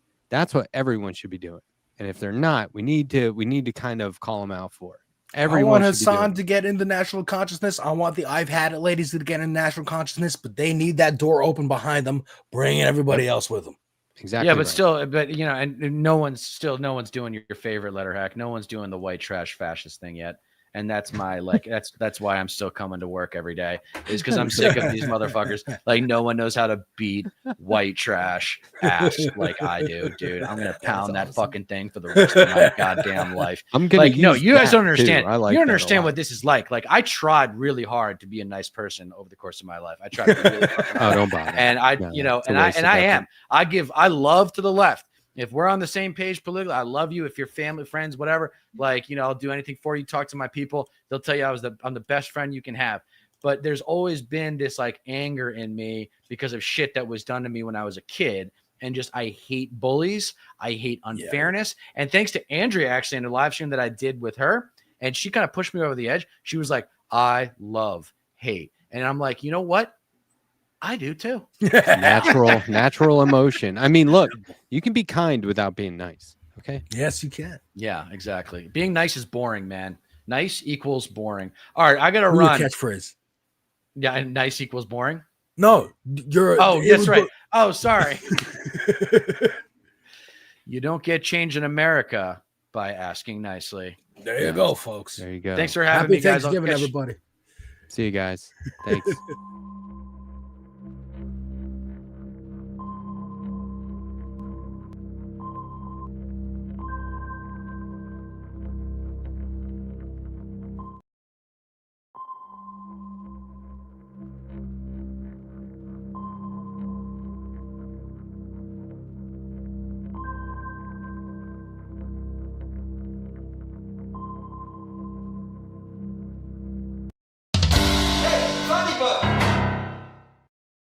What's going on, everybody? My name is Matt Strackbein, aka the Letterhack, and you're watching Hey Funny Book. I want to say thanks once again to Deter McBizness and Alex from Devil's Advocate Productions, also known as DAP.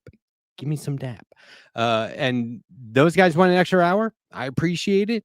It's the night before a capitalist enforced paid day off. So I just, thanks for giving up your free time. I really do appreciate that. And look, Alex has said it before, and Carlos agreed with him, and Vizora agreed with him, and Christina was on, and she agreed with him.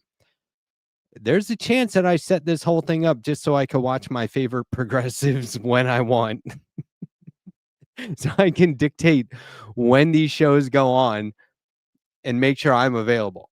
Okay. So anyway, I get something out of it too, just like the rest of us. So thank you for watching. Thanks to the mods for doing the Lord's work all day, so to speak. And thank you to producer Nick for holding it down behind the scenes once again.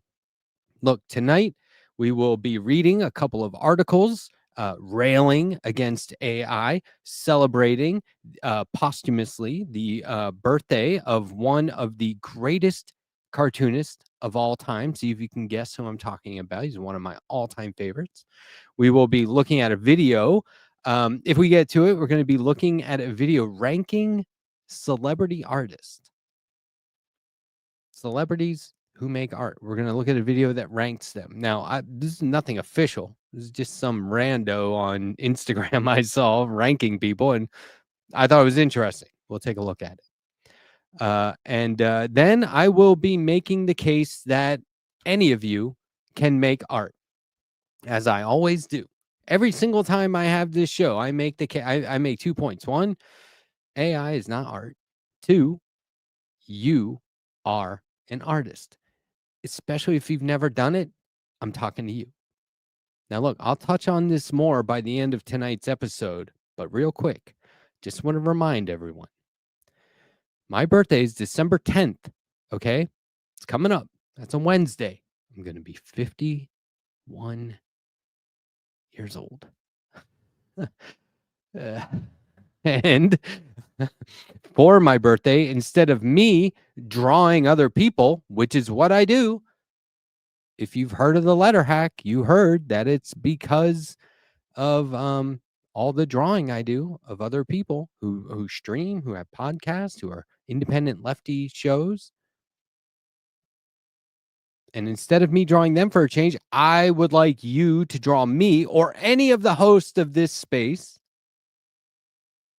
It's a birthday art challenge. I've done this before on social media. It's the first time we'll do it on this space. And I would like you to send them in to me. You can paint, you can doodle, you can draw, you can sketch, you can sculpt, whatever it is you want. Send them to me however you can through a DM on Discord, Blue Sky. I don't know if you can send images on Discord. You can always send me a link or just email me, theletterhack@gmail.com. An email address so easy, you probably could have guessed it. You can draw Pastor Ben, Pep Talks, Jake, Sandee, Deter, Alex, the other Sandee. Which one am I even talking about? Andrea. Submissions have already started coming in. Some of them were like, hey, this is just for you. Don't show them on air, please. But at least one has said, go ahead and show it on air. So if you send it in, make sure you let me know whether or not I can share them on air. There's no critiquing here, unless you ask me, in which case I'm very considerate and thoughtful and constructive. And I probably won't critique anything anyway, because I generally look at all art as perfectly fine, okay? Unless somebody's boasting about it, and then maybe we could knock them down a couple of pegs. But anyway, more on that later. Okay, real quick, I got to share this with everybody. This Friday, I have a brand new audio podcast that's about to drop with my co-host, Chloe Humbert. I'm going to bring it up right now and show you the website, and I'll put it in the chat for you to check out. You can go to this website and you can subscribe so you can be sure never to miss an episode. The first one, like I said, drops Friday, but we have a teaser up now that you can listen to, so you're not just going there and hitting subscribe. There's a couple of minutes worth to listen to. It is called Psych Grind, and it is something that, you know, we've been working on this behind the scenes. I took a bit of a hiatus from my regular show at youtube.com/theletterhack in order to work on a graphic novel, an original graphic novel that I'm putting the finishing touches on this space, but also Psych Grind. I'm proud of it. I think it's going to be fantastic. But I you know, what counts the most is what you all think. I want to hear from you, and we will make it. This will be the kind of situation where we are welcoming feedback and questions, comments, and concerns, and we always provide citations.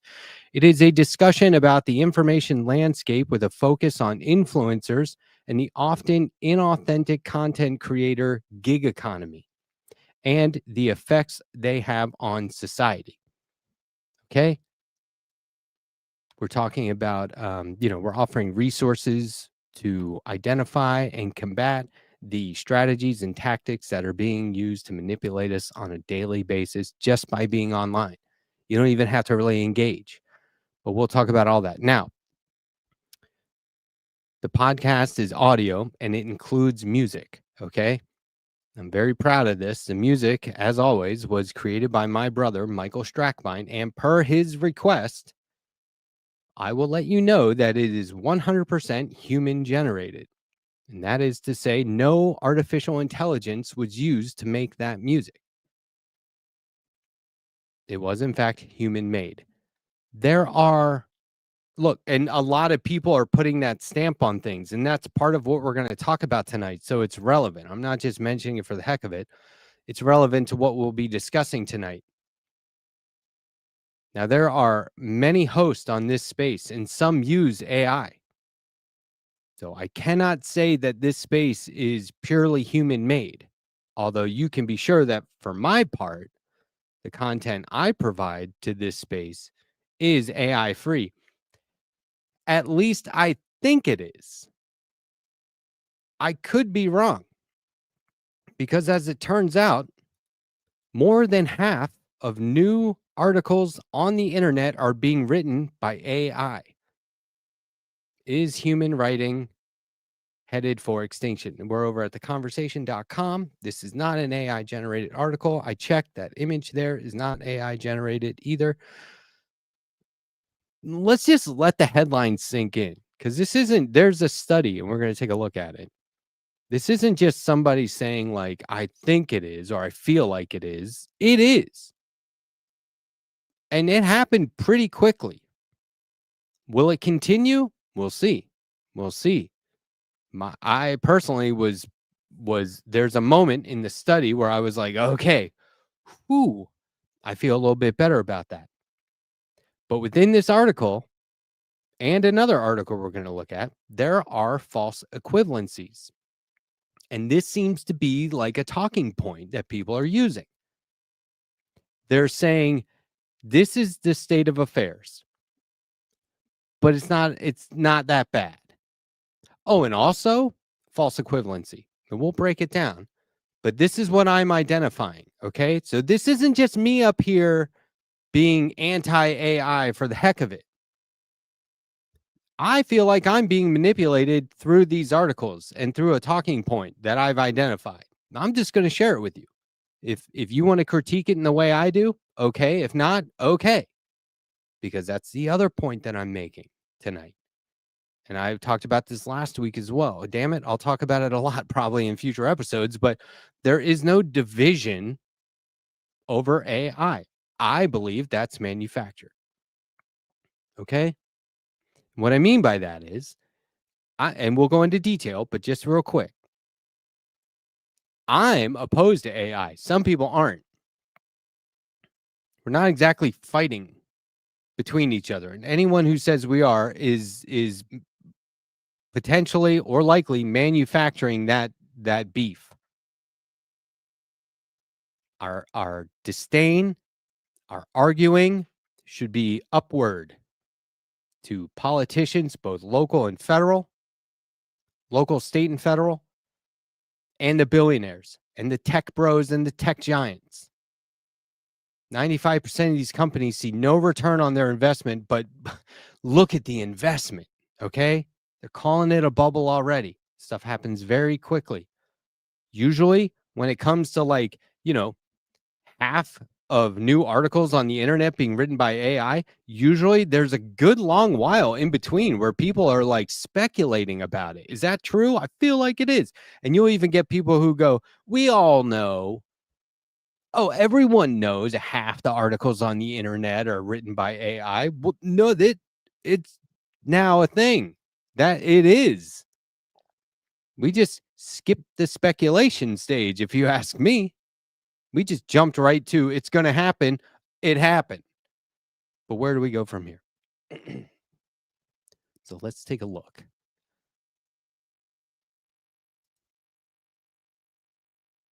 By the way, I used to be a huge fan of the conversation. I'm not kidding you. Since like midsummer, they've been shifting to the right. Articles about like people should retire at older. The retirement age should be pushed up. Because how are we going to afford, or pushed back because how are we going to afford it? What are you? People should work longer? What the fuck? So there's like a lot of stuff that I'm just not. I don't know, man. These media outlets that play it safe or even look like they're playing it safe, fuck them, really. So I'm still hopeful for the conversation because they do a lot of different categories. But when it comes to AI, especially, like you can curate to your inbox. I'm seeing only AI articles from these folks. But of course, there's other articles listed under. No, you may also be interested in this. But when it comes to the articles that I'm deliberately reading and catching wind of, I don't like the tone. It feels like they're playing it safe and being like moderate or to the right. But let's check it out. We've got some highlighted portions. We're not going to read this whole thing mainly because I get the point pretty quickly. Oh, and by the way, just so we know, this is written by Francesco Angelini, and he is a lecturer in digital and data studies at it's small Binghamton University, State University of New York. The line between human and machine authorship is blurring, particularly as it's become increasingly difficult to tell whether something was written by a person or AI. Now, and I wonder if it's difficult because either AI is that good or the human stuff wasn't that good to begin with. I really do have to ask myself that. Or is it us? Is it the reader? Do we just skim? Do we not pay attention enough to detect whether it's AI? Do we not know the giveaways? Like there are whole groups of scientists working part-time, usually for free, in order to detect papers and scientific studies that were written by AI or generated by AI, and they have different ways of identifying that. And they're like, we would never say that in the science field, or this study has clay feet versus concrete feet. You know what I mean? Something like that. So they have different systems for figuring that stuff out. And I just wonder if, there's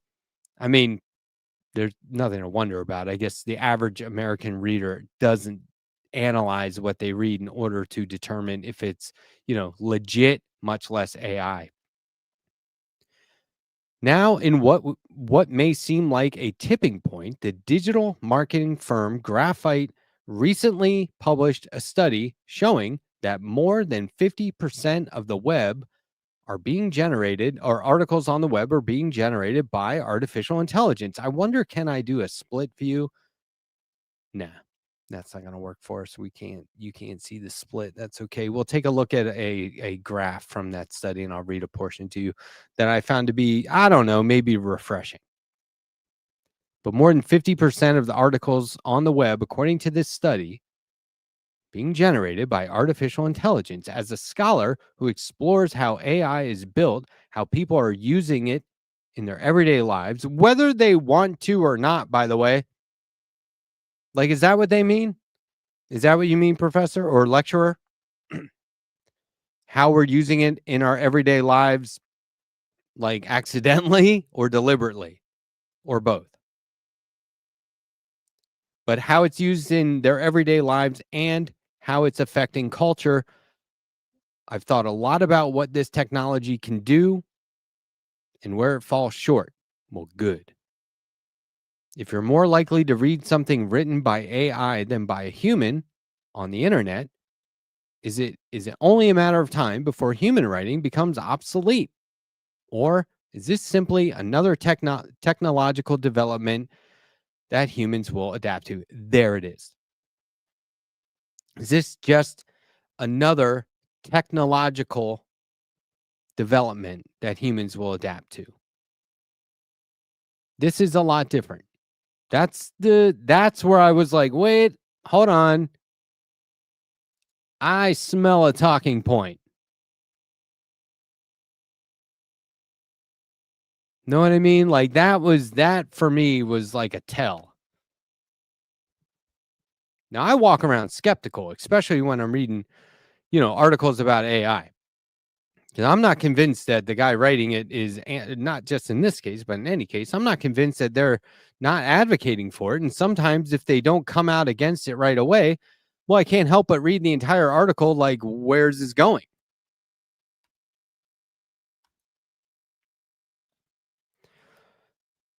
It isn't all or nothing. Thinking about these questions reminded me of Umberto Eco's essay, Apocalyptic and Integrated, which was originally written in the early 1960s. Parts of it were later included in an anthology titled Apocalypse Postponed, which I first read as a college student in Italy. And this is where I check out after this highlighted portion.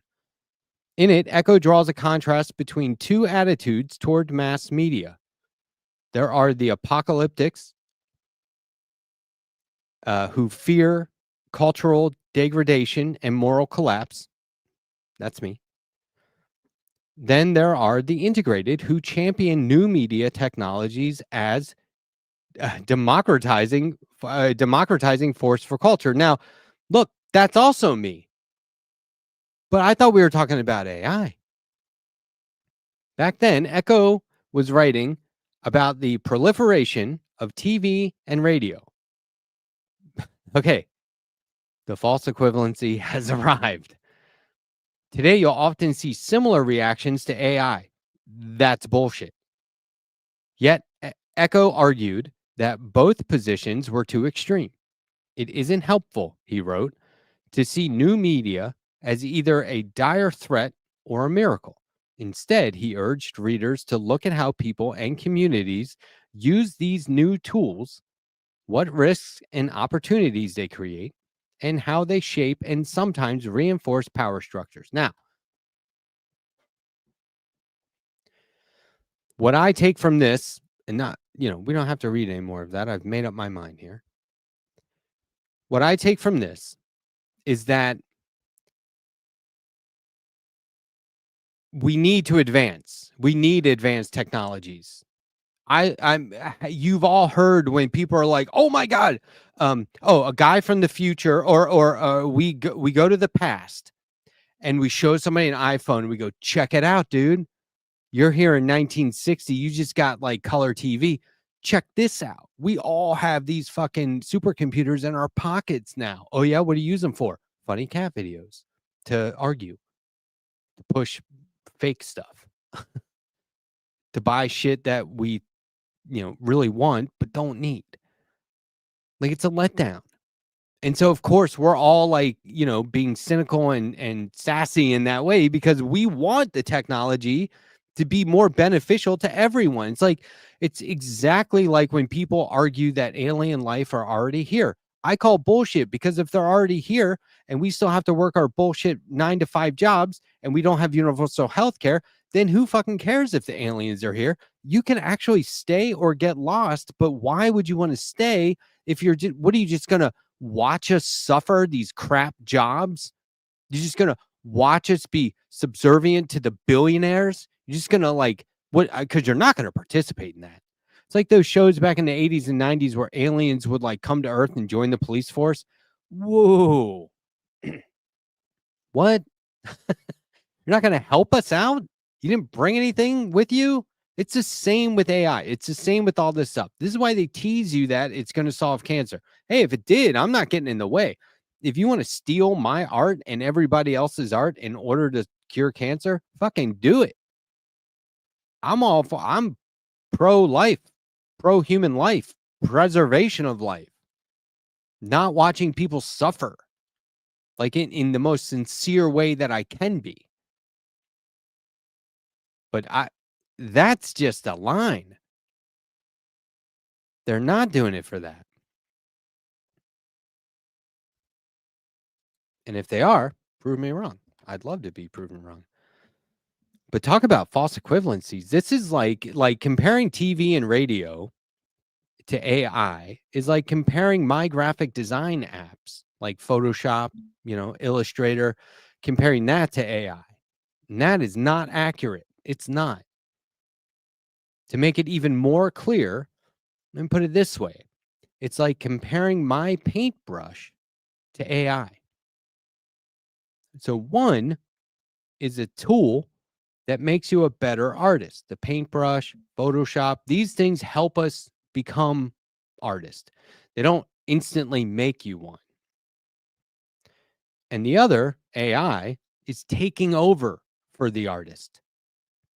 We'll see quotes about that in a moment. I mean, they're out there. People are saying this. Unless you believe that by typing in a prompt, you're somehow creating the art, when in reality, you're not. And let me explain it in a way that's even more clarifying. See, if you take away my paintbrush, or I suddenly can't afford my subscription to Adobe Photoshop, I'll find another way to make art. I'll grab a pencil, I'll grab paper, I'll grab a pen, I'll learn to sculpt. But if you take away AI or ChatGPT from the person typing the prompt, they're going to have to learn how to make art at all. You see what I'm saying? You take away AI and they're done. But anyone who's already using tools to become an artist isn't done, because you can adapt. AI is preventing you from adapting. It's helping you get to the end product. It's helping you get to the final results. It's treating art as an end product. It's treating art as a final result. It's ignoring the process, which is what art is. The act of creating, the challenges, the highs, the lows. You'll get so frustrated with your art that you'll put it down and do something else and go back to it months later and be like, why was I so worried? Let me finish this up. There is a beautiful, beautiful process involved, and it's a process that you can apply everywhere in life to everything. But when it comes to comparing AI to the radio or TV, it's a false equivalency. It's not accurate. That's a talking point that keeps coming up. And that is one way that you can identify when someone isn't being outright in one camp or another. That is one way that you can identify someone is, writing an article seemingly critical of AI to a degree, but actually promoting it. I should point out there's somewhat positive outcome to this study, but check it out. AI generated content surpassed human content.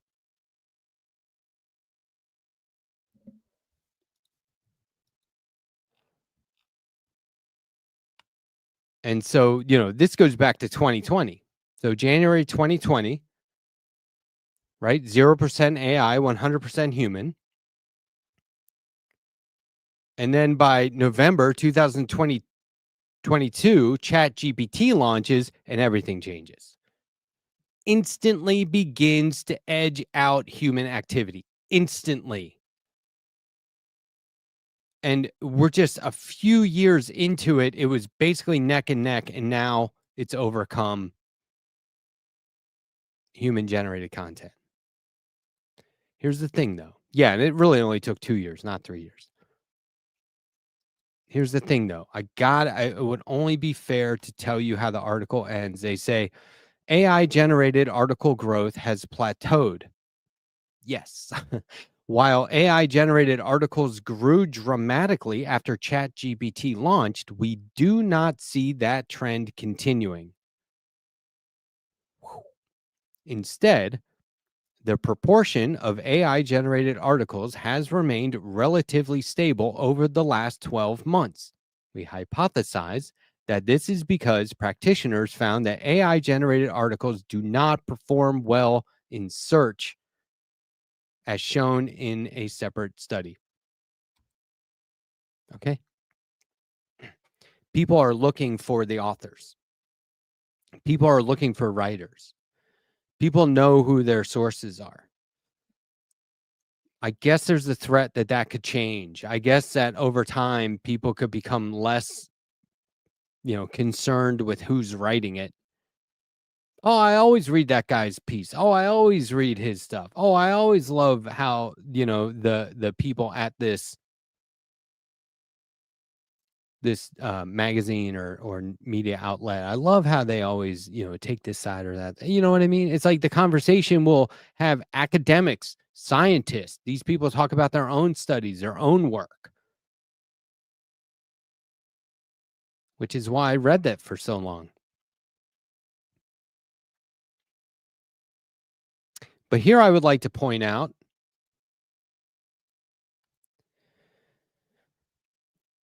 the weaponization of AI as an argument against left and right. Now, let's just recap in case anyone's lost. I've read an article that points out a study saying that the majority of stuff, over 50% of articles on the internet are AI generated versus human made.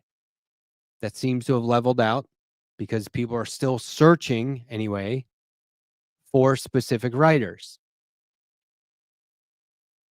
It's yet to be seen where it'll go. But in the article where I was reading about that study, where I learned about that study, they used what I've identified as a talking point, comparing falsely or inaccurately comparing like things like just technology at all to AI. AI is not a technology that's giving us a leg up. AI is taking over, and it's not doing so in a way that allows us to go on with our lives. The aliens have essentially arrived to just do our jobs without giving us any beneficial technologies so that we can say, fine, you do the job. I'm going to be a poet starting right now because I don't have to worry about healthcare anymore. I don't have to worry about rent anymore. No, now you really have to worry about that stuff. You really have to worry about it. But there are arguments, and this is I'm making the case that it's not left versus right, and I want to point out some things I've identified with that, because once again, it's bottom up, and this is what we need to embrace as a society. That left and right politics is exactly the game they want us to play. And we can't do that. We can't accept that narrative. It's all of us versus a very few of them, like always. But here it is in terms of AI. The weaponization of AI is an argument against left and right. That argument is not actually a thing. Like always, bottom up, not left and right. The tech giants and tech bros, however you want to call them, they are banking hand over fist, while people are actually out here saying that the left is gatekeeping against AI. This is the popular notion on the right, that the left is gatekeeping, saying we can't have AI, absolutely no AI. Or the other side, the left, arguing that the right is leaving the left behind with AI. So that's a conflict right there. Oh, the left doesn't want us to use AI. Meanwhile, the left is over here going, well, the right's leaving us in the dust by embracing AI. Now, I said at the top, there are people who contribute to this space, which I think is pretty left, who totally embrace AI. But I'll say it again, that argument back and forth, that's not a thing. That's not true. It's not happening. It's almost as silly as if I were sitting here saying that the right is leaving the left behind with iPhones.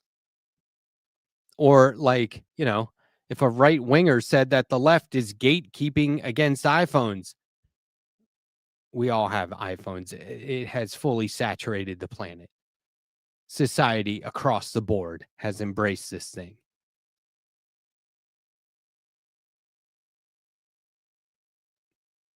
But here we go, shouting back and forth and generating content. There is plenty of content out there. You don't have to search it out, but you also don't have to take my word for it. Generating content for clicks and revenue based on absolutely nothing. And by nothing, I mean that AI is nothing. And how, according to study after study, the argument falls flat. Sure, we can reverse course. We can abandon AI, and I wish we would. We could just stop that right now. But saying anyone is actively doing that is ridiculous, because nobody is. At least not in any meaningful or impactful way. Now, look, I'll mention this later in an article as well, but There are people that are saying, hey, at our Comic-Con, at our art festival, at our music venue, we don't do AI. We're human made. Fucking it, pro-human. That's not anti-AI, that's pro-human. Now, why are humans upset with that? Because technology is supposed to give us a leg up, not cancel us, not eliminate us, not take us out of the equation, not take all the fun and then leave us wondering how the fuck we're going to pay rent. And I definitely can't make money off my passion, right? So like, that's a very street level stuff, and I'm grateful for that, but nobody is doing it in any meaningful or an impactful way that's going to reverse course on AI. It may do it to itself, which would be great.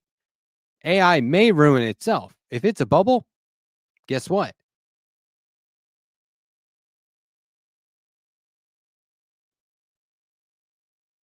But my real fear is that this is the first step to some greater technological threat like mass surveillance and convictions and jail time over, thought crimes. Which, does that sound crazy? Does that sound like fiction? I mean, look, they arrest perfectly innocent people. They grab them off the street, throw them in jail for whatever reason they want. They don't even read them their rights. They grab you, they send you to another country's prison. So why not come after us just for simply thinking something? Your prompt into AI might be considered inflammatory according to AI. Then you're reported, and away you go. AI is lying to the programmers already. There's articles and videos out there, assuming they aren't AI generated, that say they're saying, like, I turn AI off and it turns itself back on, and then it lies to me about it. So much for,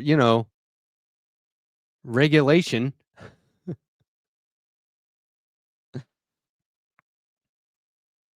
Let's hope that whole thing, thought crimes and being arrested for that, let's hope that remains as fictional as it sounds. But also, I mean, be ready for anything, okay? It was a year ago, I was saying we're going to have the military in the streets, and people were like, that's fear-mongering. Oh, yeah? How's that working out? Yeah, a little fear is healthy. But to me, the clear and present threat is that AI will inhibit learning and growth. That is real. And there are people out there, self-proclaimed futurists, who talk about this at length, about how do we learn nothing from social media and how it's harmed the youth and how it's inhibited learning and development. Can we not at least put some guardrails up that prohibit that? Because AI is going to be full throttle.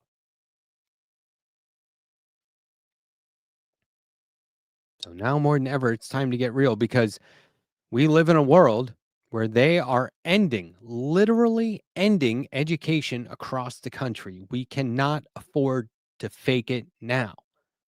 We need to get a hold of the steering wheel. We cannot give it up. And so that's why I'm glad to see so many people denoting their artwork is human made. Now, look, it's not lost on me that AI could simply, generate an article and put a human-made stamp on it. But I still have some minuscule faith in society that people won't feel the need to do that, because even if it's an AI-generated article, it's some human being at the very top making that happen, giving a platform for that to be a thing at all. But here's another article I read on the same topic this week. And, it's like I start looking at articles Monday and Tuesday for what I want to talk about Wednesday, and there's too many.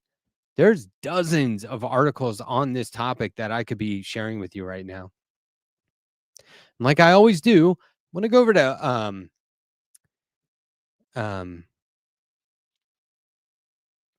Axios. Not my favorite. This is the thing. I don't like go to, right-wing outlets But I'll read stuff that I'm not 100% in agreement with because I need to know what the majority of people are reading out there. I think if you want to sum up Americans as simply as you can, whether it's their outlook on their own country or the rest of the world, there are two faces and then a bunch of stuff in between, but two general faces. One is, what'd you say? Talking to me? And the other one is, huh? What? Huh? And then there's a lot in between, but that's generally what you're going to get in any, basic interaction with an American, myself included, on the right day.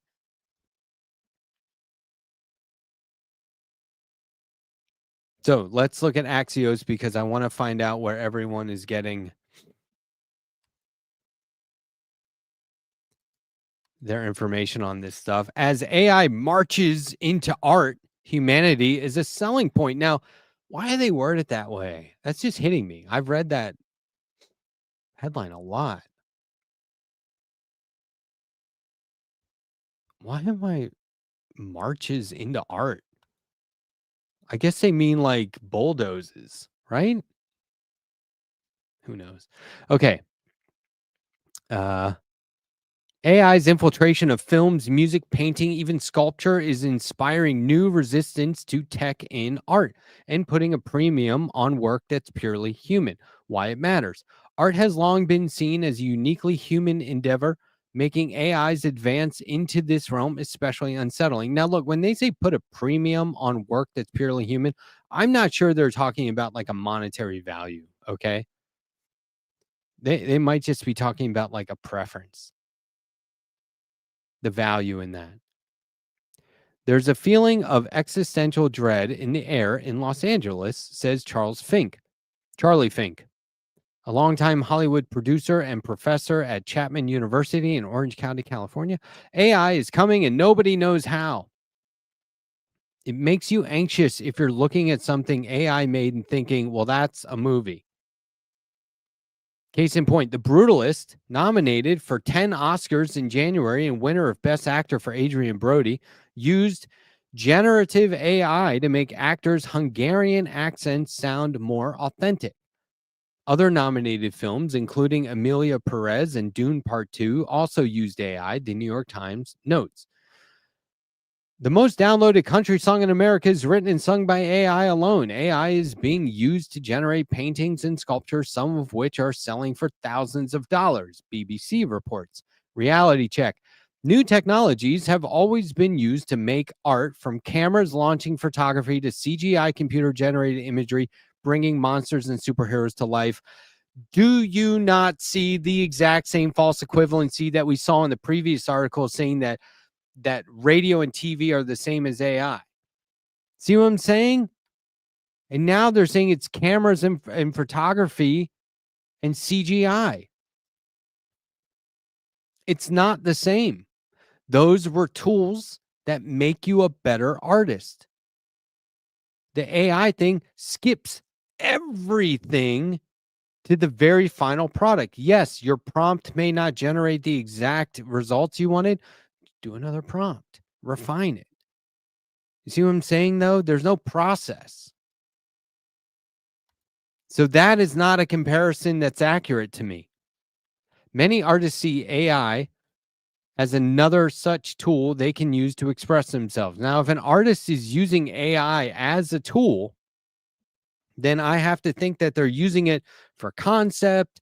They're using it as a starting point. They'll go in and really over render what AI has done, render over top of what AI has generated for them. But if they're referring to artists as people who type in the prompt and then get the art, I'm not buying that. And so I think that they need to be more clear about that in this article. Granted, Axios just gives you these summaries. They don't really allow for, a deep dive.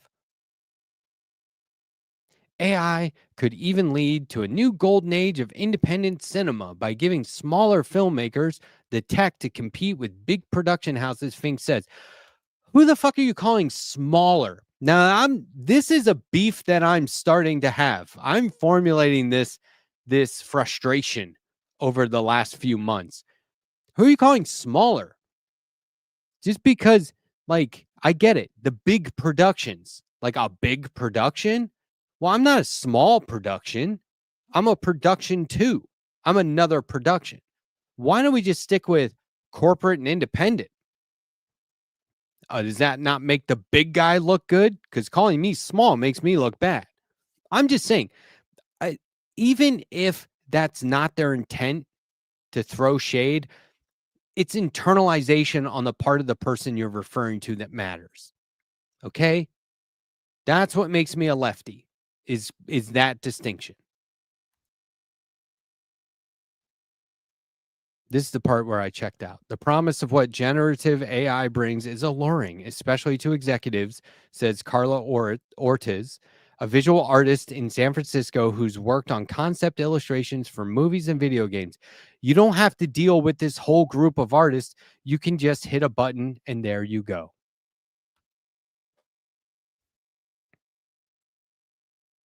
Oh, you don't have to deal with a whole group of artists? I'm an artist. Why the fuck would I finish reading that article?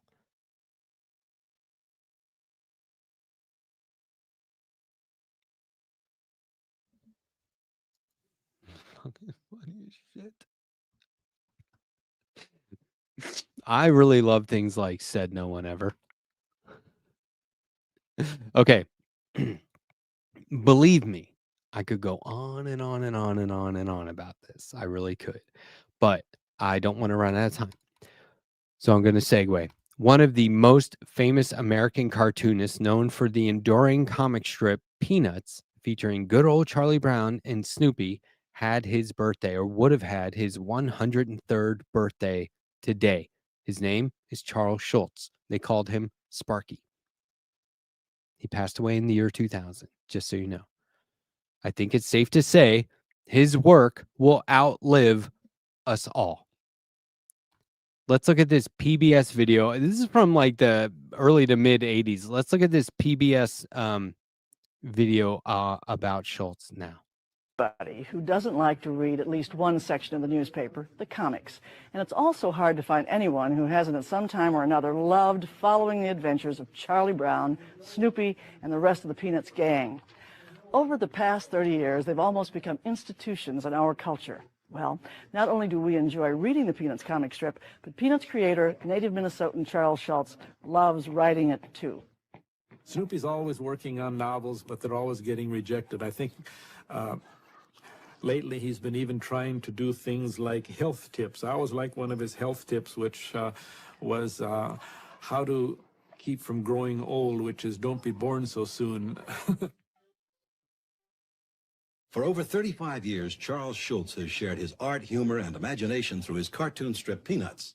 Each day, over 100 million readers delight in Schulz's special ability to turn our fears and insecurities into laughter.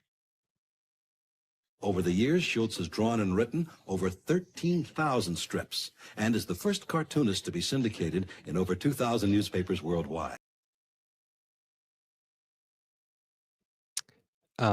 Here. He's written dozens of books and animated films, won numerous awards, and is a subject of a major traveling art exhibition. But best of all, Charles Schulz has drawn together his 35 years with Peanuts and written a book called You Don't Look 35, Charlie Brown, all about his life in the funny pages. I've always said that I have just the right qualities to do a pretty good comic strip. I draw quite well. If I drew better, I would probably be a painter. If I wrote better, I would be a novelist or a playwright or something like that. But I think that my writing has improved down through the years, and I was talking to my wife about it the other night because I've been working on a special book, kind of a book of memoirs, and I think my writing has improved because of my reading. I read considerably. I have a stack of books next to my bed at home. I have another stack next to another reading chair. I have a stack of books here at the studio, which I read while I'm eating lunch. So I'm reading continually, and I think I have absorbed sentences which really have improved my writing. I usually sit here like on a Monday morning where I have no ideas, I take a blank sheet of paper and I start doodling on it the same way as you might if you were talking to someone on the phone. And if I'm lucky and I think of something right away, I turn and I reach down and I pick out a prepared set of squares like this. I then rough out the idea in pencil very lightly. I'm a great believer in drawing with the pen. I think the term inking in is a bad term. You should not ink in. You should draw just enough in pencil to kind of space things out properly. I'm kind of a purist or a fanatic. I draw the whole thing. I would not want someone to come up to me and say, I like that strip you had last Friday, and have to admit that I didn't think of it or that I didn't draw it. No, I think of every idea. I would not use an idea that someone suggested. And I draw every strip, I letter every word, because this is what I do. This is my life.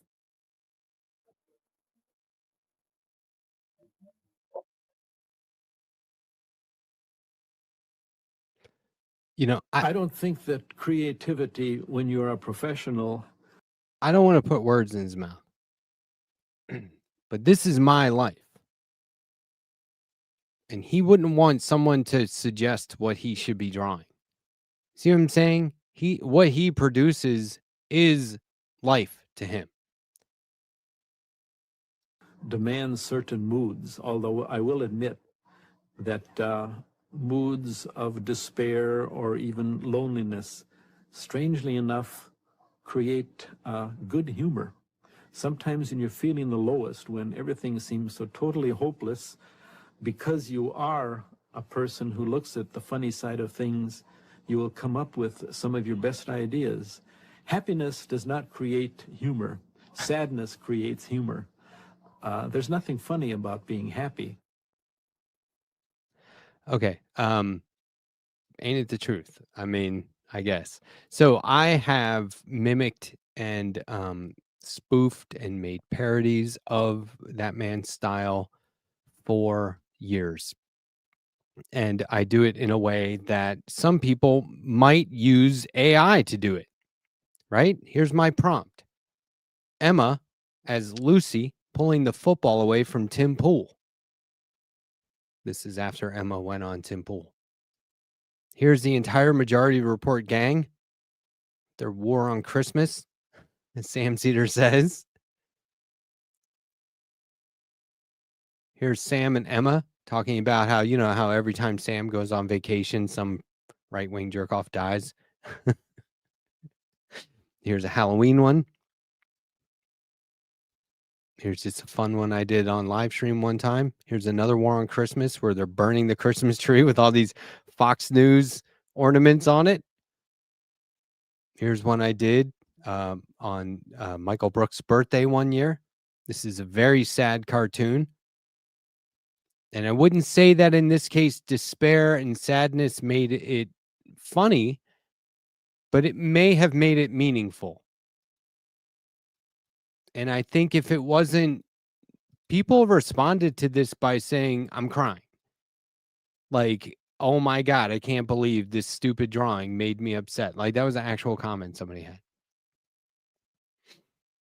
And so I do think that there is a meaningfulness that we get from, you know, using the things that upset us or that aren't easy to process in a fun way to make it meaningful, to help you process it. And there, again, we land on the word process, which is really the point of all of this. Now, I've been inspired by Schultz's work my entire life. I'm not kidding. For the last 50 years, going on 51 years, let's just round up, I've been in love with Charlie Brown and Snoopy. I'm not the only one, obviously, but some of my earliest memories are of my grandfather's collection of Snoopy as a fighter pilot. My grandfather was a command pilot flying bombers in World War II, and so he collected mugs, statues of Snoopy in his aviation costume from Snoopy versus the Red Baron. Maybe that's where it began for me. At some point in my earliest years, I was gifted this mug. This mug was made in 1965. My mother gave me this as a little kid, and I still have it. I have the entire Peanuts encyclopedia set on my bookshelf behind me. That wasn't exactly easy to come by. I pieced it together over the years. I wear a Charlie Brown Timex watch whenever I am on air. And when I'm done with my show, I take it off and I leave it right here on this desk. And when I start my next show, I put it back on.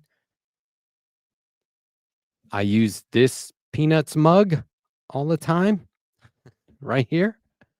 I am surrounded by Peanuts books all over the place on the podium back there. And like I said, I've used his art to make the reason why, look, I draw Sam Cedar as like a Peanuts character because I think it's fun. The reason why people like it, though, is because it's Peanuts to them. They see Charlie Brown and Snoopy. See what I'm saying? They aren't looking at it as, oh, this guy drew Sam Cedar. When I draw Sam Cedar as a Simpsons character, they go, ha, The Simpsons. I can identify that. I can identify that. So it has less to do with me and more to do with the source material, which is why I do it. It's a hook that keeps them around for the next one, though. And I know this because I did it for so long. And no sooner did I start doing that than I threw down the gauntlet for my first birthday art challenge back in 2019. We took a few years off, but we did it for many years in between, and people responded to it. And so we are doing this again.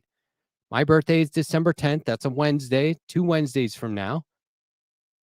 And instead of me drawing people for a change, I'd like everyone else to take up the challenge of drawing me or any of the hosts from this space. Pastor Ben, Pep Talks, Jake, Sandee, the other Sandee, Andrea, Deter McBizness, Alex, Vizora, whoever you want. What does producer Nick look like? Show me.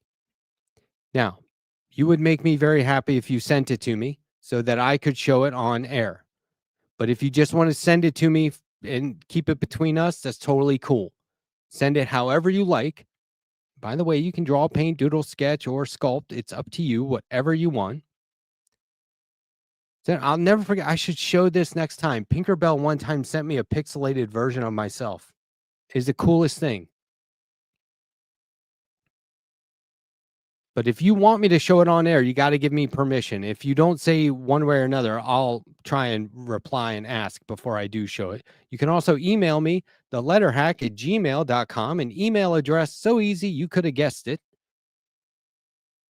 But just, make sure you give me permission and I'll show it on air. If you want some sort of critique, I will attempt to do that, but I generally do not see a point in critiquing things, especially when it's somebody's first attempts. And that's what I'm looking for. This is for artists and non-artists alike. It would make me so happy to see some of these.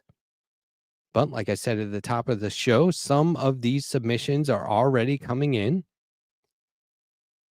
And so, not some of them. There's only one so far, maybe two. There's definitely one so far. I can't wait to show it to you. It is amazing that I'm allowed to show on air and give the person credit for. I could just show it on air and not give you credit. So it, incognito. It's up to you. But the good news is the submissions are already coming in. And so you've already made me a very happy 51-year-old. Left Past 10 is up next.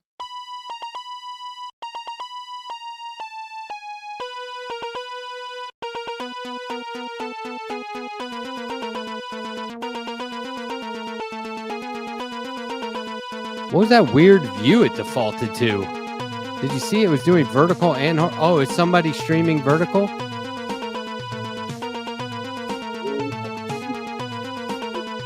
To anyone who watches things on the cell phone and doesn't tilt it, takes no effort at all, 90 degrees, flip it 90 degrees, no effort. You watch video on your phone and you don't flip it like that, you are why we're here. And I will never forgive you. Well, let's watch how the views do. I bet we're going to get a lot of insane folks who are doom scrolling. So, okay, let's not talk during. Okay, good. Okay, so I just want to make sure I didn't.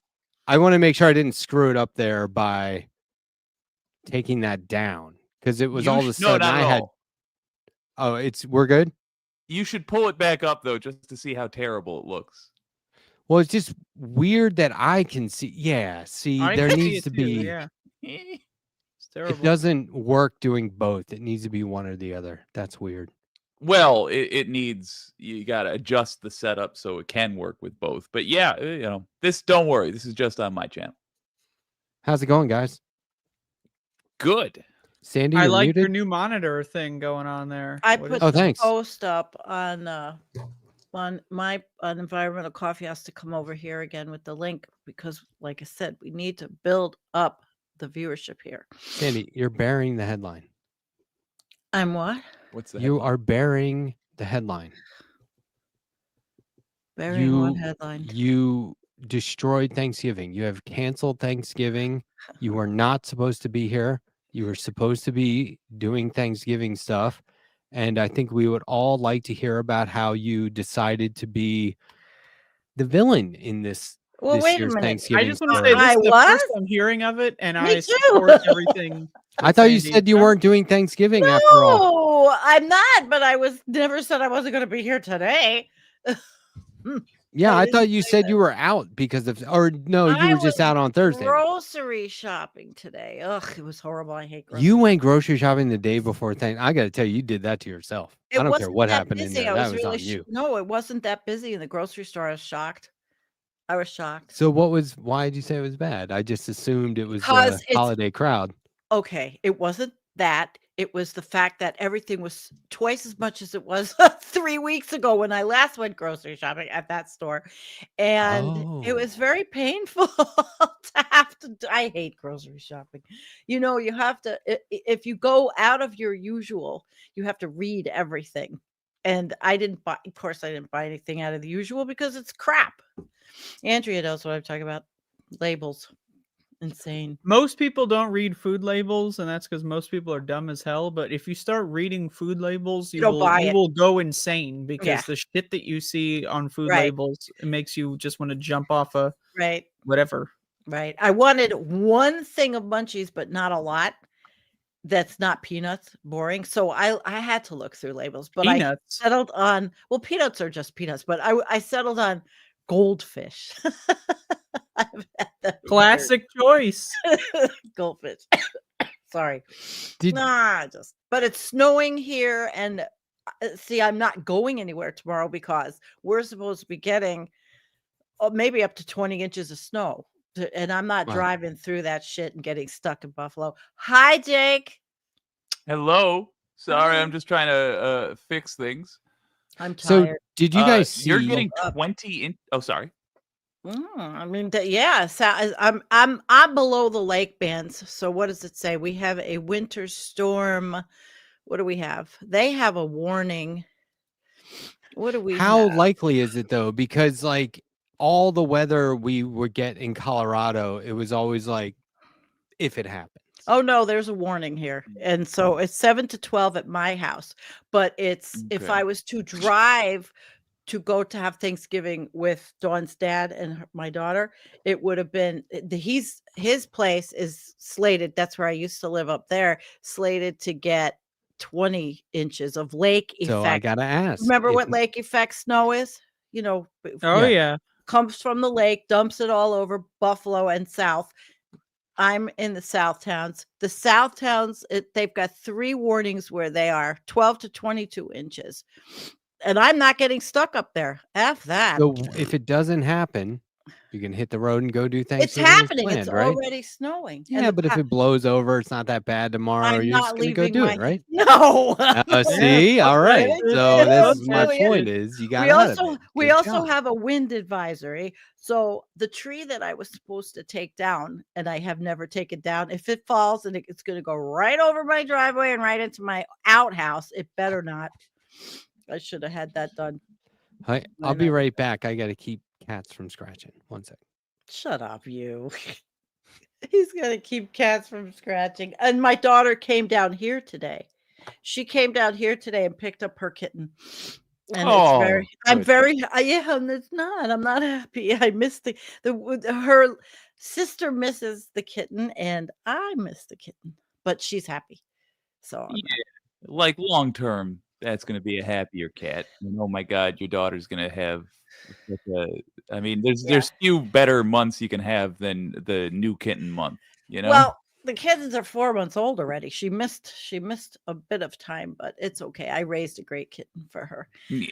So Andrea, I listened to you today, of course, when I was coming home from shopping, and yes, I was in solidarity somewhat. I hate Thanksgiving. I hate Thanksgiving. More importantly than that, I hate people who celebrate Thanksgiving because that's worse than the holiday itself. I completely heard you. I don't hate the people that it's just that I felt for you because I never had that kind of situation in my family, nor my husband's family. So, you know, the husband I spent most Thanksgivings with, and so I didn't. I felt for you.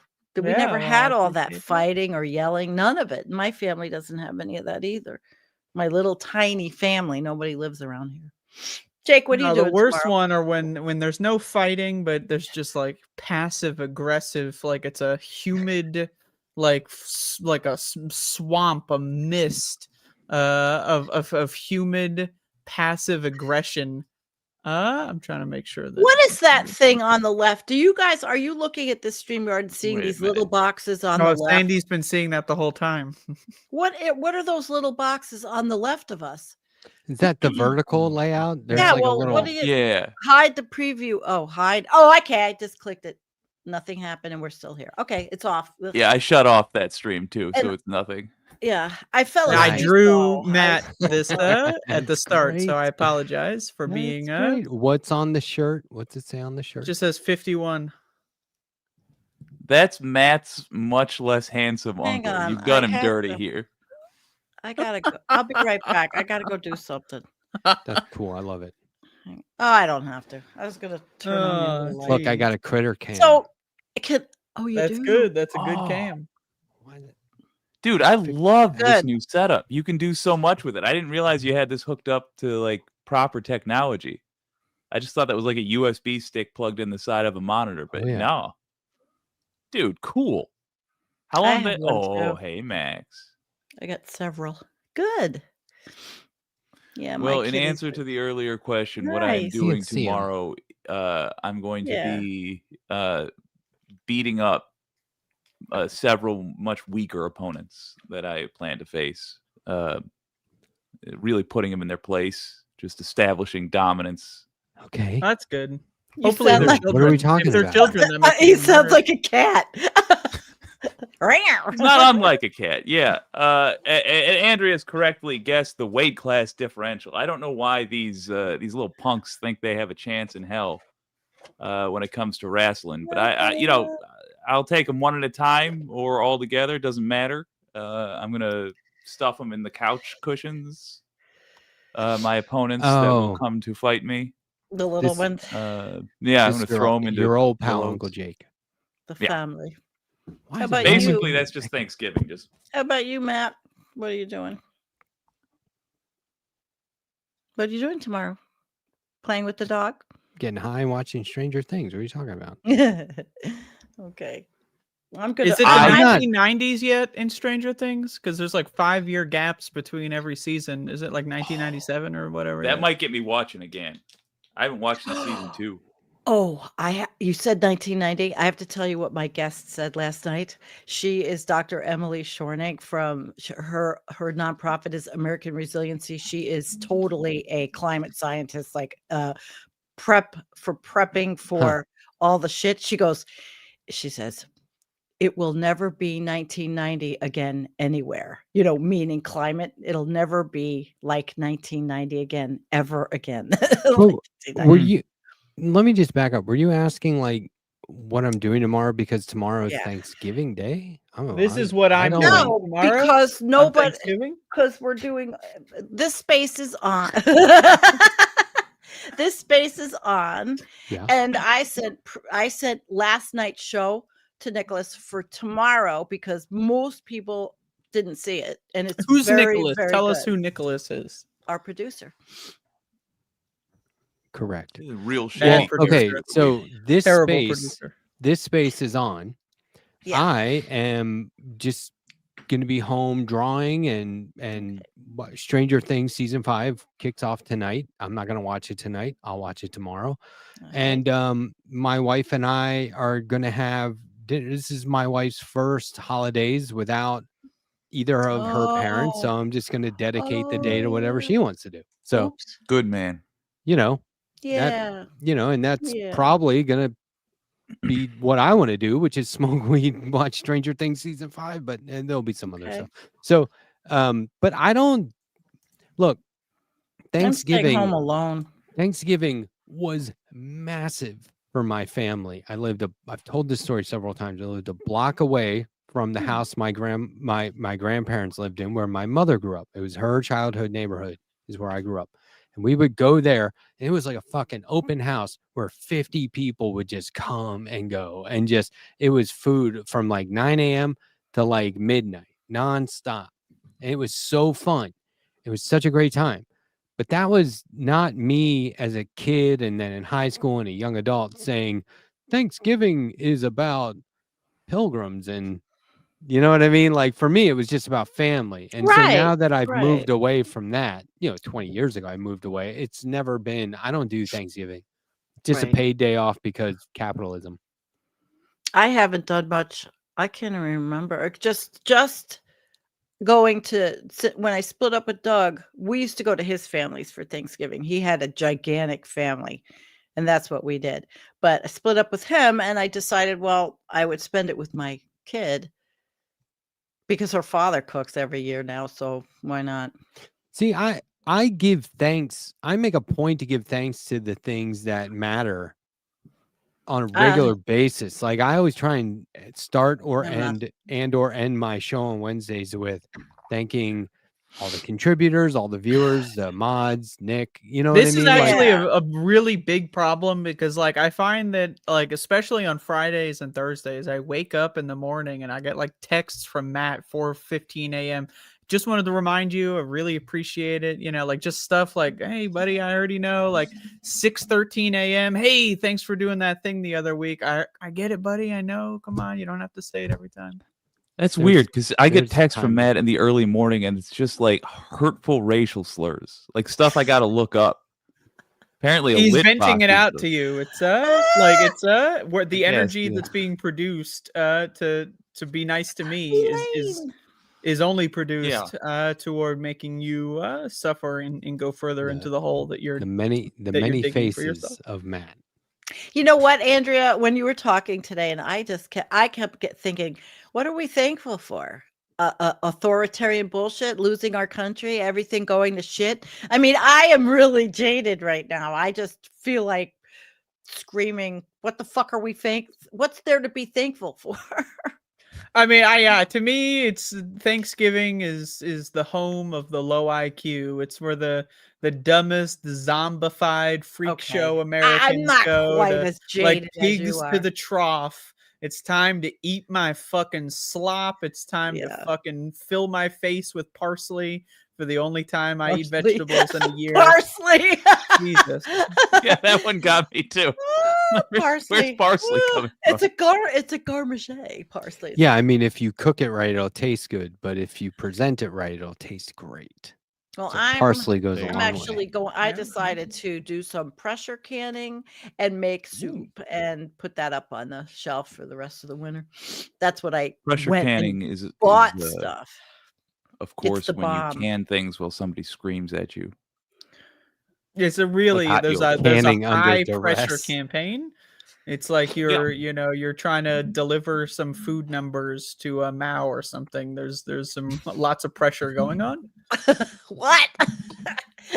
want to make mushroom soup and put it up in jars on my Yeah, shelf. so did Mao's friends too. They just wanted Oh, mushrooms shit. as well.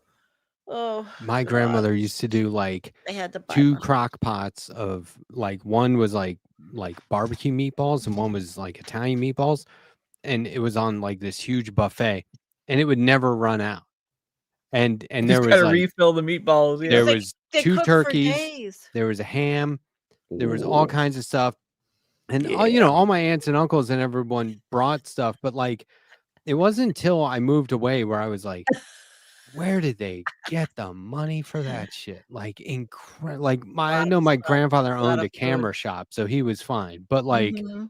wow, like I that was a come from a spread. long line of poor, dumb white people, and the amount of food waste and money waste during this time period makes me just want to jump off the roof. And I live in a 1-story location, so it won't be that dangerous, but I will incur some sort of ankle damage. But just seeing poor people waste money on garbage they don't fucking need, they don't want to eat, like who's gonna fucking buy all this cream corn? And then 3 hours go by, the cream corn tray is still full because no one's eating that shit. But everyone just we loves were eating it. pretending it's the cosplay Listen, time. I cooked for I did all that family shit when my daughter was growing up. I made turkey and cooked and did the whole thing. It was just it's not fun to cook, I'll be honest, but I mean, my family got together like that a lot, but it was like a guarantee that everyone was going to be there. And I Right. just loved being a part of like Because you had a decent that community. It was like a big, huge group of people, and it would. I mean, they would bring in like picnic tables and just make like one long row of tables, and we would just all. I mean, it was a mac out, and my dad would pass out first, and we take fucked up pictures of him. Somebody would always put a sign on him that would say like we're so glad you came, and take pictures of him. All right, He's in the day Polaroid. I'm going to show a little clip. I think we should all be thankful. We got clips? Yeah, I got one for this. Do you want to say something to the group? Donald. They're eating the dogs, the people that came in. They're eating the cats. They're eating the pets of the people that live there. Happy Thanksgiving. Fine. Donald. That's a good start. Would anyone care to answer? Answer what? Happy Thanksgiving. We're eating the pets and eating. That's what I'm eating for Thanksgiving. I'm eating all the stray dogs and cats. I'm just collecting them.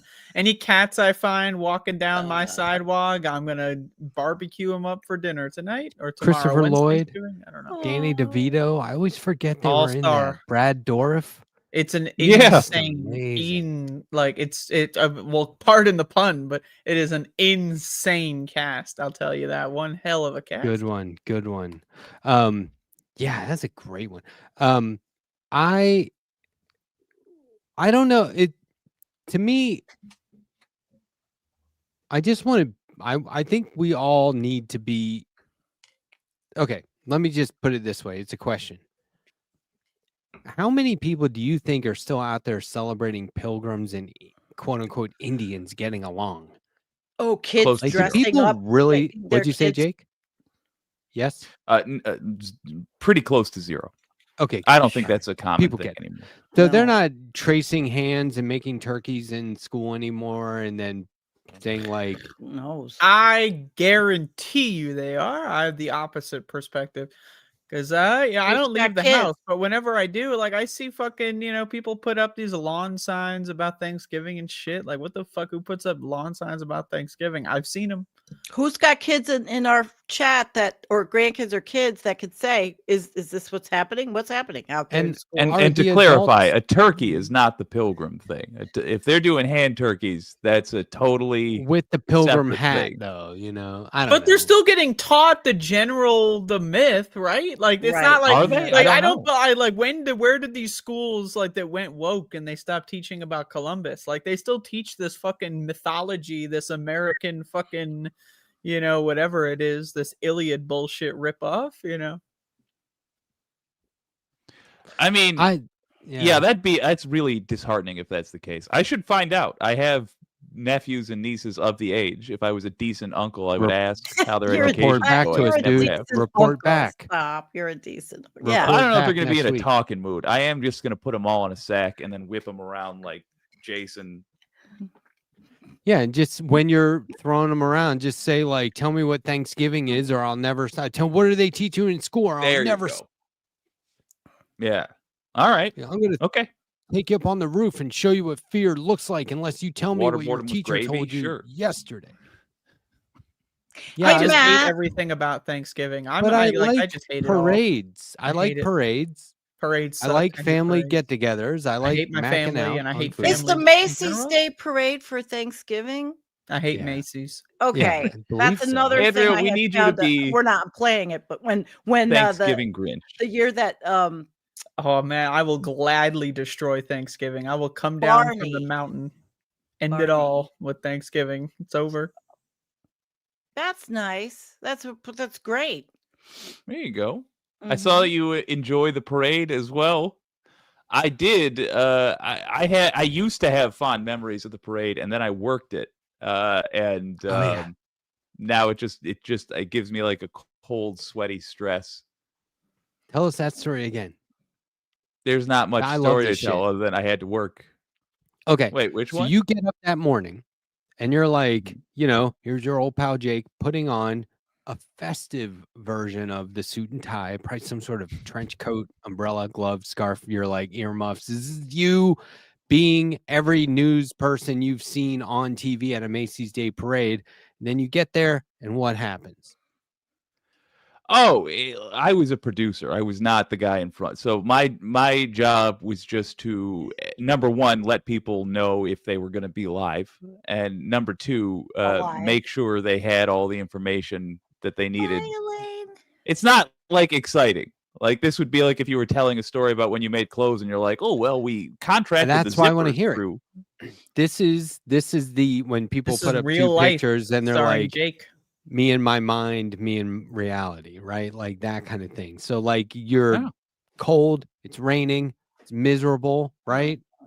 Yeah, I mean that's basically it. You stand around all that. You get to, if you are working at the actual location, you get to see all the floats and what have you. Some years I got to do that, but most of the time I was the digital producer, so I would have to, before the parade, talk to all the talent, usually before they left the station, and then after the or during the parade, run the digital stream, which just meant watching the parade and clicking ads when ad time came up, because they had different ads than television, and then to really just drain all the entertainment out of the show after the parade, I had to make a list of ads we missed.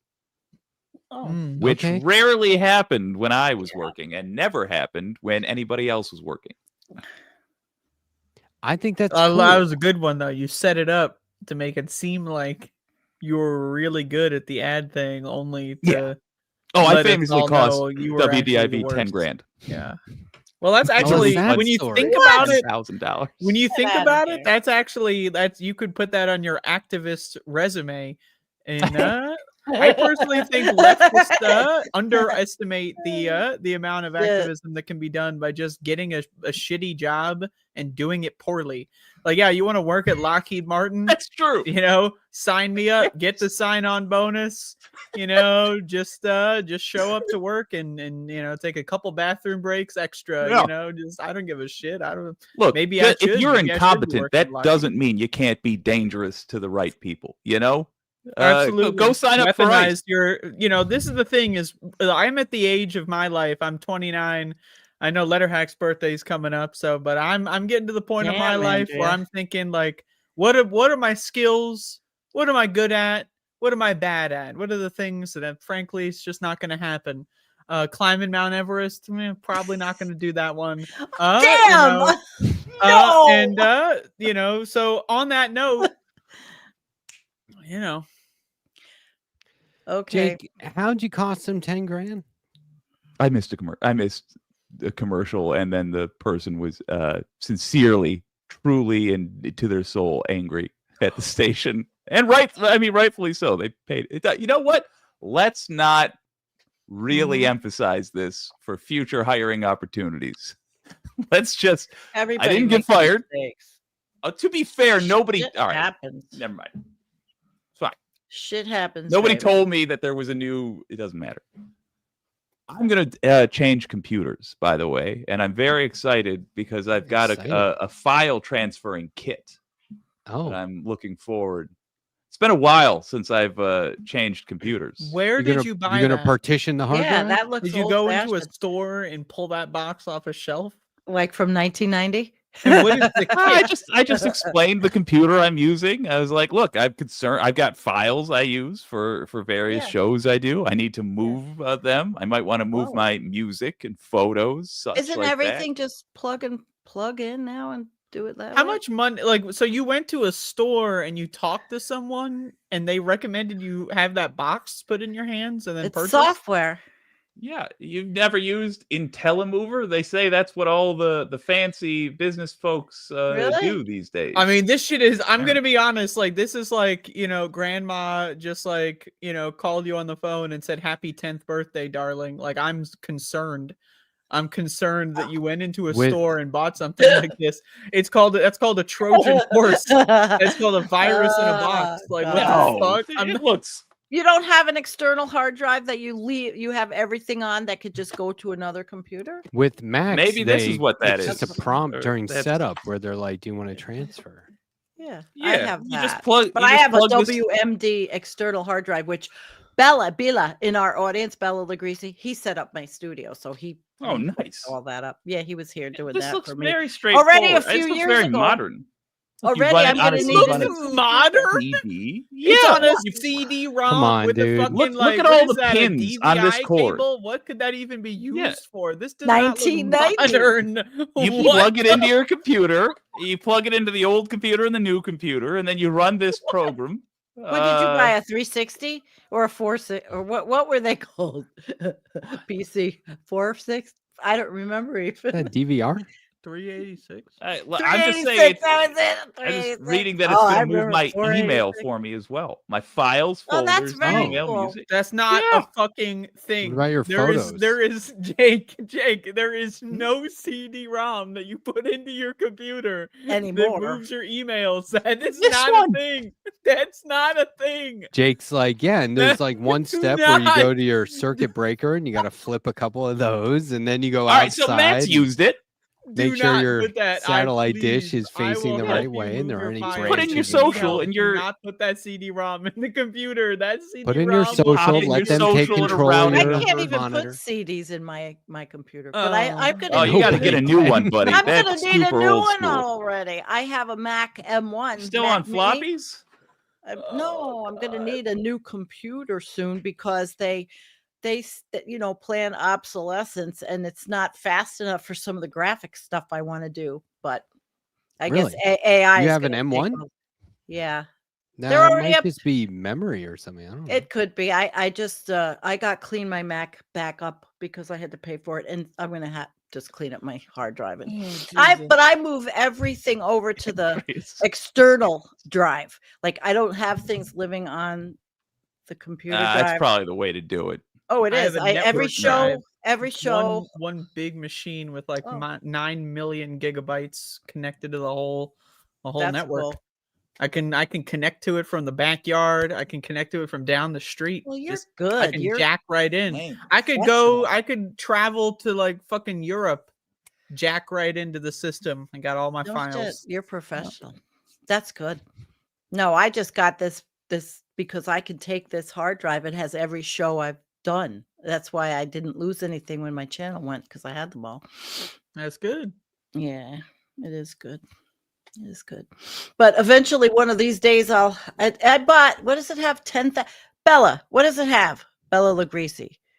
Yeah, and he also set up something else that doesn't seem to work right on mine. Time machine. I can never figure out what the fuck that's. Oh, doing. I do not use that. I don't use it. I'm not using it. I just somebody put somebody everything set up- on the hard drive. Somebody transferred their old Mac to a new Oh, Mac no. at work one time and used Oh, Time no. Machine and Yeah. lost access to like No. all of their stuff. Yeah, I and I don't was use it. like, it No. was bad. It was really bad.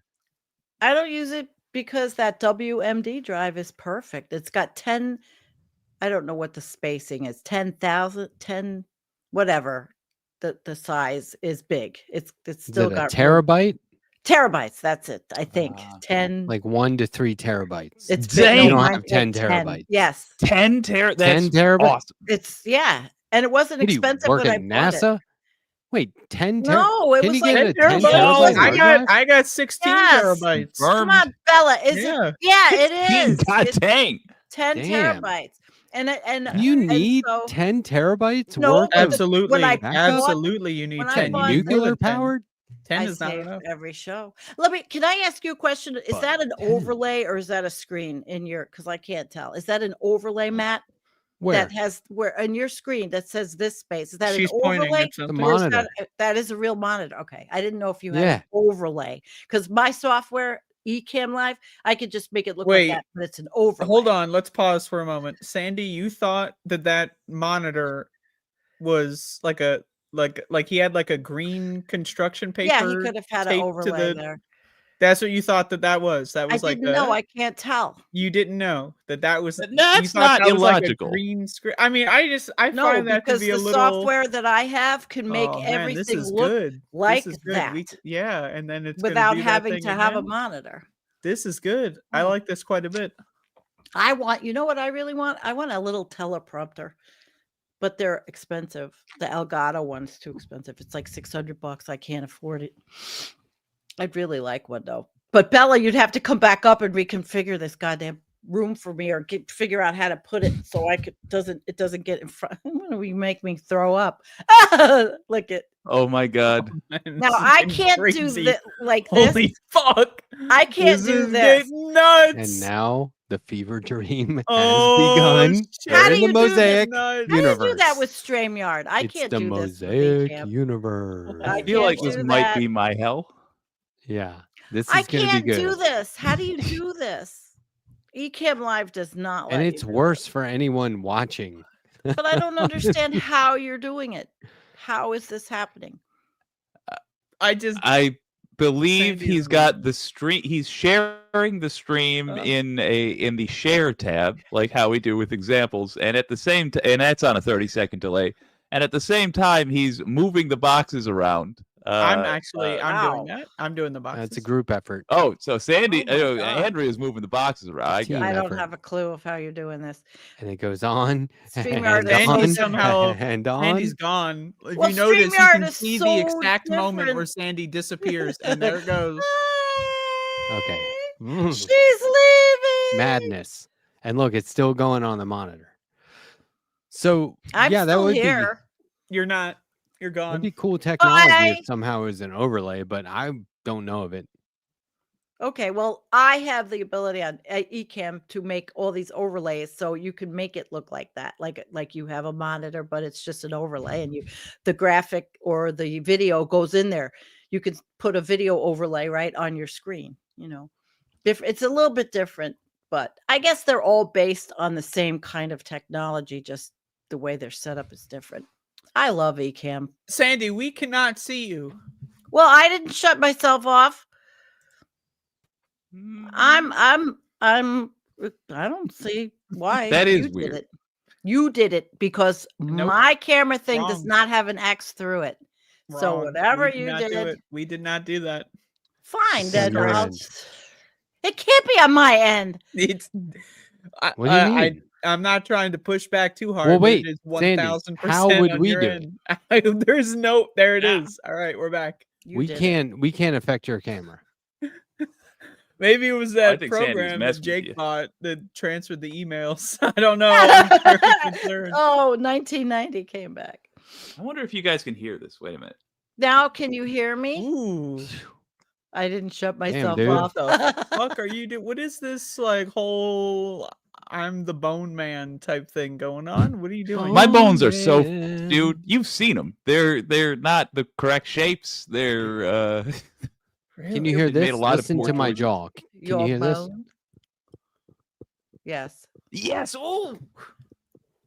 Terrible. Terrible. Yeah, Terrible. that's how You I can people eat so are much. horrendous. I go Oh, to you a just new level. unlock it. Yeah. Yeah, And it's like, Can I just say real quick, and this has nothing to do with whatever it is on the calendar. I love eating. Like I love making the food. I love looking at it as it's cooking, as it's shriveling up and changing shape and texture. I love putting it in my mouth. I love tasting it, right? I love the texture. I love just putting more in my mouth. I love when the food is like halfway chewed up but I haven't swallowed it yet, but instead of swallowing the food, I put more food in, to get like a half and half situation. I love eating. Eating is fantastic. I endorse eating. I love eating for entertainment. I love eating for recreation. I love eating for sustenance. However, what I do not love eating for is eating for America. So I will be fasting tomorrow. I will not be eating a single thing on Thursday because I don't like eating for America. Glorious. Oh, less glorious. That was really, I was going to saw a bunch ask of you to reflections sing there. God Bless America. Oh, those veggies. Beautiful, Nice. beautiful. You can't see. Dang it. They are. Look, I'm with you. I will just watch food in the oven as people watch conventional pornography. It's amazing. I love it. Phenomenal. Just, Yeah. It's like watching, Bella, eating and something wait, that's I not that, love but it that is. one. Eating and cooking are the same activity around here, yeah, because you can't stand there and stop eating what you're making as you're making it. man, those 10 terabyte external hard drives are pricey. I was talking to not when I bought it. WMD 10 terabyte was about not even $200 when I bought it. that's pricey. A lot of money. That's my Wait, 3 terabyte was like $20 for something that I mean, not keeps per every terabyte. single thing. Or maybe. No, it was not that I much. mean, but that it's you'll 3 never years run old. out of space with 10 No. terabytes. That's crazy. No. But I ran out of space. I was talking to, I was weighing the options with the guy at, I guess it was, I don't know, Office Max or something. And he was like, "Can I be frank?" And I was like, "Sure, I'm still going to be mad, but make your point." Go on. That's okay. Okay. Happy Thanksgiving. No. guys. Okay. Well, then I what guess the happened at the teleprompter store? I Tell want us is what happened. There was no. I There know was no exactly what store. I'm buying at the store. I There don't was no need store. some guy telling me, "Can I be Terrible. frank?" There is probably Sure, no I'll be- guy either. I'll be If there's no Bill. Go store, ahead. there's most likely no guy Make your either. point. Free. Matt I don't have just my made up a normal whole gift, guy. but I hit you with this one. Where the hell is that? Have you seen? Okay, Andrea, you're not on Instagram. here. There is. I Oh forget no, her I'm name. all over Insta. I'm all over. I I'm forget her name. all over the gram. There's the Yeah. one lady who watches the cooking videos, and she's like, "Oh fuck, here we go. This looks like shit already." Have you seen That's this? like every lady. I've seen that layout 20 times. Where's Sandee go? But I've seen that I type was of looking video for many the times. thing. I don't She's even still know talking to us. Yeah, I was just leaning over and I didn't want my look up my nose in the camera. I was just trying to see where the hell is that thing. It's back here somewhere. I don't know where it is. But yes, go on and tell me more about the food critic. I love doing this is how I feel whenever I see anyone post their food online. I when I see people like post like this fucking just horrible garbage that they call food. Oh, it's terrifying. It's terrifying what Americans think is edible. It's terrifying what Americans think is good. It's terrifying what Americans spend money on. It's terrifying, just Americans and terrifying.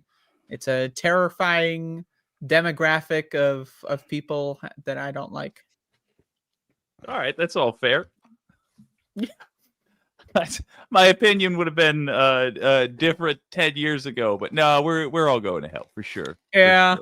10 years ago, my opinion would have been different too, but you know what is happening is that supposedly the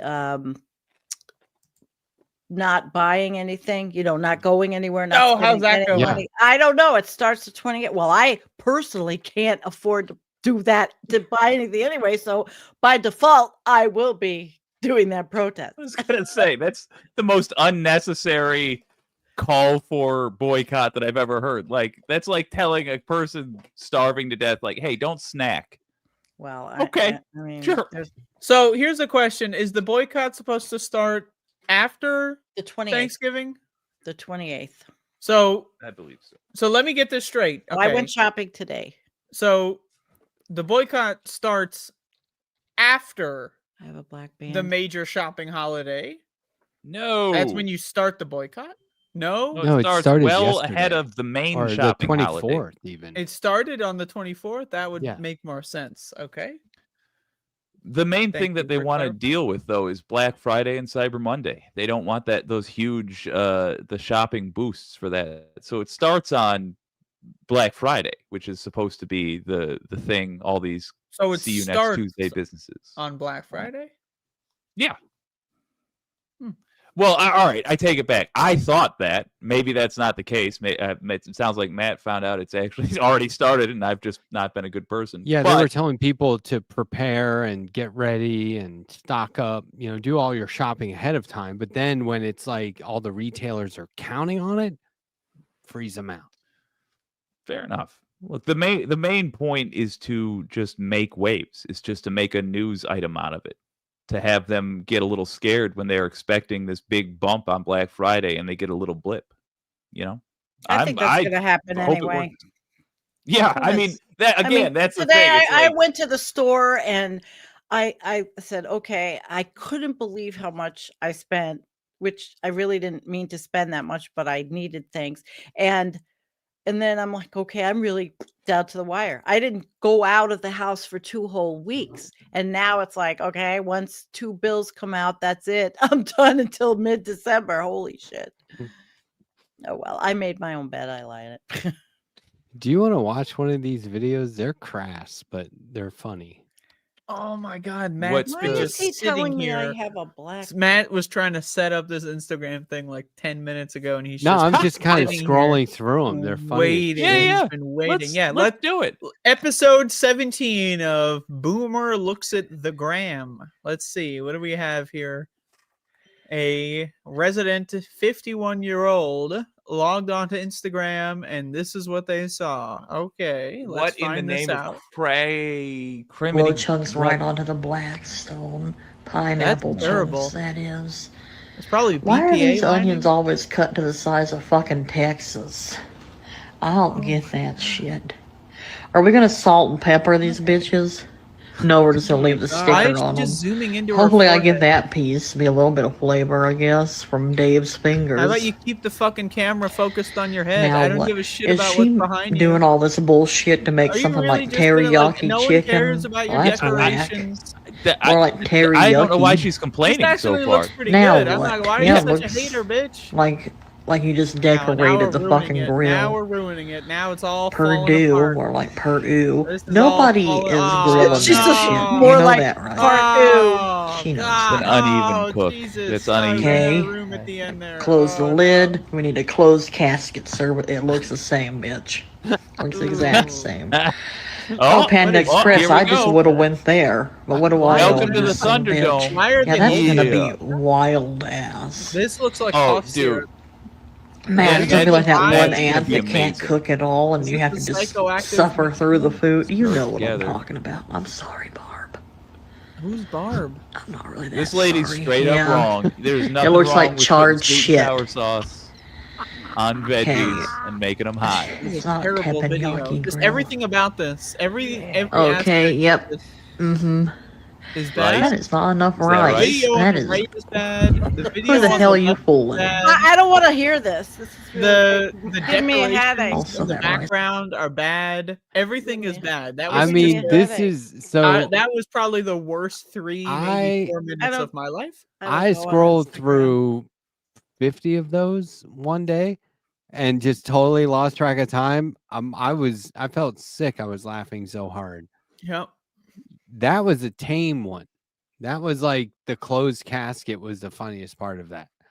But like That was funny. That's but the thing, she's though. straight Like, up it is wrong. quite like just going on TikTok and seeing what Americans call food is always something. I That- don't have the time. point. She's I not haven't- actually a food critic though, Jake. She's just doing that to like literally every cooking Oh yeah. video she comes across. And how many people watch this? A lot. You know what I would But, like, recommend to y'all? I'm doing something wrong. 10,613 I'm trillion doing 405 something billion views. wrong. But You got to check out I Fredo. still have a TikTok. Fredo on TV. He is the he's like Fredo. he does a similar thing. I don't have He a also TV. does I don't. Is he on the internet? yes. Right. At the handle at Fredo on TV. Same thing. I like that lady. I don't like have. the But once again, we're in the disagree same with position here because I don't have a TV. I and came I don't have a across handle either. I came across some old news footage. Fredo Cuomo. Remember when I showed the Nintendo tech support guy helping the dude get through that level in Zelda? That was on last week's episode of Boomer Looks at Instagram. I think it was that a was couple great weeks ago. episode. But there was another one that came like in that scroll.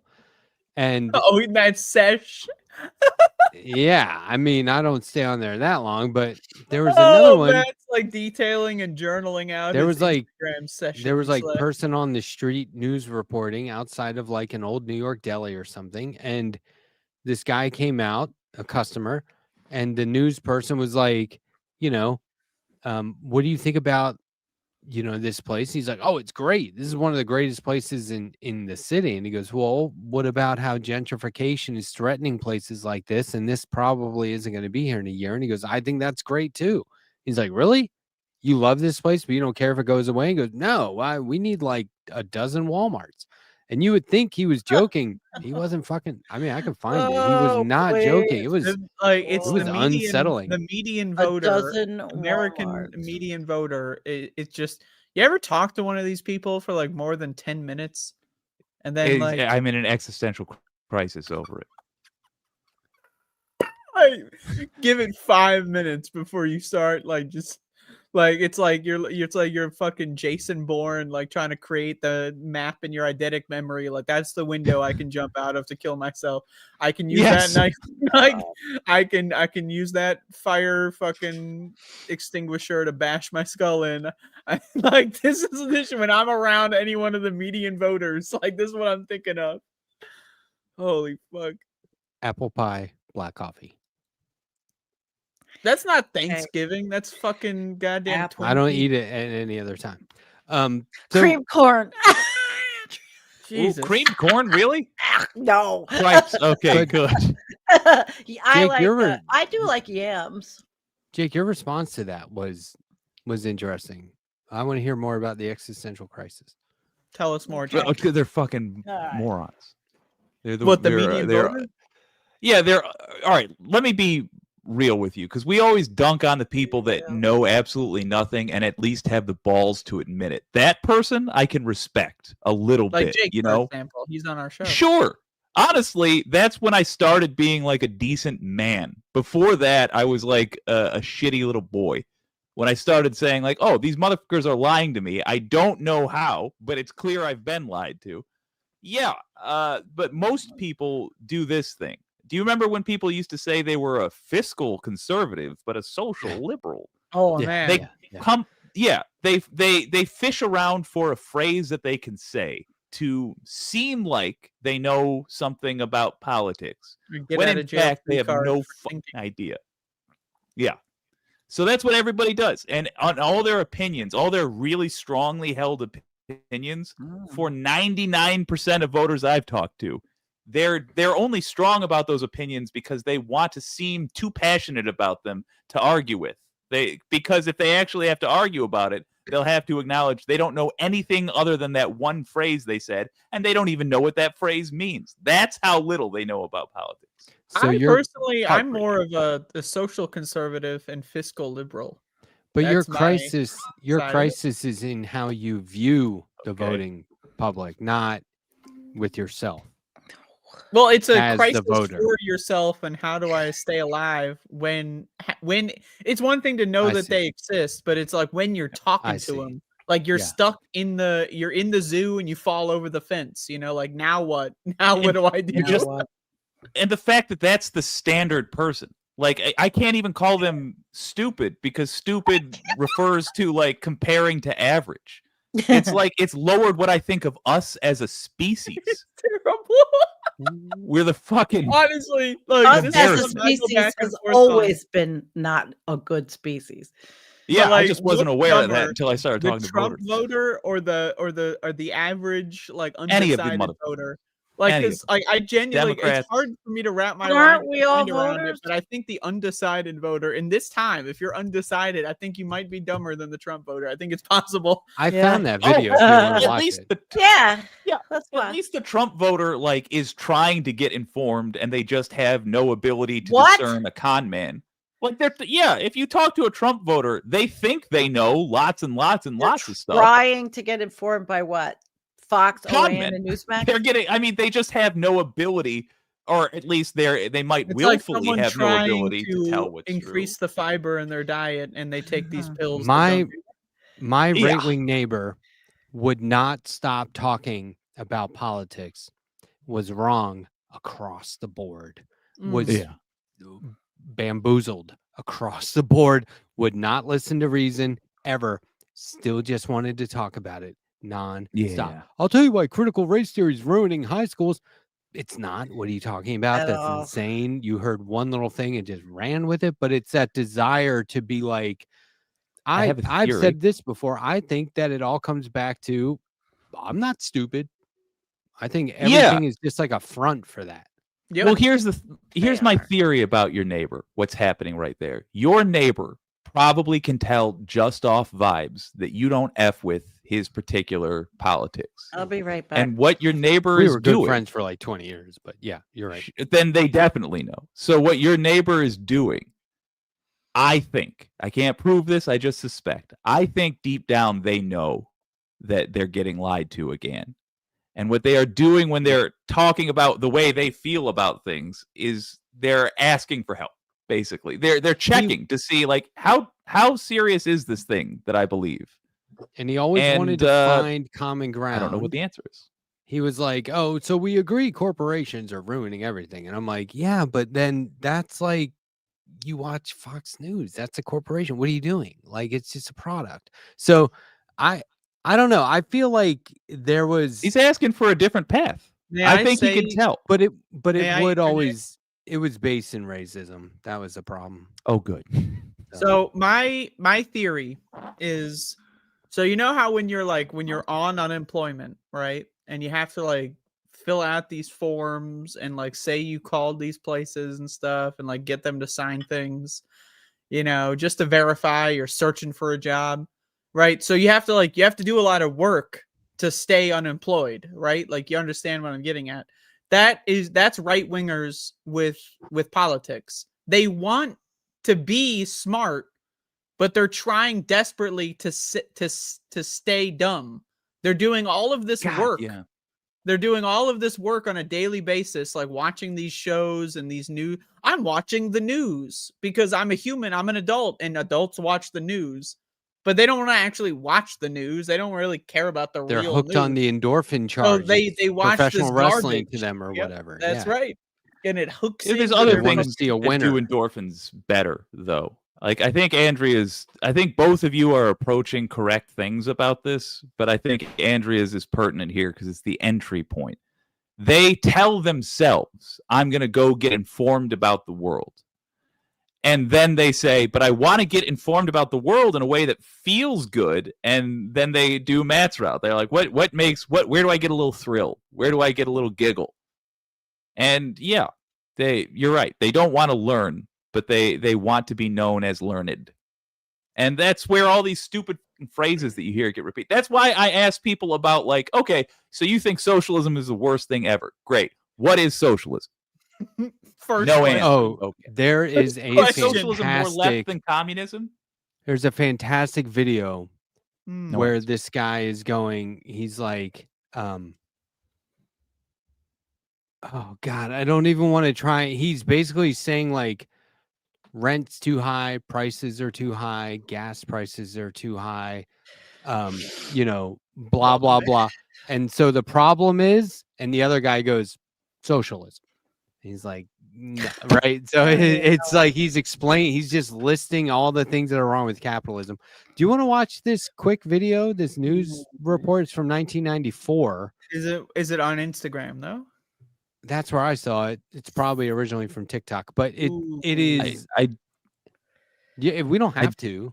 No, I do want to make one plea to the audience, if I may, and it's going to be on my head and interfering with my enjoyment. Can I get it off my chest? No. Yeah. 30 seconds. Yeah. All right, 25, audience. 25 seconds. Go. You all right? 25. I'll take it. You might not agree with Thanksgiving, but a lot of you are going to Thanksgiving dinner, and a lot of you are going to have shitty in-laws or relatives, whatever, that have shitty opinions. I encourage you to be kind. Do not agree with their opinions, but don't fall for the trap that every gullible dipshit has fallen for, including me, for the last decade.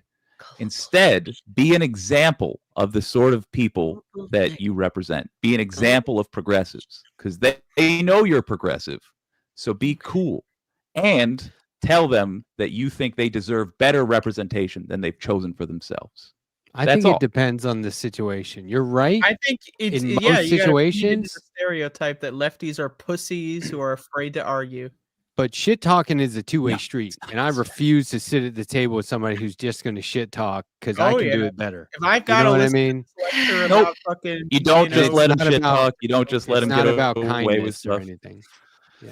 No, it's not Hey. about kindness. It's about strategy. It's about learning what has worked and what hasn't. So don't argue with your family members. But if they're saying shitty stuff, be the example. Say, hey, let's not do politics at the table. Come on.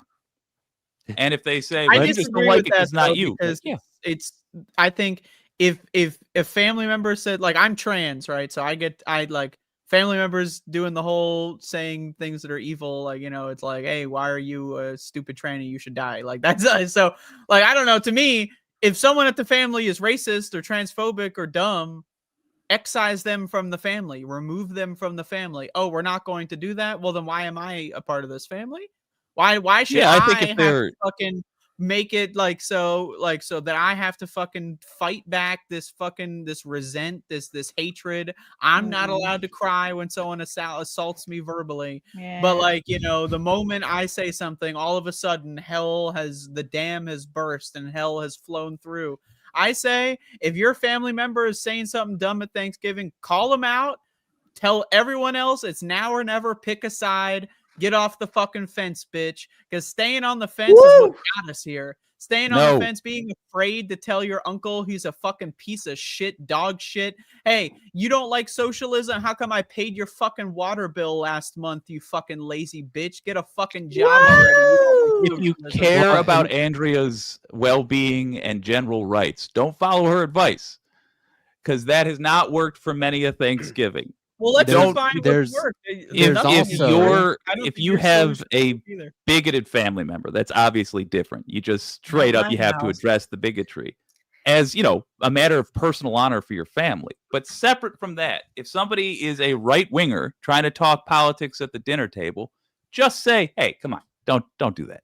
No politics here. There's the preconceived notions, like I don't have to be communist for someone to call me a dirty commie, right? We're all dirty commies. I didn't even do anything. I voted for Biden. Dirty commie. You know what I mean? So, like, there is like a couple hours ago. you can look at that as in there's a certain degree of hopelessness in that discussion because you're not going to persuade them if they've already got that mindset. But then on the other hand, it's an opportunity to be like, and I would love to do this where it was like, well, you're a liberal. And I go, I'm not a fucking liberal. If you call me that again, I'm going to knock you the fuck out. Right. Well, I 'Cause never I'm had not a any of fucking this liberal. happen. But, like, you know what I mean? I'm exaggerating, but and it's hyperbole. But what I mean is let me just set the record straight here. I'm not sure we could be communist. I'm not fighting for that. I'm just trying to get health care. This country will you know what I never mean? Like, be socialist even. I'm not It will trying to never own be. the means of production. I may agree with that, but I'm not fighting for that. I'm just trying to get like Right. a higher minimum wage for people so they can like work 70 hours and pay rent. What's in Like, why isn't that a thing? What's in our reach? The So I think strategy, I think I'm you can- sure. But then if they keep calling me a liberal, I'll be like, well, let's go outside, asshole. Okay. I'll eat I my The have biscuits. strategy, no I'm experience. sure. We never Go ahead. talk politics. I don't remember ever really talking politics at any of these holiday really? get-togethers. Oh, it and comes up any now. It's a husband- it's a well, different time now. It Yeah, is. it is. But I think maybe the last Thanksgiving I went to with No, we don't. Nobody talked about anything. The strategy that I'm sure Just is talked about happening right life, now not is politics. that people are working very hard to get us arguing with the people who we should have the easiest time swaying. So what I'm suggesting to you is do work for the cause this holiday. Tomorrow, do put in work. Separate from what makes you feel good, do something that's going to be effective. And that The is only be an effective thing example you of what a can do progressive is. go to this family Thanksgiving, whatever, cough as many times on Uncle Motherfuck as close as possible. Yeah, if you think you have COVID, yeah. Spit in his fucking food and then It would move be- along. It would be funny to be like to call somebody out where they're like talking politics and go, Jesus Christ, do you talk about anything else? Why don't you run for office? Christ Almighty, like really put it back on them. That'd be a good compromise. I don't know. I just hate this white family bullshit where everyone has to tiptoe around the dumb motherfuckers. We can't fucking have real conversations. We're not allowed. No, but I want handle to talk about politics at the table. I would love to have There may intelligent, be well-informed, families- educated there discussion may be with families people I don't like talk to that that. frequently. I would love to do that, but we can't because Uncle Motherfuck believes the deep state's turning the fucking frogs trans. So we're not allowed to talk about There are anything. hopeless Let's all stay cases. 3 years old. Right. Let's all There's stay hopeless dumb. Let's all stay stupid. We're Let not me allowed to let me have show adult you what I'm conversations. talking about. You got 10 people sitting at the table.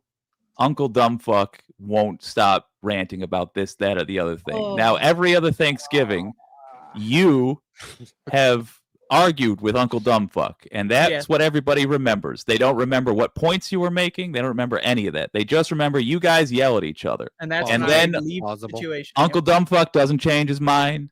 Nobody at the table takes you more And I don't go seriously. back. Here's how you can change that dynamic. This year, Uncle Dumbfuck starts ranting, I and just you don't go. say, hey, come on, no politics at the table. We're being cool here. And if they don't, you can just point out, hey, you know I disagree with you, but this isn't the time. The point is to show them how a progressive behaves. To But show I them don't, by want, I don't example. think progressives should behave like little pussy baby bitches. That's not being a treat pussy. everyone like That's being the toddlers. head of the family. Uncle Motherfuck is not 4 years old. I'm going to treat him like an adult. I'm not going to talk to him like he's fucking like he's teething. Okay, like But Andrea, politics here's the people, difference. Like bitch, you're twice my age. You know? Like, First of all, point of order. Then I want to play devil's advocate. Point of order. It was Uncle Motherfuck. Dumbfuck is Sandee's ex-husband. DS. Oh, you're right. I'm sorry. So, That's now, true. Bringing it back to this, you're not.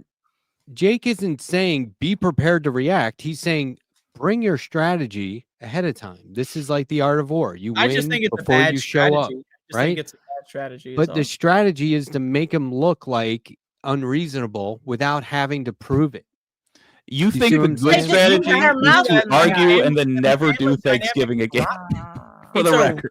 rotten, disgusting, Andrew's already not doing wretched- Thanksgiving. That's Matt, like, let's it's watch your video. termite infested, like it's a Pathetic. terrible, rotten family system. Oh, yeah, If you wanna see feel this the video? need to do eggshell toddler behavior. Then for don't someone go. who's That's in not their toddler 70s, behavior, though. I want to Don't just go. be clear so you understand. I'm not saying walk on eggshells. I'm saying control your uncle this Thanksgiving. Control them. The only way to control him is to throw him out and never let him back in. And anyone who's against that is against me. That's really how I Or feel. follow my advice. You know, I think that this whole pretend right wingers are human thing that has not worked. These people want to kill me. They voted for someone to kill me. They cheer people killing me on a daily basis. I don't give a fuck. I don't like them. I will not talk to them. I will not be nice to them. I will not strategize about them. I will not treat them like a toddler.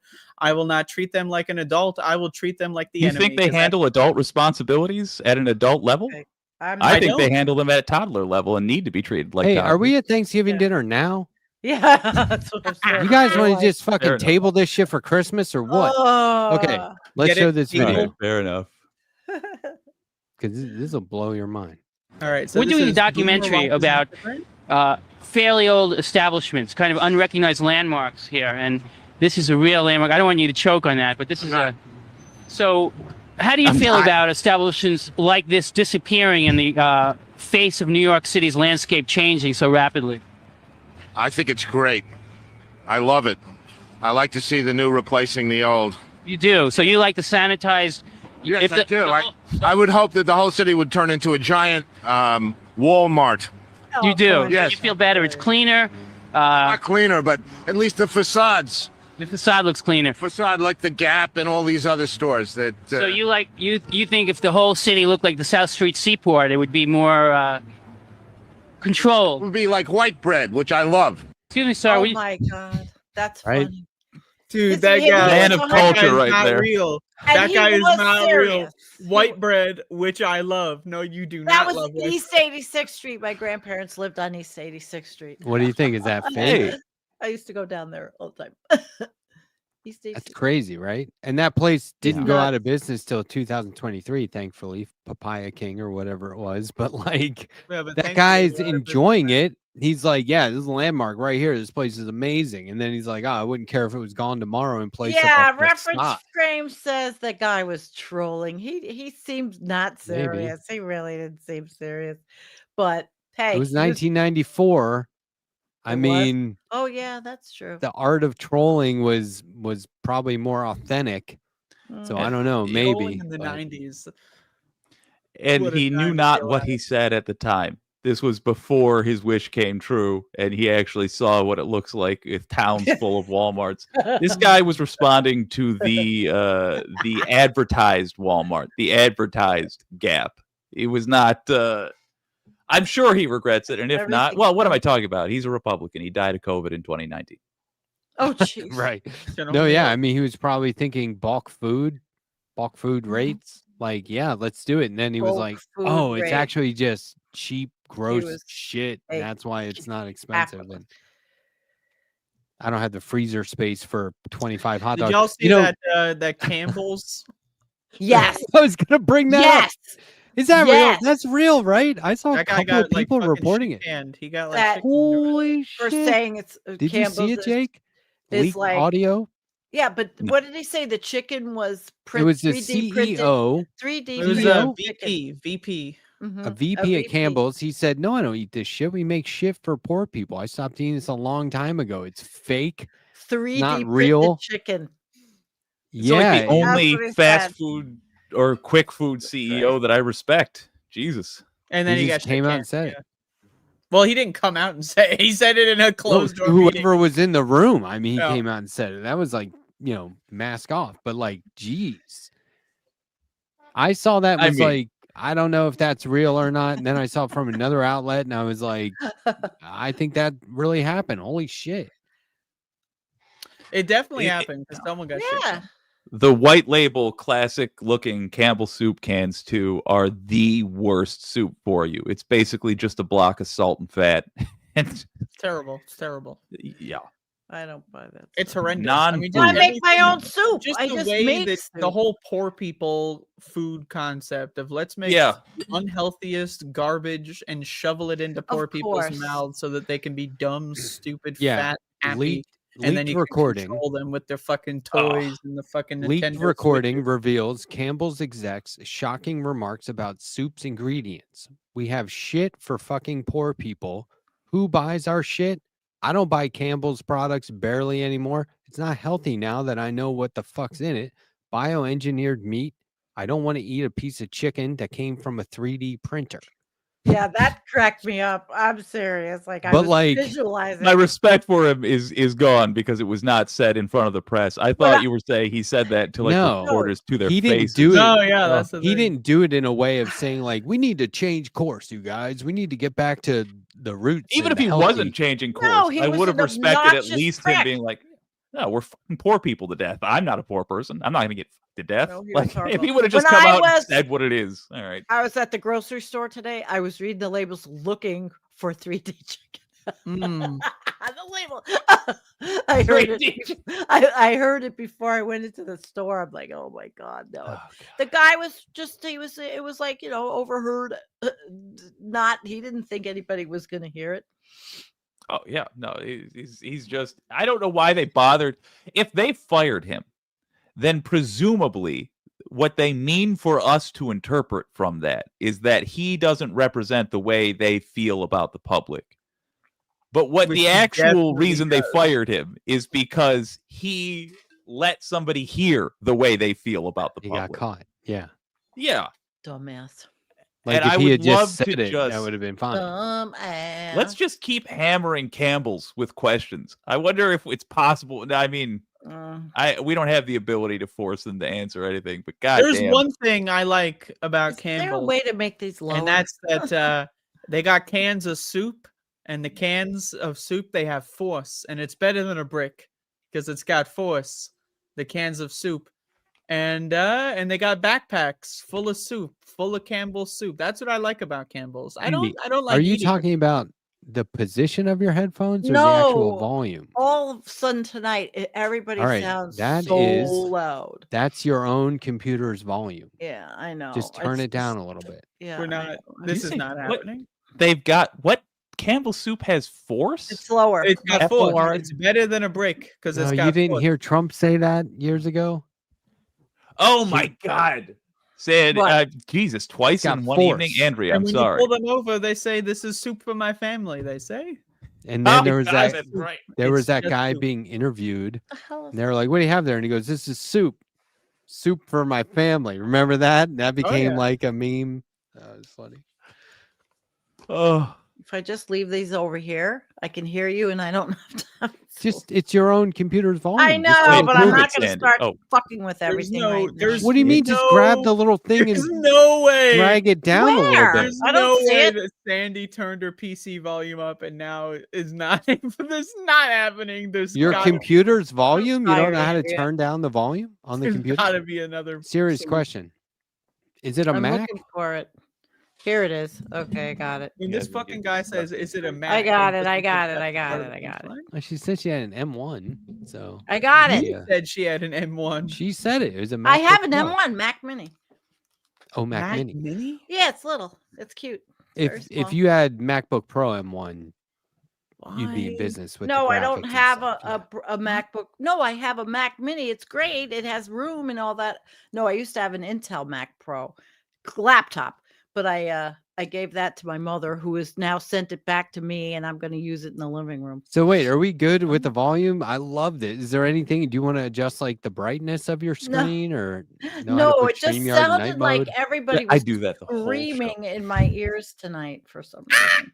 It's, And I got but it. we're- I didn't realize it was. I mean, there's some passionate discussion, but we're not screaming. I guess. It's I was not screaming you. at Jake. I just want to be very clear. I was screaming at I Jake. just love how you took I your was trying headphones to off and scream looked Andrea, at but I didn't them have the balls. like it was a Maybe next physical time. thing No. that you could. No, adjust. you can. You're like, They have a push Oh, button here we right go. there. See, right here, it's so loud. and it will. No, you can push buttons on these. It's like, why does this drink taste weird? Shut up!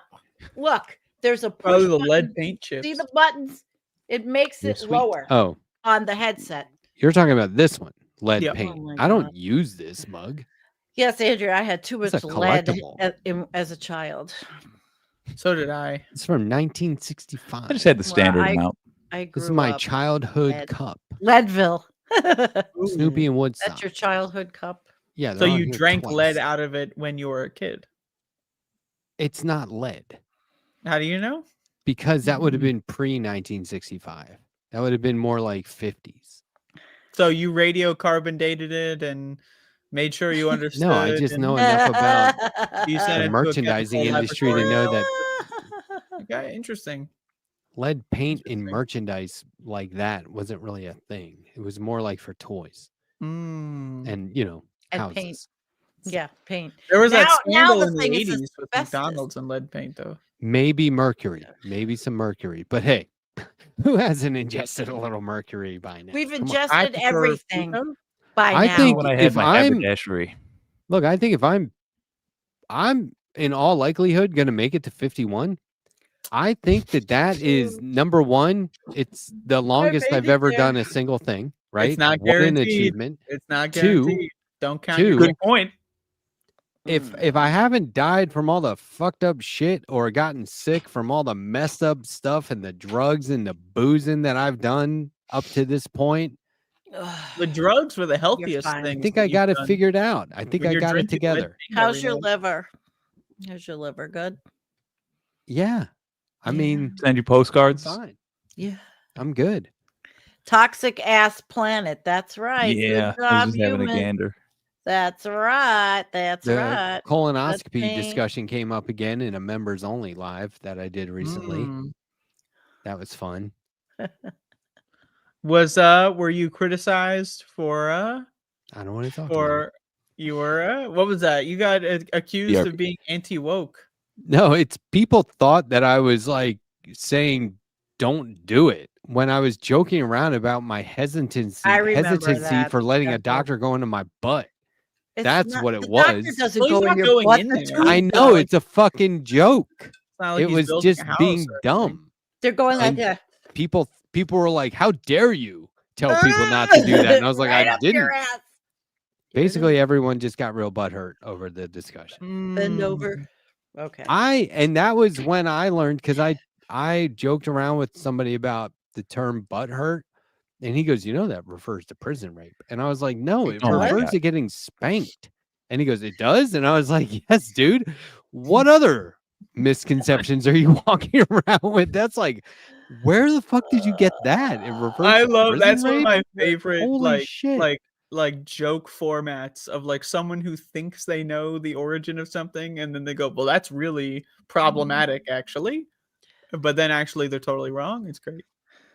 Well, And I they're didn't the know if unnecessary I woke. had to ask they're the you if- problematic one for even thinking that. I had to ask if douchebag Prison was politically incorrect. Wait, now who's douchebag? Oh, lots of people I know are. Oh yeah. Well, give who are us you 3 referring examples. to? Give us 3 examples. Because Who's we the got douchebag? Uncle Motherfuck, Dumbfuck, and Douchebag now. Who's Douchebag. that? It's like a cousin. We got dumb fucking douchebag, the No. two sibling. No, I don't know who douchebag is. It's usually some random somebody online. Yeah, a douchebag is someone you don't know their actual name. You know, Right. like They're that's just- the douchebag. They make a stupid comment. They're a real douchebag. Hey, fuck you, douchebag. Right. Fuck I grew yourself. up in the era of douchebag. I like Douchebag is a scum. solid insult. That's a good insult. Not Scum you, is a loony. Scumbag. Stupid. One time, You're a bag of scum. one time I was in like what do you call them, like a beauty store where it A was beauty store. That's exactly what you call them. Yeah. like where it's like Yep. well, no, there's like a real name for it, like a Sephora. Douche I was in a canoe. Sephora Yeah. looking that's for the brand name, Oh, right? wait. Isn't that that's like the an name of the actual- store. Yeah, it's you were like in, like, a Crystal franchise. Now I was looking That's- for Douche canoe. this was a long time ago. I was maybe I don't think I was In 30 yet. Sephora? And I was looking for, I was in the mall in Sephora around Christmas, and I was looking for something for my wife that I thought would be like not expected, like an unexpected gift from me. And I was like, I don't know, maybe some product, like some body wash or something. I don't know. And so I was just in there, like, they were really busy and there was no one available. I was immediately going to ask for help and be like, can you tell me? And this is not a fucking dad joke, Sal. Oh, like you're drowning. But I was going to ask for assistance. Like, what do you think I should do? Because they have like gift sets and stuff like that. And, I figured it's like with anything, you tell them enough about the person you're getting the gift for, they'll direct you in the right way. So I was trying to like, fend for myself. And this is funny, but this is how dumb I was. I'm sitting there looking at like this like lengthy section labeled douche. And I was like, I can't get out of the fucking douche section. And why is it this whole wall Yep. and then that wall? But that's just That's French right. for body Wall to wall. wash. That's Yes. right. I couldn't fucking believe it. I was like, Right. oh my God. Okay. I was like, is Sephora like a douche store? What the fuck is it? I figured that'd be like a little display at the end of the aisle or No, something, it's but this is beauty like half the store. I was shocked. And how about eau de toilette and Well, people I toilet feel like water. I could figure that toilet out, water. but I told somebody, I was Feel like you could figure it out. I or said, you I'm looking know for you- body wash. And they were like, no, right here. And I was like, it says, and they were like, that's body wash. And I was like, oh, Can I ask what the fuck is body wash? What? Oh, is that? it's a wash that you use primarily on your body. But It's like okay, liquid soap. right, Not now, soap. now check this out. separate There's from another face and word. hand. There's another word Gotta that make her takes a angry. lot less effort, energy. Soap. Takes a lot less words. a lot less, ink when you're Yeah, but putting it on the body package. wash It's is called more soap. expensive. It's called Body soap. wash What? is a way to make it more What expensive. is it? Why are people spending I have like body different wash. ingredients money that I have don't. body soap wash. plus water when you can just buy the soap? You don't need the water. You I don't mean, need true. the fucking Yeah, microplastics. You don't true, need the but pebbles. I You don't don't use need the fucking microplastic insert stuff. 9, 7, 15 chemicals. You just need the fucking goddamn soap, and you got the water coming out of the fucking faucet, motherfuckers. There's no body wash. that's what it Okay, is. there's no goddamn such thing as body wash. There's barely shampoo. Barely. I will It's actually Andrea, defend body wash. Andrea, have you ever used the shampoo? I use it's shampoo bars. They're just I use they look like I use me bars. too. I love them. I have a love soap them. And bar, it's a nice body on my wash, hair. a face wash. Yeah, no plastic. It's great. I use a I use shampoo, bar. I clarifier, shampoo my hair like once a month. If and that, I use conditioner. normal soap. But every there's other still time. lots of plastic and everything. I mean, I'm sorry, but I like mascara, and you know that the Oh, containers, makeup is a terrifying industry. I know it is, but terrible. there's a new law. They're not going to. I think I don't exactly know. I published the article on Environmental Coffee House on Facebook. It was about cosmetics, and now this administration does everything wrong and everything horrible, and now it's going to even be in the cosmetic industry where they don't have to disclose if there's asbestos in your cosmetics. Seriously, just fucked up.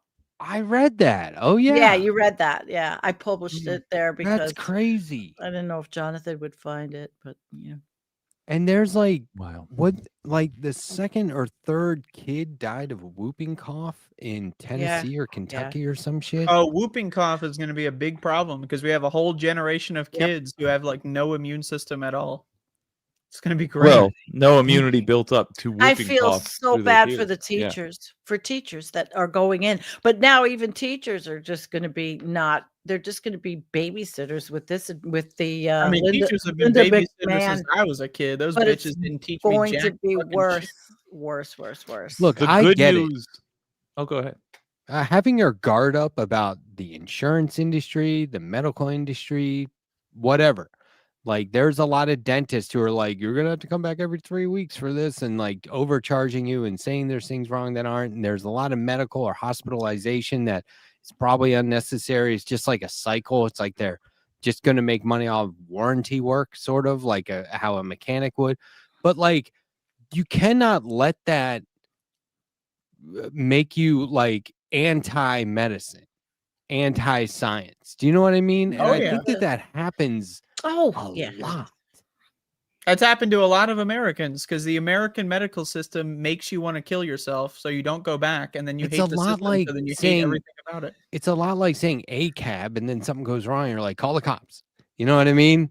Like, I don't know if that's the right analogy, equate but those things. Oh, I would totally. not do that. yeah.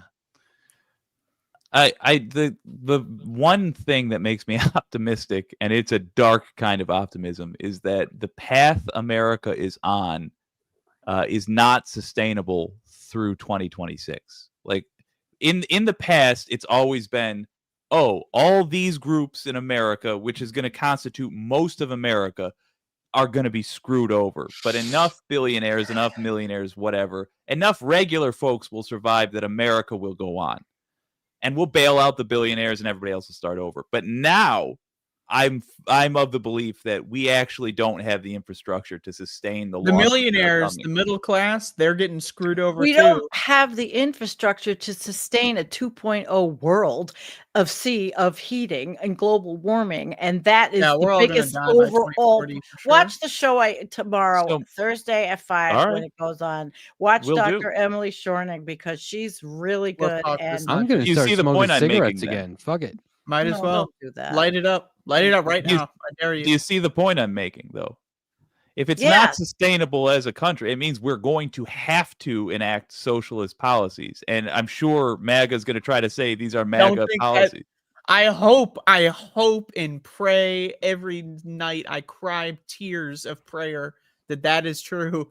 Marx but like, said it there's himself. other Karl options. Marx said, you can't There's other have options. socialism without Yeah, fascism first. we need an right? eco-fascist. We need eco-fascism where they tell us we can't What buy what anything needs or to do happen is anything. it's got to hit rock bottom, right?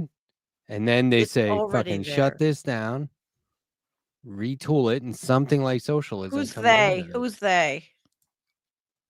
Who's they? I just remembered you weren't here for the whole shut it down. Yeah, the whole that retool it. was a run-on joke in your absence. Oh my that god! I was like, Oh, "Are you fucking kidding me?" And I was like, "Oh, she wasn't here for that." We did that. Well, like the every joke we week. were making was based on our discomfort in doing a show without you. It's not like we were trying to. It was keep the you show out of with it. rock bottom during that time. And somebody Orb Rumor said this show has hit rock That piece bottom. of dog shit. Time to cock shut bottom. it down and retool it. And then we did that like multiple times. And then I got my But the channel back. retool was no different. But this is retool one was of the the same. things with America that I find to be really annoying is that like a lot of like European countries and stuff, they don't mind like just saying like, yep, start over. Like France, like they had that revolution and kind of didn't go so well, and then they're like, then we got this whole guy, he's kind of we're taking afraid everything to admit over. failure. And then after that, they were like, all right, let's just start over, fresh start. America, we go through a civil war and then we don't do a fresh start after that. We're not like, oh, Yeah. this is what I was saying on my show earlier. Like, so we have the Declaration of Independence and the Constitution. That shit didn't even last 100 years. Like, it was such a bad idea. This country, literally, the founding fathers were so bad at the idea of making a country, it didn't even last 100 years before we all killed each other, right? So why didn't we just, I don't know, like, fresh start, let's try it again? Like, what is, like, America, like, I feel like we're just going to go through some crisis, and then we're going to, like, add one amendment to the Constitution and call it a day, like... No, man, this shit's on life support. Then the life support is on like a generator that's like running on fumes. Failing backup inside with generator. Windows closed, like that's what's happening here. We are not it's not good. You know what's funny? That's my whole reason for eating right and exercising. I'm not kidding. Like my whole reason for staying in shape and remaining healthy is it could crash. It could come crashing down in my lifetime. Yeah. I could be harassed by federal agents in my lifetime. Like, you need to be able to run away. or at No, least I not have be an so exit easy plan. to push over. I don't know. But like, Nadia had been talking in our Discord about people leaving the country. And I'm like, America, I can't leave. Where am I going to go? I'm not going anywhere. I have no You're like money. 10 minutes away from Canada. You can illegally emigrate. You can swim that river. Just swim down the Niagara Falls. Just Lightning swim on Rod's down. not in the chat Surf it. yet. I know you could, but I'm not going to do that. And millions of Americans cannot emigrate. She did. She's in Germany, but I mean, millions of people are not leaving. We can't. And so we are now Russia and Iran mixed up. this all is in my one. fucking country. I'm not going anywhere. And This I'll put ain't my my white country. privilege right on the front lines. if Yeah, have to. I don't have any ownership in America. Fuck America. This is your failed experiment.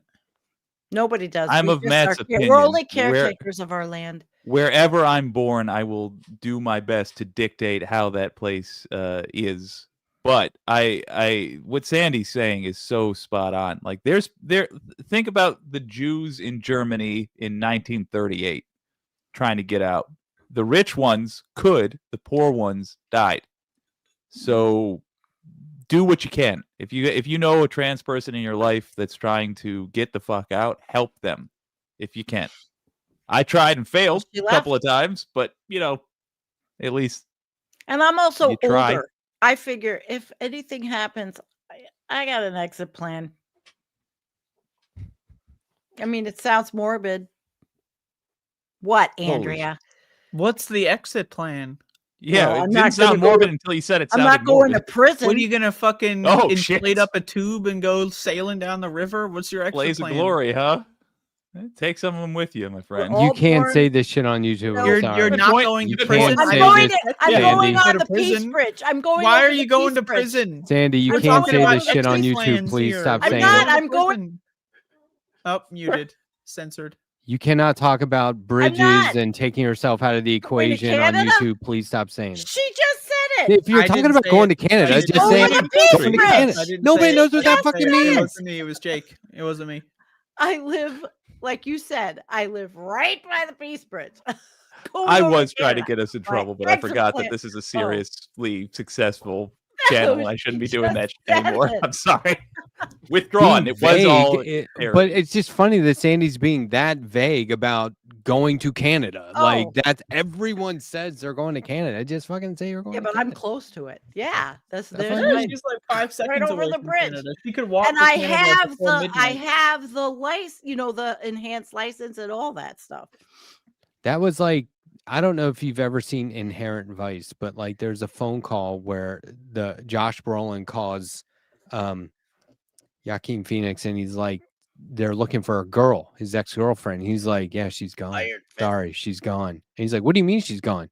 She's not with us anymore. She's gone. He's like, what do you mean? He goes, yeah, we went to her house. We couldn't find her. He's like, oh, you fucking asshole. Yep. Oh, I saw One Battle After Another. Remember the Was it discussion good or was about it the terrible? Oh, it's great. It's a great movie. Oh, it was hilarious. Look, here's what's media's going on. Here's what's going on. Wait, it's funny? It's like there's humor in it? Oh, yeah. Well, yeah, Pinchon is very funny. The author All that right. wrote the book, Vineland, that it's based on. Wait, He this is a hilarious. Thomas Pynchon book? Yeah. Yeah, it's the second one Paul Thomas Anderson has made, Inherent Vice being the first. My media literacy Inherent is in the Vice? gutter. It's just dead. It was it's funny. Hey, I'm just looking out for the voices we want to amplify. I think There's we've all asked Not him individually mine. to cut us when we're in trouble. there's Not me. Fair enough. yeah, and I think I just disproved that. But this is what's going on. Like after 60s, quote unquote 60s counterculture became like mainstream pop culture element and tropes, you started seeing these things in movies where it was like, oh, they're subversive types, you know what I mean? Or oh, they're hippies, but they weren't really. It was just like pop culture's depiction of that, not what it really was. Like Vietnam War protesting and stuff like that, you know what I mean? Yep.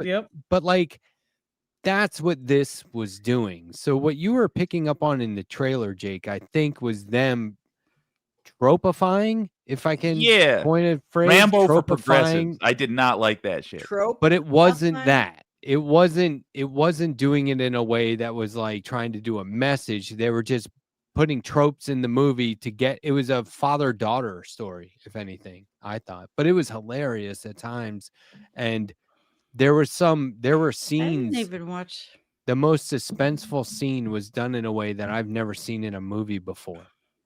And I was like, that was impressive. And then my wife watched it separately and she goes, what about that scene with the da da da da? And I was like, yes, that was Andrea, so if you'd good. like to pirate it later, I'll play it over. It was Discord. great. It was great. And it was, Yeah. I love piracy. the Tell matchup me to of DiCaprio and I'm spacing his name now.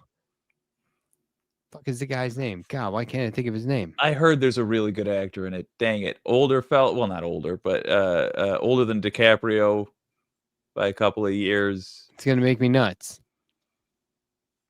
Benicio del Genuine- Toro. Yes, thank you. Oh, he's a director. Not who I too. thought. Never mind. He's a director too. That's Is he? Guillermo del Thinking Toro. of Guillermo. Oh, This is Benicio. right. Okay. Their scenes together were so Wrong guy. perfect. It was so great. Look, I mean, there's 20 minutes of Leonardo DiCaprio trying to figure out how to charge his phone. You know what I mean? But like, it is brilliant because they change location a million times while they're doing it. Is so good. I loved it. I thought it was great. Was it you guys that told me to watch The Chair Company? Yeah, well, Okay, I haven't watched it yet, but I was it, said I'm think it was you. watching it. Yeah. Now And there was another one. Another. So there was movie. your show. No, there was another movie that There you was- guys told me to watch. There which was I the haven't Claire watched. Danes one that you watched. Oh yeah, that was good. And I liked said I couldn't get into it. Yeah, I liked it. Well, and then I said, okay, I'm going to give it a shot. And at every episode, I was like, why am I watching this? You garbage? really didn't like it. Oh, I yeah. liked I it. got like through episode 5, and I was I like, how liked many it. are left? I love the 3? way that Fuck guy was this. such a psychopath. Okay, but here's the thing. The This main is character. this is probably me missing the point of the show, but this is what I don't like about it. That there's a chance the billionaire guy, the Elon Musk character, there was a chance that he wasn't a bad guy. And I was like, no, there is no chance that he wasn't a bad guy. He's a fucking billionaire. Like you can't Right become a away. billionaire without like a ripple effect and casualties. You can't. I mean, people suffer in And order for how you to the get that because well, you don't I earn a billion, you take a billion. right. And the family relationship, they were shadowing that these dysfunctional, She's crazy, messed writing up a family. book about the relationship between Scalia and Ginsburg. And I was Yeah. like, this is the most How boring That's fucking what she thing. said. And then she said it. It's a boring book. I'm not going to do this. And her publisher said, you had to fight like multiple people for that book. And she was like, well, 5 years ago, nobody cares now. And I was like, shh, people cared at true. all. Holy shit. What? Yeah. Right. But yeah, I can't get into it. I was just like, it should that have been going like over a the movie. bridge? Should have been over. I drew a legendary scene from Left Yeah. Past 10 history. It's true. When And Matt this was is- surviving the floods. I love those Oh. Muppets. I was fascinated on the monsters on the right. Those are not monsters. Those. It's interesting that you would see them as monsters, given the way you Those are behaved people that of day. color, Matt. Those are human beings. They're alive. That's a family. And I didn't say get the fuck out of here. I said, what did I think I said, I'm busy. And he was like, oh, right? I can't remember now. Something like that. I remember you saying, "Get the fuck out of here," and then you pulled a knife on this family. It That's was what not I a remember. family. That's what I remember. The little details with Jesus these tweets. Christ. It was 5 a.m. the day after a horrible hurricane, or like 2 days after a horrible hurricane knocked out the power in multiple states for weeks. And People had then been shot at this gas poor stations goddamn already. family, this innocent family. is I'm trying at to a charge fucking their mobile electronics charging during a station at natural 5 a.m. disaster. in the rain and the dark. And some guy comes up to me and says, excuse me, are you from Greenwood? And I was like, what? Why would I? What do you fucking mean? Look, Notice the rage it's that is building. the Even when Matt's exact trying to during the worst "I way. wasn't angry" press conference, the Letterhack got extremely he's irate. using the I need to bum money off you routine that he does with everyone, which is totally fine, except under the circumstances, you got to be fucking kidding me. We're Under all the in survival circumstan- Not mode. everyone is living in your right-wing psychosis. And I remember being like, where I there's remember being gonna like, be, what? criminals Yeah. and looters. Here's the deal here. No, and there this is what already this there story weren't criminals and exemplifies, looters, but people is did Matt shoot is each a other. right-wing psycho who believes that during the hurricane that the looters were coming out and stealing things at gas. That's not true. So what happened was, I'll tell you the story. What happened was, Hello, the I got guy- muted. The guy came up to me and my wife in the dark, and when everyone in the town is like on fucking edge, there had been murders in 24 hours time, but leading up to this, and I said something along, I wasn't listening. I wasn't here for it. And I said, I'm not doing this right now, or something like that. And he said, oh, well then, and I was like, I'm busy. And I got my knife out and he was like, my bad. And he walked away. Jesus. And I was like, I don't know what your fucking deal is, but I can only assume that your partner's trying to come up behind us right now. Like, how dare you put me in this position, motherfucker? I think that's smart. I added some speech. The cops bubbles were to highly the family preoccupied. here. There wasn't calling anyone for help in that situation. That guy was being dumb. Right. Yeah, I wasn't walking up to people starting conversation in that. I mean, that was fucking dumb on his part. Anybody. There would've was a known what I double shooting where I live. I literally was sitting. It's always quiet here. I heard an emergency vehicle go by. And this is, I know you're joking, but this is ridiculous. Because Fetterman saw a black guy run by and held him at gunpoint, assuming he Poor had Matt. committed a crime. I was not Wait, doing you're- that. What was the and I'm double trying shooting? to get us off this. What was Oh, the me double too. But I've shooting? just been doing it under the table. Yeah, the double shooting was I heard the thing go by. I turned on my phone. I have a scanner so I can hear what's going on. This dude, these three older dudes were in their hunting cabin. They're brothers. the youngest brother, and then there's 2 older brothers, all with the same name. One's from Florida, one's from Connecticut, and one's from somewhere. They're all from different places, but they have a hunting cabin here. The younger brother shot his 2 older brothers to death. And that's what happened with right up the street from, like, not far from my house. I hear it on the scanner. I'm like, holy shit, that it's all. Then my daughter, I texted it to my family chat, and I said, holy shit, nothing like this ever happens. Nothing happens here. And so that happened. She's like sending me the link. It was on the news pretty quick. Wow. This guy, but he left. He took his brother's truck. And when I heard it on the scanner, they were saying he's on the loose. I'm like, oh, that's great. Just let's hope some asshole 2 miles away drives up my driveway. Did I ever tell you the story about my honeymoon and how we didn't know it, but we were literally a couple of, it's hard to say you're a couple of blocks away in Tulum, Mexico, but we were that distance away from an axe murderer who was on the loose. Did I ever tell you about this? And this is what inspired you for this hurricane story. So I'm on my honeymoon and, with my wife, and there were, and it was Tulum before Tulum. My understanding now is Tulum is a lot more like Cancun. It was like a couple hours south of or past Cancun on to the end of the peninsula. And we were, it was not like that back then. It was just a couple of small rancheros, a very poverty-stricken town, but cool, authentic, right? And we just wanted to get away from it all. And so, of course, it was easy to identify like the only other white guys around, right? Because it wasn't that big of a population. And so we saw like a couple of dreadies. You know what I mean? Like some white guys with dreadlocks and like, they were hanging out with some other white guys and whatever. We were on our own deal. But then when we got back after 10 days, seeing these guys every day, after that, we got back and on the fucking, CNN or whatever was the guys with the dreadlocks being interviewed. And turns out that before our honeymoon, in Ohio, this guy had, not kidding, killed his entire family with an axe.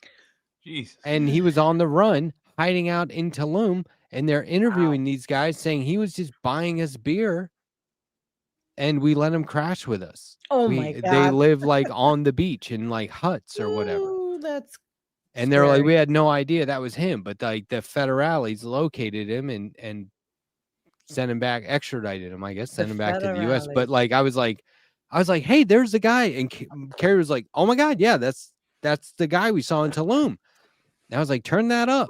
It felt like a movie.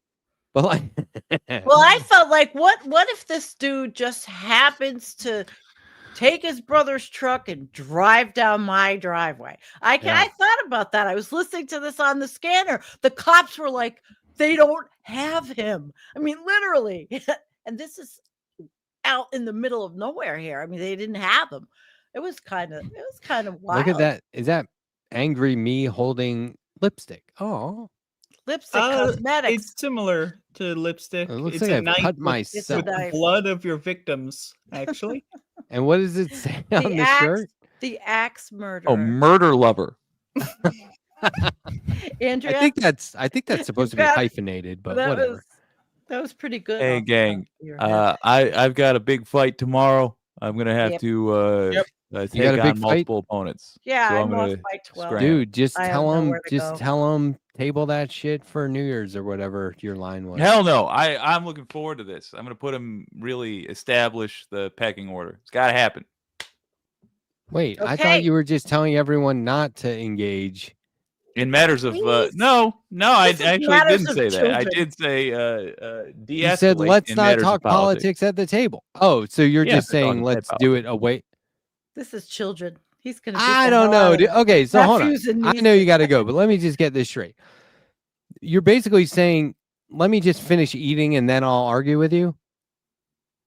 No, I'm saying if they ask you your political opinion, explain it in a non-judgmental, I got the fight-starting way. But if you have an uncle who's being a dick, then be the person at the table that says, "Hey, come on, let's not," because people are gonna just go off. Remember that. Right. They'll know you're Otherwise, progressive, and they'll know generally how you behave. That's the only thing they'll remember. Otherwise, they'll say, all I remember about last Thanksgiving was Jake just had to finish that drumstick before he would bicker. And it's weird that he did it all in one bite. Like, really hard to watch. And he kept eye contact. I don't think I'm going back there for Thanksgiving, actually. Yeah, you probably shouldn't. Uh-oh. All right, gang. I'll They're gonna see be you. like, I'll keep the see whipped you in the cream next away one. from Jake. Yeah, I wouldn't. Bye, trust Jake. All right, Love see you, you. Jake. Cream. He knew Take I care, was buddy. talking about. Goodbye, one. Jake. Good to see you as always.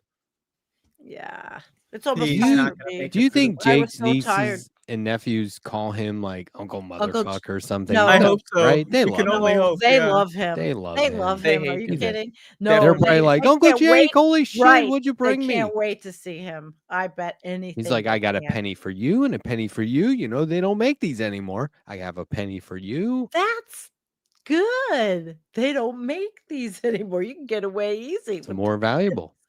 And Yeah. I have a lot of those to go around. So I went to the store when I stopped in somewhere on the way home, and it was 82 cents. And I said, "Do you still take pennies? Or are they illegal? Am I going to go to jail for giving you a penny?"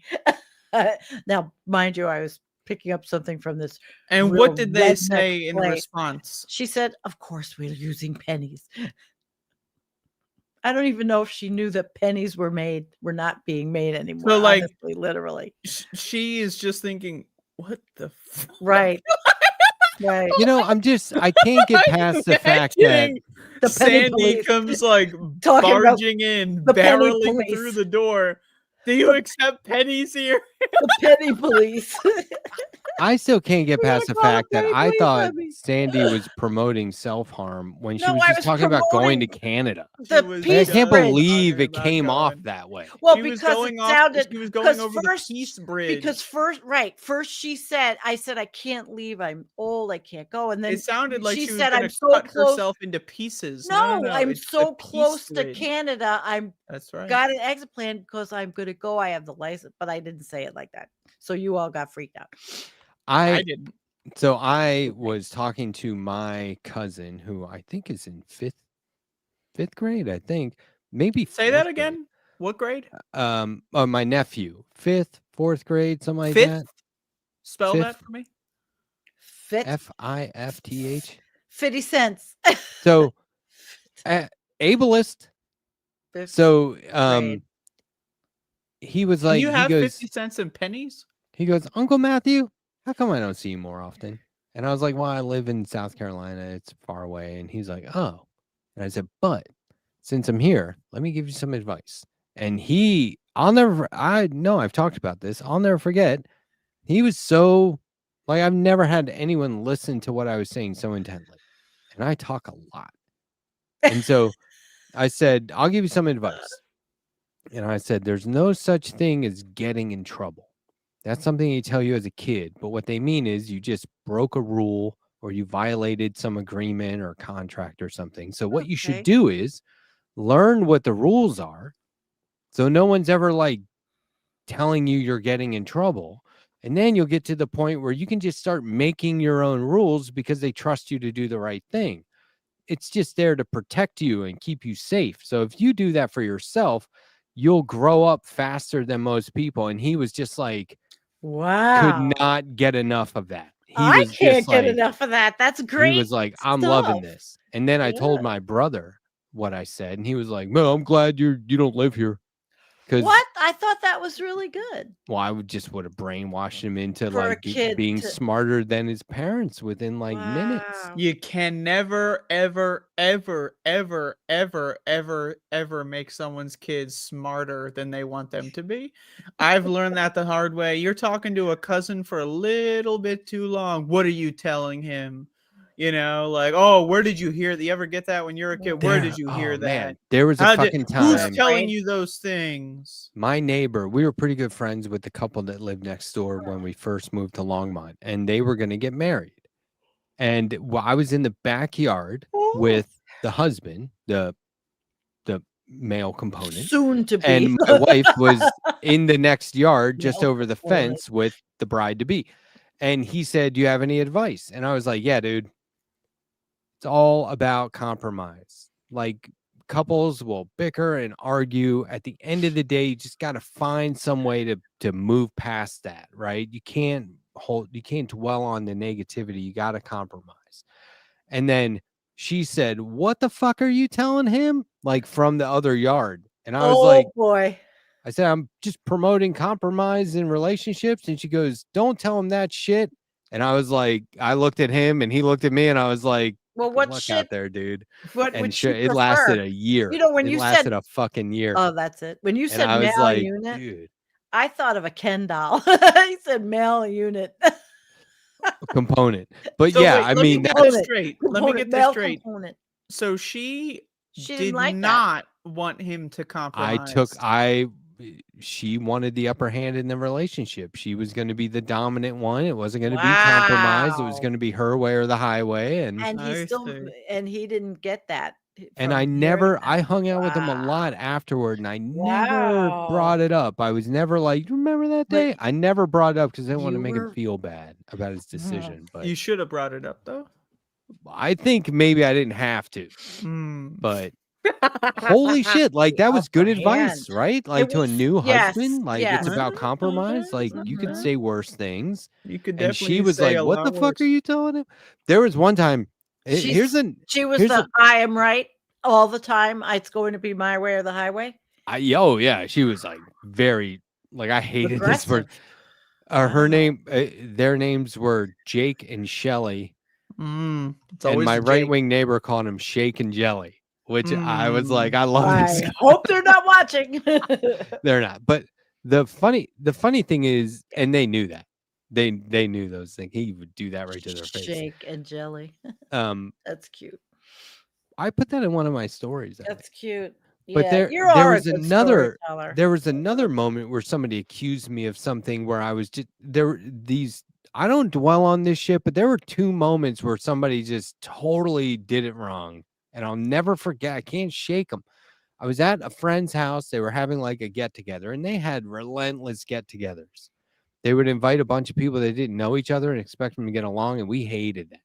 So we're over there, and their son, who was like probably too young, was watching like Beavis and Butthead, right? And Beavis and Butthead. I don't know what I said, but it's Beavis and Butthead. You said even. Well, Beavis and Butthead. So he's watching it, and I went in and was like, "Hey, you know what else is on?" Like I was just gonna try and get him to change the channel because they were, it was just like too crass for that. I knew his parents wouldn't like it. And so I said, "You know what else is on?" And right then the mom came in and said, "Matt, we don't watch this shit in my house," and like turned it off. And I was like, "You just said shit in front of him." And she like left the room. And I was like, and I didn't have it on. I was trying to change it, but she just left. And I was like, man, what the fuck?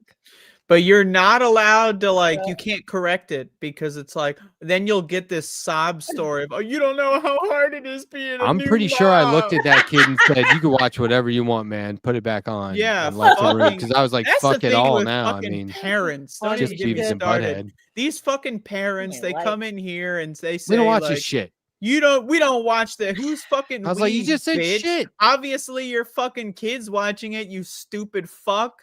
What do you mean we don't watch it? You don't watch it, you dumbass. They're watching it just fine. In fact, they love that show. Jesus.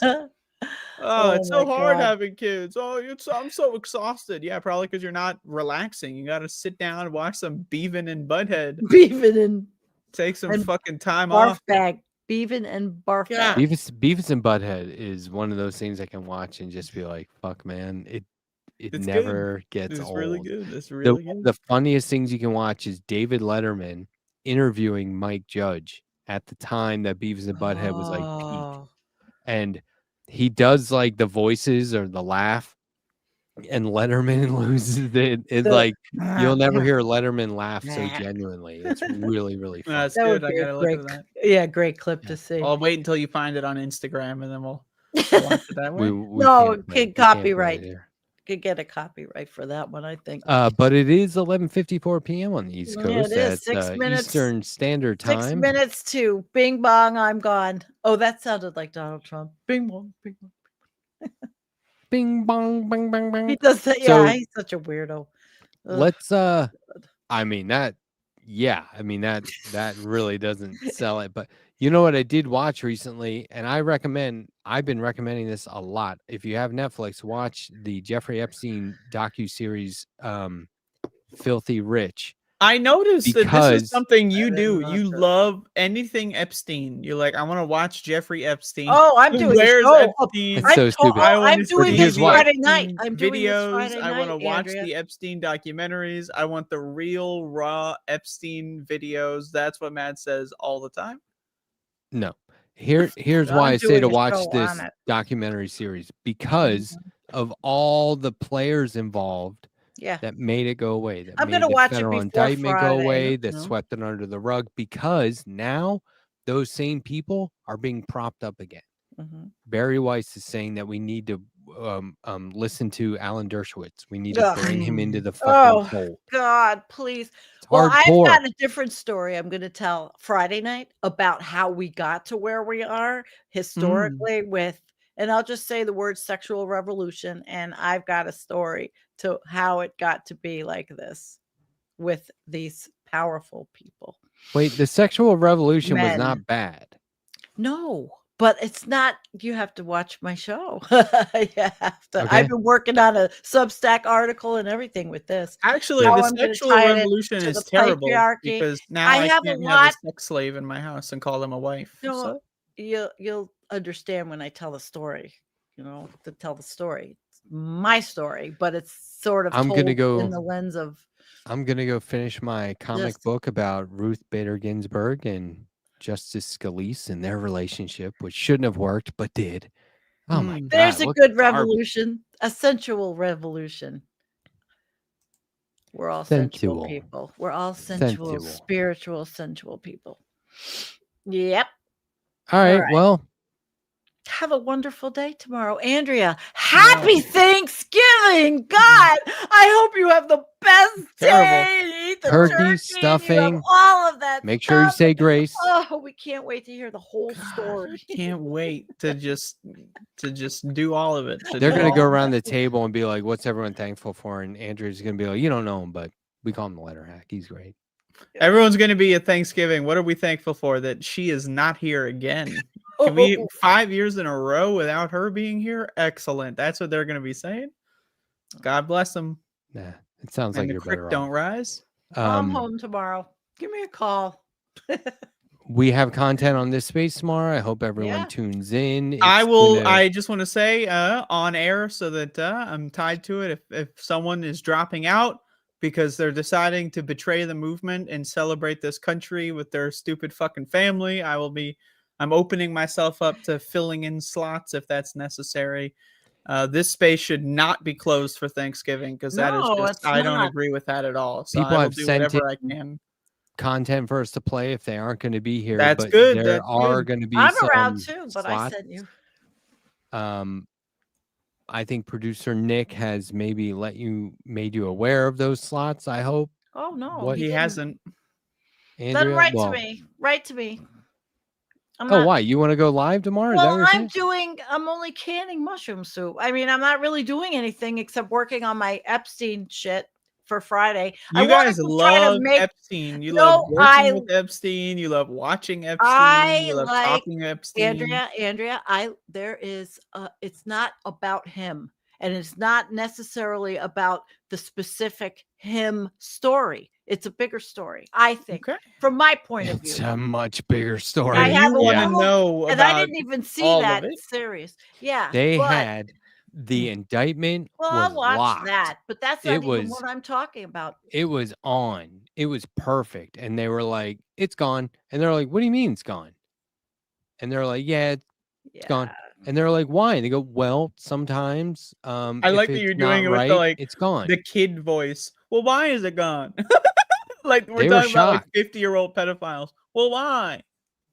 They were shocked. but like nobody could do anything. It just stopped. And it was like, obviously this is a fucking problem. But the more you hear about it, the less you remember the origins of this. And you need to know the people involved who made it go away. Sure. I mean, it is easy enough to say if you've everybody. got an orange pedophile running the country, it's not a real country. This is a fake country. I mean, there's so many reasons that I could go into, but we're about to end the show here about why this is not a real country. But now more than ever, it is a fake country. If you go live, do that tomorrow. There's gonna be some primetime slots available tomorrow night. Andrea, are you down? You're telling me I get to do prime time I Hate Thanksgiving on Thanksgiving for this space. Is that what you're offering to me? I'll be in the chat. Live so, on stream. yeah. What's prime time? Like 6 p.m., 5 p.m.? It The could be sun as goes early down as pretty 6. early here. It's I'm like usually 4:30 when at the sun goes 5. down. I'm usually at 5. Could be as early as 6, maybe more like 7 or 8. I'm in. I'll play Burger Time. Check That's with well producer Nick. He'll be able to tell you. Cool. I'll watch Andrea. Guys, thanks for Tell everybody to watching. come. Thanks for being on the show. Can't read that. It's burger time. Uh-oh. See it? Yeah, maybe I'll go have a burger too. Burger time. All right. Burger time. Thanks. Good night, everyone in the Get chat. the fuck out. Go. Have Leave. a wonderful day. Good night. I would like to thank Sandee for being here an entire show.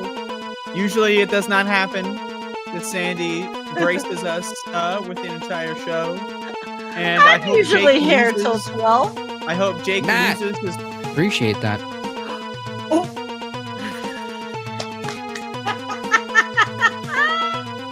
Keep in mind that Letterhack bought that monitor behind him during the boycott. So I just want everyone to know that as we end the show, that Matt I have violated like 5 the boycott. TVs in my house. I use Violated the 3. boycott at the same time as the knife attack. So just so everyone knows the timeline here. Okay. Burger.